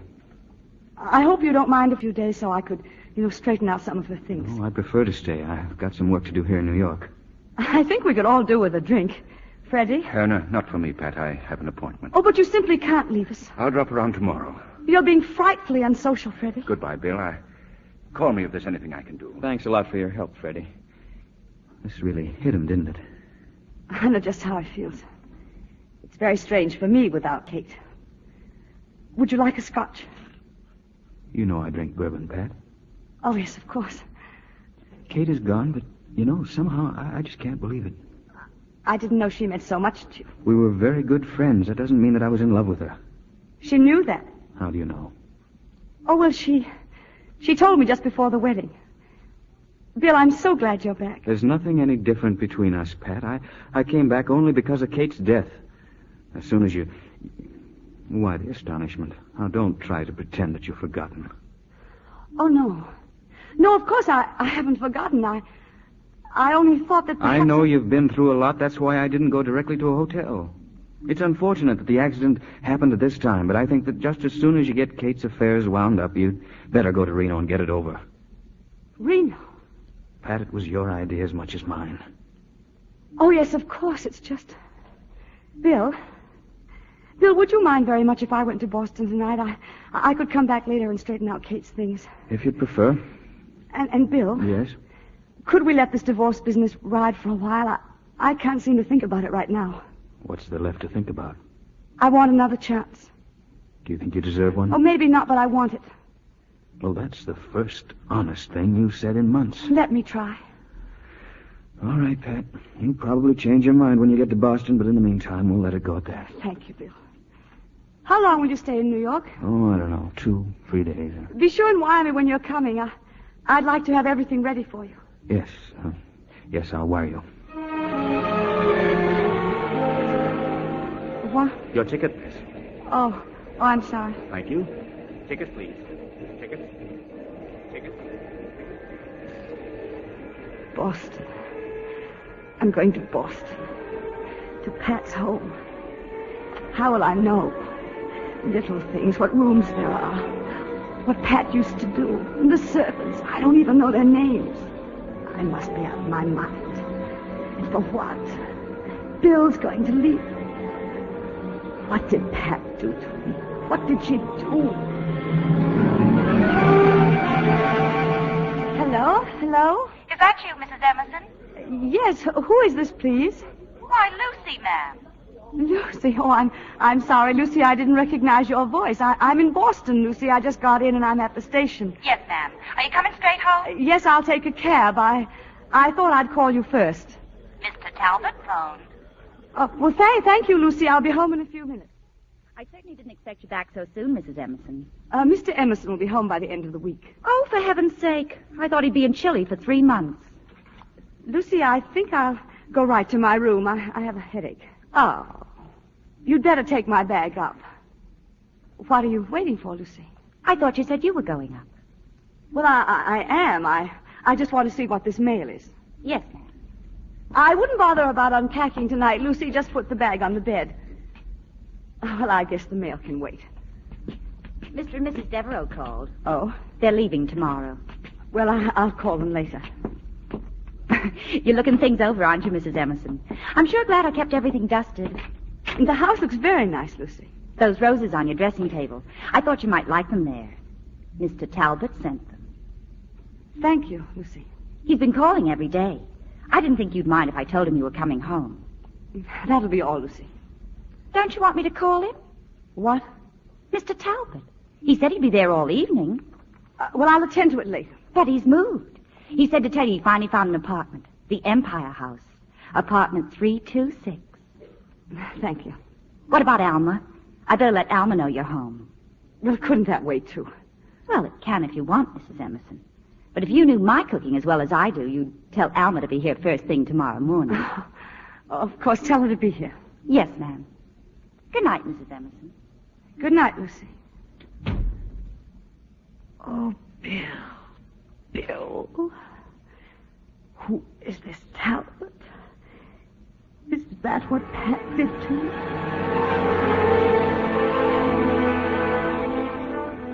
Who's the telegram from, ma'am?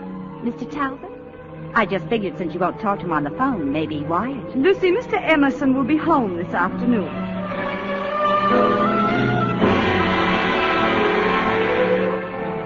Here's your coffee, Bill. Oh, help yourself to cream and sugar. Thank you. And here, your tobacco. Isn't Alma the world's best cook? We're lucky to have her. Look, Pat, I know all this is as difficult for you as it is for me. Oh, but it isn't, Bill. I love being here with you. You do believe that, don't you? I want to. You know that. What about Talbot? Have you seen him? No. Surely you must realize that that's the most important thing to get straight between us. I don't want to see him. Don't you think you owe it to him to tell him that it's all over? Oh, perhaps it isn't over. Oh, yes, it is, Bill. I swear it. He's telephoned and sent me flowers, but I haven't acknowledged them. I thought that was the very best way to handle it. Pat, until you get this Talbot thing straightened out once and for all, there isn't anything more we can say to each other. Oh, Bill. Empire House. Apartment 326.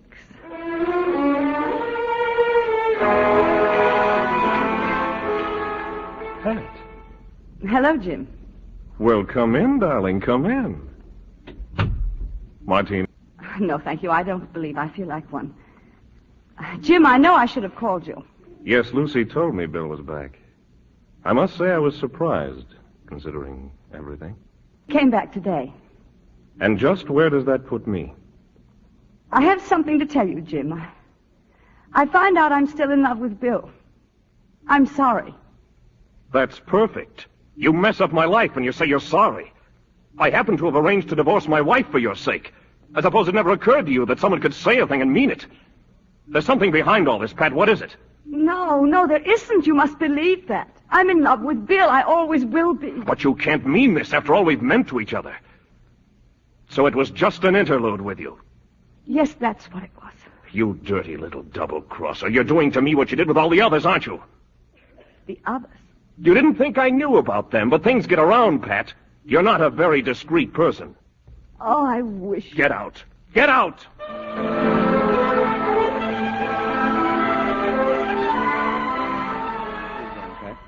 Why the suitcase? I'm leaving, Bill. May I ask why? You were right. It wouldn't have worked out. I should have known it wouldn't. You've seen Talbot. And you're still in love with him, is that it? Oh, no, it isn't. Well, if you're not still in love with him, then why are you leaving? Bill, you can't want me to stay, can you? Not after... You said the only thing to be straightened out between us was the Talbot business. But what about the others, much worse? Surely you knew about them. If you didn't, you were a fool. Don't you know you've been the laughingstock of this whole town? I don't understand. I don't understand. The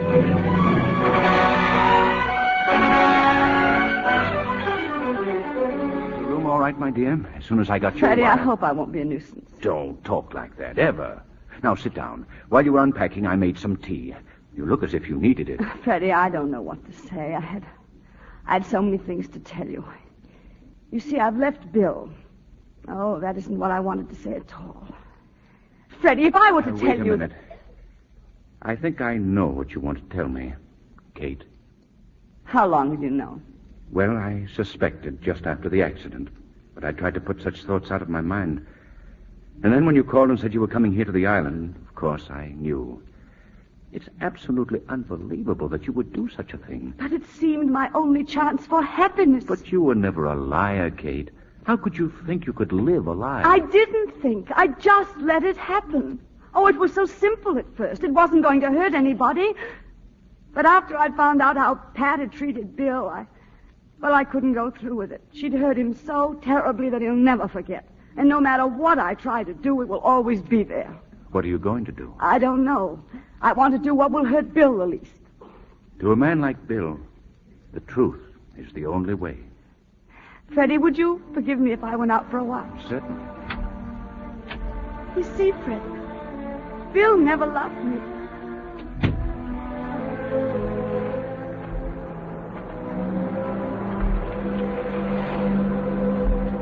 Bill. I've never brought anyone here before, Katie. Oh, tell me what to do. Tell me. The one time that I wish I could paint is when I'm here. Oh, Katie, do you suppose that you could catch this? What should I do? What should I do?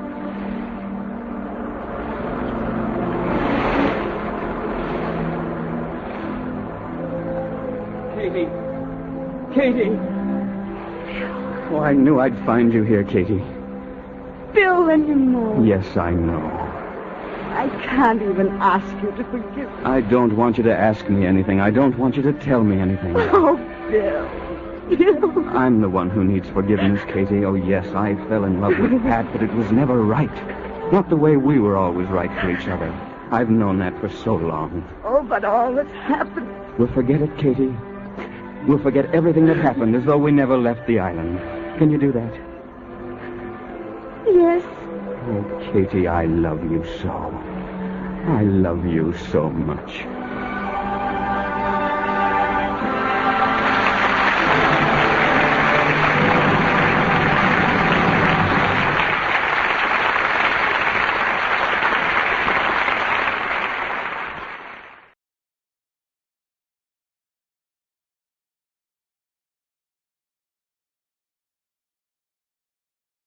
Hollywood, California, Monday, June 7th.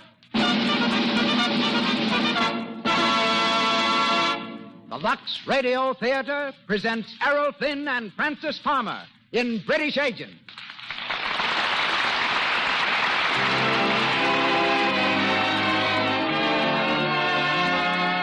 Lux presents Hollywood.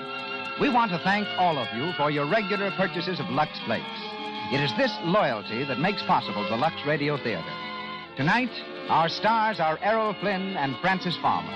Our guests, Dolly Tree, noted costume designer of Metro-Goldwyn-Mayer Studios, and Natalie Bucknell, head of Metro-Goldwyn-Mayer's research department and former secret agent. This program was produced each week by Hollywood's distinguished director, Cecil B. DeMille, with Louis Silvers conducting, direct from our theater on Hollywood Boulevard. May we take this opportunity to say once again, welcome everyone to the Lux Radio Theater.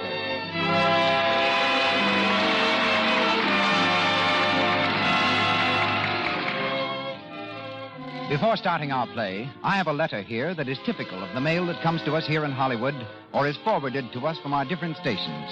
Miss Harriet Rumsey of Alton, Illinois, in her enthusiasm for our product and our show, writes as follows. Most women realize that they owe a debt of gratitude to Lux Flakes. They know that their stockings, their silk things, their woolens are preserved by Lux Care. Now the American public has another cause to be grateful to Lux. Your radio hour is a great contribution.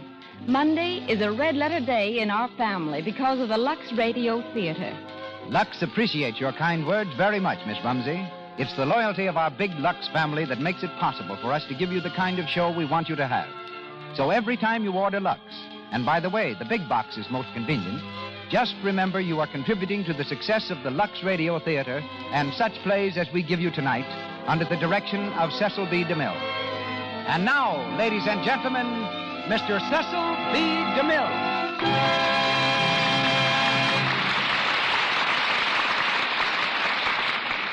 Greetings from Hollywood, ladies and gentlemen. Errol Flynn's early career was charted with a compass. He came to Hollywood through the tropic tempests of the South Seas, where he was captain of a trading schooner, while Francis Farmer, who hails from Seattle, arrived here by way of Russia. A descendant of Fletcher Christian, who led the mutiny on the Bounty, Errol has been an officer in charge of native constabulary, a pearl and coral fisher, a beachcomber, and a member of England's boxing team in the 1928 Olympics. For a time in Australia, he was also a bottle smeller. This odd pursuit consisted of whiffing bottles to see if any odors remained after washing. Once he led a film expedition to the land of New Guinea. The natives were headhunters, but they shot Errol in the ankle. Returning to New Guinea to dig for gold, he made a small fortune, quickly spent it, bought a boat, and with 3 friends duplicated the voyage made by Captain Bligh of the Bounty up the inner passage of the Great Barrier Reef from Sydney to the South Seas. Back in Australia, Errol had his first taste of picture acting, made a second film in England, and was soon on Warner Brothers' payroll. He has written 1 book and many short stories. He's here tonight in the part of Stephen Locke. Frances Farmer developed her talent for acting while a student at the University of Washington, where she helped pay her way by ushering in a theater, tutoring, waiting on table, and working in a department store. To her great surprise, she won a contest sponsored by a Seattle newspaper, the prize being a trip to Russia. On the way back, she met a theatrical producer who introduced her to a film executive in New York. Frances made her screen test, won a contract, and returned home a Paramount player. Her next picture is exclusive, and we hear her tonight as Elenia. Our play is based on the Warner Brothers film suggested by Bruce Lockhart's best-selling autobiography of the same title. So up goes our coast-to-coast curtain, and the Lux Radio Theater presents British Agent, starring Errol Flynn and Frances Farmer.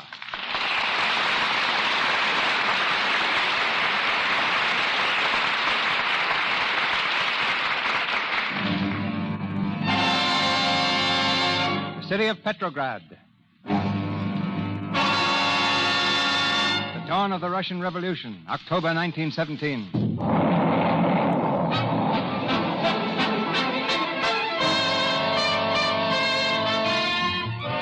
the steps of the British Embassy in Petrograd, a young man watches the mounting fury of the Russian Civil War.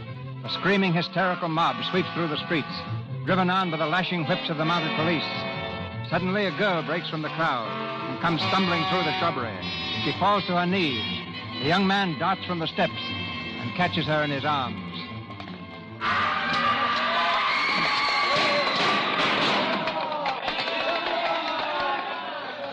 Steady there. Let me go. Please. It's all right. I'm not going to hurt you. Where are you running to? The police. They are chasing me. Let me go. Well, you're safe here. Look. Get behind that hedge. Stay calm. Don't move. What are you doing in here? I am of the police. That woman. She shoot at me. My arm. Well, you've no right in these grounds. This is the British Embassy. British territory, do you understand? Now get out. I take her. She shoot me. Did you hear me? This is British territory. Get out, I said. Ja pedo studia. Ja jo bude pomia. Well, it's all right now. He's gone. Thank you. I am quite sure you saved my life. Tough customer, wasn't he? Still, you can't blame him for being a bit annoyed, you know. After all, you did take a shot at him. He deserved it. Well, he got it. Well, I had better go. After all, I am trespassing on British territory, too. Well, you can't go out there until this row blows over. Blows over? This is not just a street riot. It is the revolution. Tomorrow, the red government will be in power. Oh-ho. And the day after that, the white, eh? Then the green, and so on. Perhaps you do not know a great deal about it, eh? Well, perhaps not, but I'm trying to. Oh, perhaps we should introduce ourselves. My name's Locke, Stephen Locke, British Embassy. How do you do? Fine, thank you. And you? Forgive me, but I am keeping you out here in the cold. Had not you better go in before you get pneumonia? Oh, I risk the cold. But, well, I suppose I better go in and let them know I'm still alive. Look, you can slip out the side gate there. It's clear now. Thank you. Good night. Good luck. Mr. Locke, I'm glad you've come in, sir. I was beginning to worry about you. Oh, were you? Thanks, Evans. Sir Walter has been asking for you. He wants to see you at once, sir. Oh, right. In the library? Yes, sir. Evening, Sir Walter. Locke. Yes. Come in. Evans said you wanted to see me, sir. Yes, sit down, Locke. Nasty business, this. The revolution? Yes, sir. From all indications, the Russian government will fall before the week is out. It places us in a rather uncomfortable position, Locke. I might even say a precarious position. Yes, quite so. If and when the government falls, we have orders from London to close the embassy. Close the embassy? Yes, move out. Bag and baggage back to England. I see. However, we plan to leave someone behind. Someone who understands the situation here and who will act as a sort of unofficial observer. Well, sir? I have recommended you. Oh. Well, thank you, sir. I thought I'd let you know a little beforehand. That'll give you plenty of time to make plans. Yes, just what will my duties be, sir? Well, frankly, I'm not quite sure. But you'll be informed in time, though. But whatever they are, my boy, you'll need your wits about you every minute of the day and night. Now, you'll be alone here, entirely on your own. It won't be an easy job. It may be a dangerous one. Do you still want it? Well, never, sir. Good boy. We'll have a long talk before I leave.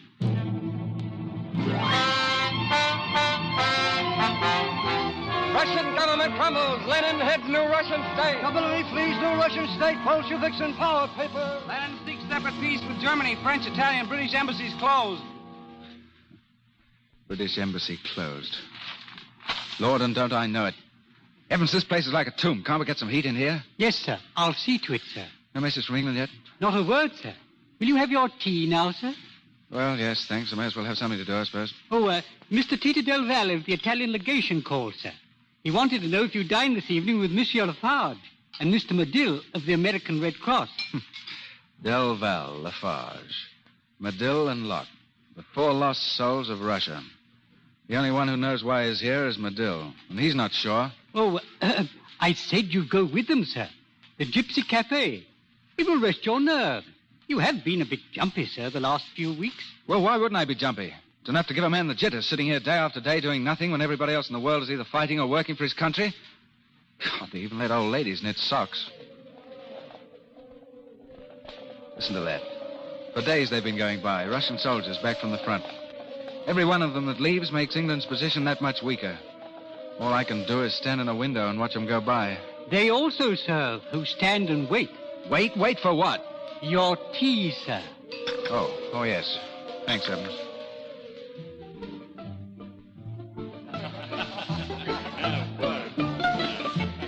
Come on, cheer up, Locke. You've got to face a yard long. It can't be as bad as that. Sorry, madame. Look at me, in the same barge as you, Stefan. Boat, Tito, boat. In the same boat, yes. Waiting for word from my home office. And Lafarge here, too. On me? I only wait for a visa on my passport. Well, I'd like to know who's going to do it for you. There's no one left here. Oh, looking for someone, Locke? No, I was looking at someone. I say, wait a bit, will you, fellas? Back in a few minutes. Uh-huh. You see? That girl who just came in. He is going to speak to her. He knows her, maybe, eh? I wonder if he knows the man who came in with her. Why? Who is the man? Pavlov, head of the Cheka, the Russian secret police. I have heard of that one. Who hasn't? Well, how do you do? Oh, the Englishman. Yes, the lady of the garden. Eh? Oh, you remember me. Oh, this is Mr. Pavlov. Pavlov, Mr. Mr. Stephen Locke, is it not? Yes, how do you do, sir? I don't seem to recall where we met. No, we've never met. You will excuse me a moment, please. There's someone over there I must speak with. Yes, of course. Thank you. Sit down, Mr. Locke. Tell me, did you catch cold that night? Well, I sneezed once and then decided against it. You see, with your revolution going on, I didn't know if I'd ever get my handkerchiefs back from the laundry. And I thought you had gone back to England with the others. Oh, no. The embassy left in such a hurry they forgot me and one old umbrella. Do you come here often? Every night. I sit in the embassy all day and here every night. But haven't you anything to do? Not a blessed thing. My orders were to consider myself embalmed. You know, I've been sitting for the last month, watching you Russians negotiating for a separate peace. Not making a move, not even presenting an argument against it. And why should you? Suppose England were in a war where she had more men mobilized than any other nation on either side, as Russia has. More than the United States and England put together. And suppose Englishmen were fighting with shells filled with sawdust. And suppose England's mortality rate was higher than any of the other nations, as Russia's is. You put England in Russia's place. What would you want England to do?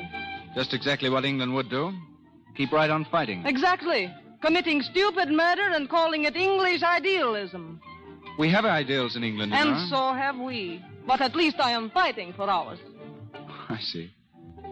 And I sit safely in the embassy, letting others fight for me, eh? Oh, I did not mean it that way. Oh, I know. You know, I'm getting as touchy on this subject as an old maiden lady about her pies. Forgive me, will you? I've been sitting down and vigorously doing nothing for so long, it's getting on my nerves. Look, let's get out of here and get some air, can we? I'm even sick of the smell of this place. Oh, I would like to, but Pavlov. Oh, yes, that's right. We will go anyway. Come on, we will have to hurry. I do not want to explain.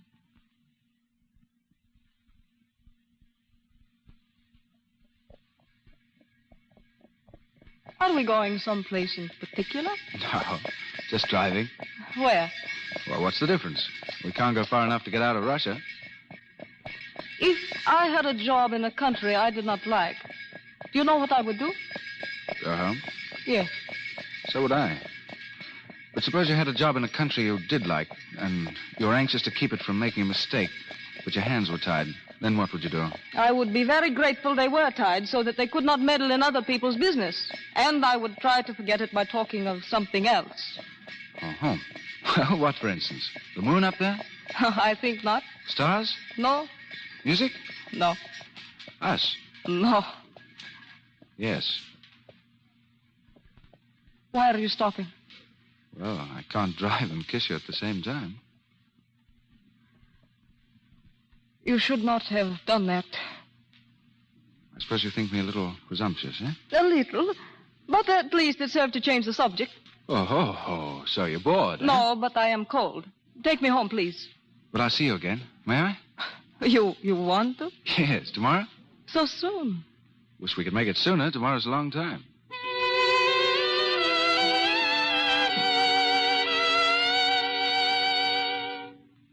More coffee, Elena? Thank you. Oh, I really should be going. It is very late. Oh, no, not yet. Stay and cheer me up. Oh, you're not very flattering. I have been here all evening, and now you want cheering up. Oh, that's just an excuse. I don't know what I'd have done without you these last few days. Thank you. Why do you look at me like that? You know, Elena, if I were a sculptor, I'd model a head of you and call it Joan of Arc. You have that kind of beauty. I think I'd model you standing... Oh, no, I wouldn't. Why, to think of you as Joan of Arc would be to think of losing you as a martyr and not keeping you as a woman. I think you're a little mad, Stefan. Think so? I do not understand you. No, for the first time in my life, I don't understand myself. I think I'm in love with you, Elena. Well, that is impossible. Is it? Oh, please do not let me go, Stefan. Afraid? Yes. With me? No, for us. That kiss would be the beginning of something that we would both regret. Would you regret loving people? Yes. When you know you have to part. But must we part? Oh, you know we must. Our lives are devoted to following two ideals, Stefan, leading us in opposite directions. That means that sooner or later we must say goodbye. But Elena, if I weren't English and you weren't Russian, that'd make a difference, wouldn't it? Yes. And can't we pretend, then? Pretend? Yes, that there's no war, no revolution. That we're just two people, unattached and free. Free to love each other, if we wanted to. Stefan. You do want to. You do, don't you, Elena? So much. Darling. Who's it? I beg pardon, sir. May I see you a moment, please? Right. It's important. Excuse me, Elena. Of course. Well, Evans? Dispatch from London, sir. From London? Get my decoding book. Have it, sir. Right here, sir. Well, let's see now. His Majesty's government has appointed you unofficial representative. Unofficial representative in Russia. Unofficial. Now, what the blazes does that mean? Anyway, you've been appointed, sir. We look to you to do all in your power to prevent signing of a separate peace with Germany. This does not convey recognition of Russia, but commissions you to act only as an individual. We cannot be responsible for your safety or your decision, but await your recommendations. At last, Evans. It's wonderful, sir. It's the greatest diplomatic mission of the whole war. We've got to keep the Russians fighting on the Eastern Front. How do you think I'll find the ambassadorial bed, Evans? It's a roomy thing, sir. A bit large, but comfortable. Evans, I appoint you Lord High Chancellor of the Bedchamber, Lord High Keeper of the Keys, Lord High, Lord High anything you like. In short, you're Pooh-Bah, Evans. Thank you, sir. I'll see the War Commission tomorrow. Talk 'em out of signing that peace treaty. This is the chance of a lifetime. But there's one thing. They mustn't know I'm unofficial. Oh, no, sir. Now, let's see you. Oh, Lenya, I'm sorry. It is all right. I was just going. Well, I'll see you home. Oh, please do not bother. You must be busy. Well, I am rather, darling. You understand. Of course. Good night. Good night. I'll call you tomorrow. Yes, please do, Stefan.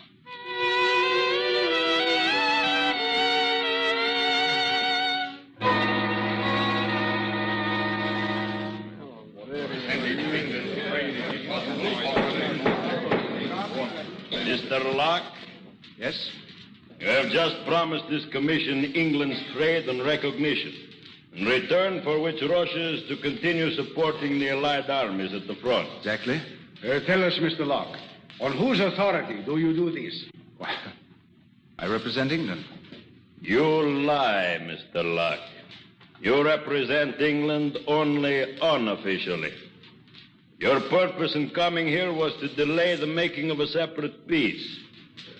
You spoke well, but only expressed the opinion of one of England's many private citizens. Seems that you know something of my affairs, gentlemen. May I ask how you know? It is our business to know many things. You are excused, Mr. Locke. We advise you to leave Russia as soon as possible. One moment, please. Gentlemen, it's quite true I am here only in an unofficial capacity. But allow me some time to communicate with London. What for? I'll tell my government that in return for your not opening peace negotiations, I've promised you immediate help. Money, ammunition, troops. My government will back me up, I know it.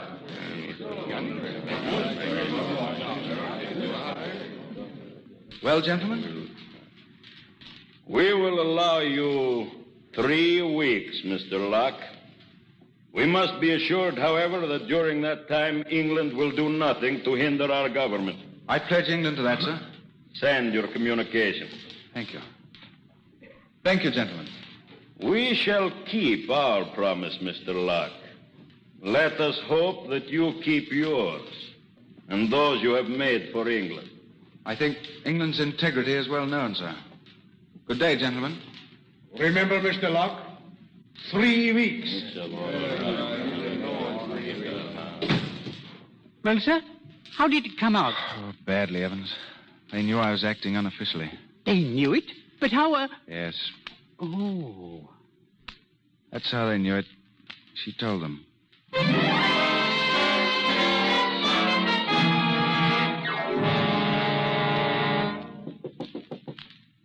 Who's there?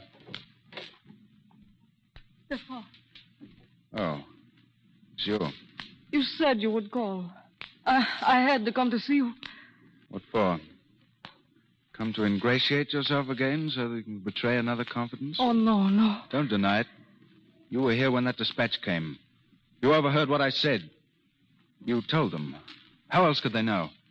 I had no intention of denying it, Stefan. It was my duty. Really? And I suppose last night when you said you loved me, that was all in the line of duty, too, was it? Last night was beautiful. So beautiful that what you said just now will not even spoil the memory of it. Goodbye, Stefan. Oh, no, wait, Elena. I'm sorry. I didn't mean what I said. Come here, darling. Dearest. Poor, foolish Elena. You believe so strongly in your ideals, don't you? Don't you see how wrong they are? But my ideal is peace. Peace and happiness for Russia. You call that wrong? It must be wrong to let down one's friends. There must be loyalty between nations. This separate peace, it's a rank betrayal. You mean that England will be inconvenienced because Russia refuses to share the burden of England's war? No, we're fighting for the world. Oh, you think your country is the world? Well, at any rate, we kept on fighting when the Russians threw down their guns and ran away like a lot of frightened dogs. Be quiet. Lenya. Oh, Stefan. Why did I do that when I love you so? Darling, I suppose because we just aren't big enough to see over our ideals. Lenya.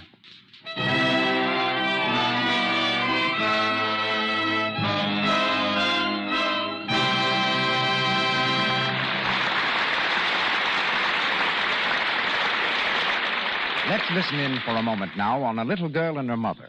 Patricia is 7, and she's been playing with her dolls while her mother is dressing for the afternoon. Mommy, what are you going to do? I was going to lux the things I was wearing this morning. Can I come with you? Well, of course, honey. That slip looks clean as clean. Why do you wash it? Well, I found it pays to lux things after every wearing. They stay pretty and new much longer that way.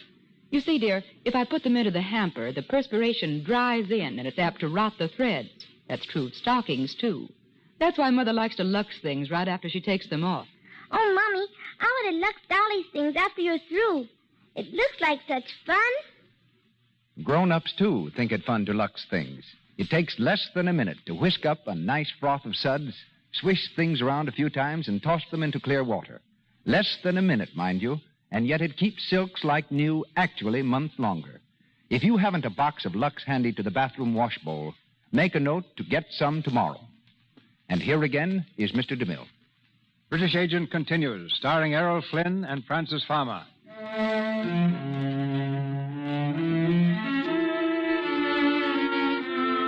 After promising help to the Russian government, Stephen waits to hear from his home office in London. Waits with growing anxiety for the official confirmation of his promises.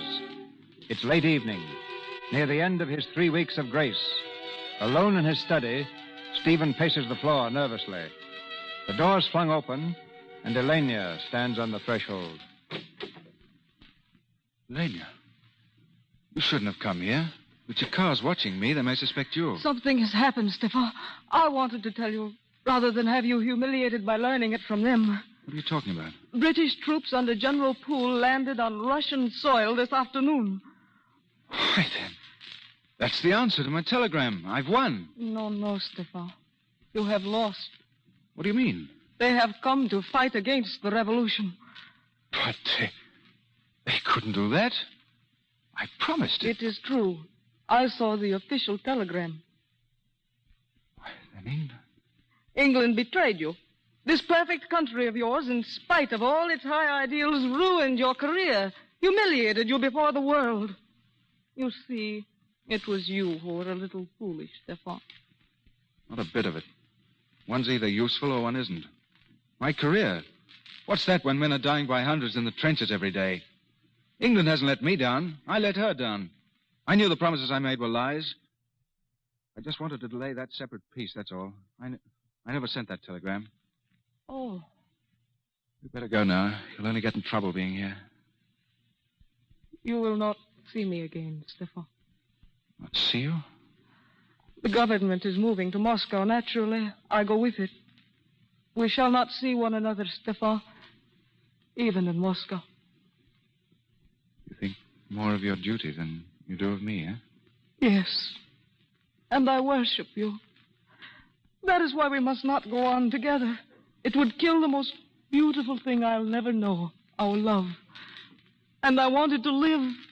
Oh, do not see me again, please. Goodbye, Stefan. Goodbye, Lane.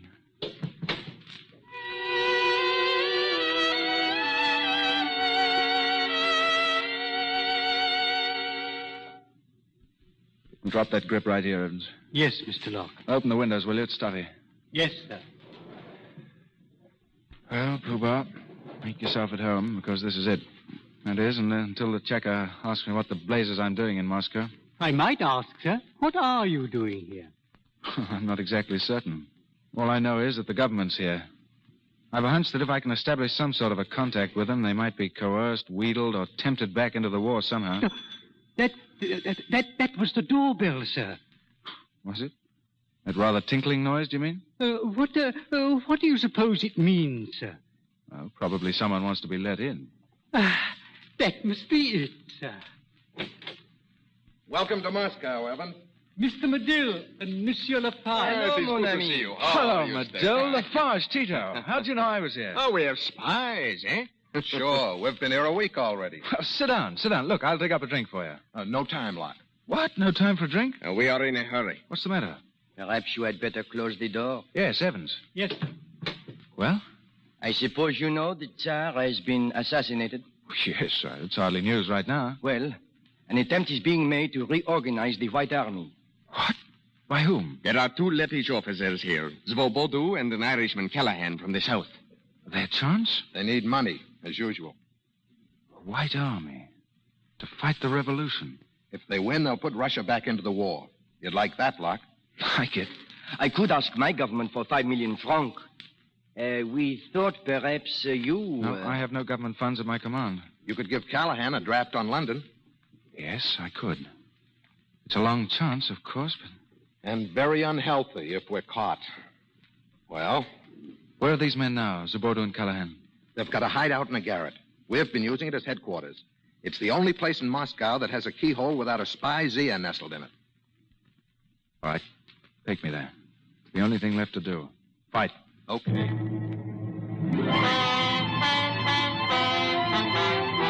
Counter-revolution starts in Russia. White Army reorganized. Mutiny breaks out in Russian ranks. Mutiny in Russia. Car seeks to suppress new mutiny. Russian secret police hunt leaders.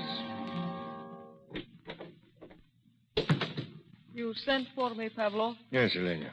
Sit down here. You're tired? A little. We cannot stop now, you know that. Why did you want to see me? It's about your friend, the Englishman. Oh. You have seen him since he came to Moscow? No. Why, Pavlov? We have reason to believe that he's supporting Svobodu and Callahan. And why are you so sure of that? At any rate, he's being credited with it. And you want a scapegoat? We must have sufficient evidence to arrest him. What do you want me to do? Obtain that evidence.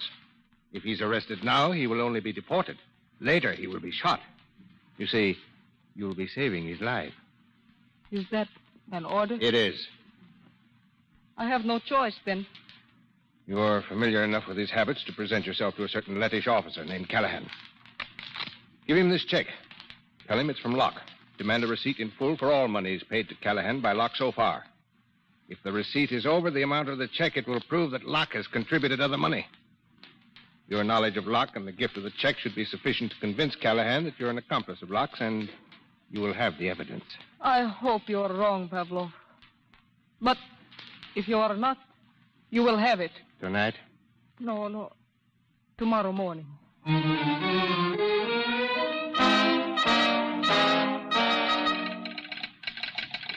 Well, Medill, have you got it?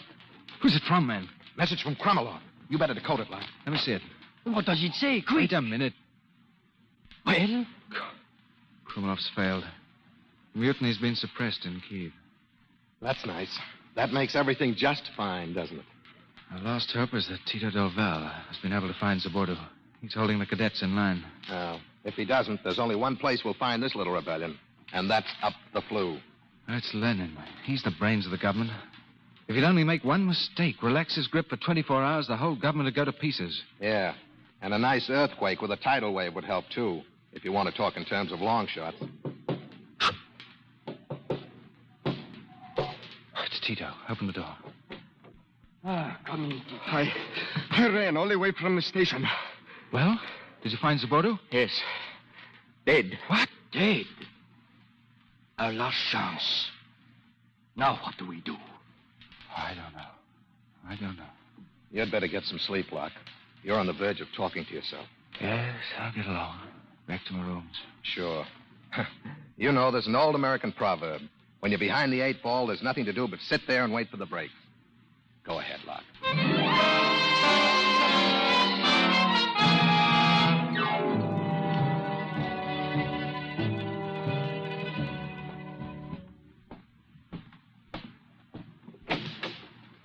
Who's that? Elaine. It's Joe? I have been waiting for you. Elaine, I wanted you to be here, too. I need you. Oh, do not say that. Don't. It's true. Everything else has gone to pieces. You're the only thing that's left of me. Oh, no, stop, Stefan. You don't know what you're saying. Oh, yes, I do.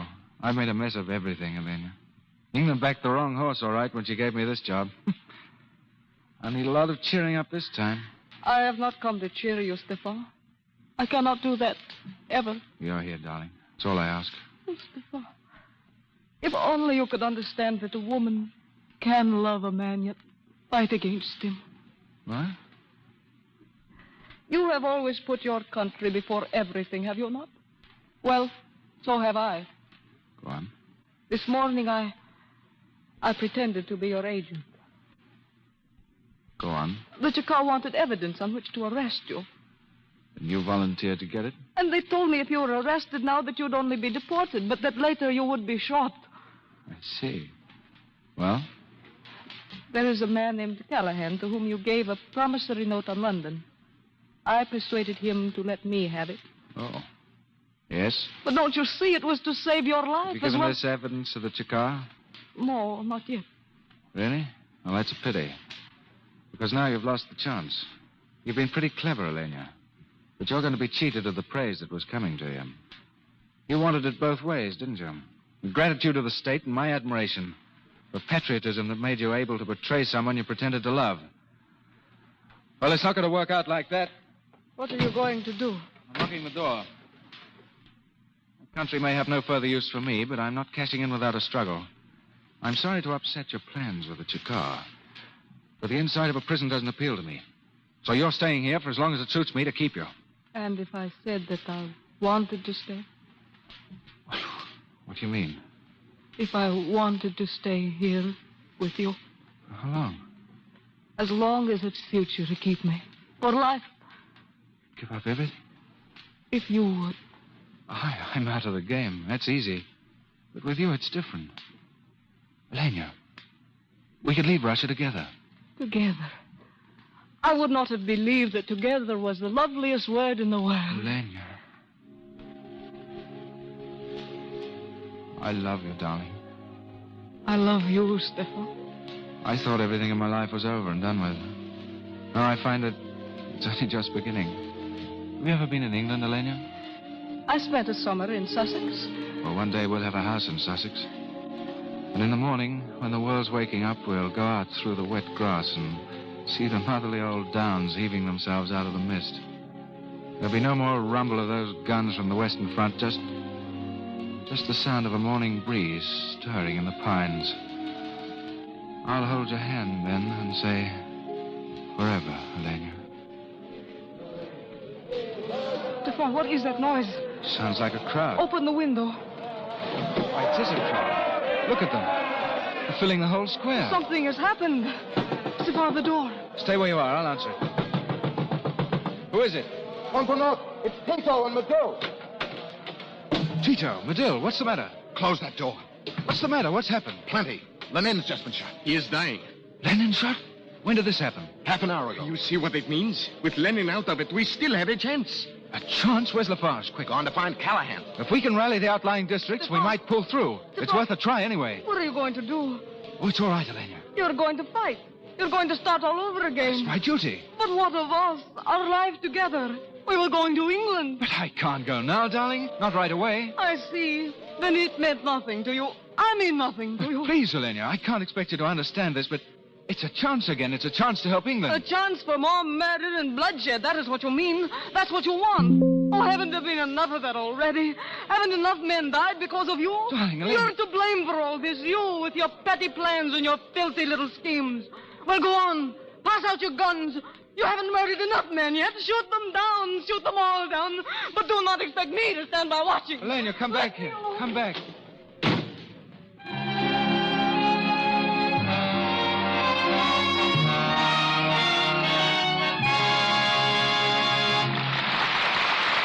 We pause for station identification. This is the Columbia Broadcasting System.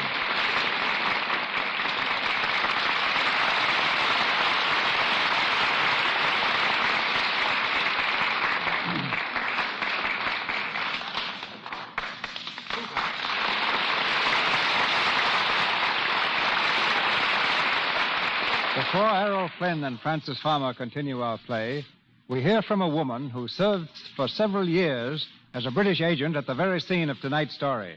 She is Natalie Bucknall, head of the research department of Metro-Goldwyn-Mayer. Last year, Mrs. Bucknall spoke to us on film research. Tonight, it's about her thrilling war experiences. Decorated by the Tsar for heroism as a nurse, she later joined the famous 2nd Women's Battalion of Death. Marrying Lieutenant Commander George Bucknall, an English naval officer stationed in St. Petersburg, she became a British subject. But like the hero of our play, Mrs. Bucknall was not officially connected with the British government. Ladies and gentlemen, Natalie Bucknall. What I'd like to say, first of all, Mr. DeMille, concerns neither spying nor research. Merely as one of the countless women who must feel the same as I do, I want to thank the sponsors of this program for a product which saves us women so much time and money, Lux Flakes. Now for undercover experiences. That took place nearly 20 years ago, at a time of war, and I sincerely trust no one will interpret my remarks as a reflection against a nation for which I have every respect. Tell us, Mrs. Bucknall, how did you become a secret agent? It was at the time the Bolsheviks raided the British embassy in St. Petersburg, August 1918. A few months after they had made their separate peace with Germany. I was alone in a room when Captain Cromie, a British intelligence officer, dashed in, followed by the raider. He was shot before my eyes and died in my arms. Then the rest of us, about 10 Englishmen and 5 Americans and Frenchmen, were seized by the Cheka and imprisoned in Peter and Paul Fortress. Did you escape or obtain your release? I didn't escape, Mr. DeMille. I was released after 2 days. They thought that by letting me go, they could follow me, find out where we kept our funds, and intercept any communications that might come from England. Rather an uncomfortable position. What did you do? It may surprise you to learn that I went at once to the German chargé d'affaires. He may have been an enemy, but he also was a gentleman. Through him, I was able to get word back to England. But what about your companions imprisoned in the fortress of Peter and Paul? I managed to establish contact with them by eluding my pursuers and disguising myself sometimes as a peasant, sometimes as a servant girl or a nurse. By bribing first the guard and then a woman cook, I was able to get inside the prison several times. The cook admitted me in exchange for a pair of fashionable high-level boots. Through her, the messages reached the prisoners. I knew that the more ingenious methods of concealment were the ones most likely to be found out. So I used the simplest, and my most successful ruse was to hide messages in cans of French sardines. After 6 weeks, the Bolsheviks decided to release our men if England would also release a group of Russian officials imprisoned in London. This was arranged, and the exchange negotiated in Sweden. But it wasn't until more than 2 years after the killing of Captain Cromie that England sent an official representative again to Russia. I presume it was for this work, Mrs. Bucknall, that you were awarded the Order of the British Empire. Partly for that, perhaps, and partly for what I was able to do when my husband and I returned a few months later to the south of Russia. He was then the British naval liaison officer attached to General Denikin's staff. It was my job, again unofficial, to remain at headquarters and convey the news to him at the front. I also was in charge of a military hospital. Looking back at these experiences, Mr. DeMille, they seem like a nightmare. Yet many of the things I learned during the war are very helpful to me in dealing with the problems of research that arise in our pictures at Metro-Goldwyn-Mayer.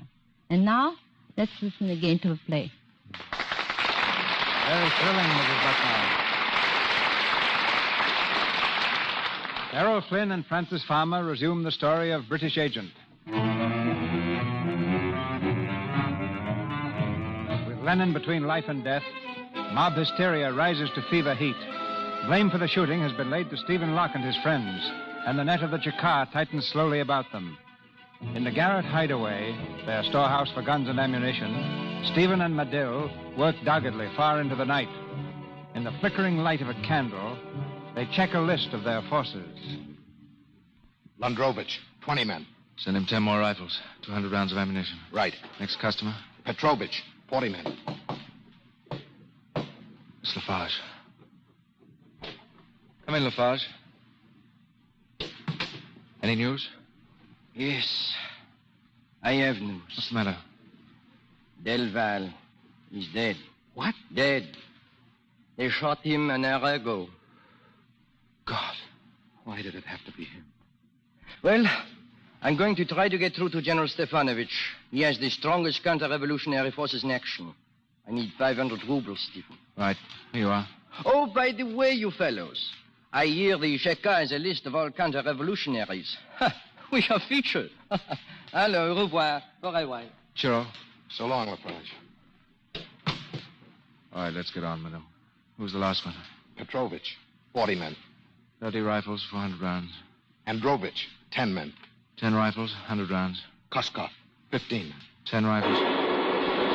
What's that? Machine gun. Get away from that window. They got Lafarge. He's down there. He's lying in the street. He's dead. Tell Val. Now Lafarge. God. They got him. Killed him. The dirty rat. Easy, man. They killed him. Put down that gun. I'll show them. Put it down. Can't shoot, you fool. They'll locate the rifles, ammunition, everything. Sorry, Locke. Lost my head. Hand me my coat, will you? Where are you going? Look up a friend of mine. Who? General Stefanovich. Don't be a fool. You'll never get through. Don't worry. I'll get through. How? I've got to think that up on the way.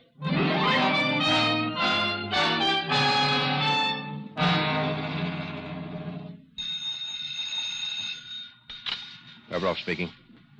What? Where'd you pick him up? Hold him, of course. You won't, eh? We'll see. Well, they've just arrested Medill. Oh, Medill. On his way to meet Stefanovich. You know him, Elena? Yes, I know him. Oh. He refuses to talk as yet. We shall have to make him talk. What can he tell you? He's the only one left who knows where Stephen Locke is hiding. That's why I gave orders not to shoot him. We must find Stephen Locke. But why, Pavlov? Why is it necessary to hunt down one lone man when there are so many? Because our government is teetering. If Lenin dies and if these riots continue, it will fall. These riots must be stopped. Locke is one of the sources. He must be found. We can no longer think in terms of the present or of ourselves, Elena. Love is of small concern now. I want you to go and see Medill in his cell. He knows you love Locke. Gain his confidence. Find out where Locke is hiding. No. You refuse? Oh, haven't I done enough? None of us have done enough. But I love him. I love him. You will go, do you hear? No, please. You will go.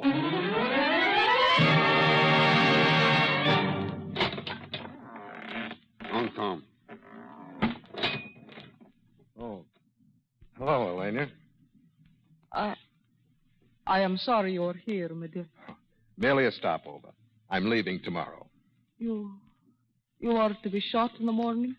It was mentioned in my conversation with the Chicka. Locke, where is he? I'll tell you tomorrow at noon. Oh, if only I could reach him. You were rather fond of him, weren't you? I love him. You know, there used to be 4 of us. It wasn't bad then. We could play poker. But now with the rest of us almost gone, there's nothing for Locke to do but play solitaire. He's playing a lone hand now. He can't win. If he could only get out of the country. But how could he? I might. You might what? I could get him out. You didn't come here as a spy, did you? No woman could be that rotten, could she? No. All right, then. I'll tell you where he is. Go to number 11, Lubyanka. It's a garret over 2 vacant stores. You knock 3 and 2. The door is your left. Number 11, Lubyanka. Go on. He told you more than that. It is a garret over 2 vacant stores. Knock 3 and 2 on the door to the left. Good work, Elena. I'll send a squad. Oh, he isn't there now. He will not be until 9 o'clock. It's 8 now. Oh, but the place is filled with ammunition. He could kill 20 men before they reach the stairs. Then the only way is to blow it up. Blow it up? A time bomb should do the trick. We'll plant it early, give everyone a chance to stand clear. What? At what time? We'll play safe. We'll set a bomb for 10 o'clock tonight. He's sure to be there. Oh, he will be there. At least, he'll never know. No. He will never know.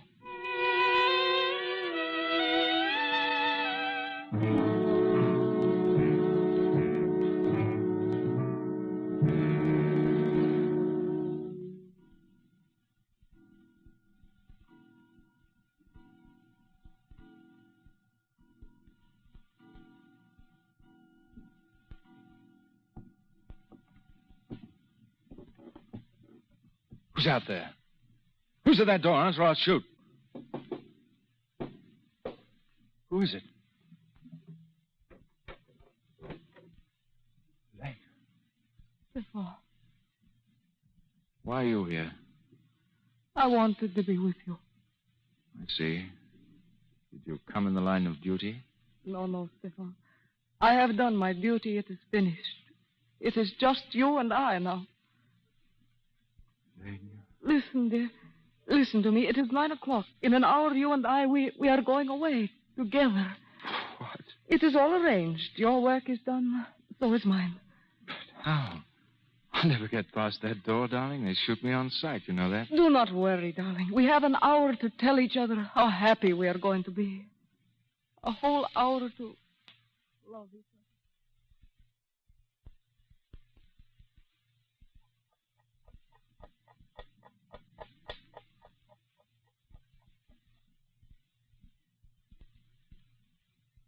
Stefan, what time is it? 3 minutes of 10, darling. Why? Oh, it seems to have gone so quickly. Darling, is there anything wrong? Something you haven't told me? Oh, no, darling. Stefan, kiss me. Hold me tight. Tell me you love me. Oh, tell me. Tell me, Stefan. Oh, darling, I love you. I love you, Elaine. Listen. It's bells. Why, I wonder? I do not know. The crowd, they're yelling something. You hear? It's something about... It's about Lenin. Lenin lives. He's going to recover. Then it is peace. The terror is over, oh, Stefan. What's it mean? Oh, it means we are free. They will empty the prison. Then Medill's safe. And we are, darling. We can go to England. Oh, God.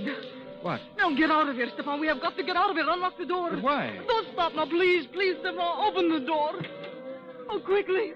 Lena, are you mad? Get down the stairs, out in the street. Hurry, Stefan. What's all this about? We have got to get away from here out into the street. Give me a hand. Here we are. Look, out that way. Oh, stay near me, Stefan. Stay near me. Do not leave me. It's all right, darling. We're out now. Elena, will you please tell me what you're doing?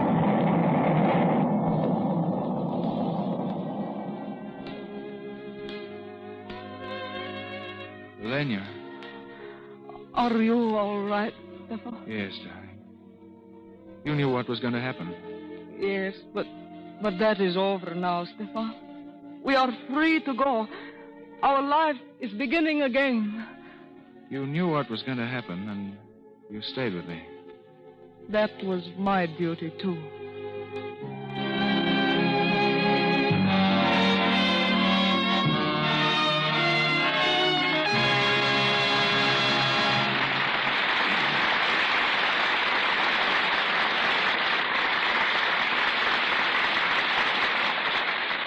Errol Flynn and Francis Farmer rejoin us later. If you saw such hit pictures as David Copperfield, Libel's Lady, The Thin Man, A Tale of Two Cities, and The Good Earth, you've seen on the screen the name of tonight's guest, one of the world's most famous exceptions, the rule that it takes a man to make clothes for women. She's a native of England and established her reputation in the stage and productions throughout Europe, then in New York, and finally in Hollywood. Now at Metro-Goldwyn-Mayer Studios, she creates styles for stars like Myrna Loy, Virginia Bruce, Louise Reiner, Maureen O'Sullivan. Ladies and gentlemen, Miss Dolly Tree. Thanks, Mr. DeMille. I could begin to talk now about nothing but Lux Flakes and still not have time enough to say half what I'd like to about your wonderful product. That's very nice. But we want to hear something about clothes, too. But you go ahead, and I'll interrupt you when I think it's time to change the subject. Fine. The outstanding quality I've found in Lux is the feeling of utter cleanliness that it gives to clothes. It leaves them with a freshness no other soap seems to impart. Our wardrobe department at MGM uses Lux Flakes constantly, just as they do at every other major studio. What I've discovered personally is how good they are for silk stockings and woolens. It keeps a woolen sweater, for instance, just as soft, fleecy, and elastic as when it was brand new. I've also found out that women have such faith in Lux that they don't work so hard when laundering a garment. And because of this fact, that you don't have to use so much effort with Lux, your clothes don't lose their shape. Lux means less work and a better job. Thank you, Miss Tree. But what about the clothes themselves? What makes a woman well-dressed? An ability to select simple clothes of good quality, with the thought that the most important thing is not her wardrobe, but herself.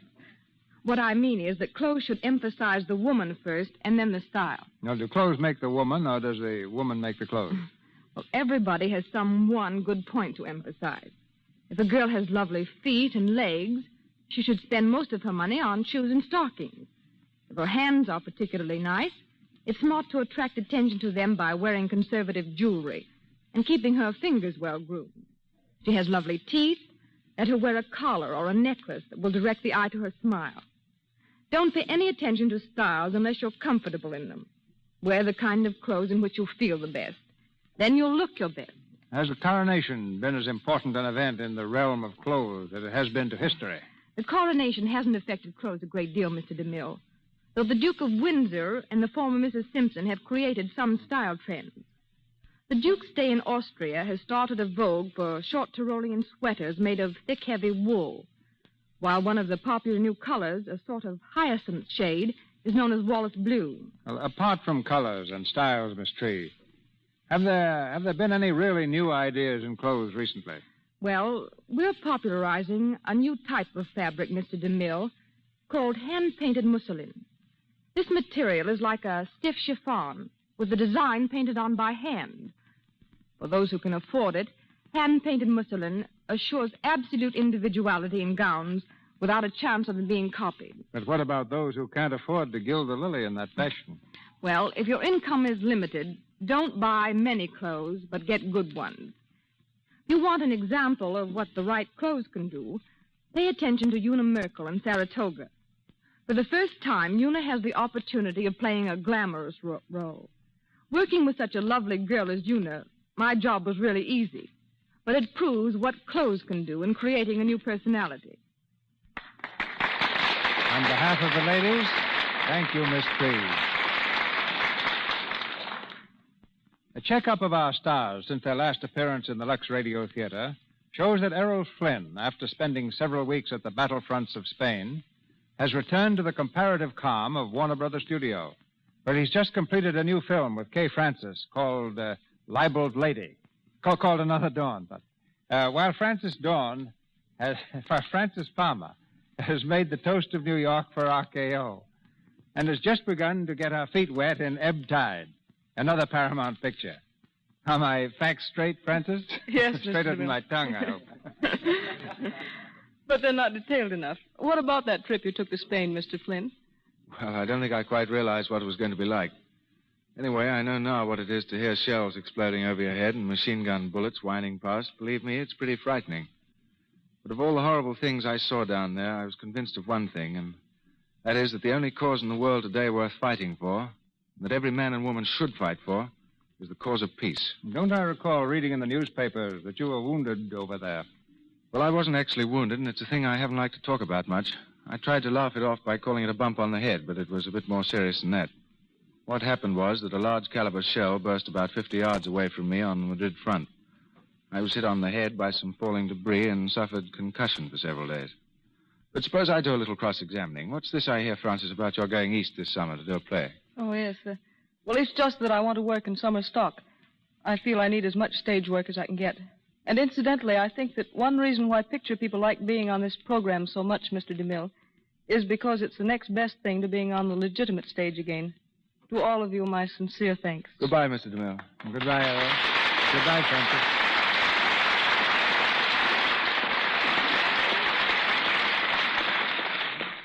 Thank you, Miss Farmer and Mr. Flynn. Ladies and gentlemen, this is your announcer, Melville Ruick. A brilliant production has been arranged for your entertainment next Monday night and will be told in a moment by Mr. DeMille. Our stars this evening were assisted by Colin Campbell as Evans, C. Montague Shaw as Sir Walter Carrister, Don Terry as Medill, Joseph Kearns as Lafarge, Cy Kendall as Pavlov, Frank Nelson as Tito Del Val, Lee Millar as Commissioner, Lou Merrill as Mr. X, John Lake as Dimitri, James Eagles as Peter, and Ross Forrester as the newsboy. Mr. DeMille and Miss Farmer appeared through courtesy of Paramount Studios, Mr. Flynn, Warner Brothers, and Louis Silvers, 20th Century Fox, where he was in charge of music for the new film, This Is My Affair. If you haven't yet put your blankets away, plan to Lux them the first bright day that is also fresh and windy. Lux won't shrink woolens. Blankets stay warmer, cared for the Lux way. You see, the warmth of a blanket depends very largely upon the amount of nap. When a blanket shrinks and mats in washing, it loses its fluffy nap. Then it won't keep you warm. In Farmer's Bulletin number 1497, the government warns against rubbing, heat, and harmful alkali. You avoid all these washing blankets the Lux way. It keeps them soft and fluffy. It's so thrifty, too. News now from our producer. Twice produced on the Broadway stage, twice in motion pictures, our play for next Monday night is destined, I think, to rank as one of the most dramatic stories ever presented in the Lux Radio Theater, Madam X. Hollywood has few more convincing emotional actresses than the one who comes to our stage in the title role, Anne Harding. And starring with Miss Harding, James Stewart.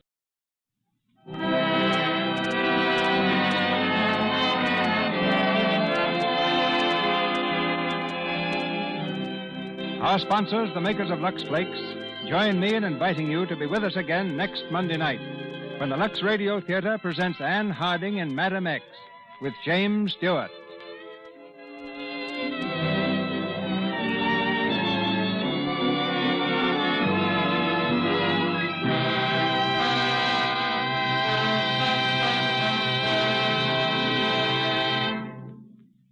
A few hours ago, Miss Jean Harlow was graduated by death to whatever the next stage may be.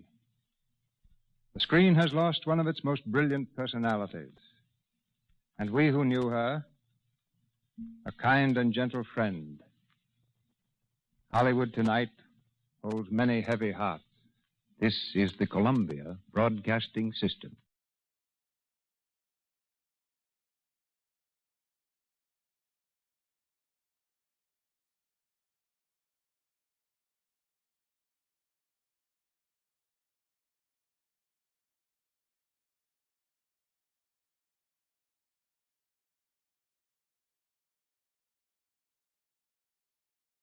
Lux presents Hollywood.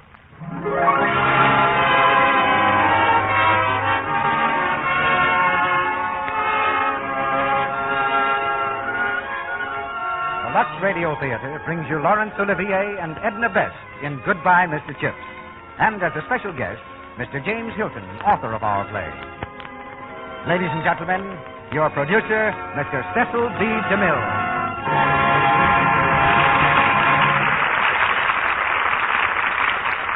Greetings from Hollywood, ladies and gentlemen. Thanksgiving comes but twice a year. Some of us will carve our turkeys this coming Thursday. Others will celebrate November 30th. I don't think the date matters very much. Canada celebrates Thanksgiving at still another time. Perhaps we really need more than one Thanksgiving Day to cover all the things we have to be thankful for. Freedom above all. Peace, good health, and those we love. Apropos of Thanksgiving, the Lux Radio Theater has received a letter which we value highly for its friendly spirit. It says in part, in addition to the big things in life, I'm thankful for many smaller things which add to the joy of living. Among these is the Lux Radio Theater, which is a highlight of the week for our family. And another highlight which helps us in many ways every day in the year is Lux Flakes. So here's wishing you and the Lux Radio Theater and Lux Flakes many happy Thanksgivings to come. We appreciate Mrs. J.J. Carter's gracious letter. And tonight, we're also grateful to Mr. James Hilton. But stories like Goodbye, Mr. Chips are still being written. In my opinion, Chips is one of the most engaging characters in literature since Dickens. I was particularly delighted with the success of the picture because it was directed by my assistant director of Silent Picture Days, Sam Wood. Our cast tonight is headed by two stars who are making their first appearance in the Lux Radio Theater, Laurence Olivier and Edna Best. Mr. Olivier is an actor who refuses to take his stardom very seriously, and that makes him an ideal Mr. Chips. When Laurence Olivier learned that in the Hollywood idiom he was considered terrific in Wuthering Heights, his answer was, I wonder how I did it. As Catherine, we have Miss Edna Best, distinguished star of the London and New York stage. Miss Best is in Hollywood for the RKO picture, Swiss Family Robinson. Now we pay a visit to the peaceful quadrangle of Brookfield School, where during the past few hundred years, many thousands of boys have investigated the mysteries of Latin grammar. And we pay a visit to a gentleman who is a tradition at Brookfield, a certain Mr. Chipping, commonly called Chips. The curtain goes up on the first act of Goodbye, Mr. Chips, starring Laurence Olivier in the title role and Edna Best as Catherine.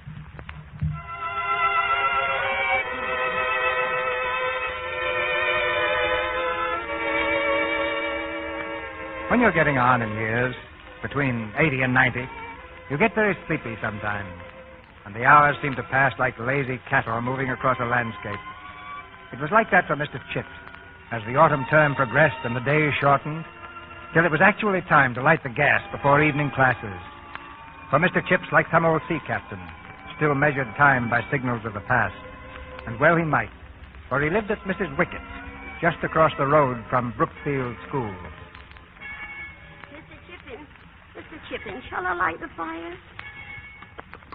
Oh, Mr. Chippin, are you awake, sir? Hey? Oh, good evening, Mrs. Wickett. Is that the bell for call-over? Yes, it is, sir. Well, I'd best stir up a fire. Thank you. And you might bring me a cup of tea before prep, will you? The tea's right there, an old pot of it, sir. Oh, so it is. And the cake, Mrs. Wickett. You didn't forget the cake, did you? There's a walnut cake if you'll only take the trouble to look, sir. Oh, yes. Thank you, Mrs. Wickett. You're expecting the boys in, sir? No. I've learned never to expect anything, Mrs. Wickett. I always make a point of being taken completely by surprise. Well, I'd a mind to go visiting this evening, Had sir. you? Well, run along. I'm quite old enough to take care of myself. Very well, sir. Good evening. Good evening, Mrs. Wickett. Mrs. Wickett, the door.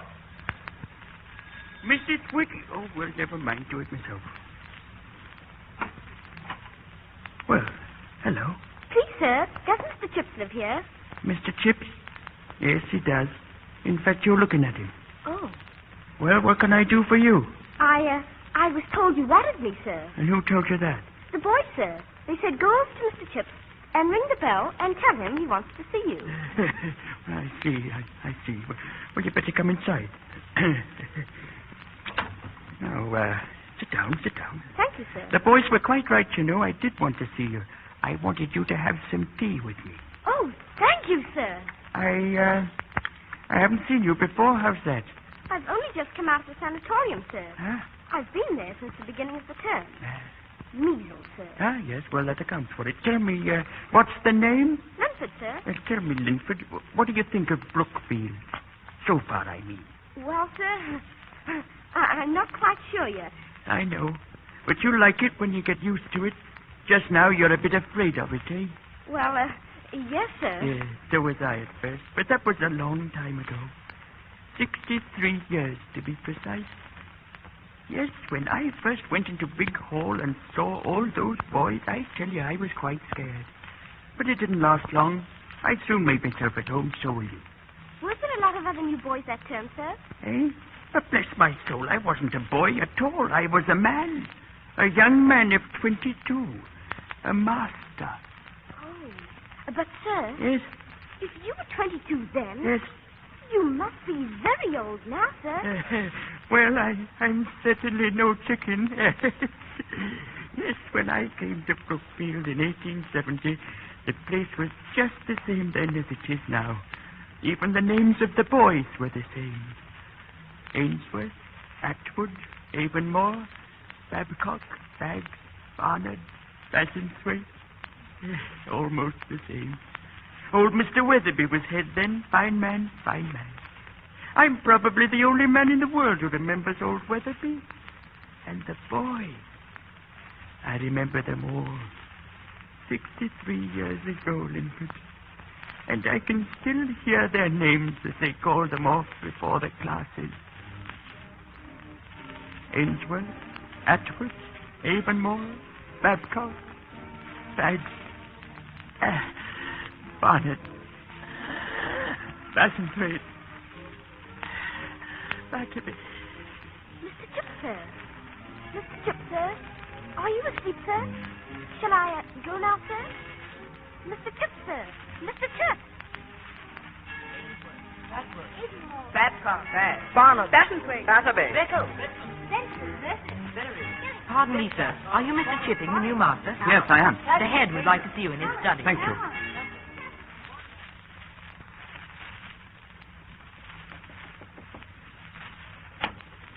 Come in, Mr. Chipping, come in. Welcome to Brookfield. Thank you, Mr. Weatherby. Sit down.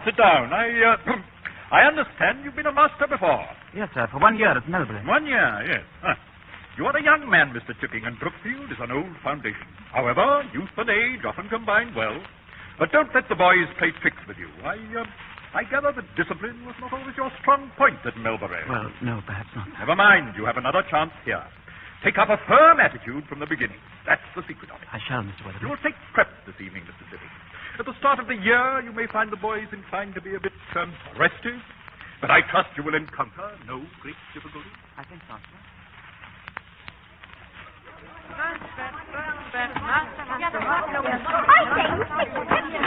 Bagley, I hear. He is not. It's the new master, Chipping. Chipping? What's he like? Stuffing. Just the new chap, so he is. Good evening. As you know, this is a period of quiet study. You may busy yourselves in any way you wish. Oh, thank you, sir. Quiet, see? Please, sir, what is your name? My name is Mr. Chipping. Did you say Chip, sir? I said Chipping. Thank you, Mr. Chipping. You there in the second row, you with the red hair. Did you drop that dead slip? Yes, sir. What's your name? Polly, sir. Very well, Collie. You have 100 lines. 100 lines, sir. Did you hear me, Collie? But 100 lines, sir. All I did was to drop... Did you hear me, Collie? Yes, sir.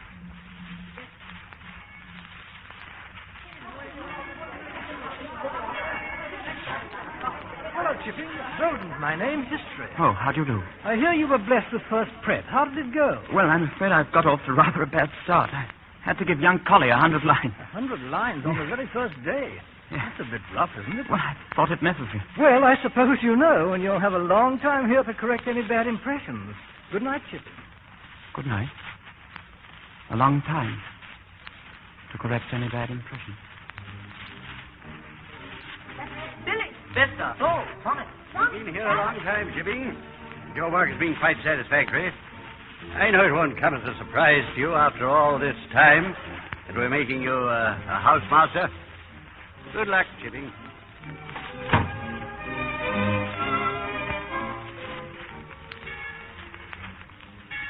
I say, Chipping, going my way, old man? I believe so. Good.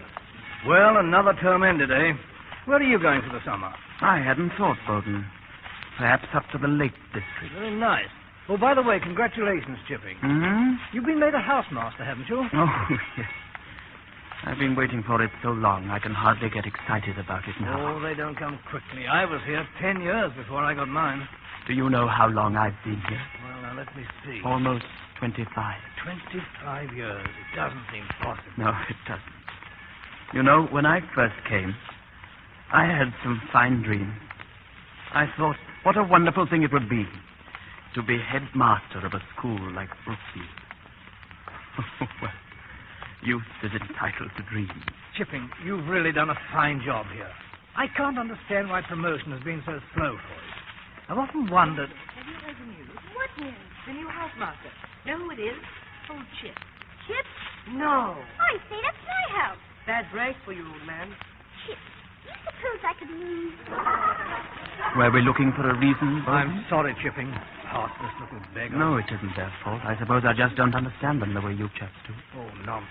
Well, here's where I turn off, old man. You'll write me from the lakes, eh? Oh, of course. You going to do any mountain climbing? Climbing? Yes, I expect so. I've always wanted to try Old Stony. Fine. Well, good luck, and be careful up there. I will.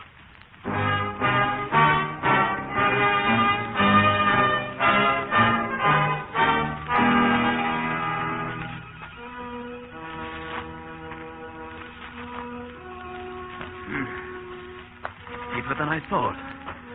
Not too many footholds. What in the world? Hello? Is there anything wrong? Where are you? Wherever you are, don't move. I'm coming. Must be in trouble. I hope there's nothing. Oh! Oh! Oh! Oh, Lord. Oh. Hello down there. Hello. Was it you who called? Yes, was it you? Yes.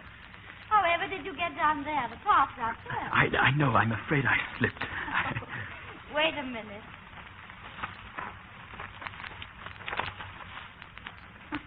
Are you hurt? No, not very much. You really should have been more careful. It's very steep here. Yes, I know, but when I heard you call, You were coming to me. Why? Well, for a moment, I thought... That I was in trouble? Yes. I'm terribly sorry. I was calling to my friend down the mountain. Oh, I see. Well... It was very thoughtless of me and very nice of you to come to my rescue, I mean. Was it your ankle you hurt? Oh, no, it's nothing. Try standing up. No, I'm sure I can manage. Oh. Oh, no, you can't. Here, sit down. You can never get down the mountain like that. We'll just have to wait until my friend comes. I'm putting you to a great deal of bother. Oh, no, of course you're not. My name is Catherine Bridges. How do you do? Mine is Chipping. How do you do, Mr. Chipping?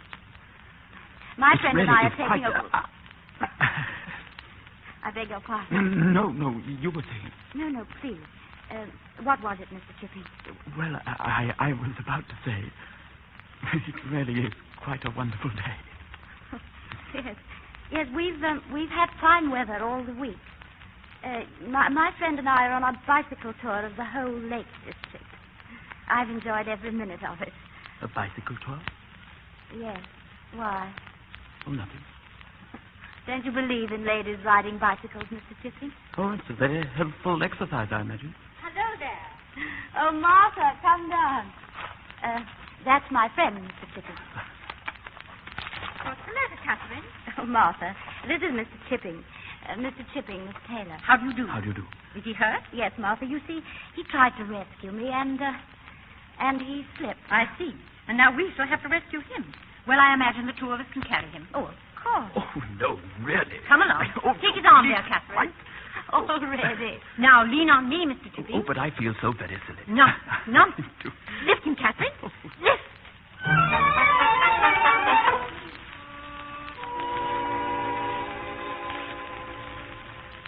And she has come to see me every day since the accident. I imagine you are surprised, Bowden, that I write so much of her. But she is really a very charming person. Yes, and I must admit, very beautiful, too. But please do not misunderstand me. She is far too charming and far too beautiful for me.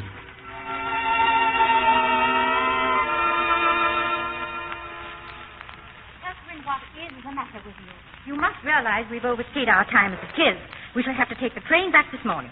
Now, are you coming with me or aren't you? No, Martha, you know I can't leave yet. Also, he's still not entirely well, and well, it was my fault in a way, and, well, I can't desert him. Is that all, Catherine? No. Catherine, listen to me. He's a great deal older than you are. He's stuffy and slightly gray, and his opinions date from the 70s. He thinks Bernard Shaw is completely irresponsible, and he told me in confidence he's not at all sure women should have the vote. Have I said enough? You've said everything. Except that he's a thoroughly honest person. That his eyes are deep brown, and that he's very charming when he smiles. Oh, Martha, I've never met anyone like him before. And he's really very lonely. Did you know that? He won't be much longer. Martha. Goodbye, my dear. Have a pleasant holiday. I'm off for London. Oh, Martha, wait.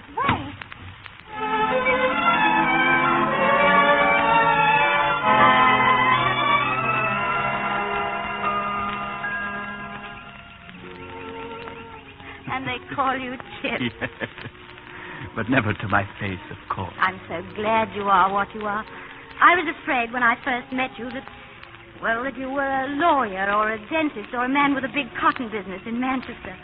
But schoolmastering's so different, so important, don't you think? To be influencing those who are to grow up and matter to the world. It's rather thrilling. I hadn't thought of it like that. But I do my best. That's all anyone can do in any job. Yes, of course. I love you for saying simple things like that. Catherine, I really must tell you something in all fairness.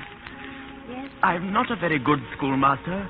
My degree is quite mediocre. I have a certain amount of difficulty with discipline, and I'm sure I'll never get another promotion, never get to be head or anything like that.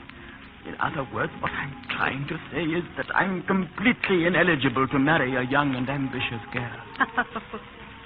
Can you laugh at all? I am laughing. Oh, Catherine, you make me very, very happy. When shall we be married? Before the new term begins? Oh, that would be quite wonderful. Shall we say in a week? Or tomorrow? Here, in Wasdale. Tomorrow? Tomorrow? Well, of course, why not? I'll see a clergyman tonight. Yes, you'd better. And I'll meet you in the morning at the inn.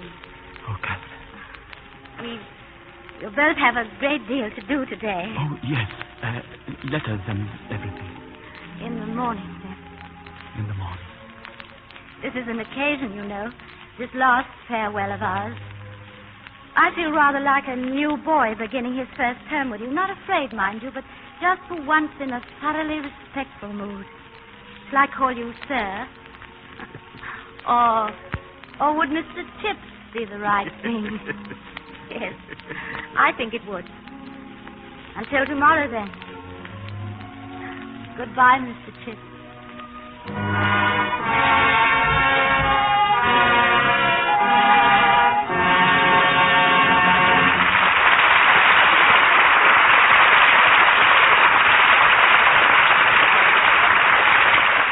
The curtain falls on Act One of Goodbye, Mr. Chips, and life seems to have taken on a new meaning for the quiet schoolmaster. Before we continue with Act Two, here's Mr. Ruick with a story from real life. During this short intermission, before our stars Laurence Olivier and Edna Best return in Act 2 of Goodbye, Mr. Chips, we bring you a real-life scene. This scene actually happened last year in a very charming home in Portland, Oregon. The mother told us in an interesting letter that she was making plans for the marriage of her daughter. One day, she writes, she and her daughter were discussing the wedding dress. Oh, Mother, your wedding dress is so beautiful. I'd love to wear it. Oh, I don't know. 33 years. I know. There'd have to be some remodeling. It's not only that. The dress is so gray and dingy looking after all these years. And it's so fragile. I'm afraid it wouldn't clean or wash well. I know. With all that lovely lace and embroidery. But don't you think with luck? Well, Lux Flakes would certainly be safe. I could try them. Oh, Mother, please. I'd adore wearing the dress. Well, dear, I'll try.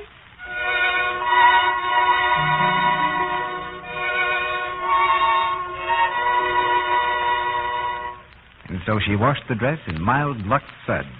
And the next day... Come here, dear, and look at the dress. Oh, Mother, darling, it's beautiful. It looks just wonderful.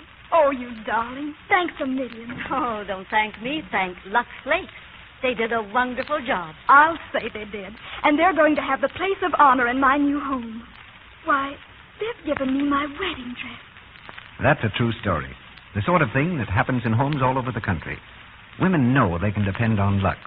They call on Lux because they know they can trust it.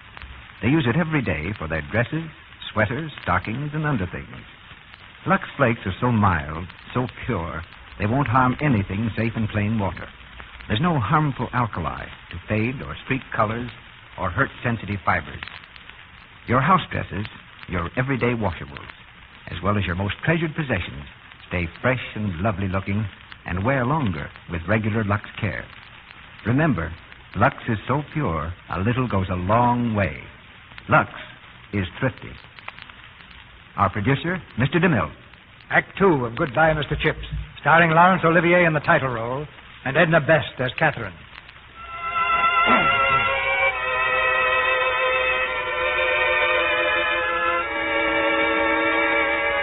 Sitting by the fire in his comfortable room, old Mr. Chips dreams on. Dreams of a day long ago, a time of great and overwhelming happiness. For his marriage was a triumphant success, and Catherine conquered Brookfield, as she'd already conquered one of its masters. But most remarkable of all was the change she made in Chips. He became, to all appearances, a new man.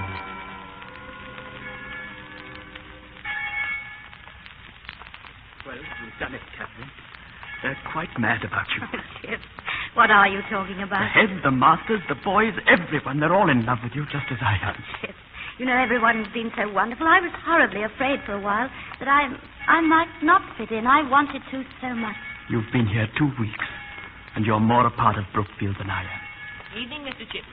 Oh, good evening. Evening, sir. Evening. Good evening, Mrs. Hello, boys.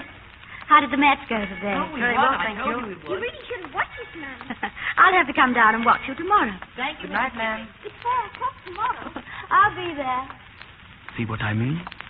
They'd never have spoken if you hadn't been with me. Oh, Chips, must you be so formal with them? Formal? Well, relax a little, joke a little. You know they'll like you ever so much better. I've often wished I could. Oh, you tried it and see.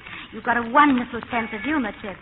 I have? Of course. Didn't you know? I don't believe I ever said. And now we come to the old Roman law known as lex canulia. Lex canulia was the law which permitted patricians to marry plebeians.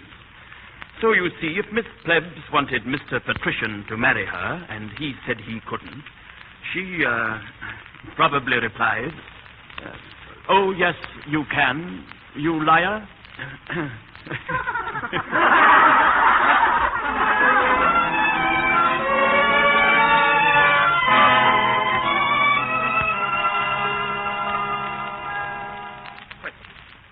What king was first to bear the title Defender of the Faith?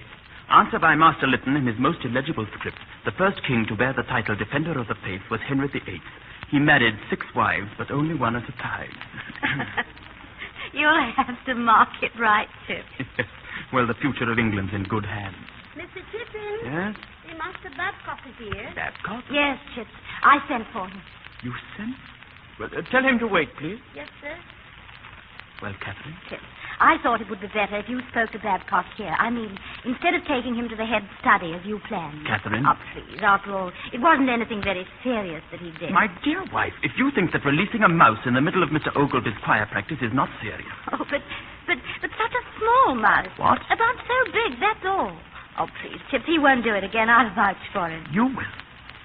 Chips, have I ever been wrong? No, my dear, you haven't. Well, I'll see what I can do. Thank you, Chips. Well, good evening, Babcock. Good evening, sir. Well, Babcock, that was quite an ingenious prank in choir practice today. Yes, sir. I mean, no, sir. Why did you do it? Well, sir, I had the mouse there, and... You just thought you'd let him go, eh? Well, it's against the rules to keep it, sir. Yes. Well, tell me, Babcock, can you think of any reason why I shouldn't take you to the head? No, sir, except... Except what? It was a very small mouse, sir. Oh, I see. Were you here earlier this afternoon? Yes, sir. I thought you were. Well, that's all, Babcock. You mean I can go, sir? Well, in view of the fact that the mouse was... Oh, get out, Babcock, get out for goodness. Yes, sir. Thank you very much, sir. Good night, sir. Good night, good night. Chip, Yes? you let him go, didn't you? Yes. Because it was a small mouse. Heaven knows, Catherine, what kind of discipline I'd have from now on. Oh, better, Chip. Much better. You wait and see. Perhaps. You know, you must be very kind and very understanding with the boys now. You never can tell. Your own son might let a mouse go at choir practice someday. My son? Never. Well, mine might. He probably would. He'll be very much like you. He'll be honest and kind. And he'll make people happy wherever he goes. Oh, Chip. When he comes, we must be very careful to bring him up just right, mustn't we? Very careful. I have such wonderful plans. He'll go to Brookfield, of course. Of course. And he'll probably play cricket and soccer. Captain of cricket, I think, don't you? Oh, yes. Yes. Unless, of course, he turns out to be a girl. Oh, no, I never thought of that. Catherine, are you ever afraid Afraid, Chip? that all the wonderful things that have happened aren't quite real? I know what you mean. I know they've never happened before, just like this. Sometimes I wonder if they ever really happened at all. Too much like a fairy tale. Yes. Always found it rather difficult to believe in fairy tales. Oh, but you must believe. That's the wonderful thing about them, Chip. They're so true. And perhaps a long, long time from now, when we're quite forgotten, there'll be another story told of two people who wandered alone on a mountainside. And suddenly they were not alone any longer, for the clouds opened below them. And there was the world at their feet. The whole wide world, all bright and shining in the sunlight. Catherine, what have I done to deserve such happiness?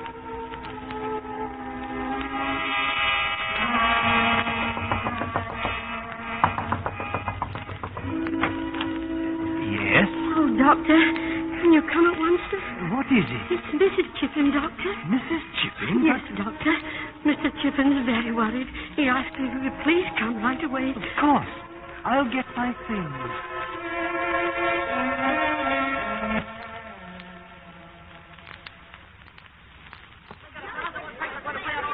I say, where's Chip? He's late for class this morning. Oh, but when did he come? What means? Did you put the letters on the desk? 8 of them. Who could? What's that? A joke on Chip? Be careful. It's April Fool, you fool. We put a lot of letters on Chip's desk. They're all addressed to him. There's only blank paper and fly. Don't read the word now. Not I. Shh. Here he comes.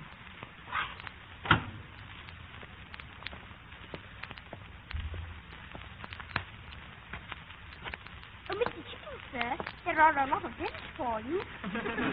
Stop it, Bag. He'll hear you. I can't help it. Don't keep opening. Be quiet, you fool. There goes another one. so good. I say, look at his face. Look at his face. What do the letters say, sir? Please, sir, are they very important?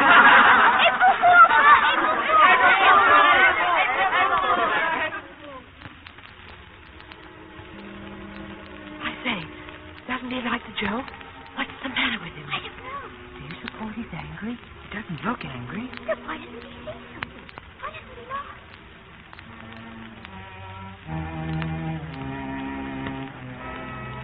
Catherine Chipping, the mother, and the child just born, died on the same day, April 1st, 1898. You know how we feel, Chipping. How the whole school feels. Just try to keep going, old man. Time will help you. Time and your work. Thank you. Thank you.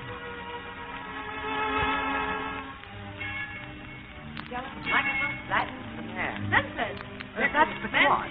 And over there's Big Hall. It's nice of you to show me around. Oh, we always show the new boys around.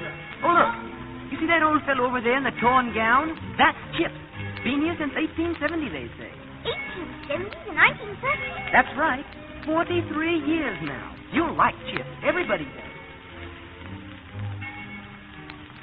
Oh, Mr. Chipping, sir. Hey? Yes? The head would like to see you in his office, sir. Who? The head, sir. Mr. Ralston. Oh, Ralston. Thank you.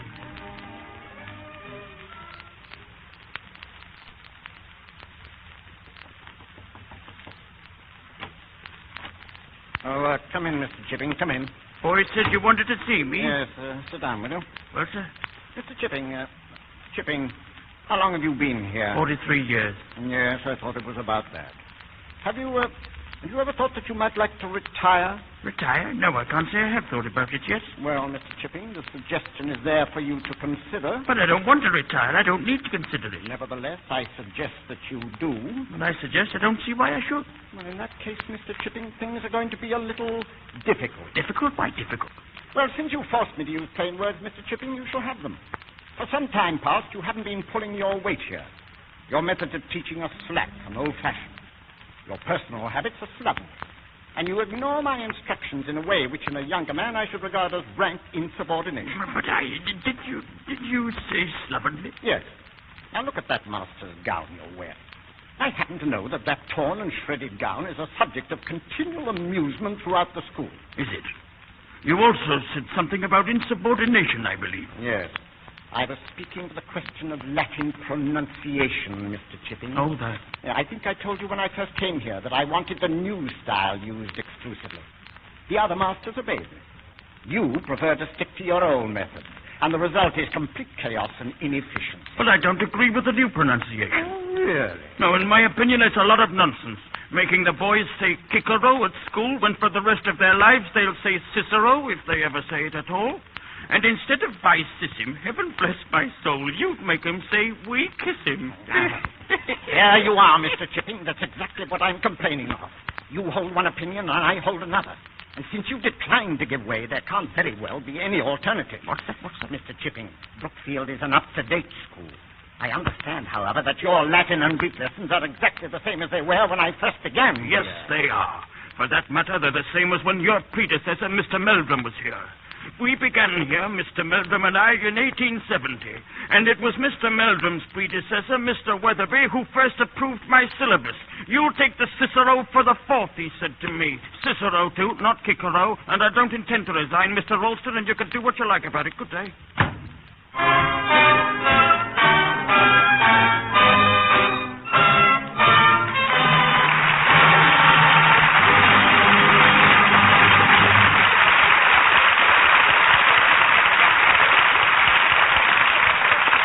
That was Act 2 of our play.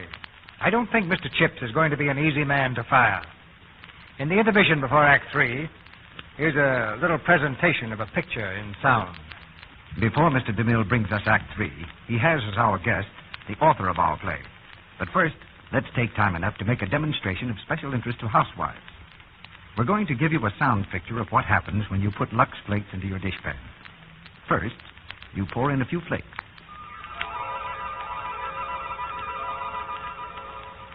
Then you turn on the water. And almost at once the flakes melt into a soft, frothy mass of bubbles. Listen to them. By actual test, Lux dissolves into suds 4 times as fast as old-fashioned cake soap. Now listen to those bubbles again. Can you picture them?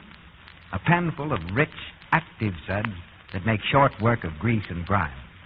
They leave your dishes sparkling in almost no time. And while you're working, Lux is ever so kind to your hands. There's no harmful alkali to bite and sting your hands the way harsh soaps do. Lux is as mild as the finest toilet soaps. It helps your hands stay soft and smooth. And you want hands like that, I know. So try Lux for your dishes. It's so inexpensive. About a penny's worth of Lux does your dishes for a whole day. You need a little more in hard water. Buy the thrifty large box of Lux Flakes tomorrow. We pause now for station identification. This is the Columbia Broadcasting System.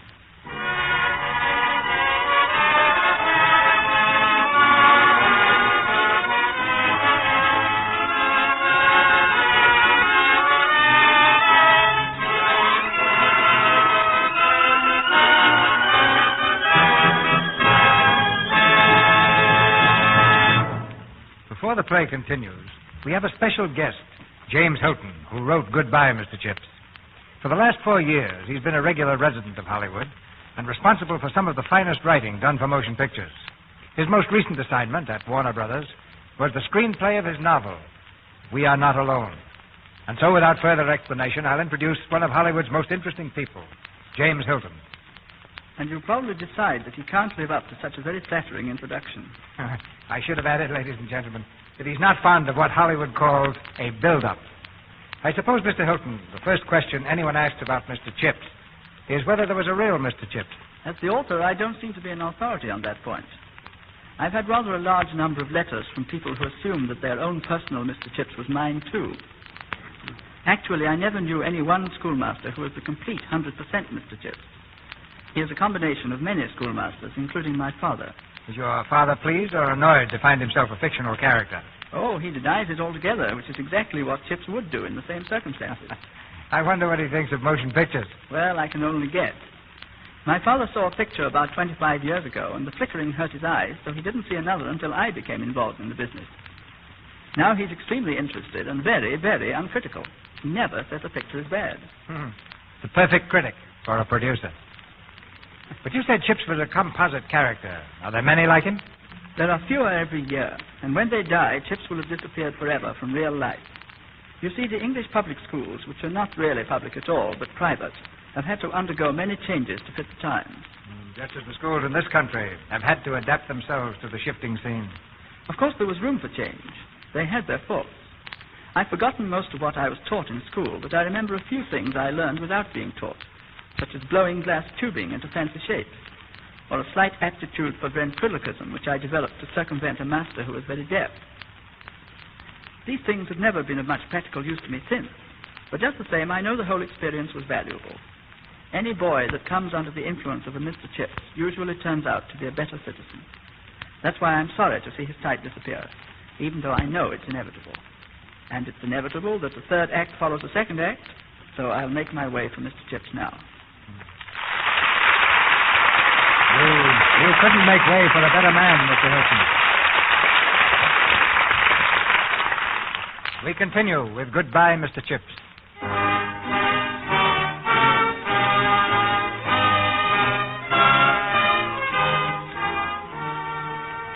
The news that Ralston had asked Chips to resign was soon public property, and the result was a spontaneous outburst of sympathy. The masters and the boys rallied to Chips' cause, threatening a public riot if he was banished from Brookfield. And so, he stayed. But in the winter of 1913, the old man fell ill and was off duty for almost the entire term. It was that which made him decide to resign. At the end of term dinner, given in Chip's honor, he received a farewell presentation from the boys. And so, sir, the boys of Brookfield have asked me to make this presentation of this gift. It's from the boys of Brookfield to show our esteem and in recognition of the great service you've performed for Brookfield.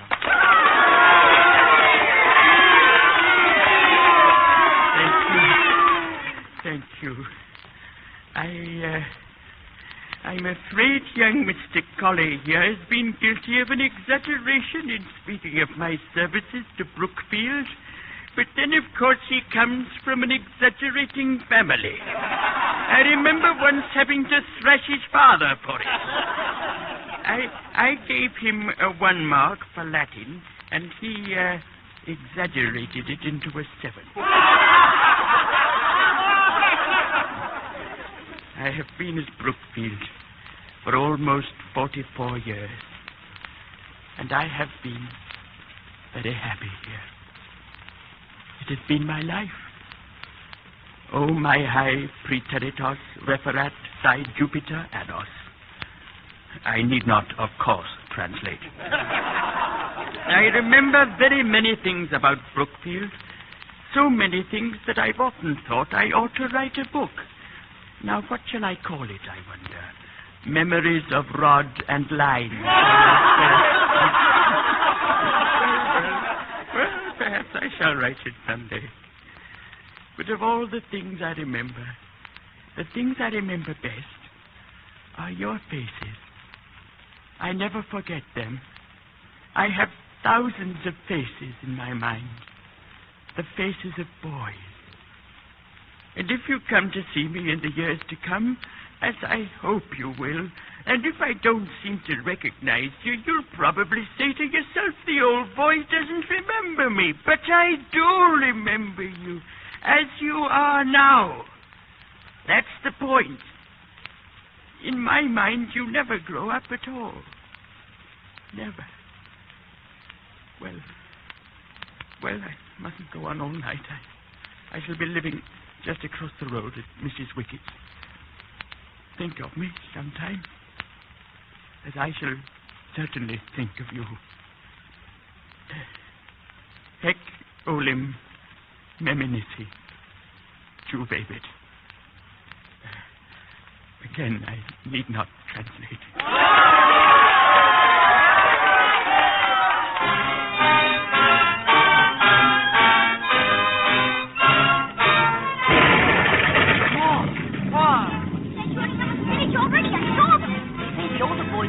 Are going to form training squad. My father's going. So is mine.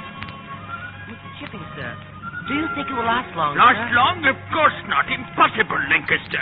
We ought to have it finished by Christmas at the very latest. But why are you thinking of joining up, Lancaster? Lancaster's a little short for a soldier, sir. Don't you think? Oh, only by a foot or two, eh, Lancaster?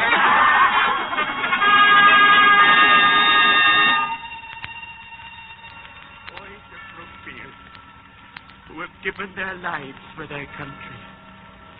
Brill, Evans, Jackson, Lancaster. Do you think it will last long, sir? Lancaster. More boys. More and more and more. Going up to the front. Boys I've known. Chips, old man. Come and sit down. Yes, Sir John. Chips, as chairman of the board, the governors have asked me to have a talk with you. Yes, Sir John. It's about the matter of our masters joining up. I suppose you know the head's gone. I heard, yes. Leaves us very short-handed. Yes. Well, briefly, Chips, the board wants to know if you feel well enough to come back. Out of retirement? Mm-hmm. They want to know, Chips, if you'll do us the very great honor of coming back for the duration of the war as headmaster of Brookfield School. Headmaster of Brookfield? Me? Yes, you're the man for it, the only man. You belong here. Oh, but it's such a great responsibility. I'm a ranker, Sir John. I'm not meant Will to be you a head. think it over? Oh, yes, I will, but I really don't. Please, Chips. Don't answer me now. Come back and see me in the morning. Very well, very well. Good night, Chips. Good night, Sir John.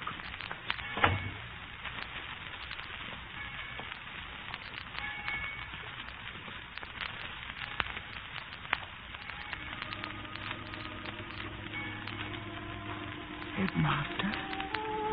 Head of Brookfield?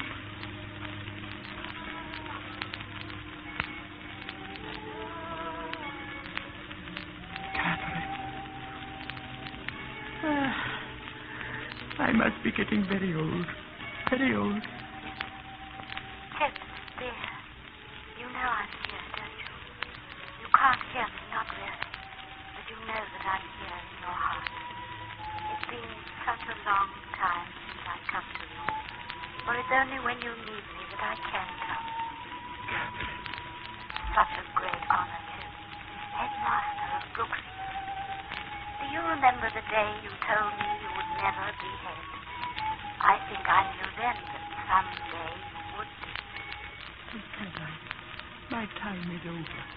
My work is done. Look down there, Chip. It's quiet. The long green sloping to the river. This is Brookfield. This is the home, the world of boys. Boys who are looking toward manhood, waiting for some person to show them the way. Chip, you are that person. Don't you remember? A long, long time ago. Schoolmastering. So important to be influencing those who are to grow up and matter to the world. Yes, Chip. It is a great responsibility. But they need you. And you must have courage. Do your best, Chip. That's all anyone can do. But don't fail them now. I tell you to accept the headmastership. I tell you from across the years. To keep faith with Brookfield. And with you. I believe in you. Chip, have I ever been wrong? I believe in you. I believe.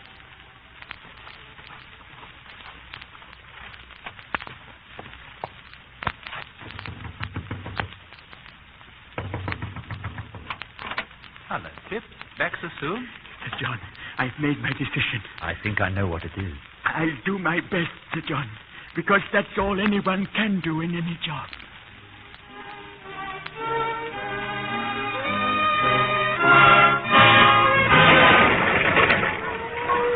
Mr. Chipsworth, it's an air raid. Air raid. Quiet, please. Quiet. The class will continue.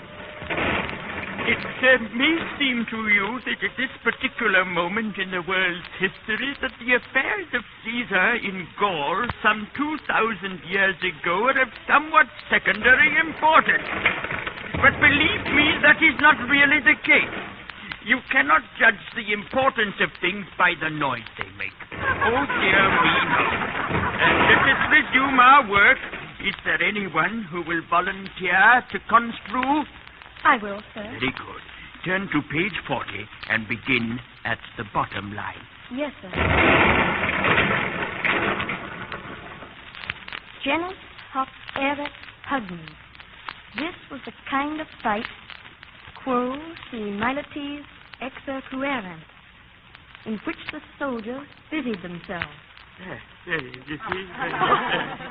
Oh, sir, that's good. Yes, you can see now that these dead languages sometimes come to life again,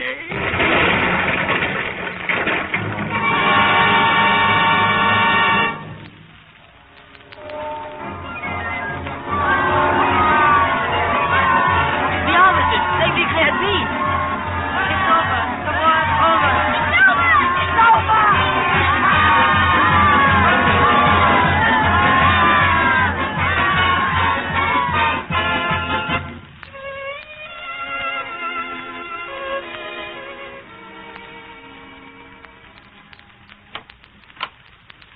Oh, come in, Doctor. Come in. Thank you, Mrs. Wickett. Thank you. Wickett? Is that the doctor? Yes, it is, sir. Well, good afternoon, Doctor. What brings you here? Not I, certainly. No. The head asked me to look in. He wanted to know if you were going to the old boys' dinner in London this year. Oh. I told him I didn't think you were. No, I'm afraid not. It's been a long time since I left here. Not since the war. Chipping, do you really think you should be up? Oh. There's a lot of flu about, you know. There's nothing matter with me, Doctor. Nothing at all. And what would I do in bed? Why, one of the boys might drop in. A fine reception. Well, I leave it up to you. Goodbye, Chipping. Goodbye. And if you see a chap in the quad who looks as if he just couldn't wait till dinner, send him along, will you? I've a cake. I will. I remember them all. 63 years ago, infants. And I can still hear their names as they call them before the classes. Ainsworth, Atwood, Abelmore, Babcock, Barnett, Bassenswaite. Mr. Chip, sir? Mr. Chip, sir? Are you asleep, sir? Shall I, go now, sir? Mr. Chip, sir? Mr. Chip! Mr. Chip! Well, Doctor, what do you think? I don't know, Sir John. He's a very old man. Who's that? Hello there. Waking up? What happened? Oh, nothing much. You threw a faint, that's all. Oh. It's lucky that boy was with you. Try to sleep again. Yes. Poor old chap. Must have lived a very lonely sort of life. All by himself? Not always by himself. He was married, you know. What? I never knew that. She died a great many years ago. Pity he never had any children. Oh, what was that? Careful. What were you saying about me? Nothing. Nothing at all, old chap. I heard you. A pity I never had any children, eh? But I have, you know. I have. Thousands of them. And all boys. Ainsworth, Atwood, Babcock, Barnum, Bassenswaite, Batterby.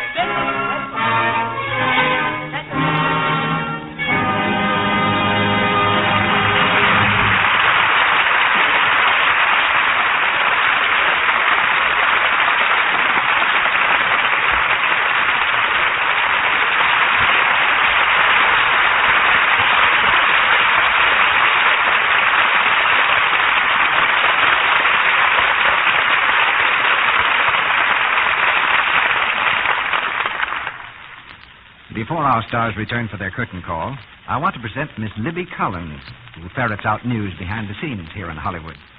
What have you for us tonight, Libby? 2 or 3 fascinating things about the stocking habits of some of the Hollywood stars. For example, do you know that Kitty Carlisle rinses her stockings in perfume instead of water? Well, she walks in beauty. What else, Libby? Well, Jane Wyman uses adhesive tape instead of garters to hold up her stockings. A cute idea is to cut the tape into little designs, like hearts or clubs or your zodiac sign. And here's one item that's a little closer to home. Willie's of Hollywood, who designs most of the gorgeous stockings we see in motion pictures, says the average woman should have 20 pairs of stockings. If she gives them the right kind of care, they should last a year. What does he mean by the right kind of care, Libby? He says you should never soak stockings or rub them. Just dip them in lukewarm Lux suds and rinse in water the same temperature. He's right, isn't he? Lux Flakes save elasticity and cut down on runs. If you rub your stockings with cake soap or use soaps with harmful alkali, you're apt to weaken elasticity, and then runs come easily. With gentle Lux Flakes, there's no harmful alkali, and, of course, no rubbing. Your stockings wear longer and fit better with regular Lux care. Lux is thrifty. And now Mr. DeMille is bringing our stars to the microphone. Mr. Chips has retired to immortality, and we bring Laurence Olivier and Edna Best back to our microphone. You know, Mr. DeMille, this play brought back a few memories of my own school days. Were you the small boy who released the mouse? The very small mouse at choir practice? No. The most pronounced mischief I created at school was acting in plays. We're glad you didn't perform. As a matter of fact, I went from bad to worse, turned professional, and joined a repertory company. Playing 4 or 5 different parts a week, I suppose. If you get a passing mark in that school, you're an actor. Yes, anything can happen in one of those theaters. I remember one incident with a traveling company when the juvenile was taken ill. The manager wired to another company in the next county to borrow an actor. When the borrowed juvenile arrived, 10 minutes before curtain time, he turned out to be a character man about 70 years old. The manager was frantic. There he was, 10 minutes before the curtain time, with a character man to play a juvenile role. Only the visiting actor remained calm. He inquired for his dressing room. 5 minutes later, he reappeared with his makeup on. "Now, my good man," he said to the manager, "where is the stage and what is the play?" I know just the kind of actor you mean. Give him the right cue and he'll play Peter Pan or the second gravedigger in Hamlet. But I imagine he'd be pretty startled if anyone told him that there was a theater with an audience as big as this one. What's your play next week, Mr. DeMille? Next Monday night, we're going to present a play by George Bernard Shaw, the one which was so very successful on the screen this year, Pygmalion.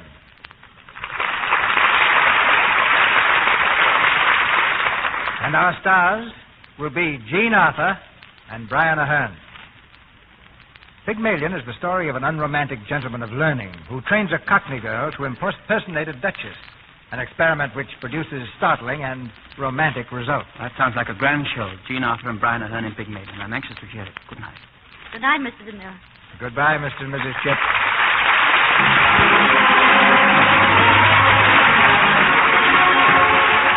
Our sponsors, the makers of Lux Flakes, join me in inviting you to be with us again next Monday night when the Lux Radio Theater presents Jean Arthur and Brian Aherne in Pygmalion. This is Cecil B. DeMille saying good night to you from Hollywood.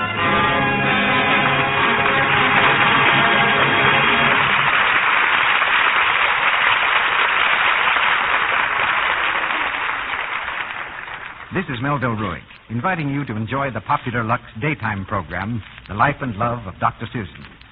Susan's enemies are plotting to set the whole town against her. Tomorrow they reveal their scheme. Listen then. For the time and station, see your newspaper. The Life and Love of Dr. Susan comes to you in addition to the Lux Radio Theater.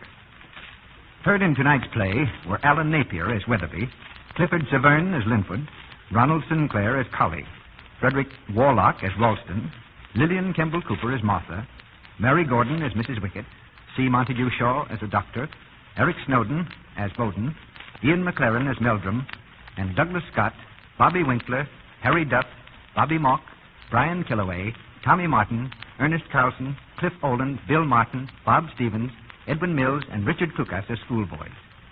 Laurence Olivier's forthcoming picture is Rebecca, produced by David O. Selznick.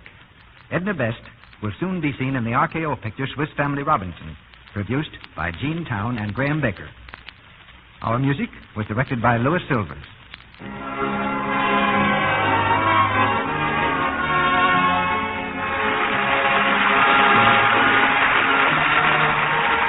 This is the Columbia Broadcasting System.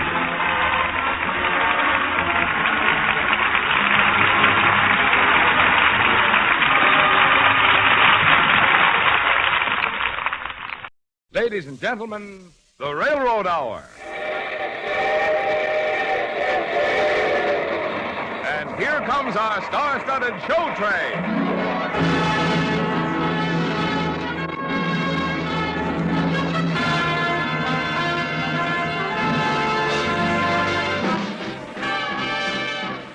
Tonight, the Association of American Railroads presents the well-known musical hit, Sally, starring Dinah Shore, Leon Arrow, and your host, Gordon MacRae, with our chorus under the direction of Norman Luboff and our music arranged and conducted by Carmen Dragon. Yes, tonight another great musical success is brought to you by the American Railroads, the same railroads that also bring you most of the food you eat, the clothes you wear, the fuel you burn, and all the other things you use in your daily life. And now, here is Gordon MacRae.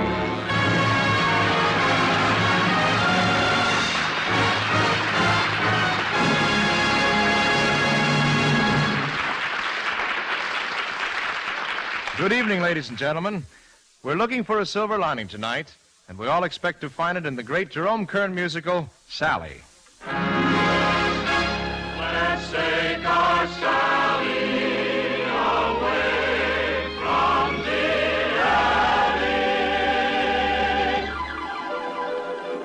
Well, this gal Sally was born one December night in the New Amsterdam Theater in New York.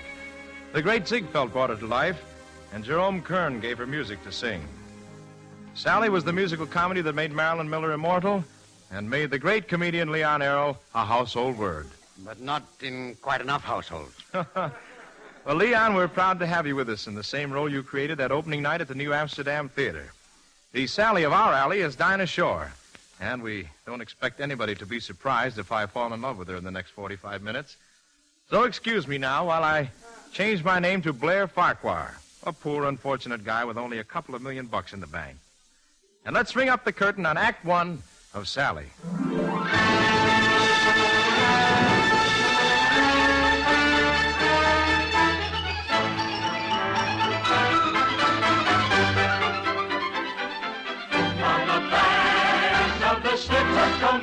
They're all just as wild as can be. Anytime, without reason or rhyme, you may find it far wiser to flee.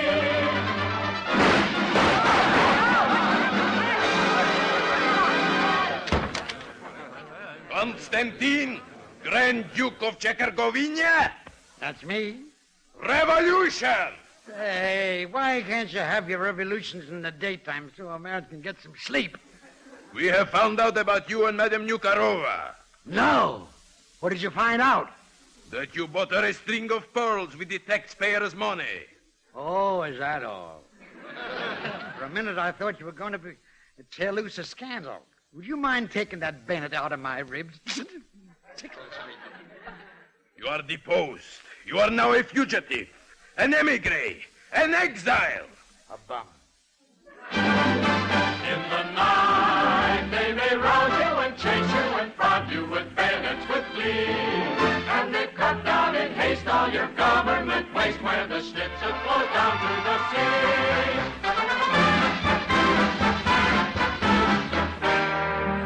At that time, I didn't know the Grand Duke of Czechoslovakia from a plug nickel. And he didn't know me from a plug kopeck. And none of us who used to hang around the Elm Tree Alley Inn in New York City knew anything about Balkan revolutions. Waiter! Waiter! Yes, sir? You certainly are a bum waiter. No, sir. Just a bum. Would you please clear off these dishes and bring me some lunch? Clear off the dishes. What are you doing? Well, if I don't break them, I have to wash them. And I can't stand washing dishes. Oh, you say, what is here? What's going on here? Oh, for goodness, my dishes. Why do you always have to do that, Your Highness? Quiet, will you? Quiet. Don't call me my Highness. I don't want anybody to know the Duke of Czechoslovakia is a waiter in a third-class restaurant. A third class? My. What do you mean, sir? I'm sorry, I'm wrong. That's better. It's fourth class. Oh, my. Your Highness, please. Haven't I always been a loyal subject? Back in Czechoslovakia, I always saluted when your carriage went by.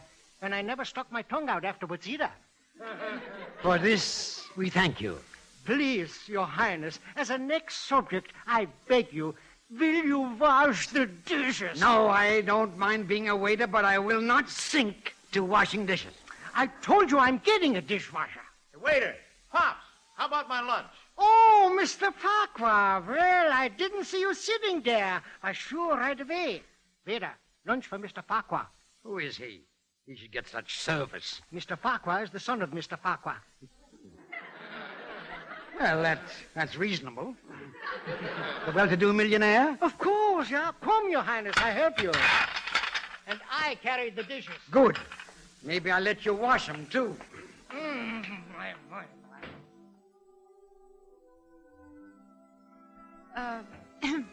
Excuse me. Well, hello. Welcome to the Elm Tree Alley Inn. Are you the proprietor? Oh, not exactly. But won't you sit down? Have lunch with me. Oh, no, I can't. Well, why not? Don't you eat? I'm going to work here. Oh, that's wonderful. Oh, it isn't really. I'm just going to be a dishwasher. They sent me over from the settlement house. And you don't like washing dishes? Have you ever heard of anybody who did? Well, don't worry. Things are bound to look up. Why, there's a bright side to everything. Even to dish pans? Sure. Oh. Please don't be offended if I preach to you a while. Tears are out of place in eyes that were meant to smile. There's a way to make your very biggest trouble small. Here's the happy secret of it all. Look for the silver lining whene'er a cloud appears in the blue. Remember somewhere sun is shining, and so the right thing to do is make it shine for you. A heart full of joy and gladness will always banish sadness and strife. So always look for the silver lining and try to find the sunny side of life. Gee, I hope you're right. What's your name? Sally, My name's Blair. is that your last name or your first name? First, Claire Farquhar. Isn't that a mouthful? I like it. And I'm going to remember what you told me. As I wash my dishes, I'll be following your plan till I see the brightness in every pot and pan. I am sure your point of view will ease the daily grind, so I'll keep repeating in my mind.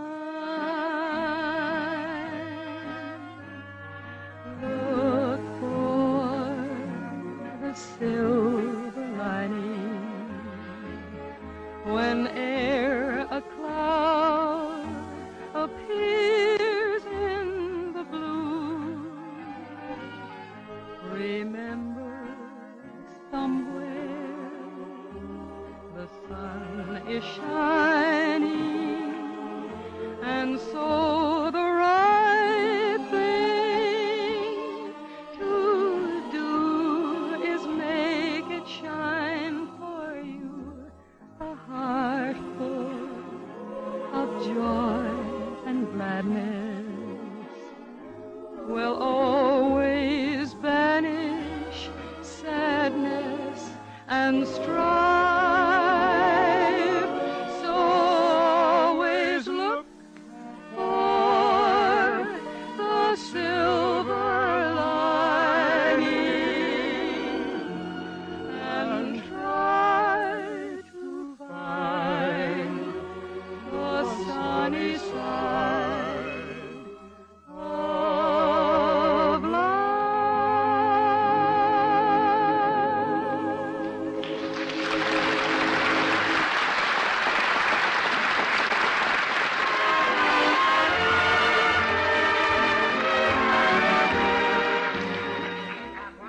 Well, thank you, waiter. Hey there! Are you the new dishwasher from the Settlement's house? Yes, sir? The dishes are fading. Yes, sir. Wait. Will I see you again, Sally? Maybe. Over the sink. Goodbye. Oh, pardon me, sir, Mr. Farquhar. But will you be at the party your father's giving tonight in honor of the Grand Duke of Czechoslovakia? Not if I can help it. Why not? Well, for one thing, I hear the Duke is a stupid bore. Yes, I see what you mean. You want me to bring your dessert now? No, I don't think I care for dessert. You're lucky. In all that high society, there won't be one girl as pretty as your new dishwasher. I didn't notice. Is she beautiful? Beautiful. Why, she's a painting by Titian. She's Juliet, Cinderella. Cinderella, huh? Maybe you'd like to be a Prince Charming. Can you get me the job? Oh, do what I can. Maybe I'll be the pumpkin. You know, this is a little silly. I only met the girl a few minutes ago. Well, nobody ever gave Cupid a stopwatch. She's somehow different from the rest. I can't describe her quite. She seems to me just right. She won my heart at sight. It matters not how she is dressed. I want to hold her tight. She is the darling of my heart, and I met her in the alley, and on some future day, to her I mean to say, dearly, I love you, dear little girl. Though the dress that you wear is a poor affair, you made me care. And I know someday that I mean to tell her all my golden schemes. We shall find the world of happiness where the sun never gleams. And then I'll take my Sally away from the alley to my wonderful valley of dreams. Dear little girl, I love you, dear little girl. Though the dress that you wear is a poor affair, you make me care. And then I'll take my Sally away from the alley to my wonderful valley of dreams. The darling of his heart, and he met her in the alley.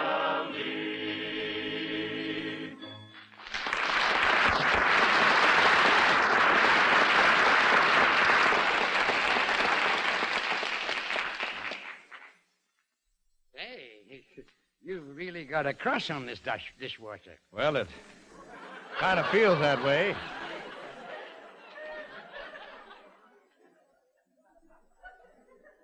Dishwasher. Well, I guess it kind of feels that way. Well, I've always been allergic to soap suds, but if she's as pretty as you say, I'd like to get a little soap in my eyes.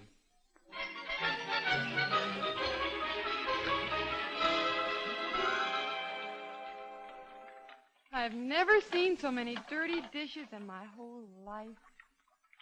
Oh, well.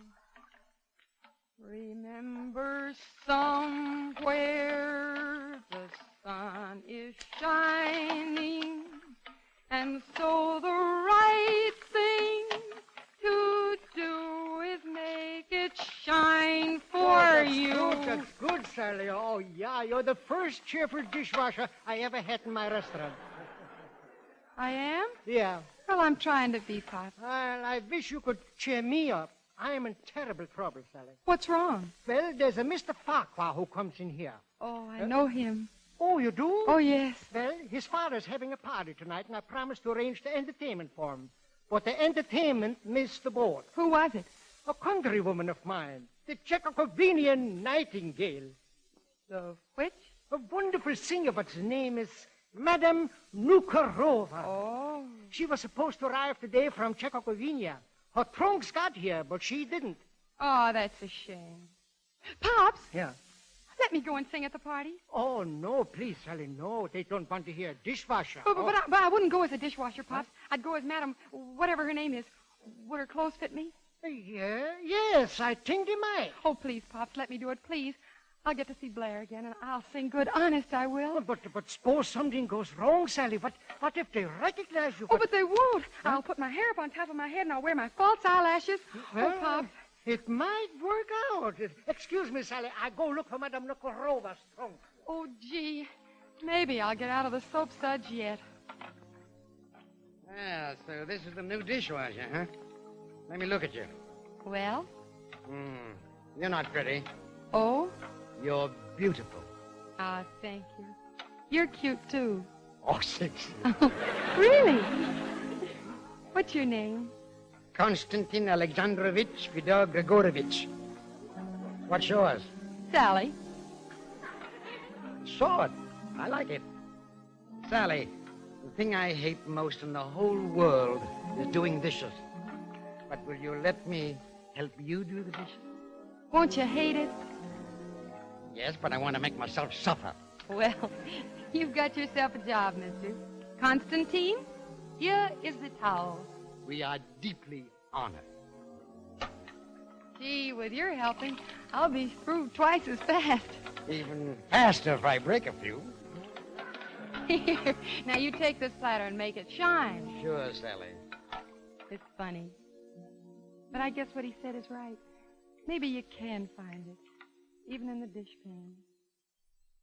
And so I'll look for the silver lining and try to find the sunny side of life.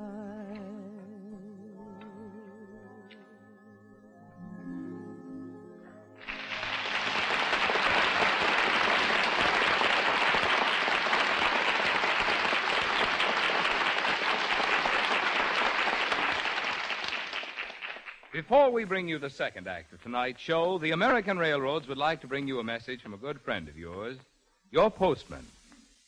He's a mighty busy man these days, and he's going to be even busier during the next 2 weeks, delivering all the millions of letters, cards, and packages which add so much to the Christmas season. His boss, the Postmaster General of the United States, has pointed out that this year the mail is running heavier than ever before. In fact, every day during the last several months, the amount of mail has been running as high as the peak day at Christmas time last year. That's why Postmaster General Donaldson said the other day that the only way you can be sure that your gifts will arrive before Christmas is by the immediate mailing of parcels. And with each passing hour, that word immediate gets more and more urgent. Of course, the railroads are interested in this, too. Part of their business, and a mighty important part, especially at Christmas, is to carry more than 9/10 of all the mail. The railroads have been making advance preparations, just as the Post Office Department has, to deal with this year's record-breaking holiday mailing.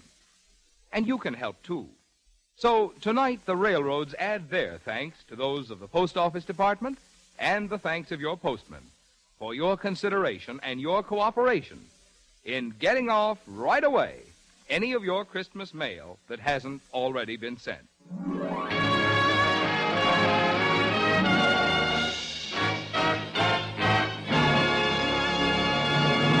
We're ready for the second act of Jerome Kern's Sally, starring Dinah Shore, Leon Errol, and your host, Gordon MacRae. And here's Gordon as Blair Farquhar to continue the story of Sally. Let's take our Sally away from the alley. That night, my father gave the party for the Grand Duke of Czechoslovakia. And when the famous singer, Madame Nukarova, walked in, you could have knocked me over with a Balkan dukedom, because she was a dead ringer for Sally. But when I saw her beautiful gown and pearls, I knew it couldn't be. Madame Nukarova, we are delighted to see you. Ah, charmant, monsieur. Bonsoir, bonsoir, bonsoir. I am Richard Farquhar. Ah, monsieur Farquhar. Bonsoir, bonsoir, bonsoir. Your garden. She is charmant, monsieur Farquhar. Oh, I see you prefer to speak French, Madame Nukarova. Je suis enchanté de faire votre connaissance. Je suis sunk. Oh, she is so gracious. So charming. I hope you can spend some time with us, Madame Nukarova. Oh, no, I'm sorry. You see, I am so busy singing and washing dishes. Washing dishes? What did she say? Washing dishes? Oh, yes, oui. You see, I am, how you say, very domestique. Oh, who'd think it? And they tell us you are the woman who caused 11 Balkan revolutions. 12. But who's counting? Oh, it's amazing. Such a beautiful flower, and yet such a firebrand. You'll pardon our intrusion, our confusion is sublime. We've never seen a girl at all like you. I must admit I'm rather unconventional. A type that must appear as ultra new. You're like a splendid flower, not from our domestic clime. An orchid that can thrill us with delight. Alas, I'm not a blossom so original. An orchid bloom would not describe me quite. You're nothing tame, you're like a bird in flame. We know your name. You do? Well, all the same, I'm just a wild rose, not a prim and mild rose.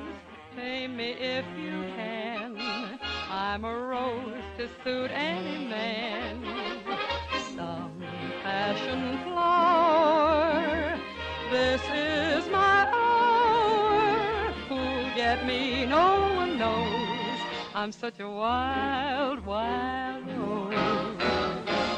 She's just a wild rose, not a prim and mild rose. Tame her if you can. She's a rose to suit any man.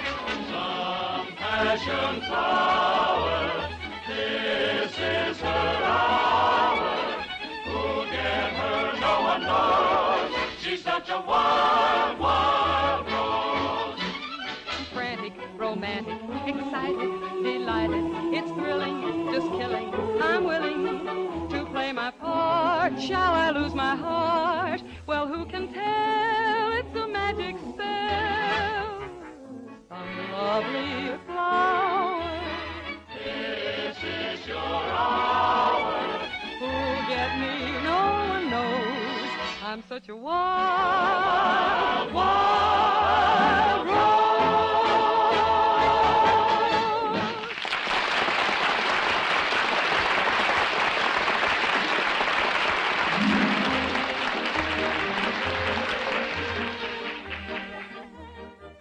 Excuse me, Madam Nikarova. Oh?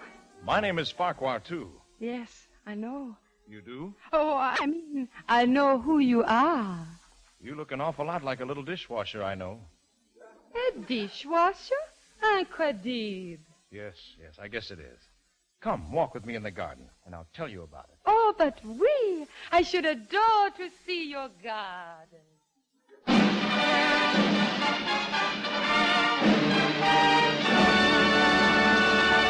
Hails the Royal Highness, the Grand Duke of Czechoslovakia.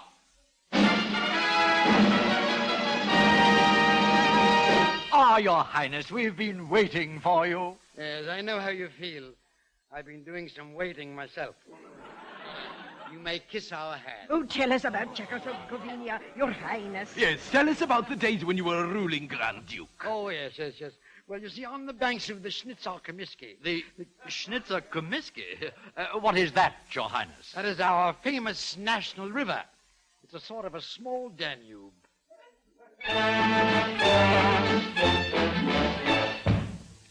I'm a duke from a wonderful clime, and I've had a remarkable time. My people are splendid, but somewhat unique. They like revolutions, at least once a week. On Sunday, you may be the king. Monday, you don't mean a thing. On the banks of the Schnitzer Komiski, they're all just as wild as can be. Anytime, without reason or rhyme, you may find it far wiser to flee.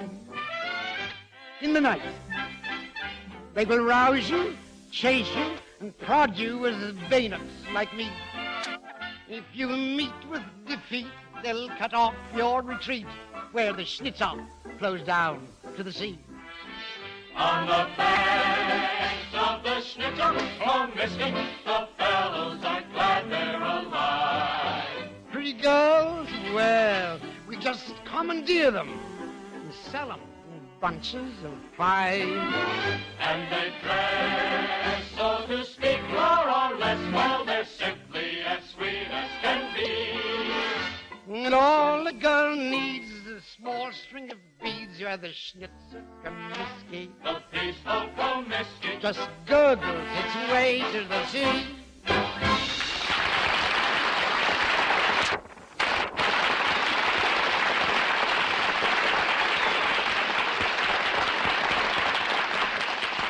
How you must miss Czechoslovakia, Your Highness. But there is someone here who can cheer you up. Ah. Who? A famous countrywoman of yours, Madame Nikarova. Cheer me up.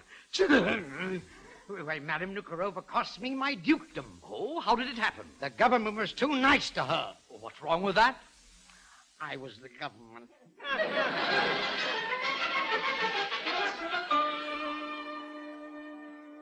I wonder if they've missed us inside. I don't care. You know, it's amazing how much you like that little girl who washes dishes in the restaurant. This little girl of yours, she is nice? Oh, she's charming. Just as you are. Merci. Of course, this other girl hasn't had the experiences in life that you've had. Oh, I'm certain she has not, monsieur. After all, I am a woman of the world. She looks like you, but I think you're prettier. Nonsense, monsieur. It is just the moonlight and the starlight and the beautiful garden. Oh, listen to that lovely bird. It's a whippoorwill. There's a nest of them over there in the willows. Oh, I wish I were a whippoorwill. You know, when I was a little girl, I used to listen to the whippoorwill and dream of living in a garden like this. Whippoorwill, I used to love to hear you call to me. Whippoorwill, I know he meant the world and all to me. When the sun had gone to rest, I could hear you from your nest. Whippoorwill, you used to whistle tenderly. And when the moon would swing across the branches of the trees above, you would sing your plaintive little melodies of love. Now though you're no longer here, in my dreams I still can hear whippoorwill ever calling to me. Yes, that bird certainly has the right idea. Whippoorwill, I used to love to hear you call to me. Whippoorwill, I know she meant the world and all to me. When the sun had gone to rest, I could hear you from your nest. Whippoorwill, you used to whistle tenderly. And when the moon would swing across the branches of the trees above, you would sing your plaintive little melodies of love. Now though you're no longer near, in my dreams I still can hear whippoorwill ever calling to me.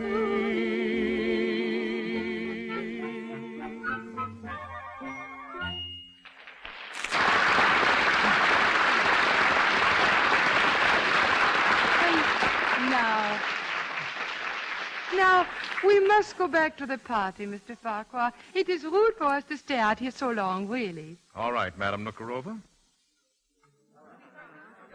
Here she comes. Here comes Madame Nukarova. They'll be meeting face to face for the first time since the scandal. I wonder what she'll say to the Duke. And I wonder what he'll say to her. Madame Nukarova, I presume you've already been presented to the Grand Duke. Huh? Oh. Well, this isn't Madame Nukarova. Not Madame Nukarova. Then who is it? Why, it's Sally, our pretty little dishwasher. Why? How insulting. Oh, Your Highness, I humbly beg your pardon having a commoner like this at your party. Don't apologize to him, Dad. He's no Grand Duke. He's a waiter. What? Well, you know I could be both. Oh, Why, this is terribly embarrassing. It sure is, Dad. Hadn't you better go, Sally? Don't you want to hear me sing again? Well, people like this don't want to listen to a nobody. Oh, well, that's just fine. As long as you thought I was that notorious woman, you wanted to hear me sing. But now that I'm just an ordinary human being... No, Sally. Don't speak to me. I never want to see you again. Sally. Come on, Your Highness. We've got to get back and finish the dishes.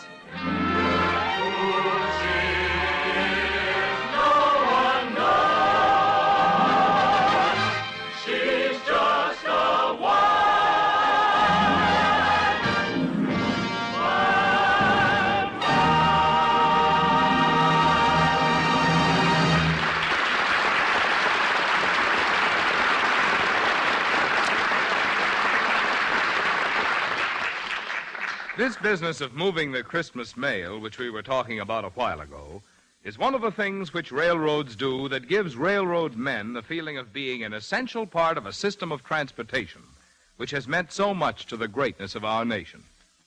Here's what a freight handler in the station at Glenwood Springs, Colorado, George A. Galby is his name, had to say about this system of transportation, and I quote, "The system rolls on smoothly, efficiently.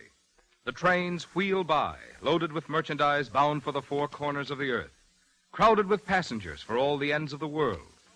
And I know that I have a part in it. It is a small part, to be sure, for I am no more than one tiny cog in a great and complicated organization. But there is an abiding satisfaction in knowing that my work contributes to keeping the wheels rolling on the rails." End of quote. What Mr. Galby said was in an essay on why I like to work for my railroad, which was today awarded first place in a nationwide contest sponsored by the American Railway Magazine Editors Association. Other national winners in the contest are Ralph H. Sanborn, station agent at Raymond, New Hampshire, and J.B. Corson, chief clerk at Waterloo, Iowa. Their essays were adjudged the best among the several thousand submitted in the local and national competition. All these papers told why men like to do railroad work. There were a lot of reasons, and good reasons, too. A lot of them were tangible, such as good pay, good jobs, security, and the like. And then there was something more. Something, Mr. Galby said, which has to do with intangible things. And then he summed it up in a phrase. It is a proud calling, that of a railroad man.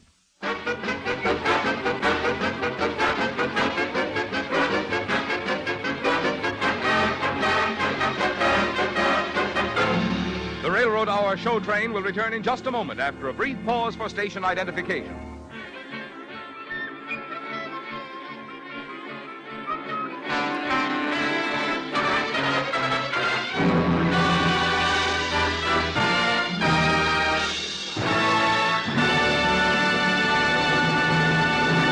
And now for Act 3 of Sally, starring Dinah Shore, Leon Errol, and your Railroad Hour host, Gordon MacRae. Let's take our Sally away from the alley. Sally of our alley. A beautiful girl. A rare girl. That night at the party, there were a lot of theatrical producers who heard her sing. And one of them gave her a job. You may have heard of him. His name was Flo Ziegfeld. Well, just before Sally's opening night on Broadway, I visited the Elm Tree Alley Inn. The place was silent and deserted. There was a sign on the door, "Restaurant closed tonight, dishwasher's big break." One of the side doors was open, and I let myself into the darkness. And there was the table where we'd first met, Sally and I. I could almost hear her singing the way she did that first day.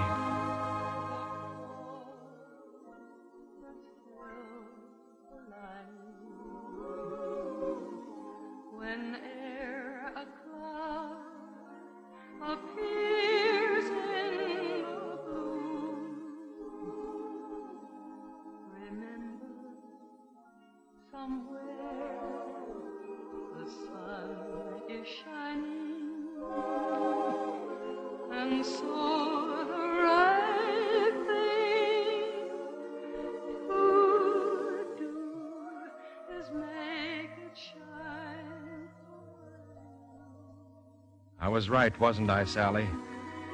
Tonight on a Broadway stage, you're going to find that silver lining. And nobody's happier about it than I am, except after tonight, everybody in New York is going to be in love with you, too. And I'll just be one of the crowd. But I will look for the silver lining and try to find the sunny side of life.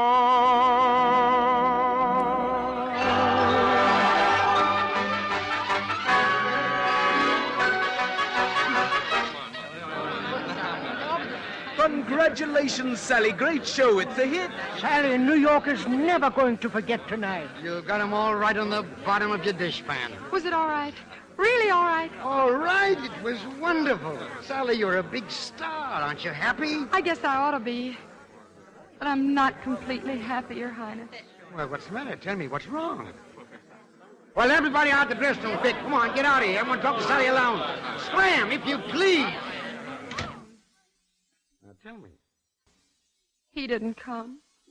Blair? But after the party, you said you never wanted to see him again. Oh, Your Highness, you know when a girl says that, it means she wants to see him twice as much. Oh. Then I'll go out and find him for you. If I have to scour New York, if I have to scour the United States, if I have to scour the world.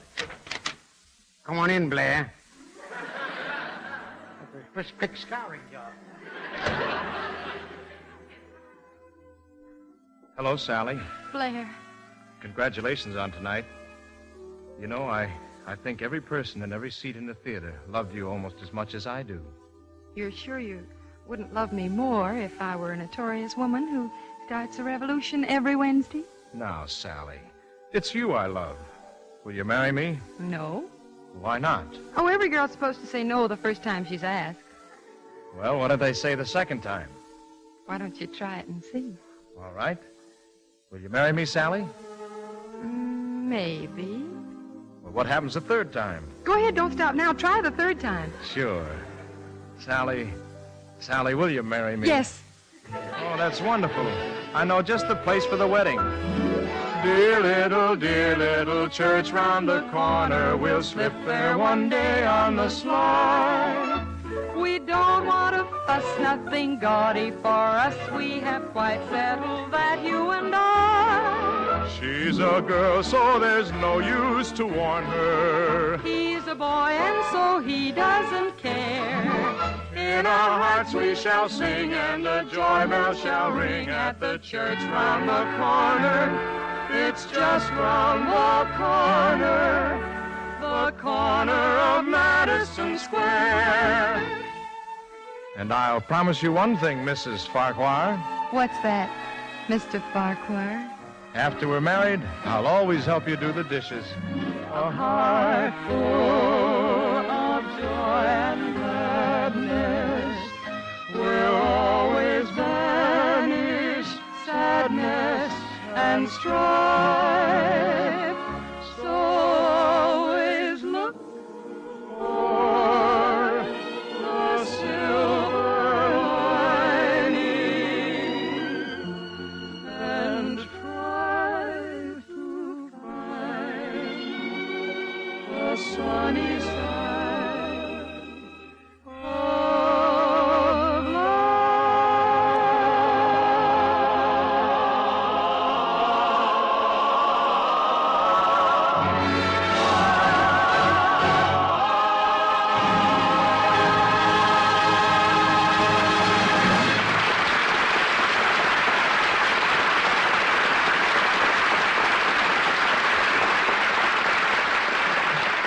Thank you, ladies and gentlemen. This is Gordon MacRae giving you a big thank you to Miss Dinah Shore for her performance tonight as Sally, and to Leon Arrow for being the Grand Duke again, just as he was in the original Broadway production. Congratulations to the others in our cast, Sam Hearn, Joe Kearns, and Paul Frees. Music and lyrics for Sally were written by Jerome Kern, Guy Bolton, and Clifford Gray. It was dramatized for the Railroad Hour by Lawrence and Lee. Next week, our show train will arrive on the same tracks and at the same time. On board will be George Murphy and Martha Tilton to join me in bringing you the White Christmas musical, Holiday Inn. All aboard! Well, it looks as though we're ready to pull out. So until next week, goodbye.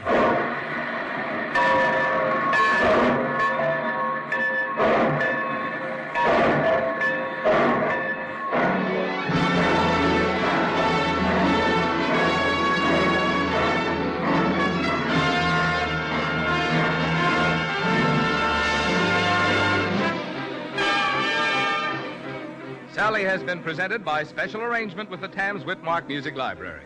Gordon MacRae will soon be seen in the Warner Brothers picture, Silver Lining. This is Marvin Miller speaking.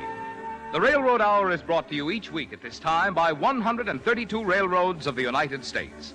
Each one of them has its own operations and services. Each one competes keenly with others for business.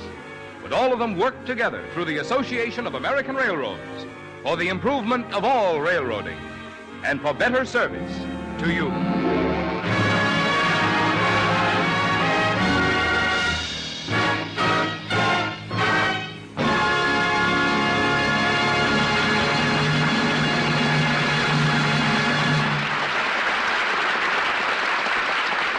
Don't forget, the show train will be back next week with Holiday Inn. And here's Carmen Dragon and the orchestra to play you one of the hits from that show.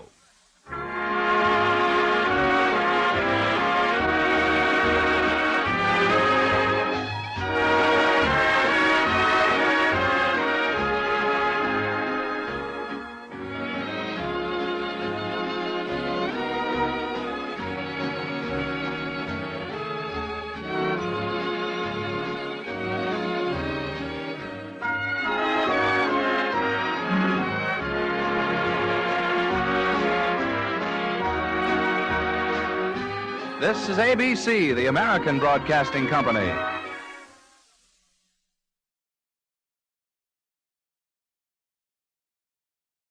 Lux presents Hollywood. The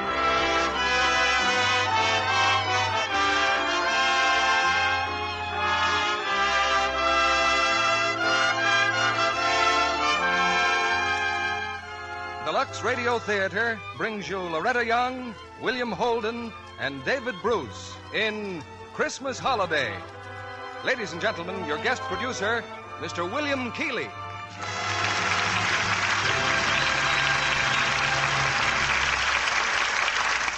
Greetings from Hollywood, ladies and gentlemen. Probably no modern writer has given us more extraordinary situations in his stories, more excitement and suspense and drama than W. Somerset Maugham. Tonight we bring you Universal's adaptation of his recent novel, Christmas Holiday, the compelling story of a woman whose life is shattered by a tragic crime, who finds herself caught between a hopeless love and a man who tries to free her from its bondage. That woman is portrayed tonight by one of Hollywood's outstanding stars, Loretta Young, making her 18th appearance on this stage. Co-starred with Miss Young is David Bruce from the original screen cast of Christmas Holiday. Also, William Holden, who just last week received his honorable discharge from the Army Air Forces and is making his first return appearance in radio. I had the privilege of following Bill's career when I was in the same branch of the service, and also the privilege of following the productions of this theater, broadcast overseas by shortwave. I can honestly say those broadcasts were as much of a blessing to men in isolated islands, steaming jungles, and waste deserts as a cake of Lux soap. And that is no exaggeration. If people knew how much small luxuries like a cake of Lux soap are appreciated overseas, I'm sure we'd all be doubly grateful for them here at home. Grateful, too, that Lux can bring us three fine stars: Loretta Young as Abigail, William Holden as Jerry, and David Bruce as Robert in Universal's Christmas Holiday. Our curtain rises on the first act.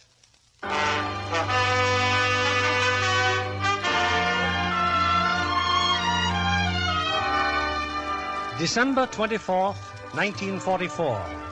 Through heavy skies, a transcontinental plane wings its way westward. Among the passengers are two young Army officers on holiday furloughs. Jerry will be in Nashville in a few minutes.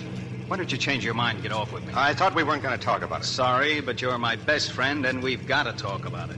That telegram you got in camp. What was it? What did she say? Okay. She got married. She got married yesterday. She wishes me happiness. That's all it said. That's tough, Jerry. Yeah. Can I use for a wedding ring? Here's one you can have cheap.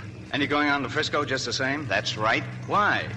Suppose you do see her. What good will that do you? Look, Jerry, get off with me. We could have a terrific time. It's practically Christmas Sorry, Eve. but I'm going. Jerry, forget her. Forget her as fast as you can. Now, you're not going to make a fool out of yourself just because I've already made a fool out of myself. And she's not going to get away with it. Look, No, Jerry... That's all I've got to say. Well, maybe you'll change your mind later. You could always get off at New Orleans. I'll pipe down and lay off. Well, I suppose you know what you're doing. Yeah. I know just what I'm doing.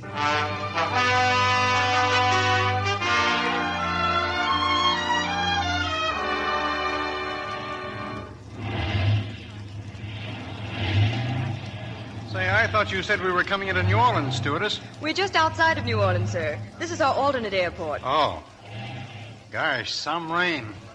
Lieutenant, wake up, Lieutenant. Oh, I guess I must have dozed off. We're making a landing just outside of New Orleans. Nothing wrong, just unfavorable weather ahead. Oh, how long are we laying over? We really don't know, Lieutenant. We're taking all the passengers to a hotel just in case we have to stay here for the night. Watch your step getting off the plane. And Merry Christmas, everyone. Merry Christmas.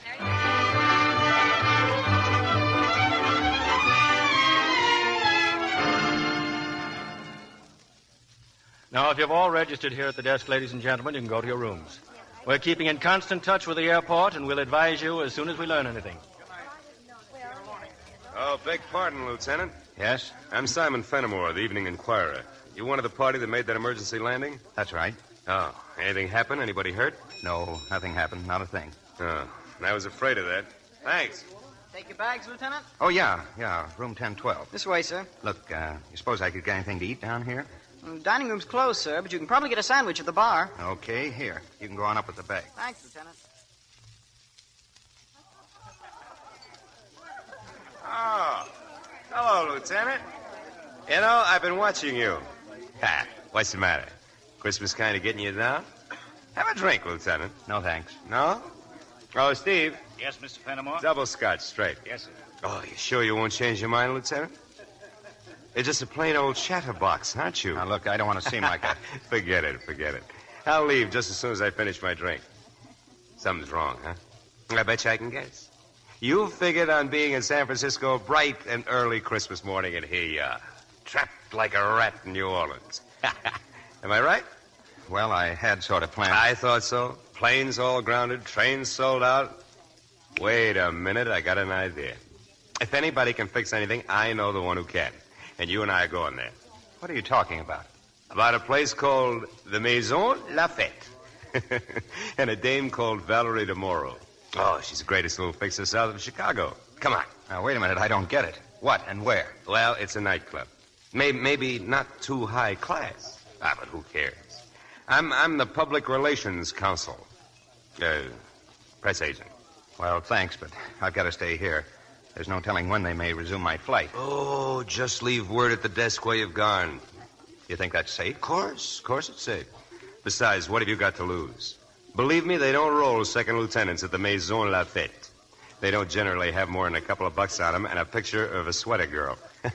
Come on, what do you say? Well, just what you said. What have I got to lose?